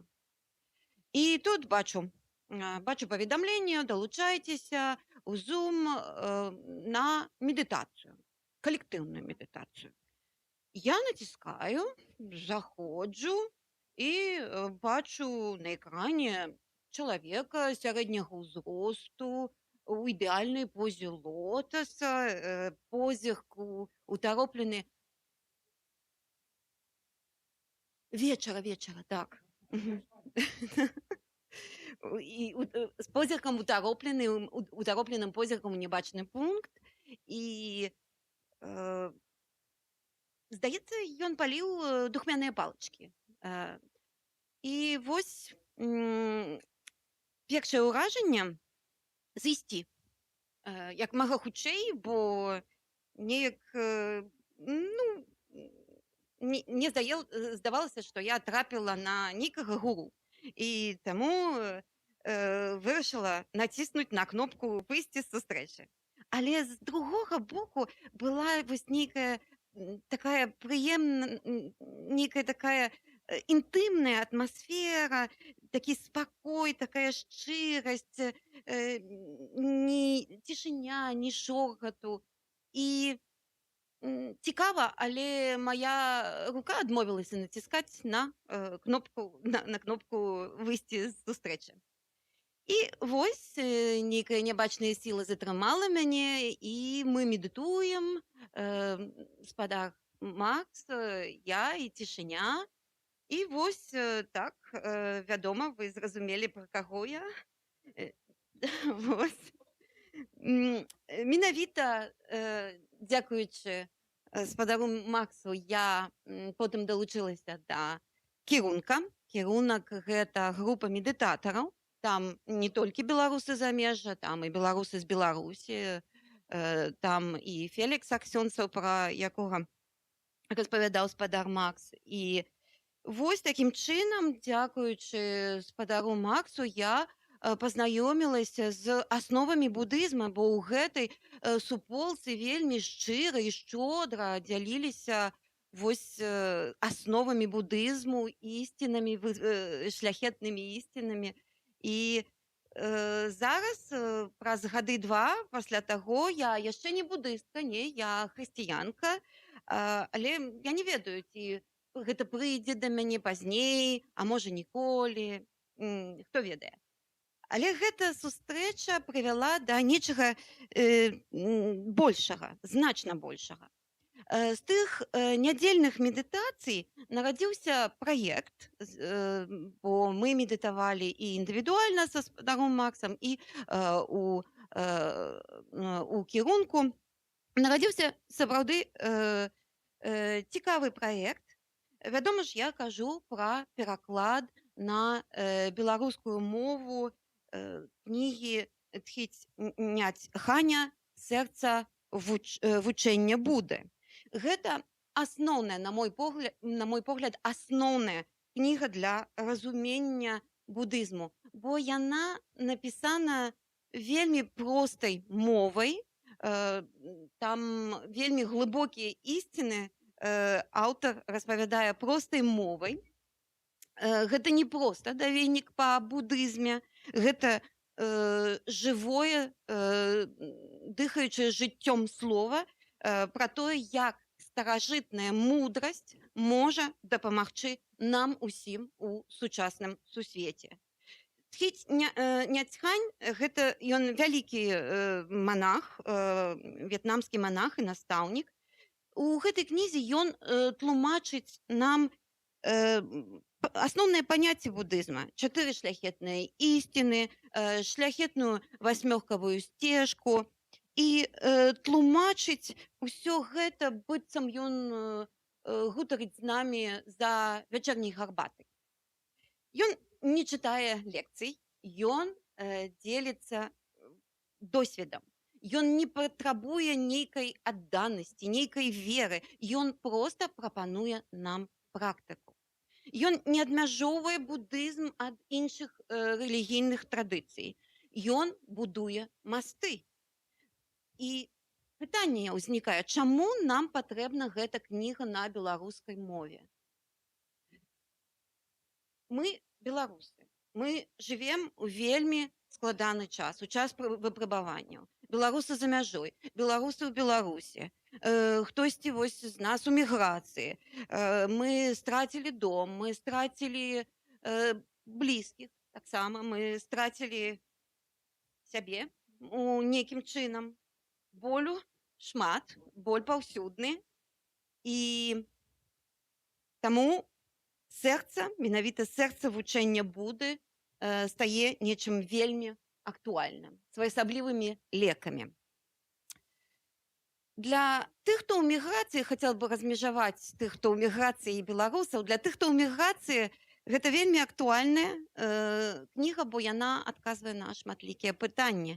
Як жыць паміж двума краінамі, не адчуваючы сябе дома ні ў краіне замежжа, ні ў сваёй роднай краіне. Як захаваць сябе ў гэтых абставінах, як працаваць над гэтым пачуццём страты, адарванасці. І вось аўтар, ён сам зазнаў гэта на сваім уласным досведзе, бо ён ведае, што значыць страціць радзіму ў 66-м годзе, калі ён выступаў супраць в'етнамскай вайны, яго абвінавацілі ў здрадзе і яму забаранілі вяртацца на радзіму.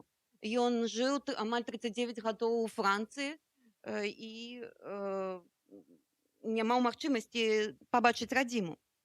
Менавіта таму у сваёй кнізе ён і піша пра практыку, пра яе значнасць і пра тое, што калі мы страцілі вонкавы дом, можна пабудаваць унутры свой унутраны дом.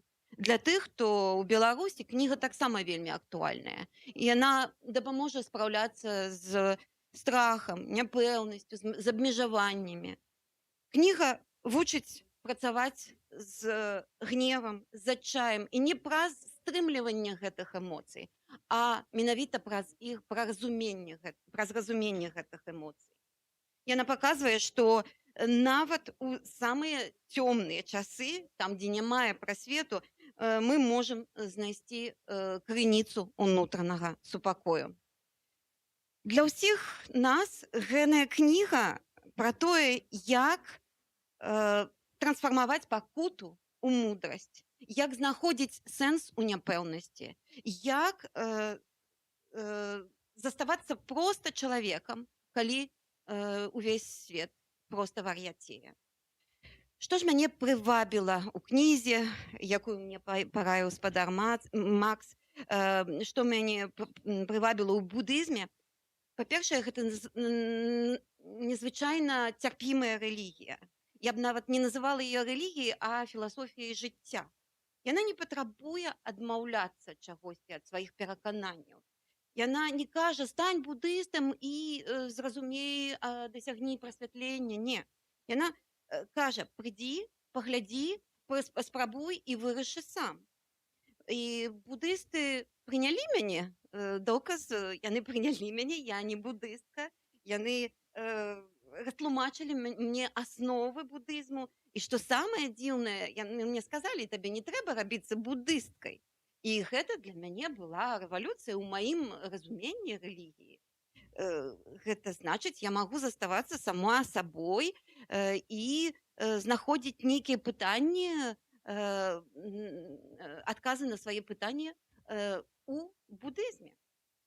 Да таго ж, будызм – гэта практыка, якая дакранаецца да ўсіх сфер жыцця. Я перакладніца, як я вам казала, і моя прафесія вельмі патрабавальная. І я зразумела, што за гэтыя 2 гады будызм і вось нейкія адказы, якія змагла знайсці, дапамог мне палепшыць свае працоўныя здольнасці. Калі я ў кабіне, калі я працую як перакладнік-сінхраніст, я больш засяроджаная, дзякуючы медытацыям. Калі я нейкія вырашаю выклікі ў пісьмовым перакладзе, я бачу кантэкст, нейкія культурныя адценні. Мне здаецца, гэта сапраўдныя лекі. Тады хацела б сказаць, што будызм – гэта не толькі для маёй прафесіі. Будызм для ўсіх, для настаўнікаў, для пісьменнікаў, для бацькоў, для дзяцей, для ўсіх, мне здаецца. Для ўсіх тых, хто стаміўся і хто сярод бясконцай мітусні хоча знайсці супакой. Мы хочам перакласць разам з гаспадаром Максам гэтую кнігу на беларускую мову, таму што верым, што яна тое, што зараз патрэбна беларусам. Тхіт Нят Хань пісаў гэтую кнігу падчас в'етнамскай вайны, калі яго краіна была разбураная, калі людзі цярпелі, калі не было, калі будучыня была няпэўная, і я думаю, што вы пазнаеце гэты кантэкст. Будызм нагадвае, што мы ўсе ўзаемазвязаныя, што ў свеце, дзе шмат шуму, гвалту, будызм вучыць нас слухаць і чуць. І калі навокал разбурэнне, ён дапамагае нам пабудаваць супакой у сабе.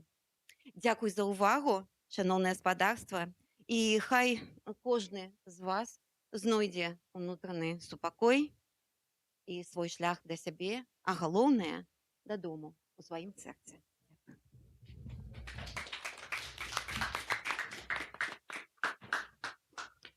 Хорошо.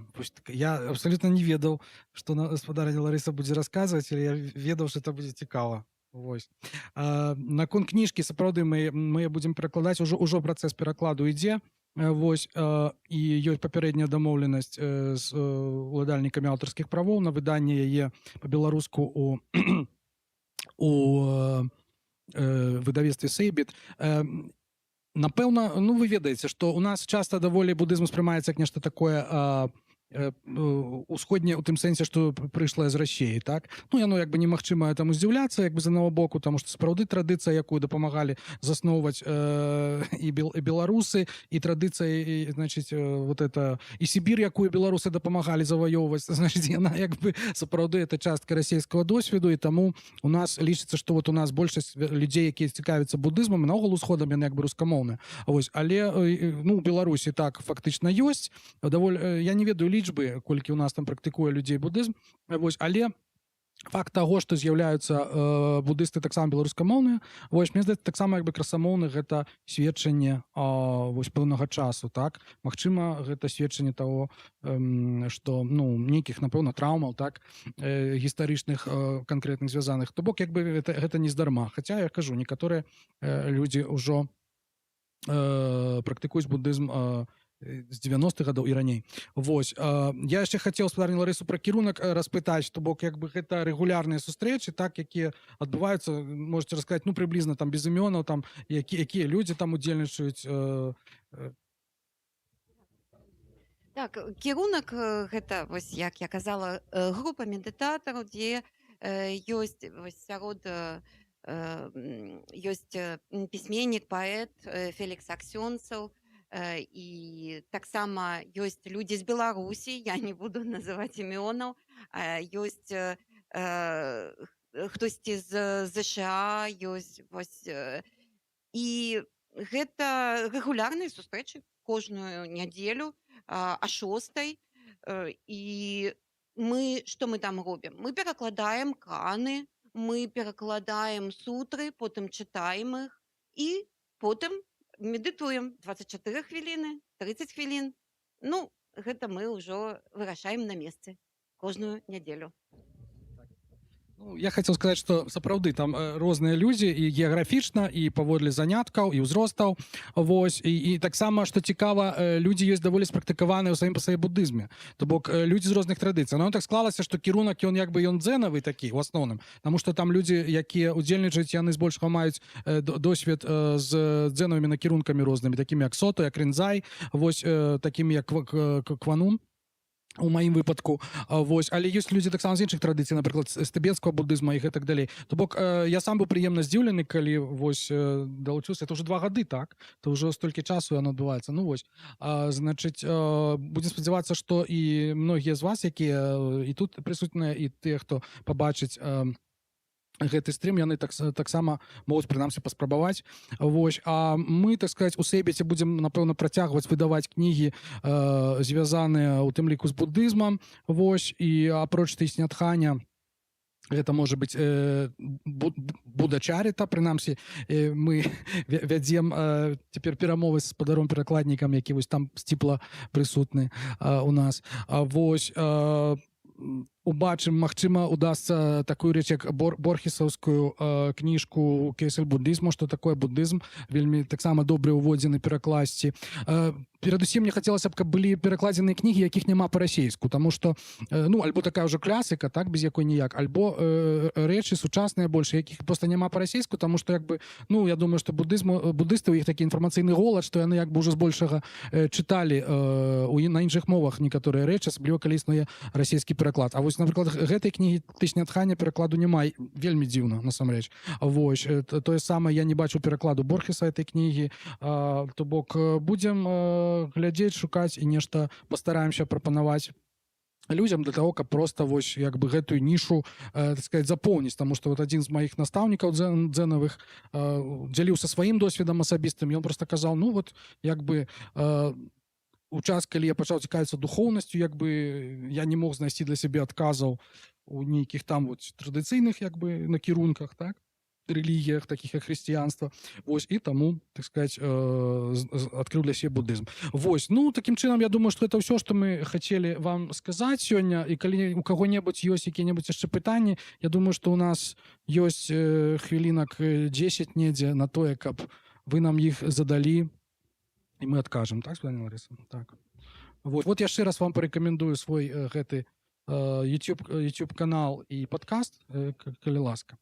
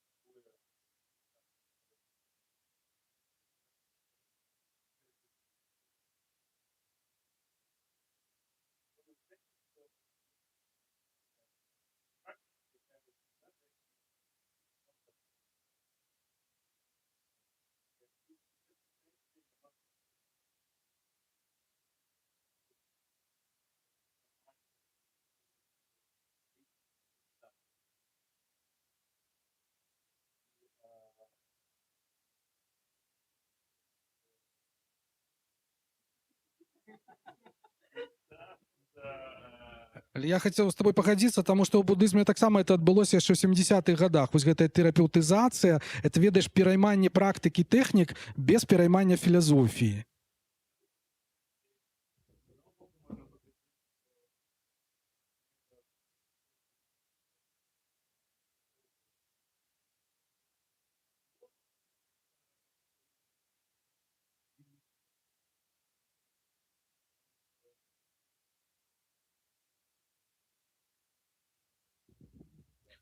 Ну, слухай, я скажу такую рэч. Ну, просто, сапраўды, будызм самы разнастайны, і можна быць будыстам вельмі памяркоўным, на мяжы, так сказаць, вот нейкай такого сумежа, сумоўя культур, вось, напрыклад, пераймаць толькі будысцкія практыкі. Это не зашкодзіць. Это тое, што рэкамендуюць вось Тычня Тханя, тое, што рэкамендуе Далай-лама ўвесь час. Не адмаўляйцесь ад сваіх перакананняў. Это вы просто паспрабуйце, і это будзе вам карысна, вось і ўсё. Гэта яны, вядома, рэкамендуюць у рамках, як мне здаецца, у рамках такой вось стварення такога як бы універсальнай нейкай духоўнасці, універсальнай этыкі, маралі. Не заўсёды робяць, як бы, падкрэсліваюць этыку. Вось, я абсалютна з імі ў гэтым згодны. Вось, але самае смешнае, што калі мы пойдзем на другі бок, як бы, спектра, як бы, вось гэтага буддыйскага, то мы там знойдзем такіх людзей накшталт мяне. І гэта проста людзі, якія проста радыкалы, радыкальныя буддысты, у тым сэнсе, што, як бы, яны вось адышлі ад гэтай філазофіі, як бы, астики, да, так званые, вот два типа індыйської філософії есть астика, а есть настика. Астика — это тыя, хто,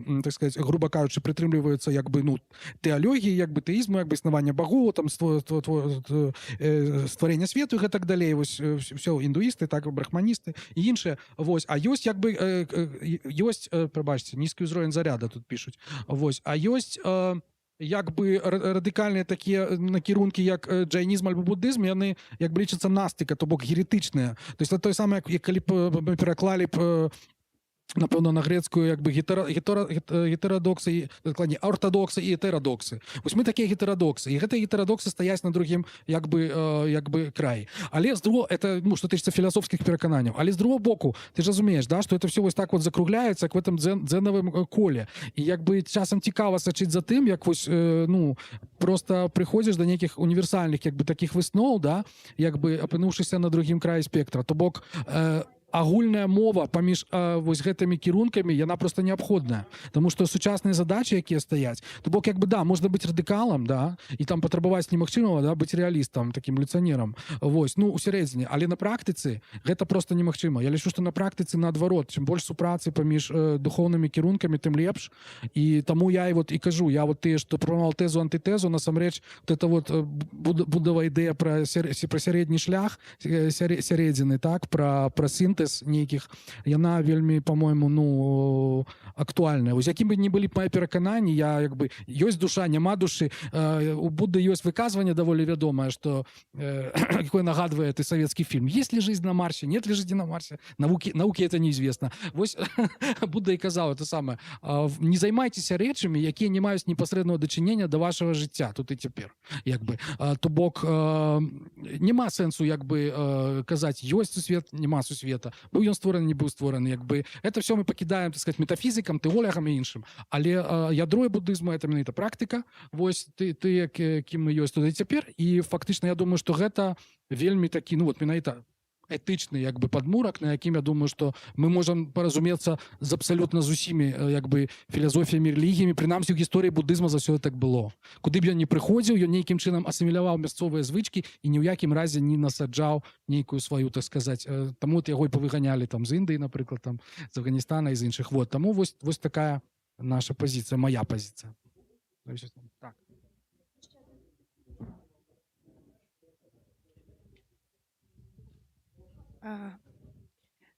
Мабуть, я праслухала. Скажите, калі ласка, ці існуе тая суполка, дзе вы пазнаёміліся і дзе праходзіла вось гэта першая практыка альбо медытацыя, і ці можна туды далучыцца?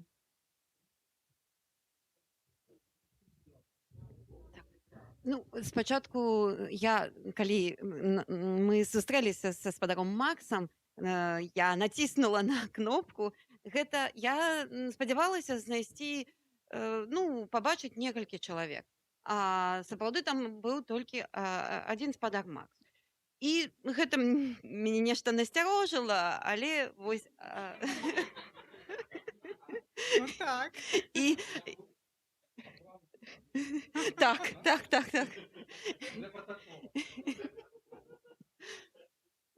Адзенне, так сама. І потым мы пачалі медытаваць кожную нядзелю, амаль што так, кожную нядзелю, і да нас паволі так далучаліся людзі іншыя часам, але гэта не было там, ну, можа, 3-4 чалавекі, не больш. І вось потым спадар Макс мне распавёў пра іншую суполку і прапанаваў да яе далучыцца. І вось гэта рэгулярная суполка, і у нас ёсць старонка на Фейсбуцы, і кожную нядзелю мы сустракаемся, медытуем а 6:00 па... Так. І так мы можам трымаць вас у курсе і напісаць.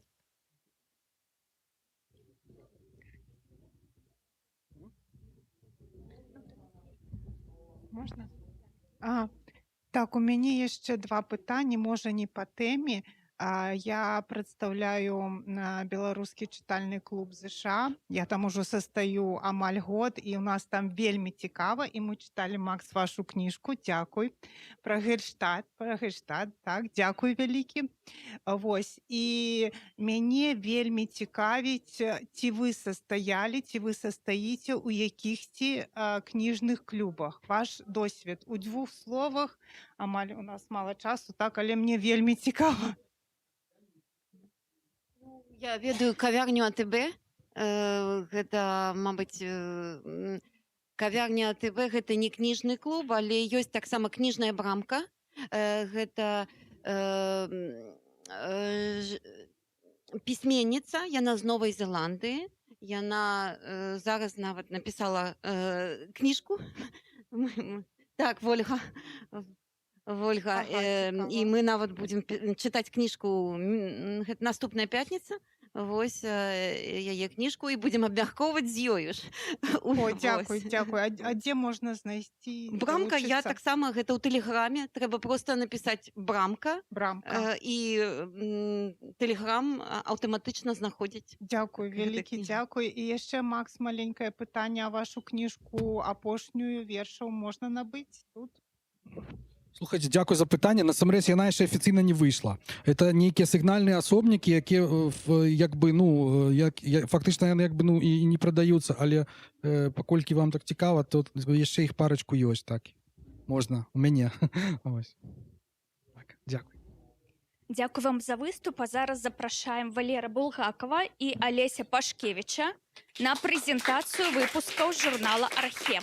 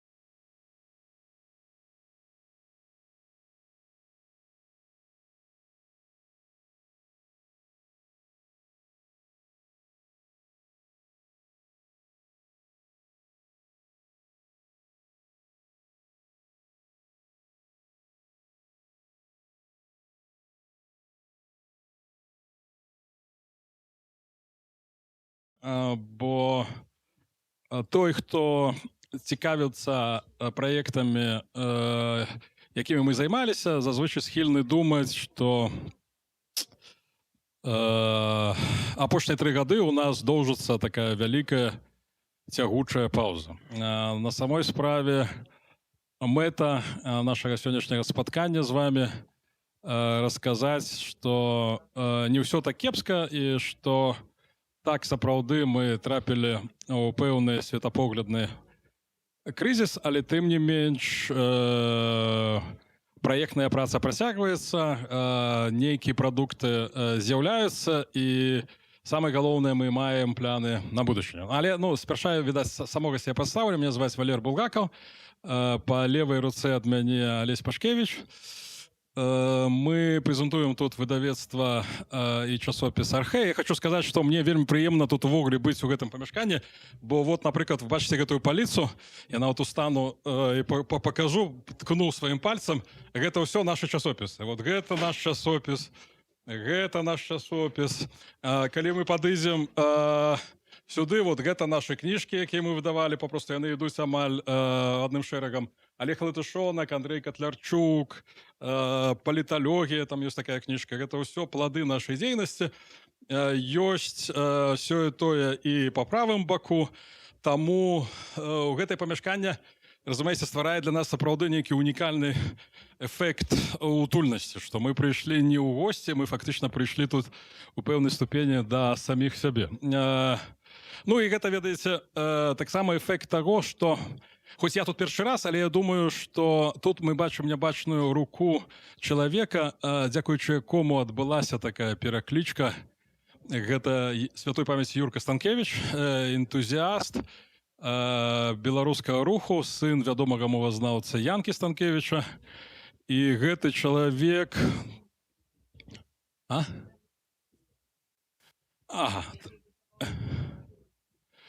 Так. І гэта чалавек, які адсочваў важныя для яго працэсы ў культурным жыцці Беларусі. І вот дзякуючы яму, я так разумею, вот мы маем гэтую калекцыю публікацый. І пачаць я хацеў бы не з заяўленай тэмы, а менавіта, каб проста падкрэсліць нейкую такую повесць эпох, повесць традыцый.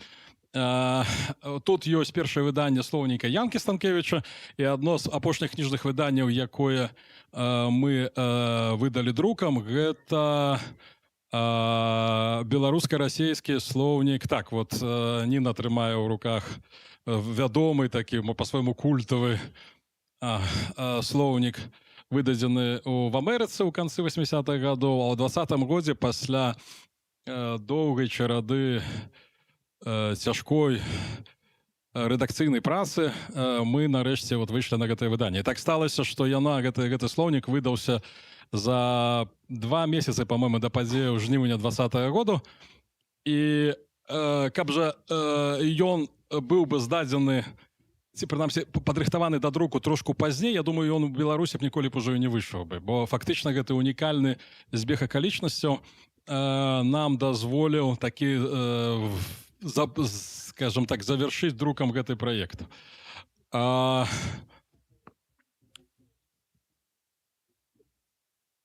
Таксама нейкі, ведаеце, штрышок да атмасферы інтэлектуальнай Беларусі, ці ввогуле нейкай гуманітарнай ці ідэалагічнай атмасферы Беларусі сярэдзіны 20-го году, яшчэ за некалькі месяцаў да выбараў, якія адбыліся, калі мне памяць не зраджвае, ці 9 ці 11 жніўня гэтага года.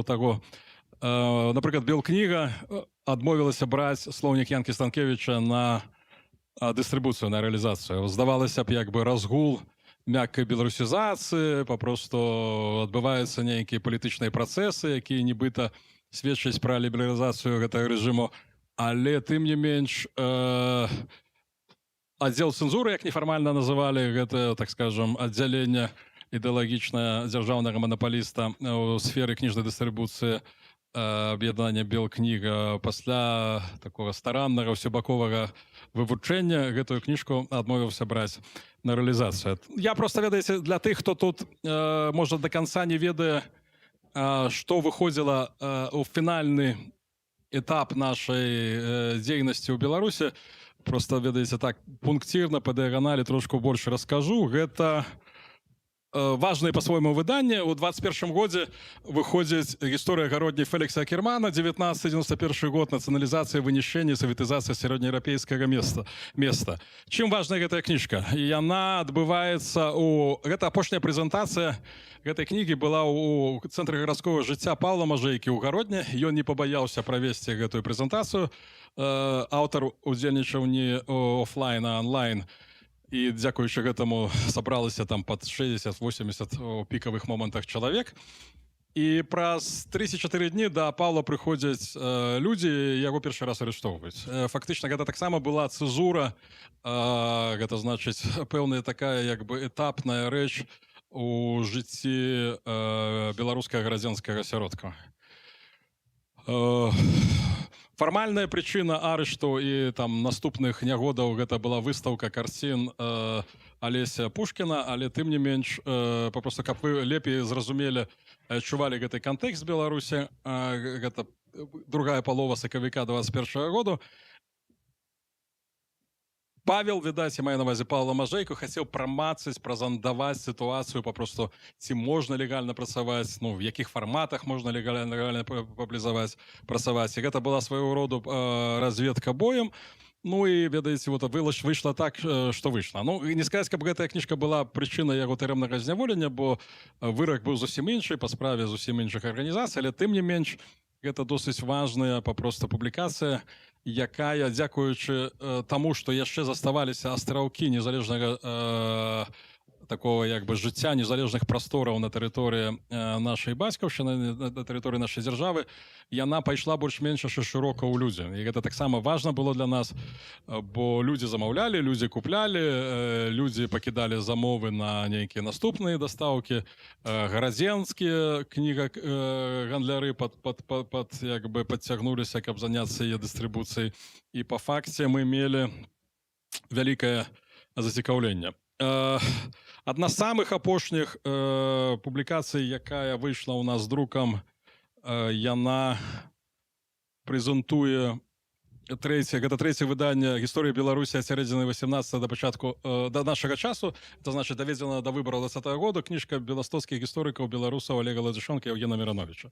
Яна выйшла летом 22-го года. І тут, ведаеце, я капаўся ў нашых запасах папяровых і знайшоў такі дакумент свайго часу, які здольны выбіць у мяне слязу. Гэта цэтлік кнігарні Галіафы, якую узначальваў Зміцер Вішнёў, які тут таксама прысутны. Галіафы былі разгромлены прыкладна у траўні-чэрвені 22-го году, і да апошняга прадаваўся ў іх вот гэты нумар архэ. Нумар архэ 22 за 20 год, цана за одну штуку 9 рублёў 50 копеек, адказны Зміцер Вішнёў. Ведаеце, можна папросту нейкі там эвентуальны музей беларускай культуры гэты цэтлік дадаць. Гэта аўтэнтычны дакумент часу. Вось. Ну, пасярод апошніх выданняў, каб проста можа быць закрыць гэтую тэму і перайсці да наступных праектаў і меркаванняў, адзначу выдание 22-го году Кшыштафа Пяткевіча «Великое княство Литовское под уладой Александра Елончика. Доследование гісторыі дзяржавы і грамадства на мяжы 15-16 стагоддзя». І таксама вельмі важную для нас працу чалавека, які таксама звязаны з Прагай, хоць і не вельмі пазітыўна, але ты не менш звязаны. Гэта кніжка прэм'ера БНР гісторыка, сацыолага Александра Цвікевіча «Гістарычнай працы». Першы том выходзіць у 21 годзе, і ў ім усе асноўныя такія флагманскія трактаты гэтага выбітнага дзеяча, заходнерусізм, прычым якасна адрэдагаваны, з правільна аформленымі зноскамі, карацей кажучы, з правільна выдадзеным пададзеным акадэмічным апаратам. Тут, як я казаў, змешчаны іншыя флагманскія рэчы, гэта, напрыклад, адраджэнне Беларусі і Польшча, слаба вядомая ягоная праца на такія геапалітычныя тэмы, можна так сказаць. У нас, напрыклад, усе захапляюцца Ігнатам Канчэўскім, Абдзіраловічам, але сам гэты дыскурс, як цяпер модна выражацца, ён не быў прадстаўлены толькі вот гэтым адным аўтарам.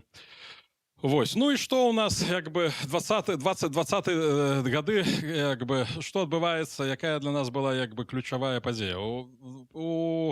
Як вы цудоўна ведаеце, у лютым 22 году пачынаецца паўнамаштабная вайна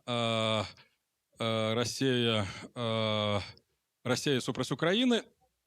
І магчымасці легальнага дзеяння ў Беларусі пачынаюць знікаць папросту на вачах для такіх, як мы. Бо трэба таксама значыць, што ў нас была вялікая гісторыя такіх всяких экстрэмісцкіх ці каляэкстрэмісцкіх авантураў, прыгодаў.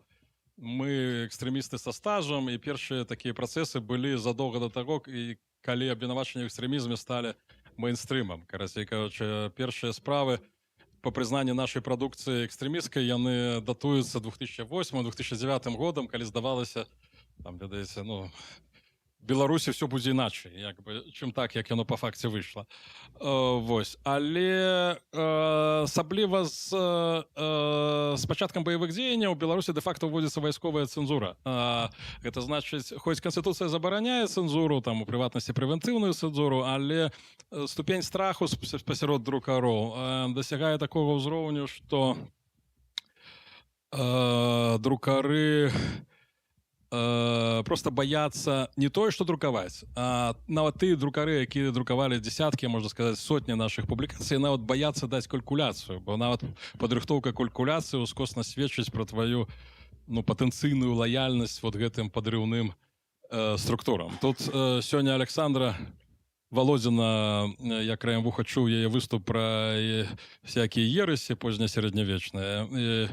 Короче кажучы, яна расказвае, калі у судах познясярэднявечных судзілі ерэцікоў, нават паручальніцтва за такіх людзей магло пагражаць таксама смяротнай карай экзекуцыі. То папросту сітуацыя, ведаеце, мае сваю пераклічку з нашымі часамі. 22 год, Беларусь, калі нават нейкія фармальныя акты такого дзелавога этыкета, я маю на ўвазе падрыхтоўка калькуляцыі, там папросту нейкія абмеркаванні дзелавых пытанняў, сам факт таго, што з табой уступаюць дыалог, можа інтэрпрэтавацца як нейкая, ведаеце, лаяльнасць патэнцыйнаму ворагу, патэнцыйнаму непрыцелю.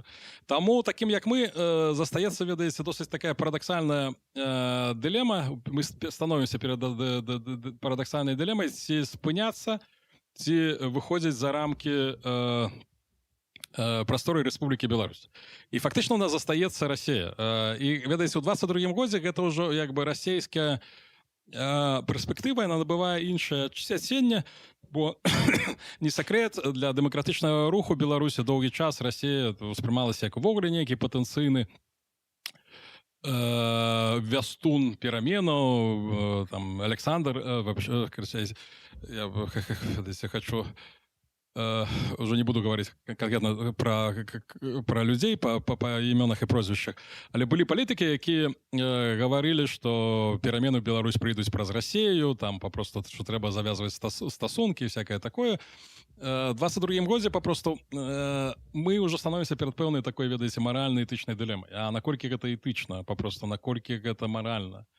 І дакладнага адказу няма. Ну і таксама я гаварыў пра то, фактычна кожны друкар прымае як бы свой выбар. І тут трэба сказаць, што ў Расіі, і гэта так не асабліва афішаваная цяперашняя старонка беларускага культурнага жыцця ў самой Беларусі, у Расіі цяпер досыць шмат хто з тых выдавецтваў, якія засталіся, якія друкуюць літаратуру на беларускай мове, дагэтуль друкуюцца. Прычым геаграфія досыць вялікая, гэта Можайск, Можайскі паліграф-камбінат пад Масквою, гэта ў Чэхаве там ёсць такая першая ўзорная друкарня, гэта поўдзень Маскоўскай вобласці, траса на Белгарад і туды далей на Харкаў. Вось, карацей кажучы, па-першае, ёсць нейкія этычныя праблемы, па-другое, мы маем сітуацыю, калі дэ-факта гэты стан вайсковай цэнзуры, ён таксама тычыцца друкарскай справы. І у мяне часам паўставала ўражанне, што любыя такія падазроныя кніжныя публікацыі друкары папросту апрыёры мусяць нейкім чынам здаваць туды, як у нас прынята гаварыць, куды трэба, інфармацыю пра гэта. То одно дело друкаваць дзе-небудзь у Можайску, ведаеце, каласы пад сярпом тваім Владзіміра Караткевіча, другое дело друкаваць часопіс, дзе утрымліваецца крытыка, напрыклад, расійскага прэзідэнта Пуціна і ваеннай аперацыі супраць Расіі. Ну, пагадзіцеся, гэта прадметы ці рэчы абсалютна іншай велічыні, увогуле такого як бы палітычна-ідэалагічнага значэння. Таму у 22 годзе у нас, калі браць часопіс, не выходзіць увогуле фактычна нічога. Мы папросту бярэм паўзу, і гэта было прамое парушэнне нашага заканадаўства, беларускага заканадаўства пра друк, бо згодна з адпаведнымі запісамі ў законе пра сродкі масавай інфармацыі, друкаваны сродак масавай інфармацыі мусіць выходзіць мінімум 2 разы на год. У 22 годзе, паколькі пачынаецца вайна, у нас не выходзіць ввогуле як бы ніводная публікацыя. Я маю на ўвазе часопіс. І Ну і, да рэчы, вот паколькі тут уже кажуць нашы ўсходнія сябры, коль скора зайшла рэч, гэта апошняе выданне 21 года архэ ў глянцавым выглядзе. Гэты нумар, я уже говорю, да рэчы, пра Можайскі паліграф-камбінат, ён выйшаў у Можайску, і гэта, напэўна, апошні нумар, які мы маглі там надрукаваць, бо мы ўжо адчулі, ведаеце, халоднае такое ледзяное стаўленне расійскіх паліграфістаў. Бо, ведаеце, чым жыў тады Можайскі паліграф-камбінат? Там нейкія зніжкі, напрыклад, нават прапаноўваліся друкарам, калі ў іх там, калі ў друкарскай прадукцыі, ў друкаванай прадукцыі змяшчалася, асвятлялася праблематыка далучэння Крыма да Расійскай Федэрацыі з такога пазітыўнага пункту гледжання. І раптам мы лезем са сваім, ведаеце, такім свіным рылам, калі ўжо гаварыць груба, у гэты такі вот благаабразны як бы поток друкаваных публікацый. Гэты нумар за 21 год, ён таксама выходзіць у Расіі, ён выходзіць у Маскве друкам. Ну, в сэнсе, выходзіць, я маю на ўвазе папросту з друку, ён там друкуецца. І зноў-такі, чаму так адбываецца? Бо проста ступень запалохання, яна вельмі істотная, і проста, ну, па-першае, у Беларусі мала дзе можна... Мы можам пусціць так, ведаеце, давайте, я, можа, слоўнік, там, можа, нехта паглядзець. Гэта слоўнік Янкі Станкевич. Так, ну, я прошу только назад это все вернуть, вот, просто так, Да, зараз будем до справы переходить. Так, коротенько, минут на 40 уступления, будем под конец до справы переходить.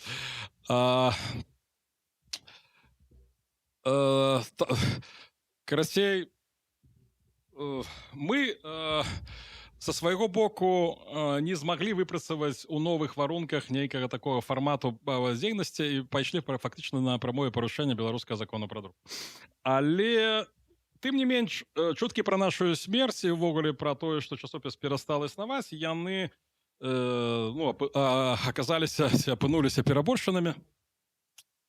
І мы пачынаем, ведаеце, все ж таки думаць пра стратегії адаптації, і адказам на гэта з'яўляецца такая, ведаеце, подборка абсолютно калекцыйных нумароў часопіса, якія мы асабліва не афішавалі. І тут фактычна адбываецца, ведаеце, вот цяпер, тут і цяпер адбываецца першая прэзентацыя гэтага такого, ну, па вялікім рахунку субпрадукта, але тым не менш гэта пэўны прадукт, які можа выклікаць нейкае калекцыйнае зацікаўленне. Гэта, власна кажучы, тое, пра што гаворыцца пра у тэме нашай сённяшняй сустрэчы, гэта выданне часопіса Архэ у 23-24 годзе. Трэба яшчэ сказаць, што мы пагружаемся цалкам у цемру медыйную, бо першы раз сайт часопіса Архэ блакуецца рашэннем Міністэрства інфармацыі яшчэ у пачатку ліпеня 22 году, а у лютым 23 году Міністэрства інфармацыі нам прыходзіць чарговая дэпеша, дзе напісана, што сайт быў разгледжаны на міжведамаснай камісіі пры Савеце бяспекі Рэспублікі Беларусь, у якім удзельнічалі прадстаўнікі КГБ, МВД, аператыўна-аналітычнага цэнтра і іншых паважаных органаў. І было прынята рашэнне пра яго блакіроўку. Ну, адпаведна, у такой сітуацыі, паколькі частка рэдакцыі знаходзіцца ў Беларусі, не было ніякіх матывацый, каб, нягледзячы на гэта, працягваць працаваць. Бо фактычна, ну, ўзровень рызыкі і небяспекі членам рэдакцыі, якія працуюць у краіне, дзе Рада бяспекі прымае рашэнне пра прамую блакіроўку сайта, яно ўжо пераўзыходзіць все магчымыя дапушчальныя, як бы, нормы ці уяўленне. Вось. Таму гэта інфармацыя вы не знойдзеце на сайце часопіса Архэ, бо сайт часопіса Архэ ўжо 3-й год як адключаны, яго папросту няма. Магчыма, ён з'явіцца, але тым не менш мы былі змушаны пайсці на гэты крок. Ну, карацей кажучы, ведаеце, зазвычай такая баявая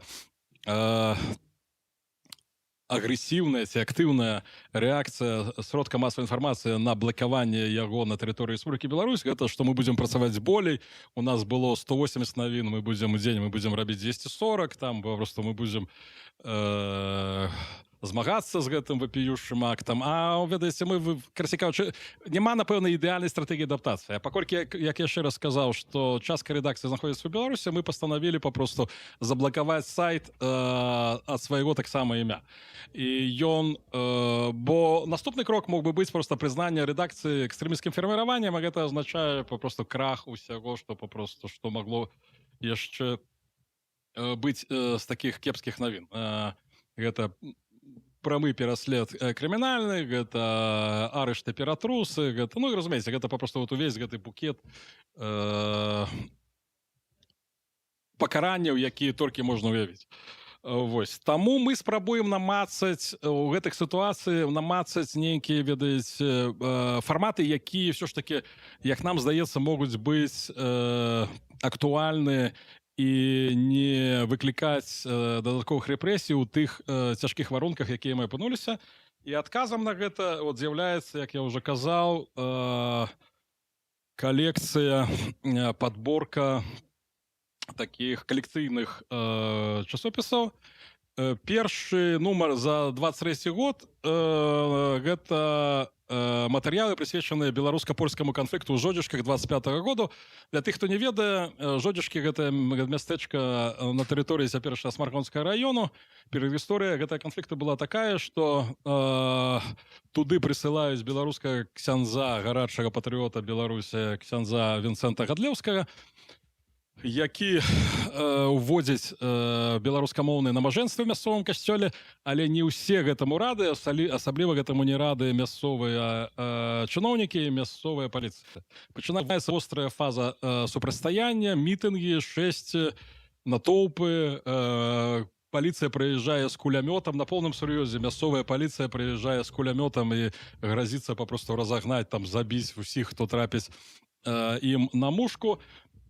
Справа гэта, яна, ізноў-такі, не была поспехам, але хутчэй была проста ўжо для Гадлеўскага, але была сведчаннем яго патэнцыялу і ўвогуле пэўнага ступеня развіцця беларускага нацыянальнага руху ў гэтым рэгіёне, бо па факце Гадлеўскі атрымаў 2- ці 3-гадовы турэмны прысуд, і ён фактычна знаходзіўся в вельмі суровых варунках зняволення варшаўска. Ага, то у нас уже мало часу. Алесь, можа, вы нешта хочаце сказаць? Можа, нейкія пытанні ёсць менавіта на гэтай фазе, бо у нас застаецца 15 хвілінаў. Я б хацеў просто тут удакладніць, што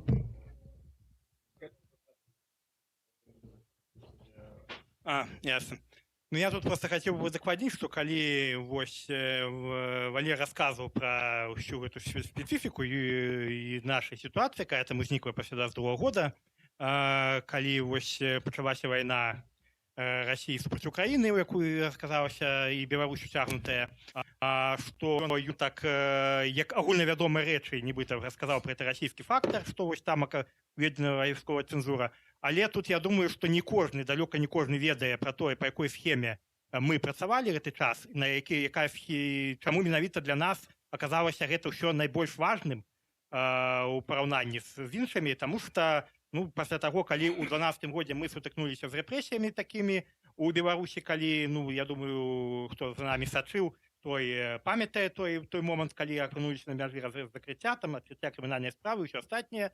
Для таго, каб працягваць ту дзейнасць і ў той жа час выдаваць тое, што нам падабаецца, не толькі тое, што мы можам, мы знайшлі такі дастаткова хітрамудры варыянт, на які на той час працаваў, што калі у Беларусі гэта дзейнасць была ліцэнзійнае выдаванне кніжак тых самых, і праз гэта быў механізм адсочвання нашага, напрыклад, асартыменту, то у Расіі гэта была абсалютна ў тыя часы, яна была яшчэ гэта лібералізм часоў ельцынскіх заставаўся, і фактычна выдаваць кніжкі можна было проста любому чалавеку з вуліцы, што проста ён прыходзіць, засноўвае звычайную фірму, яна функцыянуе, і таварыства з абмежаванай адказнасцю, ніякіх дазволаў ні узгадненню не трэба было атрымліваць, і таму фактычна можна было, карыстаючыся той адсутнасцю мяжы з Беларусю, выдаваць ад імя расійскай арганізацыі кніжкі на беларускай мове, завозіць іх у Беларусь і карыстаючыся адсутнасцю мяжы, і фактычна праводзіць гэтую дзейнасць больш шырокае поле для дзейнасці мець, чым тыя, якія працавалі ў Беларусі пад гідай, пад ліцэнзіямі Міністэрства інфармацыі. Гэтым не толькі мы карысталіся, таксама іншыя выдаўцы часам нам прасілі нешта выдаць ад іх імя. Ну і вось эта схема, як гэта не дзіўна, яна пратрымалася, можна сказаць, 10 гадоў амаль што. Для таго часу, пакуль менавіта не ўзнікла вось гэта вот сітуацыя, калі пачалася вайна, цэнзура і ўсё астатняе, і карацей на нашу фірму таксама гэту, якая была заснавана ў Маскве, не ў Маскве, у гэтым у Расіі, у Смаленскай обласці, яе таксама абрынуліся гэтыя вось рэпрэсіі, яе там кахутенька ліквідавалі яшчэ ў 22-23 годах. Ну і аказалася, што па гэтай схеме мы ўжо працаваць не можам. Як Валер казаў, ужо ў друкарні ў Беларусі, тое, што ў Беларусі, яны адмаўляліся проста нават гэта разглядаць. Варыянт. Конечно, некаторыя кніжкі былі такія, которые можна было прыдаваць у Беларусі, якія там тычыліся таго самага Вялікага княства Літоўскага, ну гэта не тычыліся сучаснай палітыкі, сучаснай ідэалогіі, але калі, напрыклад, тыя самыя кніжкі пра партызан, пра вайну, пра нейкую такую датычную палітыкі, то гэта фактычна аказвалася немагчымым у гэтай сітуацыі. Таму, вось, в прынцыпе, гэта наша схема абрынулася пасля ўсіх падзей. Ну і мы апынуліся ў той сітуацыі, пра якую казаў Валер, і чаму для нас это было важно. Я хочу дадаць еще такі маленькі штришок да гэтай гісторыі. Перш як наша расійская гэтая фірма памерла, адышла ў лепшы свет, ці адначасова з гэтым працэсам памірання, у смаленскай рэгіянальнай прэсе расійскай прайшла кампанія яе дыскрэдытацыя, чарнення. Мы знайшлі самі толькі 2 артыкулы, магчыма, іх было болей, прычым ведаеце, там з пералікам кніжак, пра тое, што там быў прагон, што, напрыклад, слоўнік Некашэвіча і Байкова вапіюшчы прыклад нацыяналістычнай лексікаграфіі, там, карацей кажучы, нейкімі нават такімі квазі-навуковымі экскурсамі, адсылкамі, але я запомніў і буду, напэўна, гэта помніць да апошніх дзён сваіх назву толькі аднаго з 2 артыкулаў. Назва змяшчала ў сабе рытарычнае пытанне: может ли книгоиздание навредить народам России и Беларуси? Гэта было пра нашу фірму. Гэта было пра нас. Ну і, на жаль, я не скажу пра нас, но пра вас, відаць. Там яшчэ бывае, што это самае такое, што гэта іхніх артыкулах была такая цікавы фрагмент, явно не выпадковы, што яны пісалі, што доблесныя органы раптам это разгледзелі. Ну, да гэтага яны там год, можна сказаць, працавалі, як бы распаясаўшыся. Да, год удалося там вадзіць усіх за нож, ну вот цяпер яны адкрылі. А пра тое, што это ўжо існавала, гэта выданне і дастаткова шырока інтэнсіўнасць ягоная прыпала на куды ранейшыя гады, што это 10 гадоў, ну тут яны нулік адкінулі, каб уже саміх сябе не дыскрэдытаваць. Ну так, і ўсяго было выдадзена каля 50 кніжак, і яны не былі толькі выключна намі. Да нас часамі звярталіся выдаўцы, якія не маглі па цэнзурных меркаваннях нешта выдаць у Беларусі і выкарыстоўвалі іншыя магчымасці тады, калі ўсё ж такі атмасфера ў краіне гэта дазваляла. Бо цяпер пра нішто такое гаварыць і марыць ўжо не даводзіцца. Ну, але перейдзем цяпер да апошняга, ведаеце, да апошніх падзеяў. Карацей кажучы, у 23-м годзе у нас фактычна не застаецца нічога, у нас няма магчымасці нармальнай працы, няма магчымасці нармальнага друку, у нас адключаны сайт. Ну, і мы проста, ведаеце, спрабуем, нягледзячы на гэта, шукаць нейкія свае фарматы. Вось, і менавіта адказам на гэта з'яўляецца вот гэтая калекцыйная падборка нумароў. Я хочу сказаць, што не ўсё ўдалося сюды прывесці. Тут вот мы маем апошні нумар, які ёсць, гэта Юрація Кяўпеня, грамадскае і прыватнае штодзённае жыццё шляхты ВКЛ 16 стагоддзя. Увогуле, што гэта за фармат такі? Гэта проста анонсы фактычна нашых кніжак і кароткія такія рэкламныя праспекты нашых кніжак, якія мы не здолелі выдаць. Бо пляны нашы былі шырэйшыя, чым нам удалося іх зрэалізаваць. Сёе-тое яшчэ застаецца папросту, як прынята гаварыць, у выдавецкім партфеле. То, напрыклад, кніжка Яўрація Кяўпеня пад аднайменнай назвай «Грамадскае і прыватнае жыццё шляхты Вялікага княства Літоўскага 16 стагоддзя». Ну, гэта, ведаеце, гэта падзагаловак. А загаловак там баявы «Мы, Літва». мяс Літува, грамадскае і прыватнае штодзённае жыццё шляхта ВК ў 16 стагоддзя. Яна ўжо фактычна была падрыхтаваная да друку, ўжо мы взялі калькуляцыю, але ў нейкі момант стала зразумела, што ёсць шансы, што мы гэтую кніжку, можа, нават калі і дадрукуем, то атрымаць яе, перавесці на свой склад нам папросту не дадуць. Таму мы былі змушаны ад гэтага адмовіцца. А самы апошні нумар архей, які мы, на жаль, не здолелі сюды прывесці, ён ужо можа уяўляць нас непасрэдны інтарэс для беларускіх гісторыкаў, увогуле шырэй гуманітарыяў. Гэта матэрыялы, можна сказаць, больш за 10 публікацый з неўведзенага ў навуковы абарот, перш за ўсё рукапіснага, але таксама і машынапіснага архіва нашага найвыбітнейшага гісторыка Мікалая Улашчыка. Я хочу такое таксама вам пахваліцца, што тут вот ёсць 2 тамы ўнізе Мікалая Улашчыка працы, выдадзеныя на расійскай рэгістрацыі, гэта нашых рук справа, і рыхтаваўся так вот, рыхтаваўся таксама 3-й том, яго лёс пад пытаннем, ну, спадзяемся, што раней ці пазней ён выйдзе, але апошні нумар часопіса, ён такі прэзентуе раней невядомыя працы Улашчыка, у тым ліку вялікі яго артыкул, прысвечаны Люблінскай уніі. Чаму гэта мае хоць нейкі сэнс? Бо у Беларусі ёсць такая рэч, як абавязковая рассылка, і проста кожны нумар, кожная публікацыя, яна аўтаматычна рассылаецца на 12 адрасоў, у тым ліку ўсе асноўныя публічныя, як тут прынята гаварыць на захадзе, бібліятэкі. По-другое, на часопіс ёсць пастаяннае запатрабаванне з боку заходніх бібліятэк. І вот, напрыклад, мне было сёння вельмі прыемна, прыйшоў дырэктар славянскай бібліятэкі ў Празе, і ён сказаў, што «О, я нават не знаў, што у вас нешта выходзіла, і купіў 10 нумароў нашага часопіса, папросту, якія сутнічалі ў іх фондаў». Ну то папросту, бачыце, дзякуй вам сардэчна. Вось. Але гэтыя людзі сапраўды яны здаўна з намі супрацоўнічаюць, і гэта не было так, што мы просто першы раз тут пабачыліся, што папросту яны ў Менску гэта куплялі. Папросту, напрыклад, як мы выдаем нават нешта папросту у такім эрзац фармаце, мы маем фактычна 30, 40, 50 гарантаваных продажаў бібліятэкі. Гэта таксама ў цяперашняй сітуацыі, ну, ведаеце, беручы пад увагу магчымасці легальнага дзеяння ў Беларусі, гэта не так ужо і мала. Гэта сапраўды папросту ёсць нейкім досыць асэнсаваным крокам і асэнсаваным працэсам. Але, ведаеце, на гэтым ізноў-такі такая success-story, гісторыя поспеху часова канчаецца, бо ў 25-м годзе мы трапілі ў сітуацыю, калі мы ізноў не здолелі выдаць нічога. І мы цяпер зноў балансуем на мяжы закрыцця, прычым закрыццё можа адбыцца ў любы момант, я маю на ўвазе пазбаўлення юрыдычнай рэгістрацыі ў Беларусі.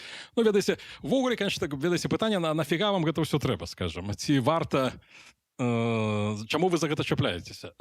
Ну, па-першае, часопіс ужо мае досыць вялікую традыцыю, ён выходзіў у розныя, ведаеце, часы, у розныя фарматы, калі разам все сабраць больш за 20 гадоў, уже 27, па 30. Выйшла амаль 200 нумароў, сукупны наклад, гэта не так ужо і мала для Беларусі. Я лічыў, недзе выходзіла 200-250 тысяч папяровых асобнікаў. Ну, то папросту, як нам здавалася, що ж таки для Беларусі, гэта мела нейкі хоць там самы мікраскапічны, мінімальны культуратворчы сэнс. Вось, і таксама я мушу вам прызнацца, што... 5 хвілінаў. Таксама я мушу вам прызнацца, што няма ніякай перспектывы аднаўлення часопіса па-за Беларусі ў папяровым выглядзе. І гэта пытанне, якое мяне таксама часта мне задаюць, вот, а чаму вы не хочаце там выдаваць яго дзе-небудзь там у Латвіі, Літве, Польшчы, не ведаю, дзе-небудзь в Амерыцы ці Чэхіі. Немагчыма яго выдаць, ведаеце, проста з розных прычын. Ну, яны прычыны вельмі комплексныя. Яны тычацца людскога капіталу, фінансавых рэсурсаў, арганізацыйнай структуры, сістэмы дыстрыбуцыі, ну, як бы, перспектыў самаакупнасці. Карацей кажучы, гэта ўсё стварае сітуацыю. Ну і плюс яшчэ, ведаеце, сам дэпрэсіўны фонд, якім знаходзіцца беларускае грамадства, не толькі Беларусі, а таксама па-за межамі Беларусі. Бо папросту тут наша прастора, як правіла, паціху сціскаецца, што папросту мы страпляем у такі, як бы, нейкі этап нашага культурна-гістарычнага развіцця, калі рэсурсаў на самыя разнастайныя фарматы дзейнасці становіцца, на жаль, не болей, а меней. І мы фактычна, ну, змагаемся за тое, што папросту, каб, ну, як бы, утрымаць тое, што мы лічым цэнтральнае і найбольш каштоўнае. Вось. Але гэта не значыць, што мы перасталі ўвогуле думаць пра развіццё і нейкім чынам планаваць новыя рэчы. Калі ўсё будзе добра, я спадзяюся, на працягу некалькіх месяцаў будзе нарэшце запушчаны наш сайт. Гэта будзе выданне, інтэрнэт-выданне іншае, яно будзе перафарматаванае, яно будзе пасля рэдызайна, і яно будзе, натуральна, ўжо на іншым дамэне, будзе не Archie.by, а будзе Archie.press. І я спадзяюся, да канца гэтага году вы, ну, людзі, якія захочуць пра гэта даведацца, атрымаеце інфармацыю пра гэта ў сродках масавай інфармацыі, незалежных, перш за ўсё. Мы на гэтым працуем. Вось. Калі падсумоўваюць, чуткі пра нашу смерць нашага выдання цяпер трошку пераборшчаныя.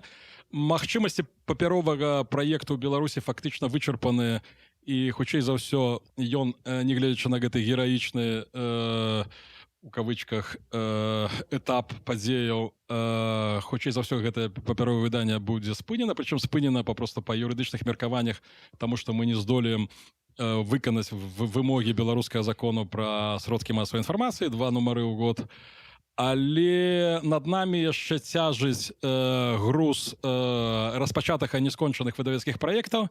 У нас ёсць сайт, які для нас таксама становіць пэўную каштоўнасць, таму мы не збіраемся сядзець, склаўшы рукі, збіраемся працаваць, але ў такім вельмі спецыфічным, ведаеце, ключы той, што называлася арганічнай працай. Гэта значыць, гэта не быдыйная праца, гэта праца на нейкі культурны архіў, гэта праца, якая можа быць, якая можа не мець цяпер ніякага эфекту, але тым не менш яна звязаная з нашымі спадзяваннямі, што некалі праз нейкі час яна можа ўсё ж такі выстраліць і стаць для некага актуальнай. Дзякую вам за ўвагу, і цяпер яшчэ хачу Алесю перадаць слова. Тут уже до такого грунтовного докладу, скажем так, про былое и цяперашняе дадаць вельмі цяжка, чаго тым больш той час нас сканчаецца. Ну, я скажу, что так, это сапраўды, что вышло, что старыя схемы перасталі працаваць, хотя вось і мы, гэта было дастаткова даўно вядома, что але выданнем вось гэтых вось гэтыя выданні, якія з'яўляліся тым не менш з перыядычнасцю 2 разы на год некалькі апошніх гадоў, яны былі як бы спосабам захаваць магчымасць на нейкую будучыню, калі нешта ў бліжэйшы час магло змяніцца. Таму што яшчэ здавалася, да лепшае, таму што здавалася, што яшчэ ў 22 годзе, ў 23-м, што можа быць нейкі ўсё ж такі гэта фаза рэпрэсій такіх усяго спыніцца, што яна будзе, ну, і тое, што ў Беларусі да таго часу зможа выжыць, хаця б так фармальна юрыдычна, то можа быць, адкрыюцца нейкія магчымасці ўсё ж такі эту працу працягваць. Ну, хутчэй тут у нас нават у нашым вузкім рэдакцыйным калектыве у гэтым плане ўзніклі пярэчанні, таму што я ў гэта спачатку не вельмі верыў, Валер верыў болей, тым больш што і так ці іначай гэта працу ён працягваў на тэрыторыі Беларусі, што і распаўсюд гэтых кніжак адбываўся, там часопісу праз тыя каналы нешматлікія, якія заставаліся, і гэта вось Міністэрства інфармацыі не ліквідоўвала фармальна гэта выданне, дзякуючы наяўнасці вось гэтых вось тоненькіх нумароў часопісу, якія фармальна дазвалялі. Ну, тым не менш, ну, трэба прызнаць рэчаіснасць, што надзей на гэта ўжо не засталося, што мусім думаць пра тое, як працягваць прадаваць далей у змененых абставінах, калі ўжо і кан'юнктура не так спрыяе, нават калі яна была яшчэ больш-менш спрыяла ў 2001-2022 годзе, калі можна было нешта арганізоўваць за мяжой, але ў той час можна было яшчэ працягваць працу ў Беларусі, таму на гэта была аснова. Цяпер гэта, на жаль, ужо не існуе гэтай магчымасці такіх вялікіх. Выданне часопіса перыядычных выданняў яно у эміграцыі вельмі складанае. Гэта не выпуск нават нейкіх серый кніжных, а гэта рэгулярная арганізацыя пры раскіданасці ўсёй ряды дыяспары па па многіх краінах па ўсім свеце, можна сказаць. Калі няма магчымасць прыйсці да гэта Беларусь, ну то гэта па вялікім рахунку, калі аб'ектыўна казаць, гэта пры цяперашніх умовах гэта выданне некалькіх пару-тройкі нумароў, не болей, далей яно мусіць спыніцца. Таму відаць, што праца, як сказаў Валер, не спыняецца, ўсё ж такі вядзецца рэдагаванне гэтых кніг, некаторыя ўжо ля высокай ступені гатоўнасці, некаторыя ў сярэдняй, і відаць, наша праца працягнецца менавіта ў гэтым фармаце, што у фармаце кніжных выданняў, якія пры магчымасці будуць выдавацца, магчыма, не ўласнымі сіламі, магчыма, з дапамогай іншых выдавецтваў, пры атрыманні фінансавых магчымасцяў для гэтага. Ну і таксама, спадзяюся, што таксама удасца рэалізаваць эту працу з сайтам. Яна вельмі важная ў тым сэнсе, што яно адкрые доступ да тых ранейшых выданняў у фармаце электронным, які быў пасля 22 года, пасля ўмяшання уладаў у гэту справу і быў страчаны. Таму што да нас часта прыходзяць такія вось пытанні, што дзе можна здабыць вашы гэтыя нумары, якія раней існавалі. Ну і кажу, што пакуль нідзе, ну ось будзе, хутка будзе. Ну, спадзяёмся, хутка гэта будзе. Шановні сябры, вялікі вам сардэчна дзякуй за ўвагу. Часу няма для пытанняў. Запрашаем до нашага століка. Мы будзем з вами гаварыць, калі вы захочаце, хоць да самай глыбокай ночы. Дзякуй вам вялікі. Дзякуй, Валер, дзякуй, Алесь. А зараз запрашаем вас на прагляд кароткаметражкі «Суд мёртвых», пасля якой адбудзецца дыскусія. Я попрошу, калі ласка, нам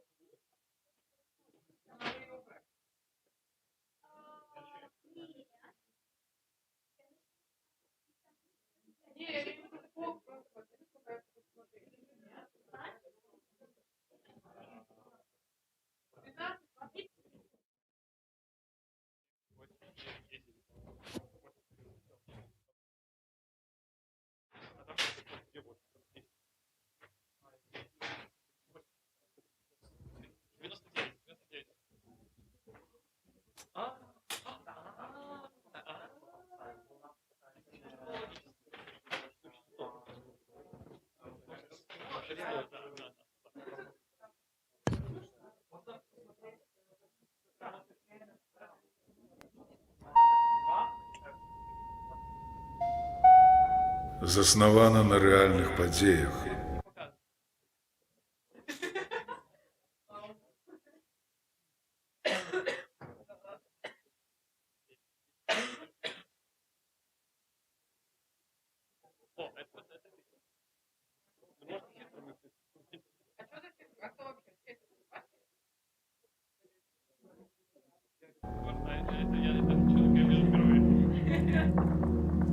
У ліпені 2023 года у Рэспубліцы Беларусь прыняты закон, які прадугледжвае ўзбуджэнне крымінальных спраў у дачыненні да памерлых. Дзяржава пачынае актыўна выкарыстоўваць гэты закон для суджэння былых супернікаў рэжыму. Суд над палітычнымі злачынцамі мінулага адбудзецца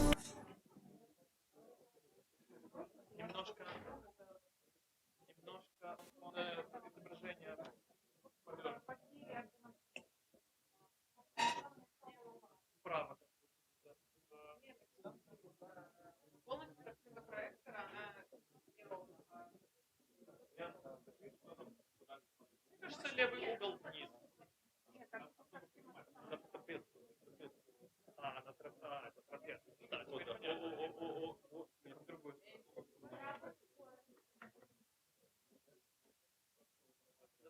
Чуть ниже правую сторону. Левую. Правый верхний угол. Правый. Да. Вот теперь тут вот это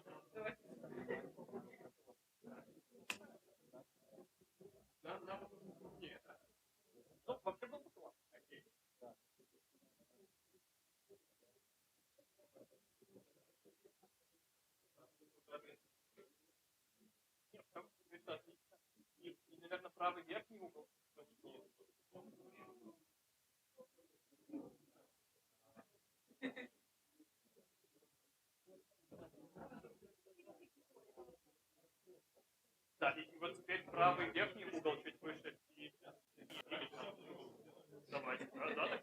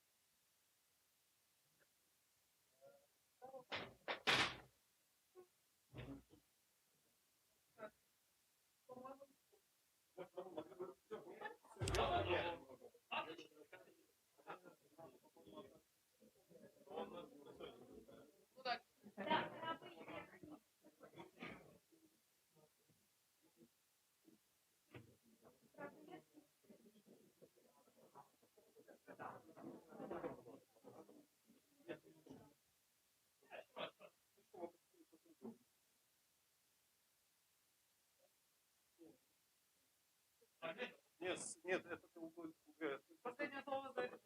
Ну, конечно.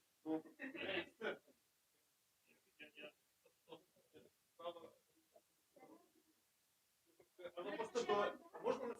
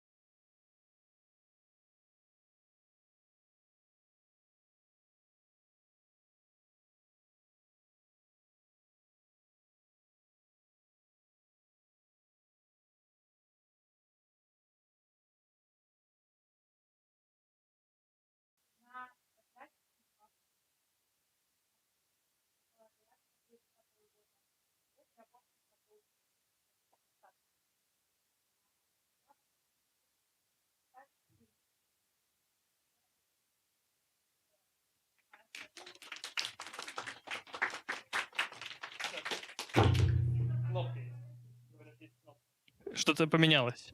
Я нажал на кнопку, но она горит. Всем привет, да, меня зовут Андрей. Сегодня вы увидите премьеру моего... Я жду и просто буду говорить. Меня не обязательно слушать, после меня будет фильм, это чуть интереснее, я думаю. И, короче, вы можете увидеть премьеру фильма «Суд мертвых».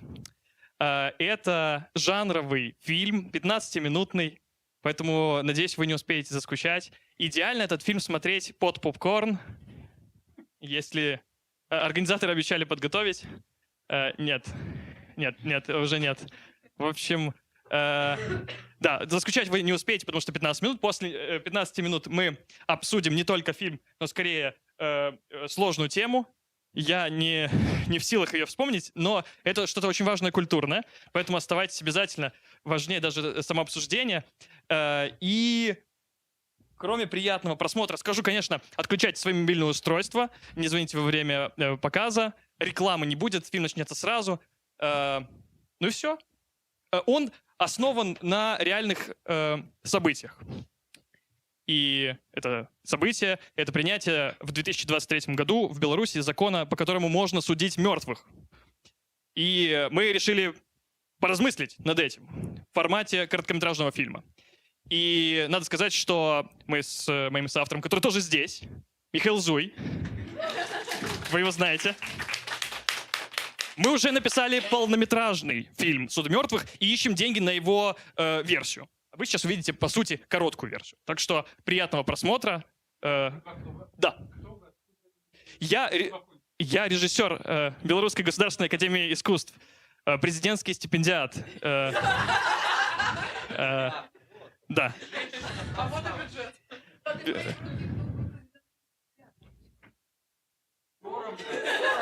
Потом петулями обменяемся. Я в 2017 году окончил Академию искусств по специальности режиссер кино. Я еще, кроме режиссера кино, преподаватель. Могу преподавать. Зовите в Прагу. Что угодно, там просто преподаватель. Да. Ну, я же режиссер кино, я ищу какую-то работу. Поэтому зовите, фильмы покажем. Да, что я сделал еще? Я еще известен тем, что в 2019 году, в 2018-2019 году... А можно вообще так долго говорить? Эфир у вас карточка целая, да, полная там. В общем, я сделал сериал, который называется «Гусин», про человека, который завел в квартире в Минске гуся. Вот. Вдруг вы знаете, никто не знает, но тут другая публика немножко. Хорошо. Ну, и потом мы вместе с Михаилом, он тоже здесь. Мы с Михаилом сделали канал Чин-Чин Channel в Ютубе. Вот мы здесь занимались. Да, Шушиншина, знаете? Вот это мы все это сделали. И после этого сняли сериал «Процессы», который вышел на телеканале ТФЛП «Белсат». Дякую, велике. И вот «Суд мертвых» немножко такое эстетическое, может быть, идейное ответвление от процессов. Так что, пожалуйста, приятного просмотра. Спасибо за микрофон. Тепер мені треба буде тебе представляти. Дякую.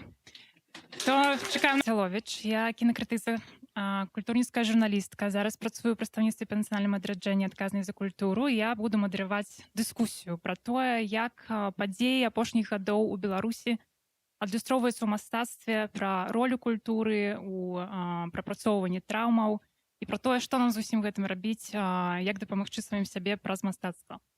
Я запрашаю удзельнікаў дыскусіі. Найперш Андрей Кашперскі, рэжысёр фільма, які мы толькі што паглядзелі. Ягоны суаўтар, аўтар таксама, які працуе над праектам Чин-Чин Channel, суаўтар у серыяле «Працэсы», вядомы купалавец, які таксама сёння ў пэўным сэнсе прадстаўляе сферу тэатра, Михаил Зуй. Аўтарка, можна сказаць, асобнага кірунку ў беларускім выяўленчым мастацтве, гісторыі беларускай выжыванкі Руфіна Базлова, калі ласка. І чалавек ад літаратуры і выдавецкай справы спадар Зміцер Вішнёў, які таксама сёння на прадмове прадставіў свой раман, а ўвогуле з'яўляецца аўтарам больш як 10 кніг. Я найперш задам кожнаму з вас такое пытанне на хуткую рэакцыю, бо мы сёння размаўляем пра тэму про тему такого вялікага маштабу. Я хочу вас спытаць, як перадусім як творцаў, як прадстаўнікоў мастацтва, вас як асобаў. Ці вы адчуваеце нейкую адказнасць як творцы у адлюстраванні, у прапрацоўванні крызісаў, якія мы з вами заспяваем?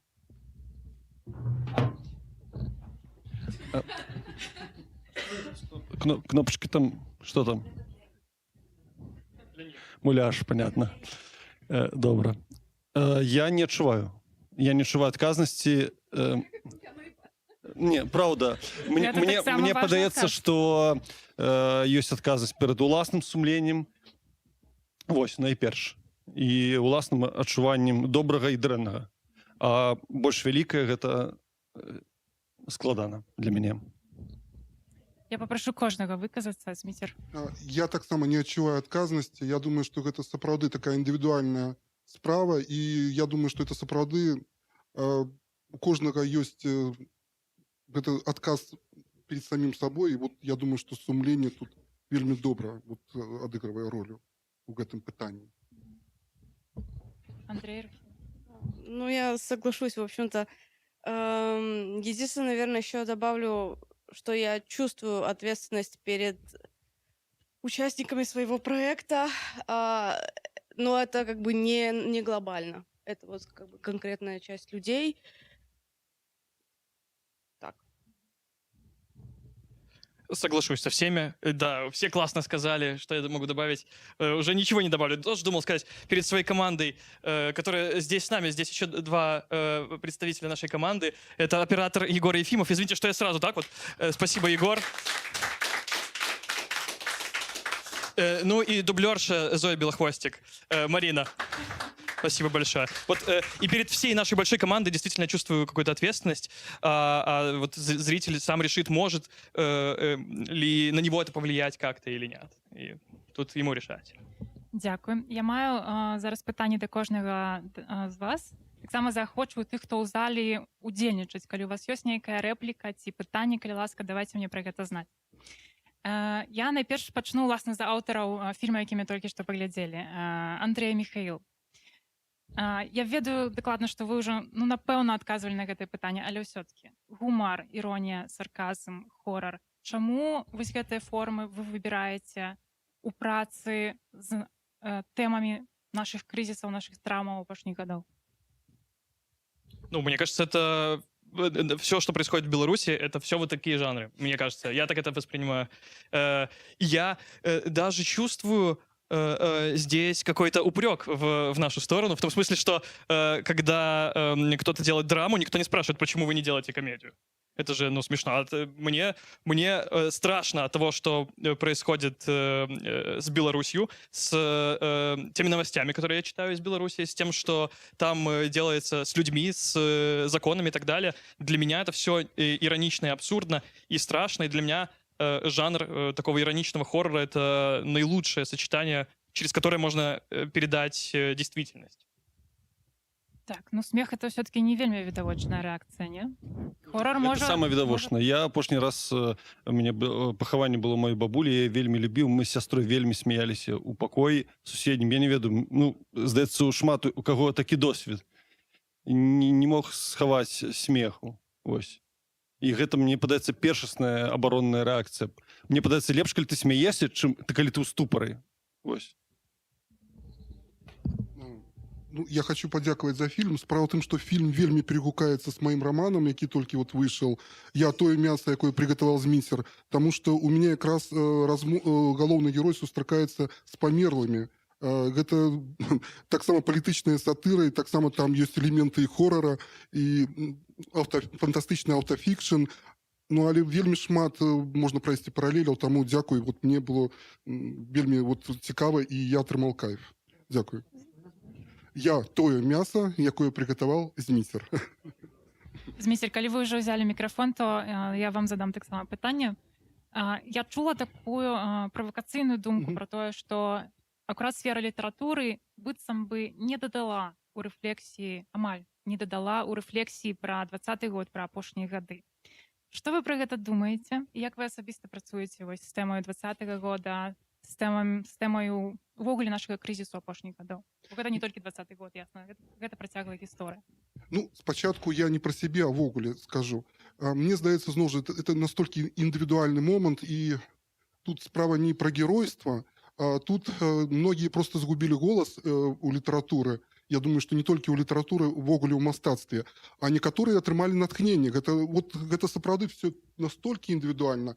І мне думаецца, што самае важнае ў мастацтве менавіта не забывацца пра мастацтва, а не толькі думаць пра палітыку. Таму што добра, калі ёсць фіксацыя траўмы, гэта патрэбна, фіксацыя праблемы, але гэта не заўсёды мастацтва. І вот гэтыя моманты трэба размежоўваць. Мы часам их не размежоўваем. Што тычыцца асабіста мне, мой вот твор, гэта набалелае для мяне, скажем, я просто шукал уласныя адказы на уласныя пытанні, і вот так, скажем, нарадзіўся гэты твор. І палітычная сатыра гэта той, што сидзіць унутры мяне, і той, што вот як бы вот аформілася ў такі вот роман, які вот выйшаў.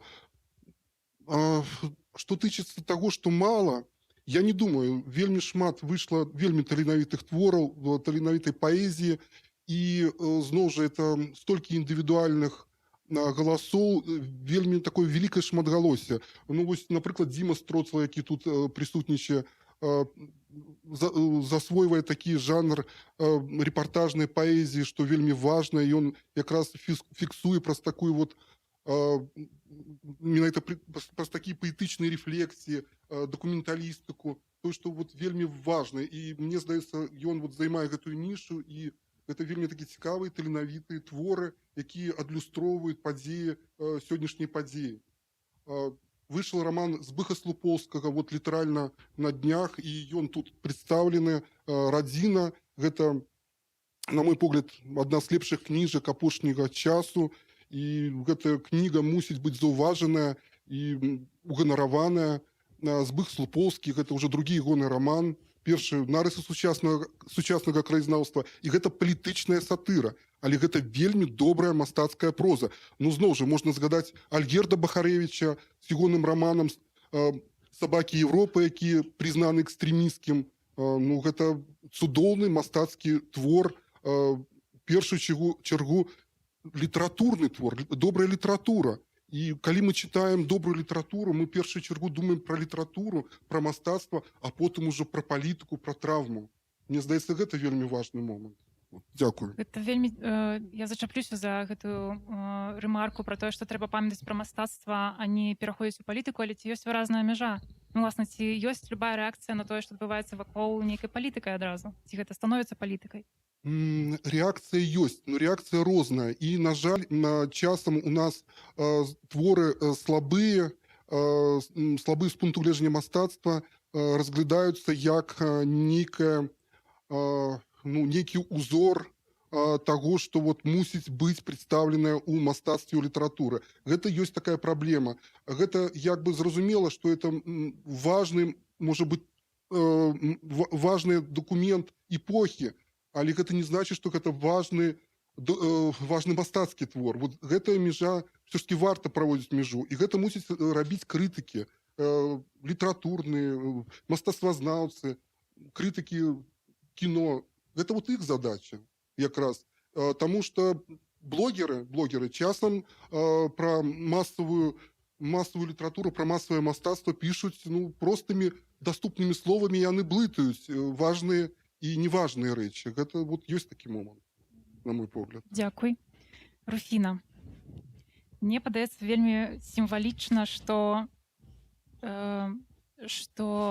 ваш праект «Беларуская выжыванка» і ў той момант, у які ён з'явіўся, мае такую магутную адсылку да нашых каранёў, да традыцыі. І таксама сімвалічна, што ён атрымаў такі водгук. Вось на ваш погляд, як вось гэта вераемнасць, як традыцыя, як спадчына, якую ролю яны іграюць у такія моманты крызісныя у мастацтве, але таксама ў перажыванні траўмаў, у вашым як бы падыходзе да той тэмы, з якой вы працуеце? Меня лично это вдохновляет визуально. но по обратной связи, которую дают люди, которые участвуют в проекте Framed in Belarus в том числе, что для них это связь с корнями, то есть это не просто визуально красиво, но это связь с историей, это что-то, через что люди самоидентифицируются, через конкретно то, что я делала, это было понятно, во-первых, по стилю, что это что-то из истории,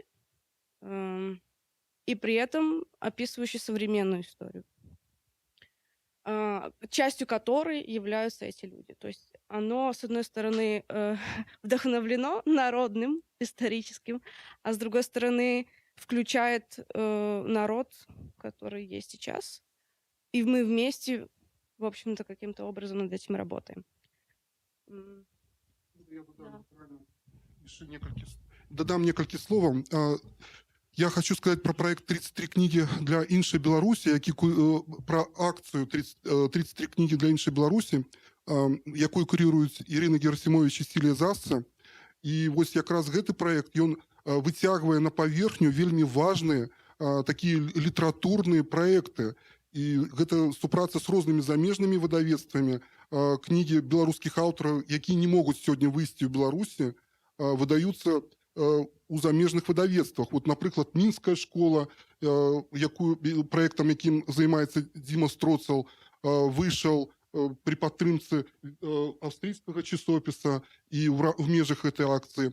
Выйшаў недавно дзённік у выдавецтве «Мяне нема» под псевдонімам, зразумела. Гэта пра падзеі, пра палітычныя якраз, якія вот адбываліся пасля рэвалюцыі ў Беларусі. Ну вот я хотел додать про гэтую акцию, это вельмі важно. Что это связано со спадчиной? Что? Это связано со спадчиной, неяк? Я думаю, что так. Это связано со спадчиной. І вот про гэты проект трэба казаць вельмі гучна, тому што гэтая акцыя робіць вельмі шмат важнага на сённяшні дзень. Дзякуй. На гэты момант ёсць у кагосьці ремарка ці пытанне? Калі ласка, адно і...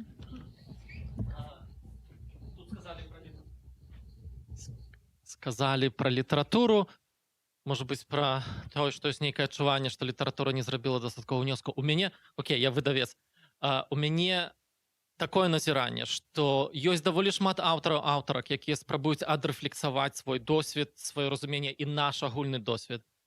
Але ёсць таксама досвед публікі, якую трыгерыць 2020 год. І вось гэта ёсць прорва паміж стваральнікамі і аўдыторыяй. З'яўляюцца, задумваюцца, пішуцца цудоўныя кнігі, якія трыгераць, ад якіх людзі проста, яны не хочуць, даволі шмат людзей не хочуць нічога чуць. І вот, ну, магчыма, па розных прычынах, но вот гэта такая ремарка.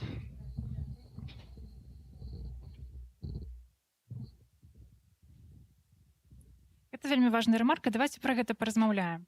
Бо я таксама чую досыць шмат водгукаў пра тое, што, маўляў, мы стаміліся ад тэмы 20-го года. Хаця гэта вельмі такое, гэта паверхня.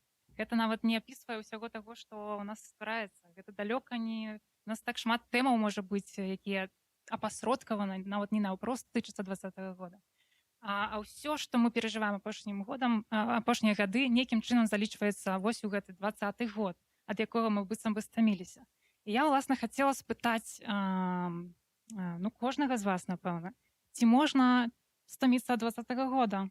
Ці гэта сапраўды дарэчная, можа быць, ремарка вось сёння, калі, ну, прапрацоўванне траўмы, яно сапраўды, ну, відавочна не адбылося яшчэ. Нам з гэтым працаваць яшчэ досыць доўга.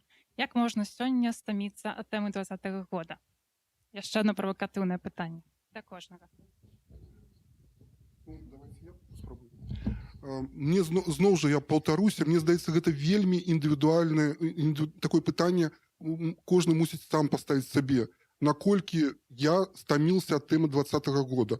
Тут, можна сказаць, не толькі ад 20-го года, тут ввогуле стамляешся ад навінаў, ад таго, што адбываецца ў свеце, Палесціна, Ізраіль, Украіна, Расія, Беларусь. Свет ввогуле звар'яцел і перекулился, і тут часам просто хочется отключить навіны і кудысьці сысці на безлюдную выспу. Я думаю, что это у кожнага периодично узнікае такая думка. Ну і мяне такая думка ўзнікае. Вы можете на один остров. Да. Я думаю, что травму прапрацоўваць трэба, але пра сілу яе ж не прапрацуеш. Ну што ты будзеш лечыць чалавека? А збольшага людзі, яны і так усё ведаюць, яны, ім трэба просто як бы нейкія сілы, каб жыць, а не тое, каб рэфлексаваць тое, што адбылося там 5 гадоў таму. Хаця, уласна, для мяне 20-й год, ён так ці інакш ён доўжыцца, свае адчуванні. Але просто вось у пытанні ёсць такое, што нібыта ў 20-м толькі не было нешта дрэннае. Ад гэтага хочацца трошки дайсці часам. Але там шмат чаго было добрага, там гарызантальнай сувязі. Мы сёння размаўлялі пра тое, што вось на такі ж фестываль у 20-м годзе можа прыходзіла б у 2 разы болей людзей. І вось... Да. Дарэчы, прыехалі, можа, пасля якраз. Вось я...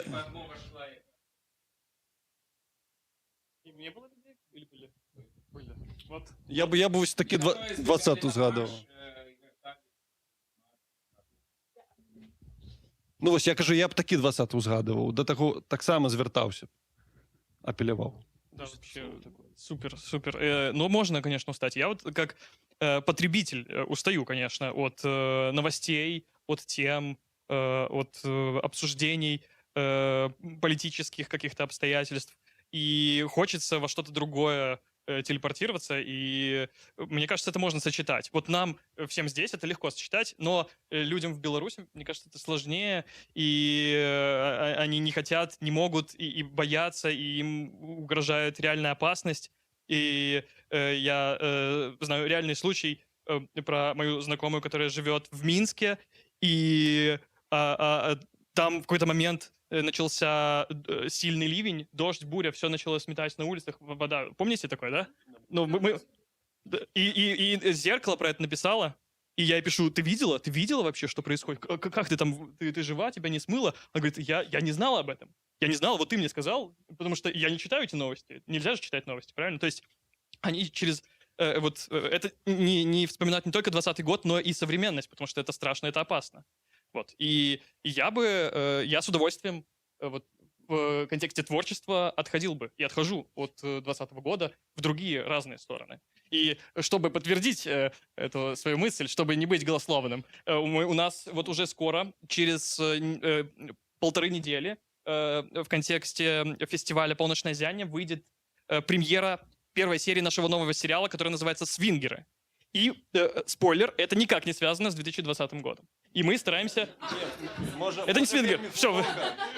Да. Можно найти какие-то отсылки, но... Это пропорцовка травмы. Так что... Это горизонтальная связь. Да, горизонтальная связь. Это то хорошее, что мы вспоминаем. В общем, мы хотим развиваться в разные стороны. Если вы понимаете, о чем я. Дякую. Руфіна, то ж питання. Ну, я тоже устала, вообще-то, честно говоря. Но опять есть же какая-то ответственность, есть упрямость, поэтому я продолжаю делать то, что делаю, медленно, как это идет. Но усталость есть. Опять же, стараюсь искать какие-то новые темы, пока ввиду усталости это получается сложно, но мне кажется, это просто необходимо. Нужно как-то, не знаю, разные сферы развивать и в себе, как-то уметь научиться отдыхать. Так что ничего в этом нету страшного, что люди устали. Ну, так, калі ласка, Ірина. Магчыма, уже про гэта казалі, але я крыху пазней далучылася. Я хочу задаць пытанне: а што такое прапрацоўка траўмы наогул? Калі мы можам сказаць, што траўма прапрацаваная, і все, вось тут мы ставім кропку. Мне здаецца, што тое, што 20-й год — гэта досвед, які шмат для каго, неважна, дзе мы зараз знаходзімся, пэўны пункт адліку гэта просто факт, і гэты досвед трэба зусім ужо аддрайфаваць ад рэчаіснасці, каб дапускаць, што гэты досвед на нас не ўплывае. І тут неважна, мы стамляемся, не стамляемся, гэта ўсё адно досвед, які нейкім чынам на нас уплывае. Але з іншага боку, у псіхалагічнай тэрміналогіі вось тое, што па-нямецку называецца резільенс, устойлівасць, гэта азначае здольнасць ісці далей. І па вялікім рахунку сэнс перапрацоўкі траўмы у тым, каб гэты досвед, узяўшы з сабою, рухацца далей і шукаць новыя тэмы і гэтак далей. Акурат у гэтым прапрацоўка траўмы і палягае. Гэта не значыць, што мы ўвесь час просто вось там, дзе ў мяне была нейкая рана, я просто сяжу увесь час калю, там, не ведаю, нейкім цвіком у гэтую рану. Гэта не прапрацоўка траўмы. Гэта акурат вось здольнасць нейкім чынам уключыць гэты досвед, зрабіцца шырэйшым. І чаму я сёння шмат разоў уже казала ў розных размовах, публічных і непублічных, пра тое, што нам трэба рухацца далей, у тым ліку раскрываючы колы і беларускіх супольнасцяў і карыстаючыся тым, што мы зараз у іншых прасторах, гэтыя прасторы звязваць, злучаць між сабой, рухацца далей. Я толькі дадам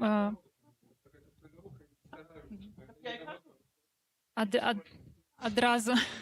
Давайте спрачацца. Я хотела, может быть, добавить с кропки погляду сваёй практыкі культуры, а я гісторык культуры. Я просто бачу, так, з аднаго боку, гэты досвед, ён радыкальна мяняе наше ўспрыяцце, што такое супраціў сродкамі культуры. З іншага боку, я бачу такую трошачкі, можа быць, зварот перспектывы, калі глядзіш на акадэмічныя даследаванні, то яны фіксуюцца менавіта на досведзе 20-го года, быццам бы супраціваў культуры, сродкамі культуры не было дагэтуль. І менавіта англамоўныя, нямецкамоўныя, так, то бок, і мне падаецца, важна не толькі фіксавацца, казаць так, гэта быў цэнтральны досвед для нас, але і глядзець і ў той бок, і ў гэты, і ўсё ж такі ў больш шырокай перспектыве. Можна я таксама крышачку дадам, але таксама больш Тацяны гістарычны блок, таму што зусім недавно, месяц таму адбыўся чарговы міжнародны кангрэс даследчыкаў Беларусі, на якіх якраз такі былі ўручаныя прэміі. І самае цікавае, што прэмію ў асноўным таксама уключалі, большая частка прац была прысвечана якраз такі 20-му году. То есть праблем, які бы закраналіся, скажем, з іншых часавых аспектаў, таксама быццам бы пакуль яшчэ не існуе. То есть я лічу так, што ўсё адно і ў беларускіх даследчыкаў, і у прадстаўнікоў усіх культурных накірунках, літаратараў, мастакоў, артыстаў ёсць яшчэ неабходнасць пра гэта казаць, для таго, каб рухацца далей, каб выпрацаваць гэту ўстойлівасць, таму што сапраўды 20-й год ён быў натхняльным, і пры гэтым мы ўсе адчуваем боль за тое, што адбылося з тымі, хто патрапіў пад рэпрэсіі, і тых, хто зараз знаходзіцца за кратамі, і тых, хто яшчэ апынуцца за кратамі, таму што мы ведаем, што махавік рэпрэсіі не сканчваецца. І, на жаль, мы вымушаны проста жыць у гэтай рэчаіснасці, жыць у гэтай прасторы і сапраўды пераадольваць гэтыя усе негатыўныя навіны, перамалваць з дапамогай хорара, сатыры, магчыма, нуара. Мне падаецца, што тое, што адбываецца ў Беларусі, гэта больш нуар, чым хорар, але гэта ўжо на ваше меркаванне, на ваш откуп творчы. Я думаю, что не зря здесь собрали все-таки представители культуры и спрашивают их, что делать, что нам делать в этой ситуации. Я бы сказал так, что проблема не в том, что человек хочет отвернуться от того, что мы называем травмой, или как угодно мы можем назвать, от потрясения, да? А проблема в том, что он встречает очень много некорректных, жестких интерпретаций, которые таковыми являются не потому, что те, кто их предлагает, не разделяют чувства, да, а потому что у них нет вот этой вот чуткости, которая есть у настоящего художника, который как раз, собственно, и есть вот тот человек, который может приступить к твоей боли, разделить ее и сделать так, что ты не будешь шарахаться, да, от разговора, от встречи, от предложения, да, а вы обниметесь и расплачетесь, да, и, то есть, и каким-то образом проживете это. То есть мне кажется, что мировая культура нам эти образцы представляет, да, то есть возьмите божественную комедию. О чем это? Это о политической катастрофе, которую пережил автор, который живет сейчас в изгнании и никогда не вернется домой. И он рассказывает о тех персонажах, конкретных исторических личностях, он их называет. Но мы, что мы видим? Божественную комедию. И это очень важно, да, чтобы искусство поднимало нас, да, вот из этой вот бездны отчаяния. Дякую. Яшчэ один каментар і вернемся до наших спікераў. Я хотел бы до пытання того, что спадар Ігор сказаў, что люди не хочуць бачыць і чуць про 20-й год. Но ведаеце, гэта навуковы факт. Статыстыка, анализ, скажем, подписок на телеграм-каналу показывает, что за гэтые 5 гадоў подписки на телеграм-каналы, пачынаючы ад там Тихановский, пераходного кабинета, Некста, упали у десятки, не ў разы, а ў десятки разоў. Справа тут не ў тым, што хтосьці не дапрацоўвае, ці ў тым, што там яны абвешчаныя экстрэмісткімі ў Беларусі. У эміграцыі зараз сотні тысяч, ну, тым не менш не хочуць. Але вот тое, што робіць, напрыклад, Руфіна, яна менш можа быць заўважна, але гэта ўжо робіцца часткай, я б сказаў, еўрапейскай культуры. Скажем, ведаю дакладна, што, напрыклад, у Галандыі, у Лейдэнскім універсітэце студэнты пісалі курсавыя працы вот па яе гэтых твораў. І, ну, так бывае. Так, калі, так сказаць, нейкая, як мы тут кажам, траўма, ці, скажем, асэнсаванне гэтае, яно робіцца ўжо, так сказаць, прадметам, ну, мастацтвазнаўства. Але я хацеў бы звярнуцца да галоўнай, так сказаць, да галоўнага, можа быць, героя, да вот тое, што мы бачылі на экране. Зразумела, што вы здымалі ў форме гратэска і ці ў форме камедыі, але вот калі я глядзеў, ну, ва вялікім разе, да першай паловы, у мяне было абсалютнае адчуванне, што я гляджу рэальнае, што я прыгадаў 16-й год, калі пасля 20-гадовай міграцыі з 96-го года вот па 16-й, я прыехаў у Беларусь у часы гэтай вот макеевскай лібералізацыі і, ну, мусім наведаць некаторыя, так сказаць, дзяржаўныя установы. І ў мяне была сітуацыя вот, ну, такога, ну, эмацыйнага шока, бо ты адвыкаеш за вот 20 гадоў, вы калі вернецеся, вы праз 15 гадоў таксама гэта чуеце. Ты вот адвыкаеш, ну, жывучы ў такім нармальным, дэмакратычным, нармальным, так сказаць, талерантным грамадстве, ты адвыкаеш ад таго, што, скажем, ты стаіш, мяняеш грошы, да сябе вот так вот падыходзіць і глядзяць. Это я могу бясконца працягваць прыклады. Таму вы вельмі вот дакладна улавілі, і, ну, гэта не зусім гратэск. А пытанне маё будзе такім. Зразумела, што Вішнёву трэба, каб напісаць твор, вось рука, вочы, там што, кейборд, так, ці папера, так сказаць, і всё. Напэўна, Руфіне крыху складаней, трэба, так сказаць, матэрыя нейкая, для кіно трэба значна больш. Ці бачыце вы нейкую ўвогуле перспектыву беларускага кіно, у тым сэнсе, што з Беларусфільмам мы разумеем всё, ясна, там можна ставіць крыж, пакуль там будзе гэты рэжым, а вот што вы можаце стварыць, ці рэальна штосьці стварыць, ну, вот тут у эміграцыі за, ну, тыя нават грошы, за тыя сродкі, якія вы маеце, пры тым, што, на жаль, невялікі. Вы маеце, напэўна, вельмі добрых актораў, на жаль, бо яны вымушаныя жыць і часам зусім не сваю творчасцю зарабляць. Дякую. Спасибо большое. Спасибо за вопрос и слова добрые. Ты должен ответить. Что с кино? Белорусское кино. Окей.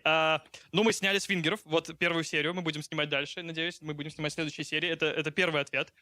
Что мы будем делать дальше? Мы будем привлекать массовую аудиторию. Хочется говорить с аудиторией на языке аудитории, быть более понятными и уходить, ну, на мой взгляд, в жанр, где все равно от себя, как от автора, не убежишь, и авторские какие-то идеи, и вот эти вот смыслы, которые вращаются вокруг белорусской реальности, все равно там будут проявляться так или иначе.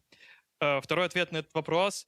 Мы с Мишей уже написали полнометражный польский проект на польскую аудиторию. Ты показываешь Викторе? Мы написали, да, два сценария за сентябрь. Да, за сентябрь мы написали 2 полнометражных сценария. Один про Беларусь, это «Суд мертвых», полнометражная версия. И второй проект, не буду здесь разглашать его название, но он на польскую аудиторию про, по сути, поляков. Там есть белорус, можно так сказать. Есть один белорус пока что. Есть отголоски Беловежской пущи в виде кабана, да. Есть такое, да. Но все равно мы понимаем, что нам нужно двигаться в рамках некой индустрии и закладывать те темы, может быть, отчасти белорусские, чуть-чуть захватывать эти белорусские темы через зрителя, который для нас кажется более реальным и понятным. И мне кажется, что индустрия в Польше, где мы сейчас живем, гораздо более понятная и ясная, и там нужно делать определенные шаги, и ты можешь дойти до своего зрителя, и его будет гораздо больше, чем белорусского зрителя. К сожалению, но так и есть. И третий, возможный ответ на этот вопрос. Есть ли у вас, у кого-нибудь богатые друзья? Мы принимаем любые средства. Наш сериал, первая серия «Свингеров» как раз сделана за счет непрофильного инвестора, который не связан с кино, но мы продали ему идею, может быть, немножко сентиментальную, того, что мы можем делать кино, и мы можем найти своего зрителя. Это было свингерство. Он, может быть, не до конца разобрался, что мы имеем в виду, но деньги получили, и нам удалось снять. Мы пытаемся искать разные пути, потому что у нас нет индустрии кино. Никто не знал. И вот мы разные пытаемся найти. Калі у нас раптам нешта атрымаецца, гэта 100% будзе памылка выжыўшага, 100%. Ну, таму мне, калі шчыра, мне падаецца, што ну, беларускаму кіно рэальна трэба інстытуцыянальная падтрымка. Без гэтага, ну, вось, можа, адзінкі, а можа, і у нас не атрымаецца таксама. Мы кожны дзень размаўляем пра тое, што мы можам, ну, все можа ляснуцца у нас. Я могу трошечку дадаць. Сапраўды, сітуацыя незалежнага беларускага кіно зараз менавіта ў тым, што яно становіцца часткаю якіх-кольвек іншых індустрыяў еўрапейскіх, як правіла. За апошні час мы маем навіны, можа быць, не до конца я магу ўсё раскрыць, але неўзабаве адбудзецца адна дакументальная прэм'ера. Адзін фільм атрымаў дафінансаванне ў польскім кінаінстытуце, і ён будзе здымацца. Адзін фільм атрымаў фінансаванне ў міністэрстве культуры Нямецчыны будзе здымацца. Адзін фільм атрымаў яшчэ ў Фінляндыі грошы на дэвелопмент. То бок такія прыклады яны ёсць, але яны дзе-кольвек толькі вядома не ў Беларусі. Гэта можа быць пра Беларусь. Аўтары будуць беларусамі, але ў прадукцыі гэта ніколі не будзе падпісана краіна вытворчасці Беларусь. Таму пакуль што такая праблема, калі атрымаецца неяк інстытуцыяналізаваць, то будзе цудоўна. І я б...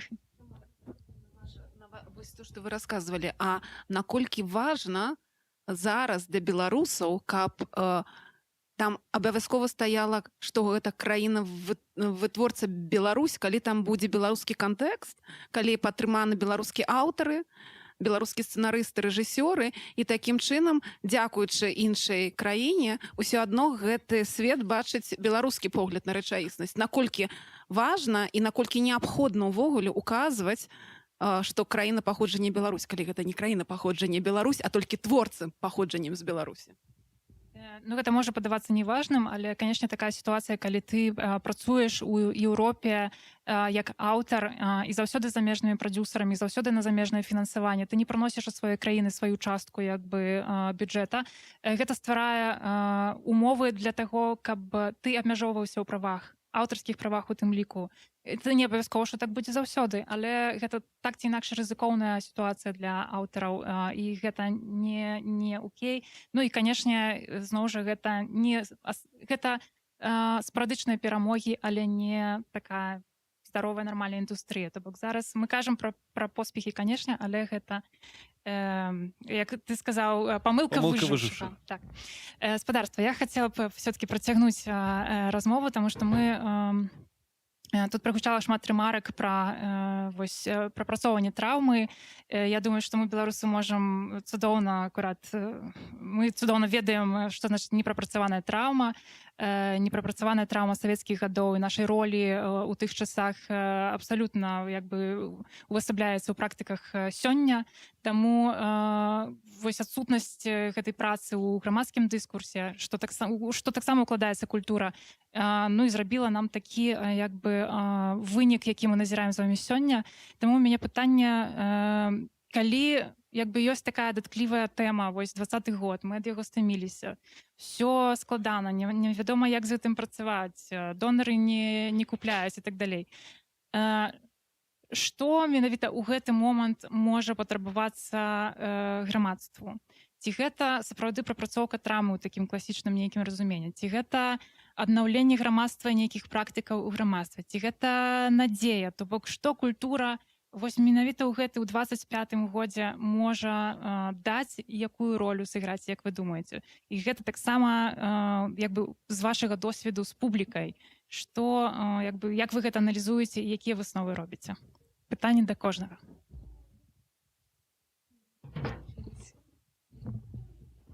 Ну, давайте я пачну. Ну, я у гэтым пытанні такі эгоіст. Я лічу, што творчы чалавек мусіць арыентавацца не на публіку, а ў першую чаргу на сябе, як, напрыклад, калі это кіно, там, як на гледача, там, я не веду на сябе, там, як, калі я пишу кнігу, першы чытач я сам, і я арыентуюсь на сябе. Ну, ёсць як бы такая спрэчка паміж літаратарамі, некаторыя лічаць, што они пішуць для чытачоў, а некаторыя літаратары заўсёды кажуць, што я пишу для сябе, а потым вырашаюць, варта это выносіць на аўдыторыю. Я вось якраз прытрымліваюсь думкі, што трэба пісаць і рабіць творы для сябе, таму што ты калі падманваеш самога сябе, то ўжо гэта і не варта выносіць на аўдыторыю. Вот гэта моя такая думка. Ну і зноў жа я хацеў бы дадаць там пра натхняльны год прагучала думка. Я думаю, што гэты год не был натхняльным для ўсіх.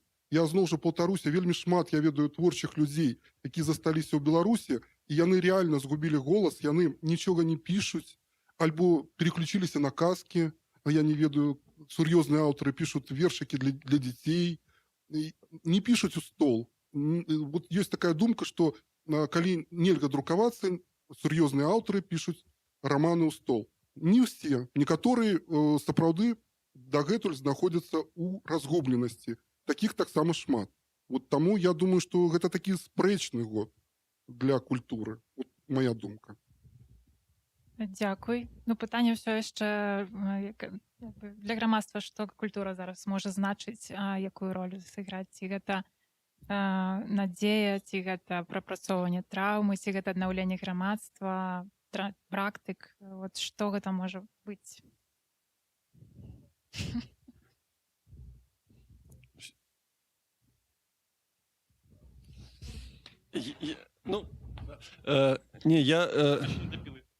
Дякую. Я думаю про тое, што чым яна не мусіць быць. Давай. Яна не мусіць быць маніпуляцыяй. Ну, я думаю, што, можа, і людзі стаміліся, што яны адчуваюць часам, што іх кудысьці цягнуць. Што з ім не шчыра там творца ці не творца стасуецца, а ён цягне ну, там, да нейкіх дэмакратычных каштоўнасцяў. Вось мне падаецца, што не мусіць быць гэтай маніпуляцыі. Вось для мяне гэта галоўнае. І я вельмі так сінхронізуюцца думкі, што ты мусіш рабіць то, што табе даставляе радасць творчую, то, што табе асабіста дае сілы. Я тады думаю, што і людзі гэта адчуюць. Якія прачытаюць ці ўбачаць кіно тваё, ці музыку паслухаюць.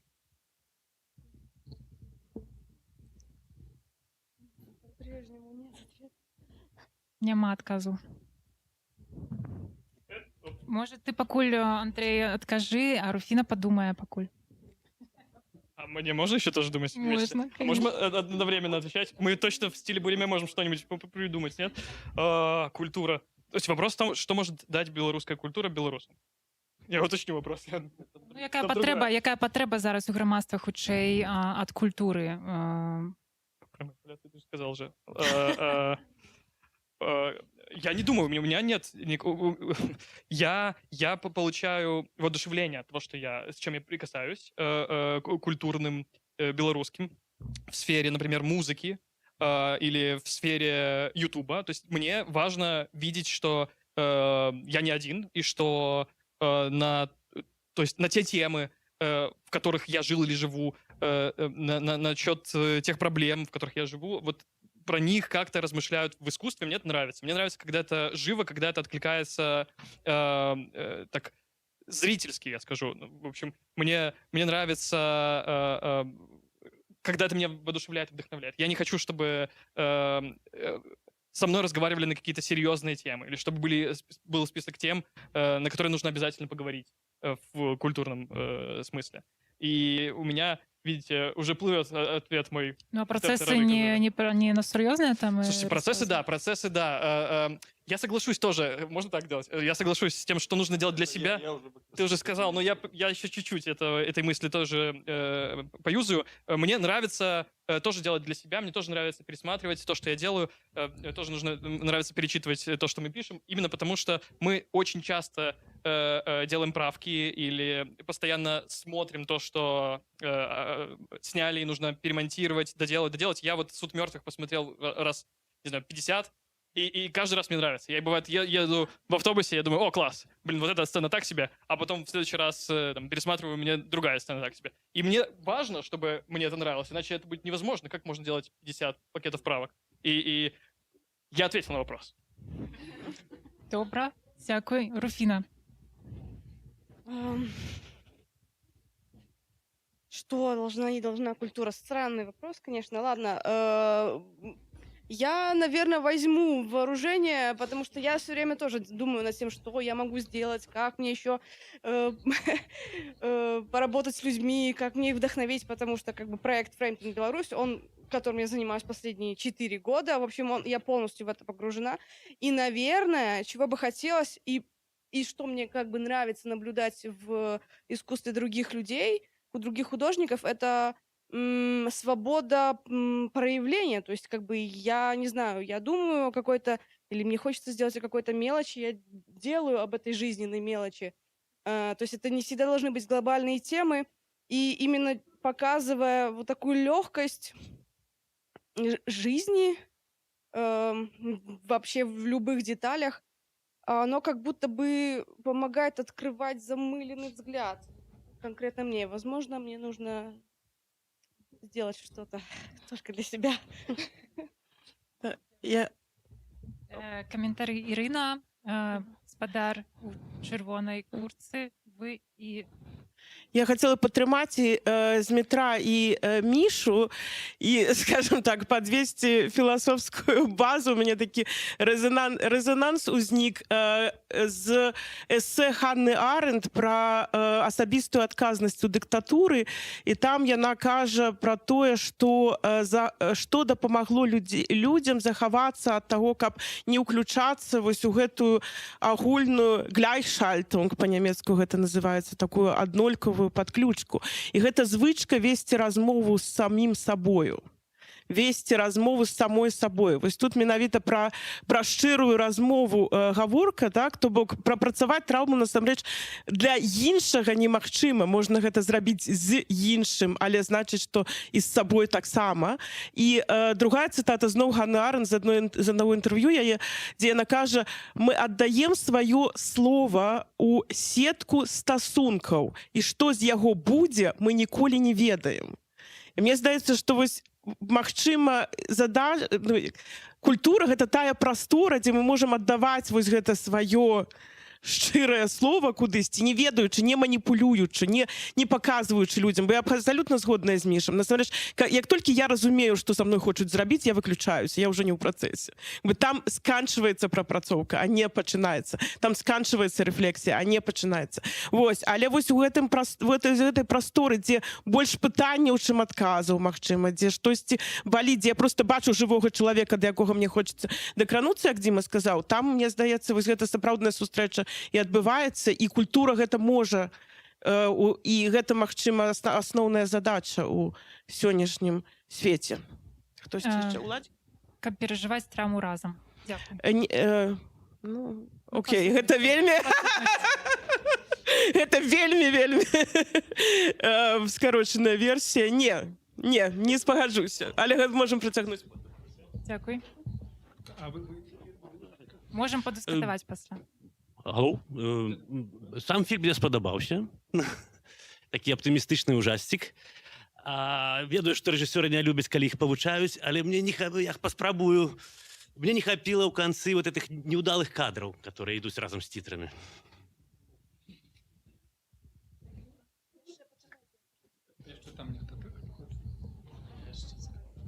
Да. Супер, супер. Это классная идея, классная. Надо в этом подумать.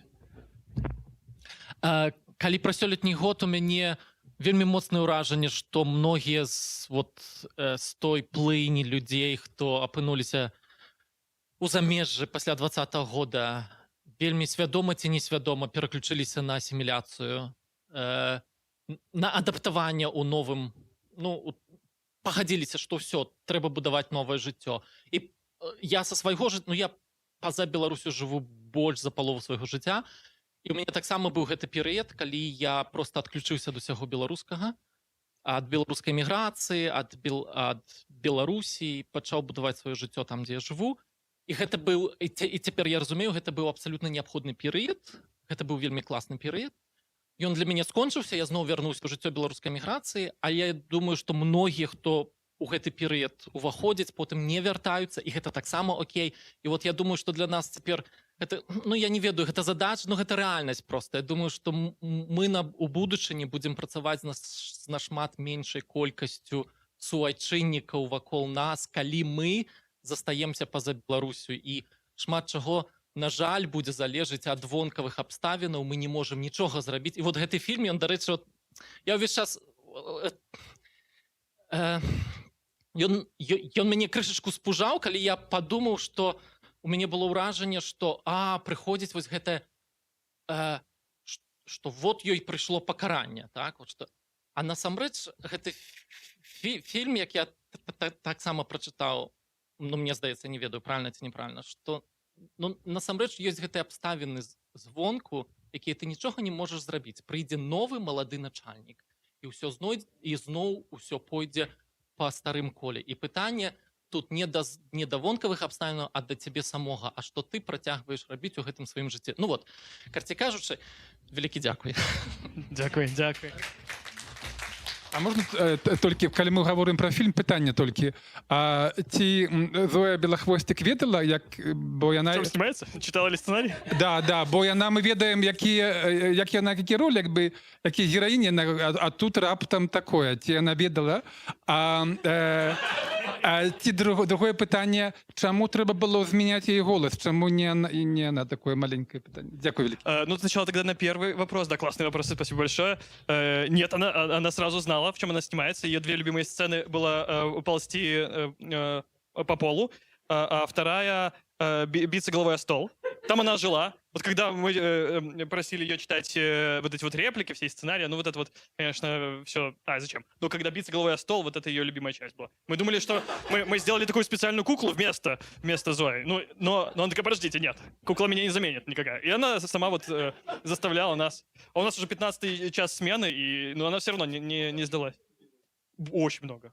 С какого дубля она умерла? Ой, вот мы и сбоку, и сверху, и снизу снимали, это было бесконечно. Это была для нее самая веселая часть процесса.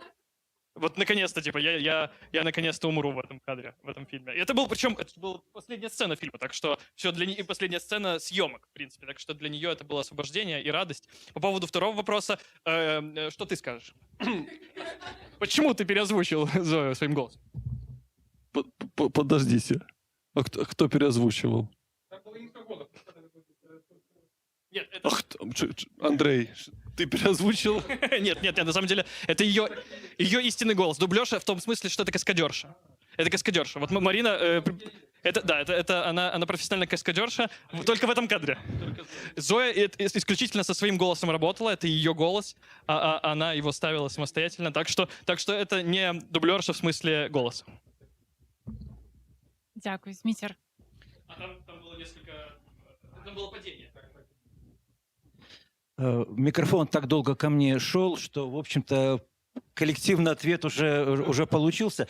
Я просто хочу сказать, это уже было сказано, просто как-то вот сакцентировать, да, что какое-то долженствование неприменимо к культуре, к искусству. То есть читатель, зритель не требует от искусства ничего, он ждет. То есть это другие совершенно отношения. А есть такие вот как бы у нас, в нас заложенное представление, еще советское, партийное, да? То есть искусство должно там воспитывать, должно вести, должно там отрезвлять, бороться с травмой. Не должно. И чем меньше оно должно, тем больше оно искусство, и тем больше оно в конце концов собирает людей. Да? Потом мы говорим громадство, мы говорим мы. Кто мы? То есть это очень важный вопрос сейчас. Да? То есть сейчас надо очень найти какой-то такой способ обращения к людям, которые атомизированы, рассыпаны. Да? И многие из которых не говорят, что мы вот эта вот общность, да, то есть, но тем не менее, это вдруг в какой-то момент может возродиться, вдруг в какой-то момент может переживаться заново как общность. Но сейчас мы в рассеянии, мы в растерянности, в рассыпанности, а искусство здесь может обращаться вот к каждому, но каким-то вот таинственным образом. Оно не может быть единообразно, то есть оно должно быть свободно. Дякую. Мистецтво не повинна, але урешті-решт воно все-таки грає свою роль. Так? Ні. Власне. Так. На жаль, мне пришлось выйти тоже в начале дискуссии. У меня вот вопрос, да, мы говорим про освобождающую силу искусства, в том числе, что оно лечит травмы, там, делает людей сильнее, люди примиряются, там, и так далее. И я пытаюсь... ваш фильм мне напомнил этих «Бесславных ублюдков» немножко, да? И, в смысле, что там Тарантино именно это хотел сделать. Но у меня вопрос. С «Бесславными ублюдками» мне понятно, там все. Там была война, они описывают военные, как бы, эти, события, да? Там все друг друга убивают, просто этот трэшер, да, или как это называется. У вас женщину убили просто, судья плохая, да? Как отличить освобождающее искусство от ненависти, от языка ненависти? Почему в данном случае вы как бы не... то есть с той стороны, например, да, баррикад могут посмотреть этот фильм и сказать, так правильно мы все делаем, смотрите, они же нас как бы просто убивают. То есть нету никакого... нету такого, что типа есть вот большой, мы создали мир, и в этом мире все могут поместиться. В том числе судьи могут осознать свою проблему. Как отличить ненависть от освобождающего искусства? Как вы руководствуетесь? Где вы для себя... Где у вас граница? Дякую. Почему наш фильм не ненависть? Я просто скажу, что мне здаецца, это просто сюжет. И он просто... Это просто история. Я не скажу, что это анекдот, это просто короткая история. И, дарэчы, гэта, важно... не важно, просто разумець, что гэта короткая стужка. Мы написали полную стужку. И там будет... Там лучше, там реально... Там вы не поверите. Там вот реально высвобождающая сила. Асабістай ненавісці няма у мяне ні да Зоі Валентины Белахвостик, ні да персонажа, якога яна бліскуча выканала. А з іншага боку, усе фільмы жахаў, там же ж ніякай ненавісці да гэтых падлеткаў, які прыехалі на пікнік, няма. Яны ж... Какую-то планку, типа мы не опустимся туда, мы будем здесь, и мы хорошо пошутим, мы можем, да, кого-то и бензопилой разрезать, если что, но должно быть, вот где этот вот раздел, как его начать? У меня не было, допустим, такой задачи делать освобождающее искусство или делать какое-то искусство. Для меня в данном конкретном случае была задача сделать короткометражный фильм, и причем до 15 минут. Чтобы попасть еще на фестиваль хоррор-короткометражек. У меня не было никакой высокой задачи, никакой высокой цели. У меня не было цели отомстить. У меня не было ненависти при создании. У меня был живой интерес к процессу. И у меня был живой интерес к этой истории, к этой персонаже. Мне было интересно за ней следить. И я считаю, что вопрос финала — это вопрос исключительно жанровой ориентированности. Потому что любой фильм ужасов такой массовой направленности, он в итоге заканчивается тем, что главные герои в большинстве своем погибают, так или иначе. И каждый раз, будь то маньяк, призрак, чудовище, монстр, демоны и так далее, они в конце оказываются победителями. Они все равно выживают.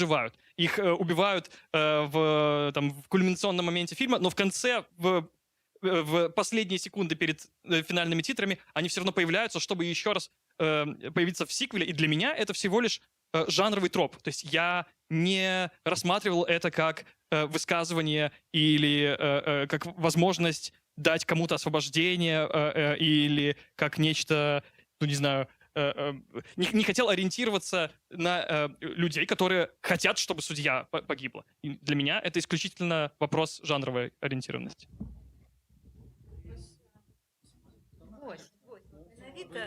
Менавіта гэта хацела сказаць, што зданні, відзежы і праявы гэтага кшталту гэта могуць быць, і я гэта так успрыняла, што гэта ўнутраная псіхічная трансфармацыя гэтай жанчыны. Да яе прыходзіць ейная расплата ў ейнай псіхіцы, і гэта не знешняя сіла. Ну, прынамсі...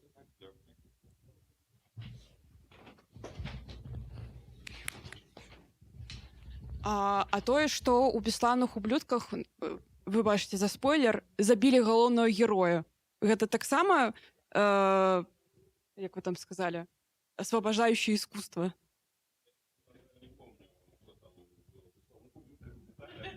Сейчас мы расскажем. Там разве... там же несколько главных героев. Героиню забили. Не, ну это она же не главная. А кто главный? Ну, Гитлер, что ли? Брэд Питт главный. Я вижу в кадре Брэда Питта, для меня он главный. Брэда Питта... Не забили, наоборот. Наоборот. Майкла Фассбендера. Всім перагледзець бесславных ублюдкаў.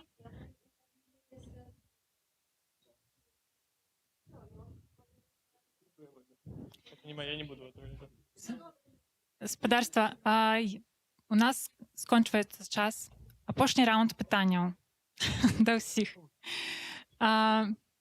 Мы быццам бы так гучыць вот размова з такімі ўсё-такі сапраўды індывідуальнымі творцамі, але падчас размовы аказваецца, што ўсе не ўсе, нейкая адказнасць ўсё роўна прысутнічае, нейкае вось такое памкненне ў гэты бок прысутнічае.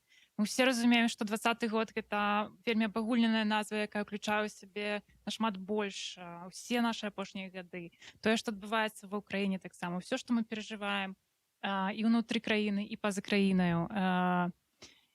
Аднак усе сказалі таксама, што стомленыя ад гэтай абагульненай назвы. Што далей? Пытанне да вас як творцаў. Як гэта будзе магчыма развівацца ў мастацтве, ў тых сферах мастацтва, якія вы сёння прадстаўляеце? Ці гэта знікне ўвогуле, ці гэта адрадзіцца праз нейкі час? Ці вы яшчэ адчуваеце сілу працаваць з гэтым? Ну і, уласна, тое пытанне, якое я задала, але я не пачула адказу, уласна, якую ролю гэта будзе іграць? Ці гэта штосьці скіравана, не ведаю, ці гэта неяк нам дапаможа? Мне лично помогает то, что я делаю, и мне этого достаточно, если честно. Мне кажется, что сфера кино никого не меняет, и уж тем более белорусское кино никого не поменяет, никому не поможет. Это все выдумки, в это очень сложно поверить, это какая-то фантастика. Я думаю, что белорусское кино продолжится. Кстати, оно существует, вот, и очень много белорусских кинематографистов прямо сейчас делают свои новые проекты. И делают их не в жанре хоррора или комедии. У них можно, кстати, в итоге спросить, почему.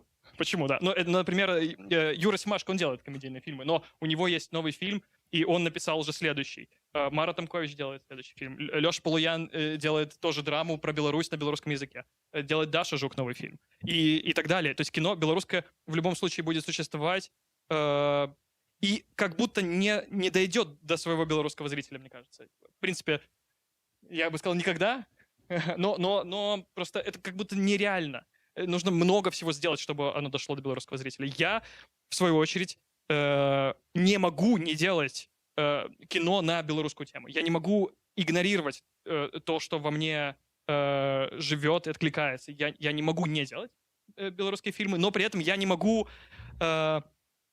делать их в стол и исключительно в каком-то вакууме, поэтому и мы пытаемся разрабатывать направления в сторону польской индустрии, в сторону Польши, где мы сейчас живем. Мы думаем о проекте на английском языке, то есть мы планируем развиваться и идти дальше.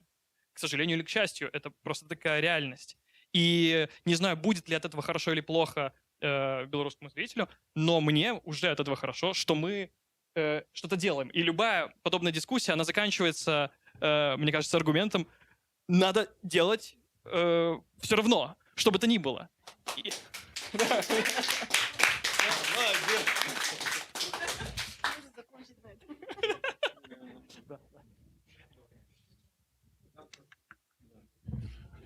Ну, я вось падтрымліваю выказванне Дзімы Строцава, што сапраўды мастацтва яно не павінна, гэта не партыйная школа, не павінна вучыць. І я думаю, што гэта зноў жа это індывідуальны падыход, і кожны з нас тут справа не ў 20-м годзе. Мы просто тое, што адбываецца ў Беларусі, гэта ўжо не 20-й, гэта ўжо 25-й год. І то, што там цяпер адбываецца, гэта, ну, сапраўды, это вар'яцтва. І калі людзі знаходзяцца ні за што у турмах, это, ну, это просто это злачынства. І вот гэта ўжо цяпер, гэта вот сённяшняя рэчаіснасць. І гэта цісне на кожнага з нас. Ну, кожны павінен займацца тым, што он лепш за ўсё ўмее рабіць у творчасці, калі мы кажам пра творчасць. І гэта будзе нейкі індывідуальны твор, а дапаможа он каму, не дапаможа. Гэта ўжо, мне здаецца, это ўжо другі момант. Это зноў жа кожны чытач і глядач, он мусіць рабіць свае высновы. І ён сам сабе мусіць дапамагаць у першую чаргу. А твор мастацтва, літаратуры можа проста падказаць часам. Альбо, наадварот, дапамагчы, калі это сатыра, хоррор, просто посмеяться и прийти в себе, скажем так. Я, наверное, скажу, что можно разделить громадянскую отказность и мастацкую отказность, которая, в общем-то, никому ничего не должна. Поэтому как бы художник может высказываться в своем творчестве на социальные темы, политические темы, если его это волнует и трогает, и он чувствует вот эту необходимость высказаться именно художественной формой, но это совсем его к этому не обязывает. Он точно так же может эту повинность заполнить как гражданин, а в творчестве проявляться совсем по-другому.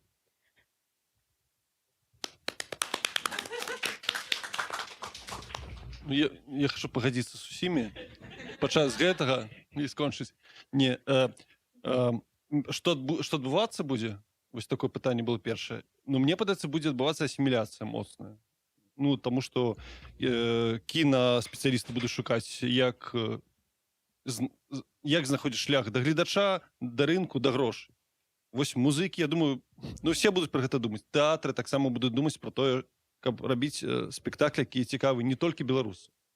Можа быць, не толькі па-беларусу, можа быць па-ангельску, па-польску. Ну, мне не вельмі так падабаецца гэты шлях, але да гэтага ідзе. Што буду рабіць асабіста я? І можа, і спадзяюся, Андрэй, і все тут. Мы будзем пісаць. Мы будем працаваць. Мы будем, калі трэба, там по 3 сцэнара пісаць за верасень. Пакуль не атрымаецца. Ну, шчыра. Андрэй, все, гэта вырашэнне. Ты со мной? Ну, да. Пакуль унутры ёсць такая патэнцыя, рабіць пакуль не атрымаецца. Вось, каб усё гэта мела сэнс. Усе высілкі, усе размовы, ўсё гэта астатняе. Таму я асабіста хачу рабіць. І яшчэ, вось, а гэта ўсё, да? Гэта знак нейкі? Працягвай. Спасибо маме. Мы, ладно, все, не буду про нас уже, все, я сказал. Скажи, Крыласка, что хотел. Нет, там это уже такая камин-аут. Да, ребят. Не, просто мы часам ходим и думаем про сценар. Як мы будем писать сценар? И такие, вось, у нас будет сцена вось такие. Ходим годинами по этой Варшаве, это в Жабцы, каву купляем Тюнера, 18 злотых кава, ну, вельмі дорого. А потым, але самое галоўнае адбываецца у нас так, тады, калі мы просто бярем і фізічна пачынаем рабіць, напрыклад, сцэнар. Фізічна, вось, літаркамі набіраць літары. Вось, тады адбываецца ўсё самае лепшае. І ўнутраныя траўмы все тады распраўляюцца, і як трэмор сыходзіць, і ўсё тады, як бы, да? Ну, кофе такой же дорогой. Ну, кофе реально кошмар. Ну, то чекаємо ваших наступних творів. Дякую за розмову. Дякую. Дякую.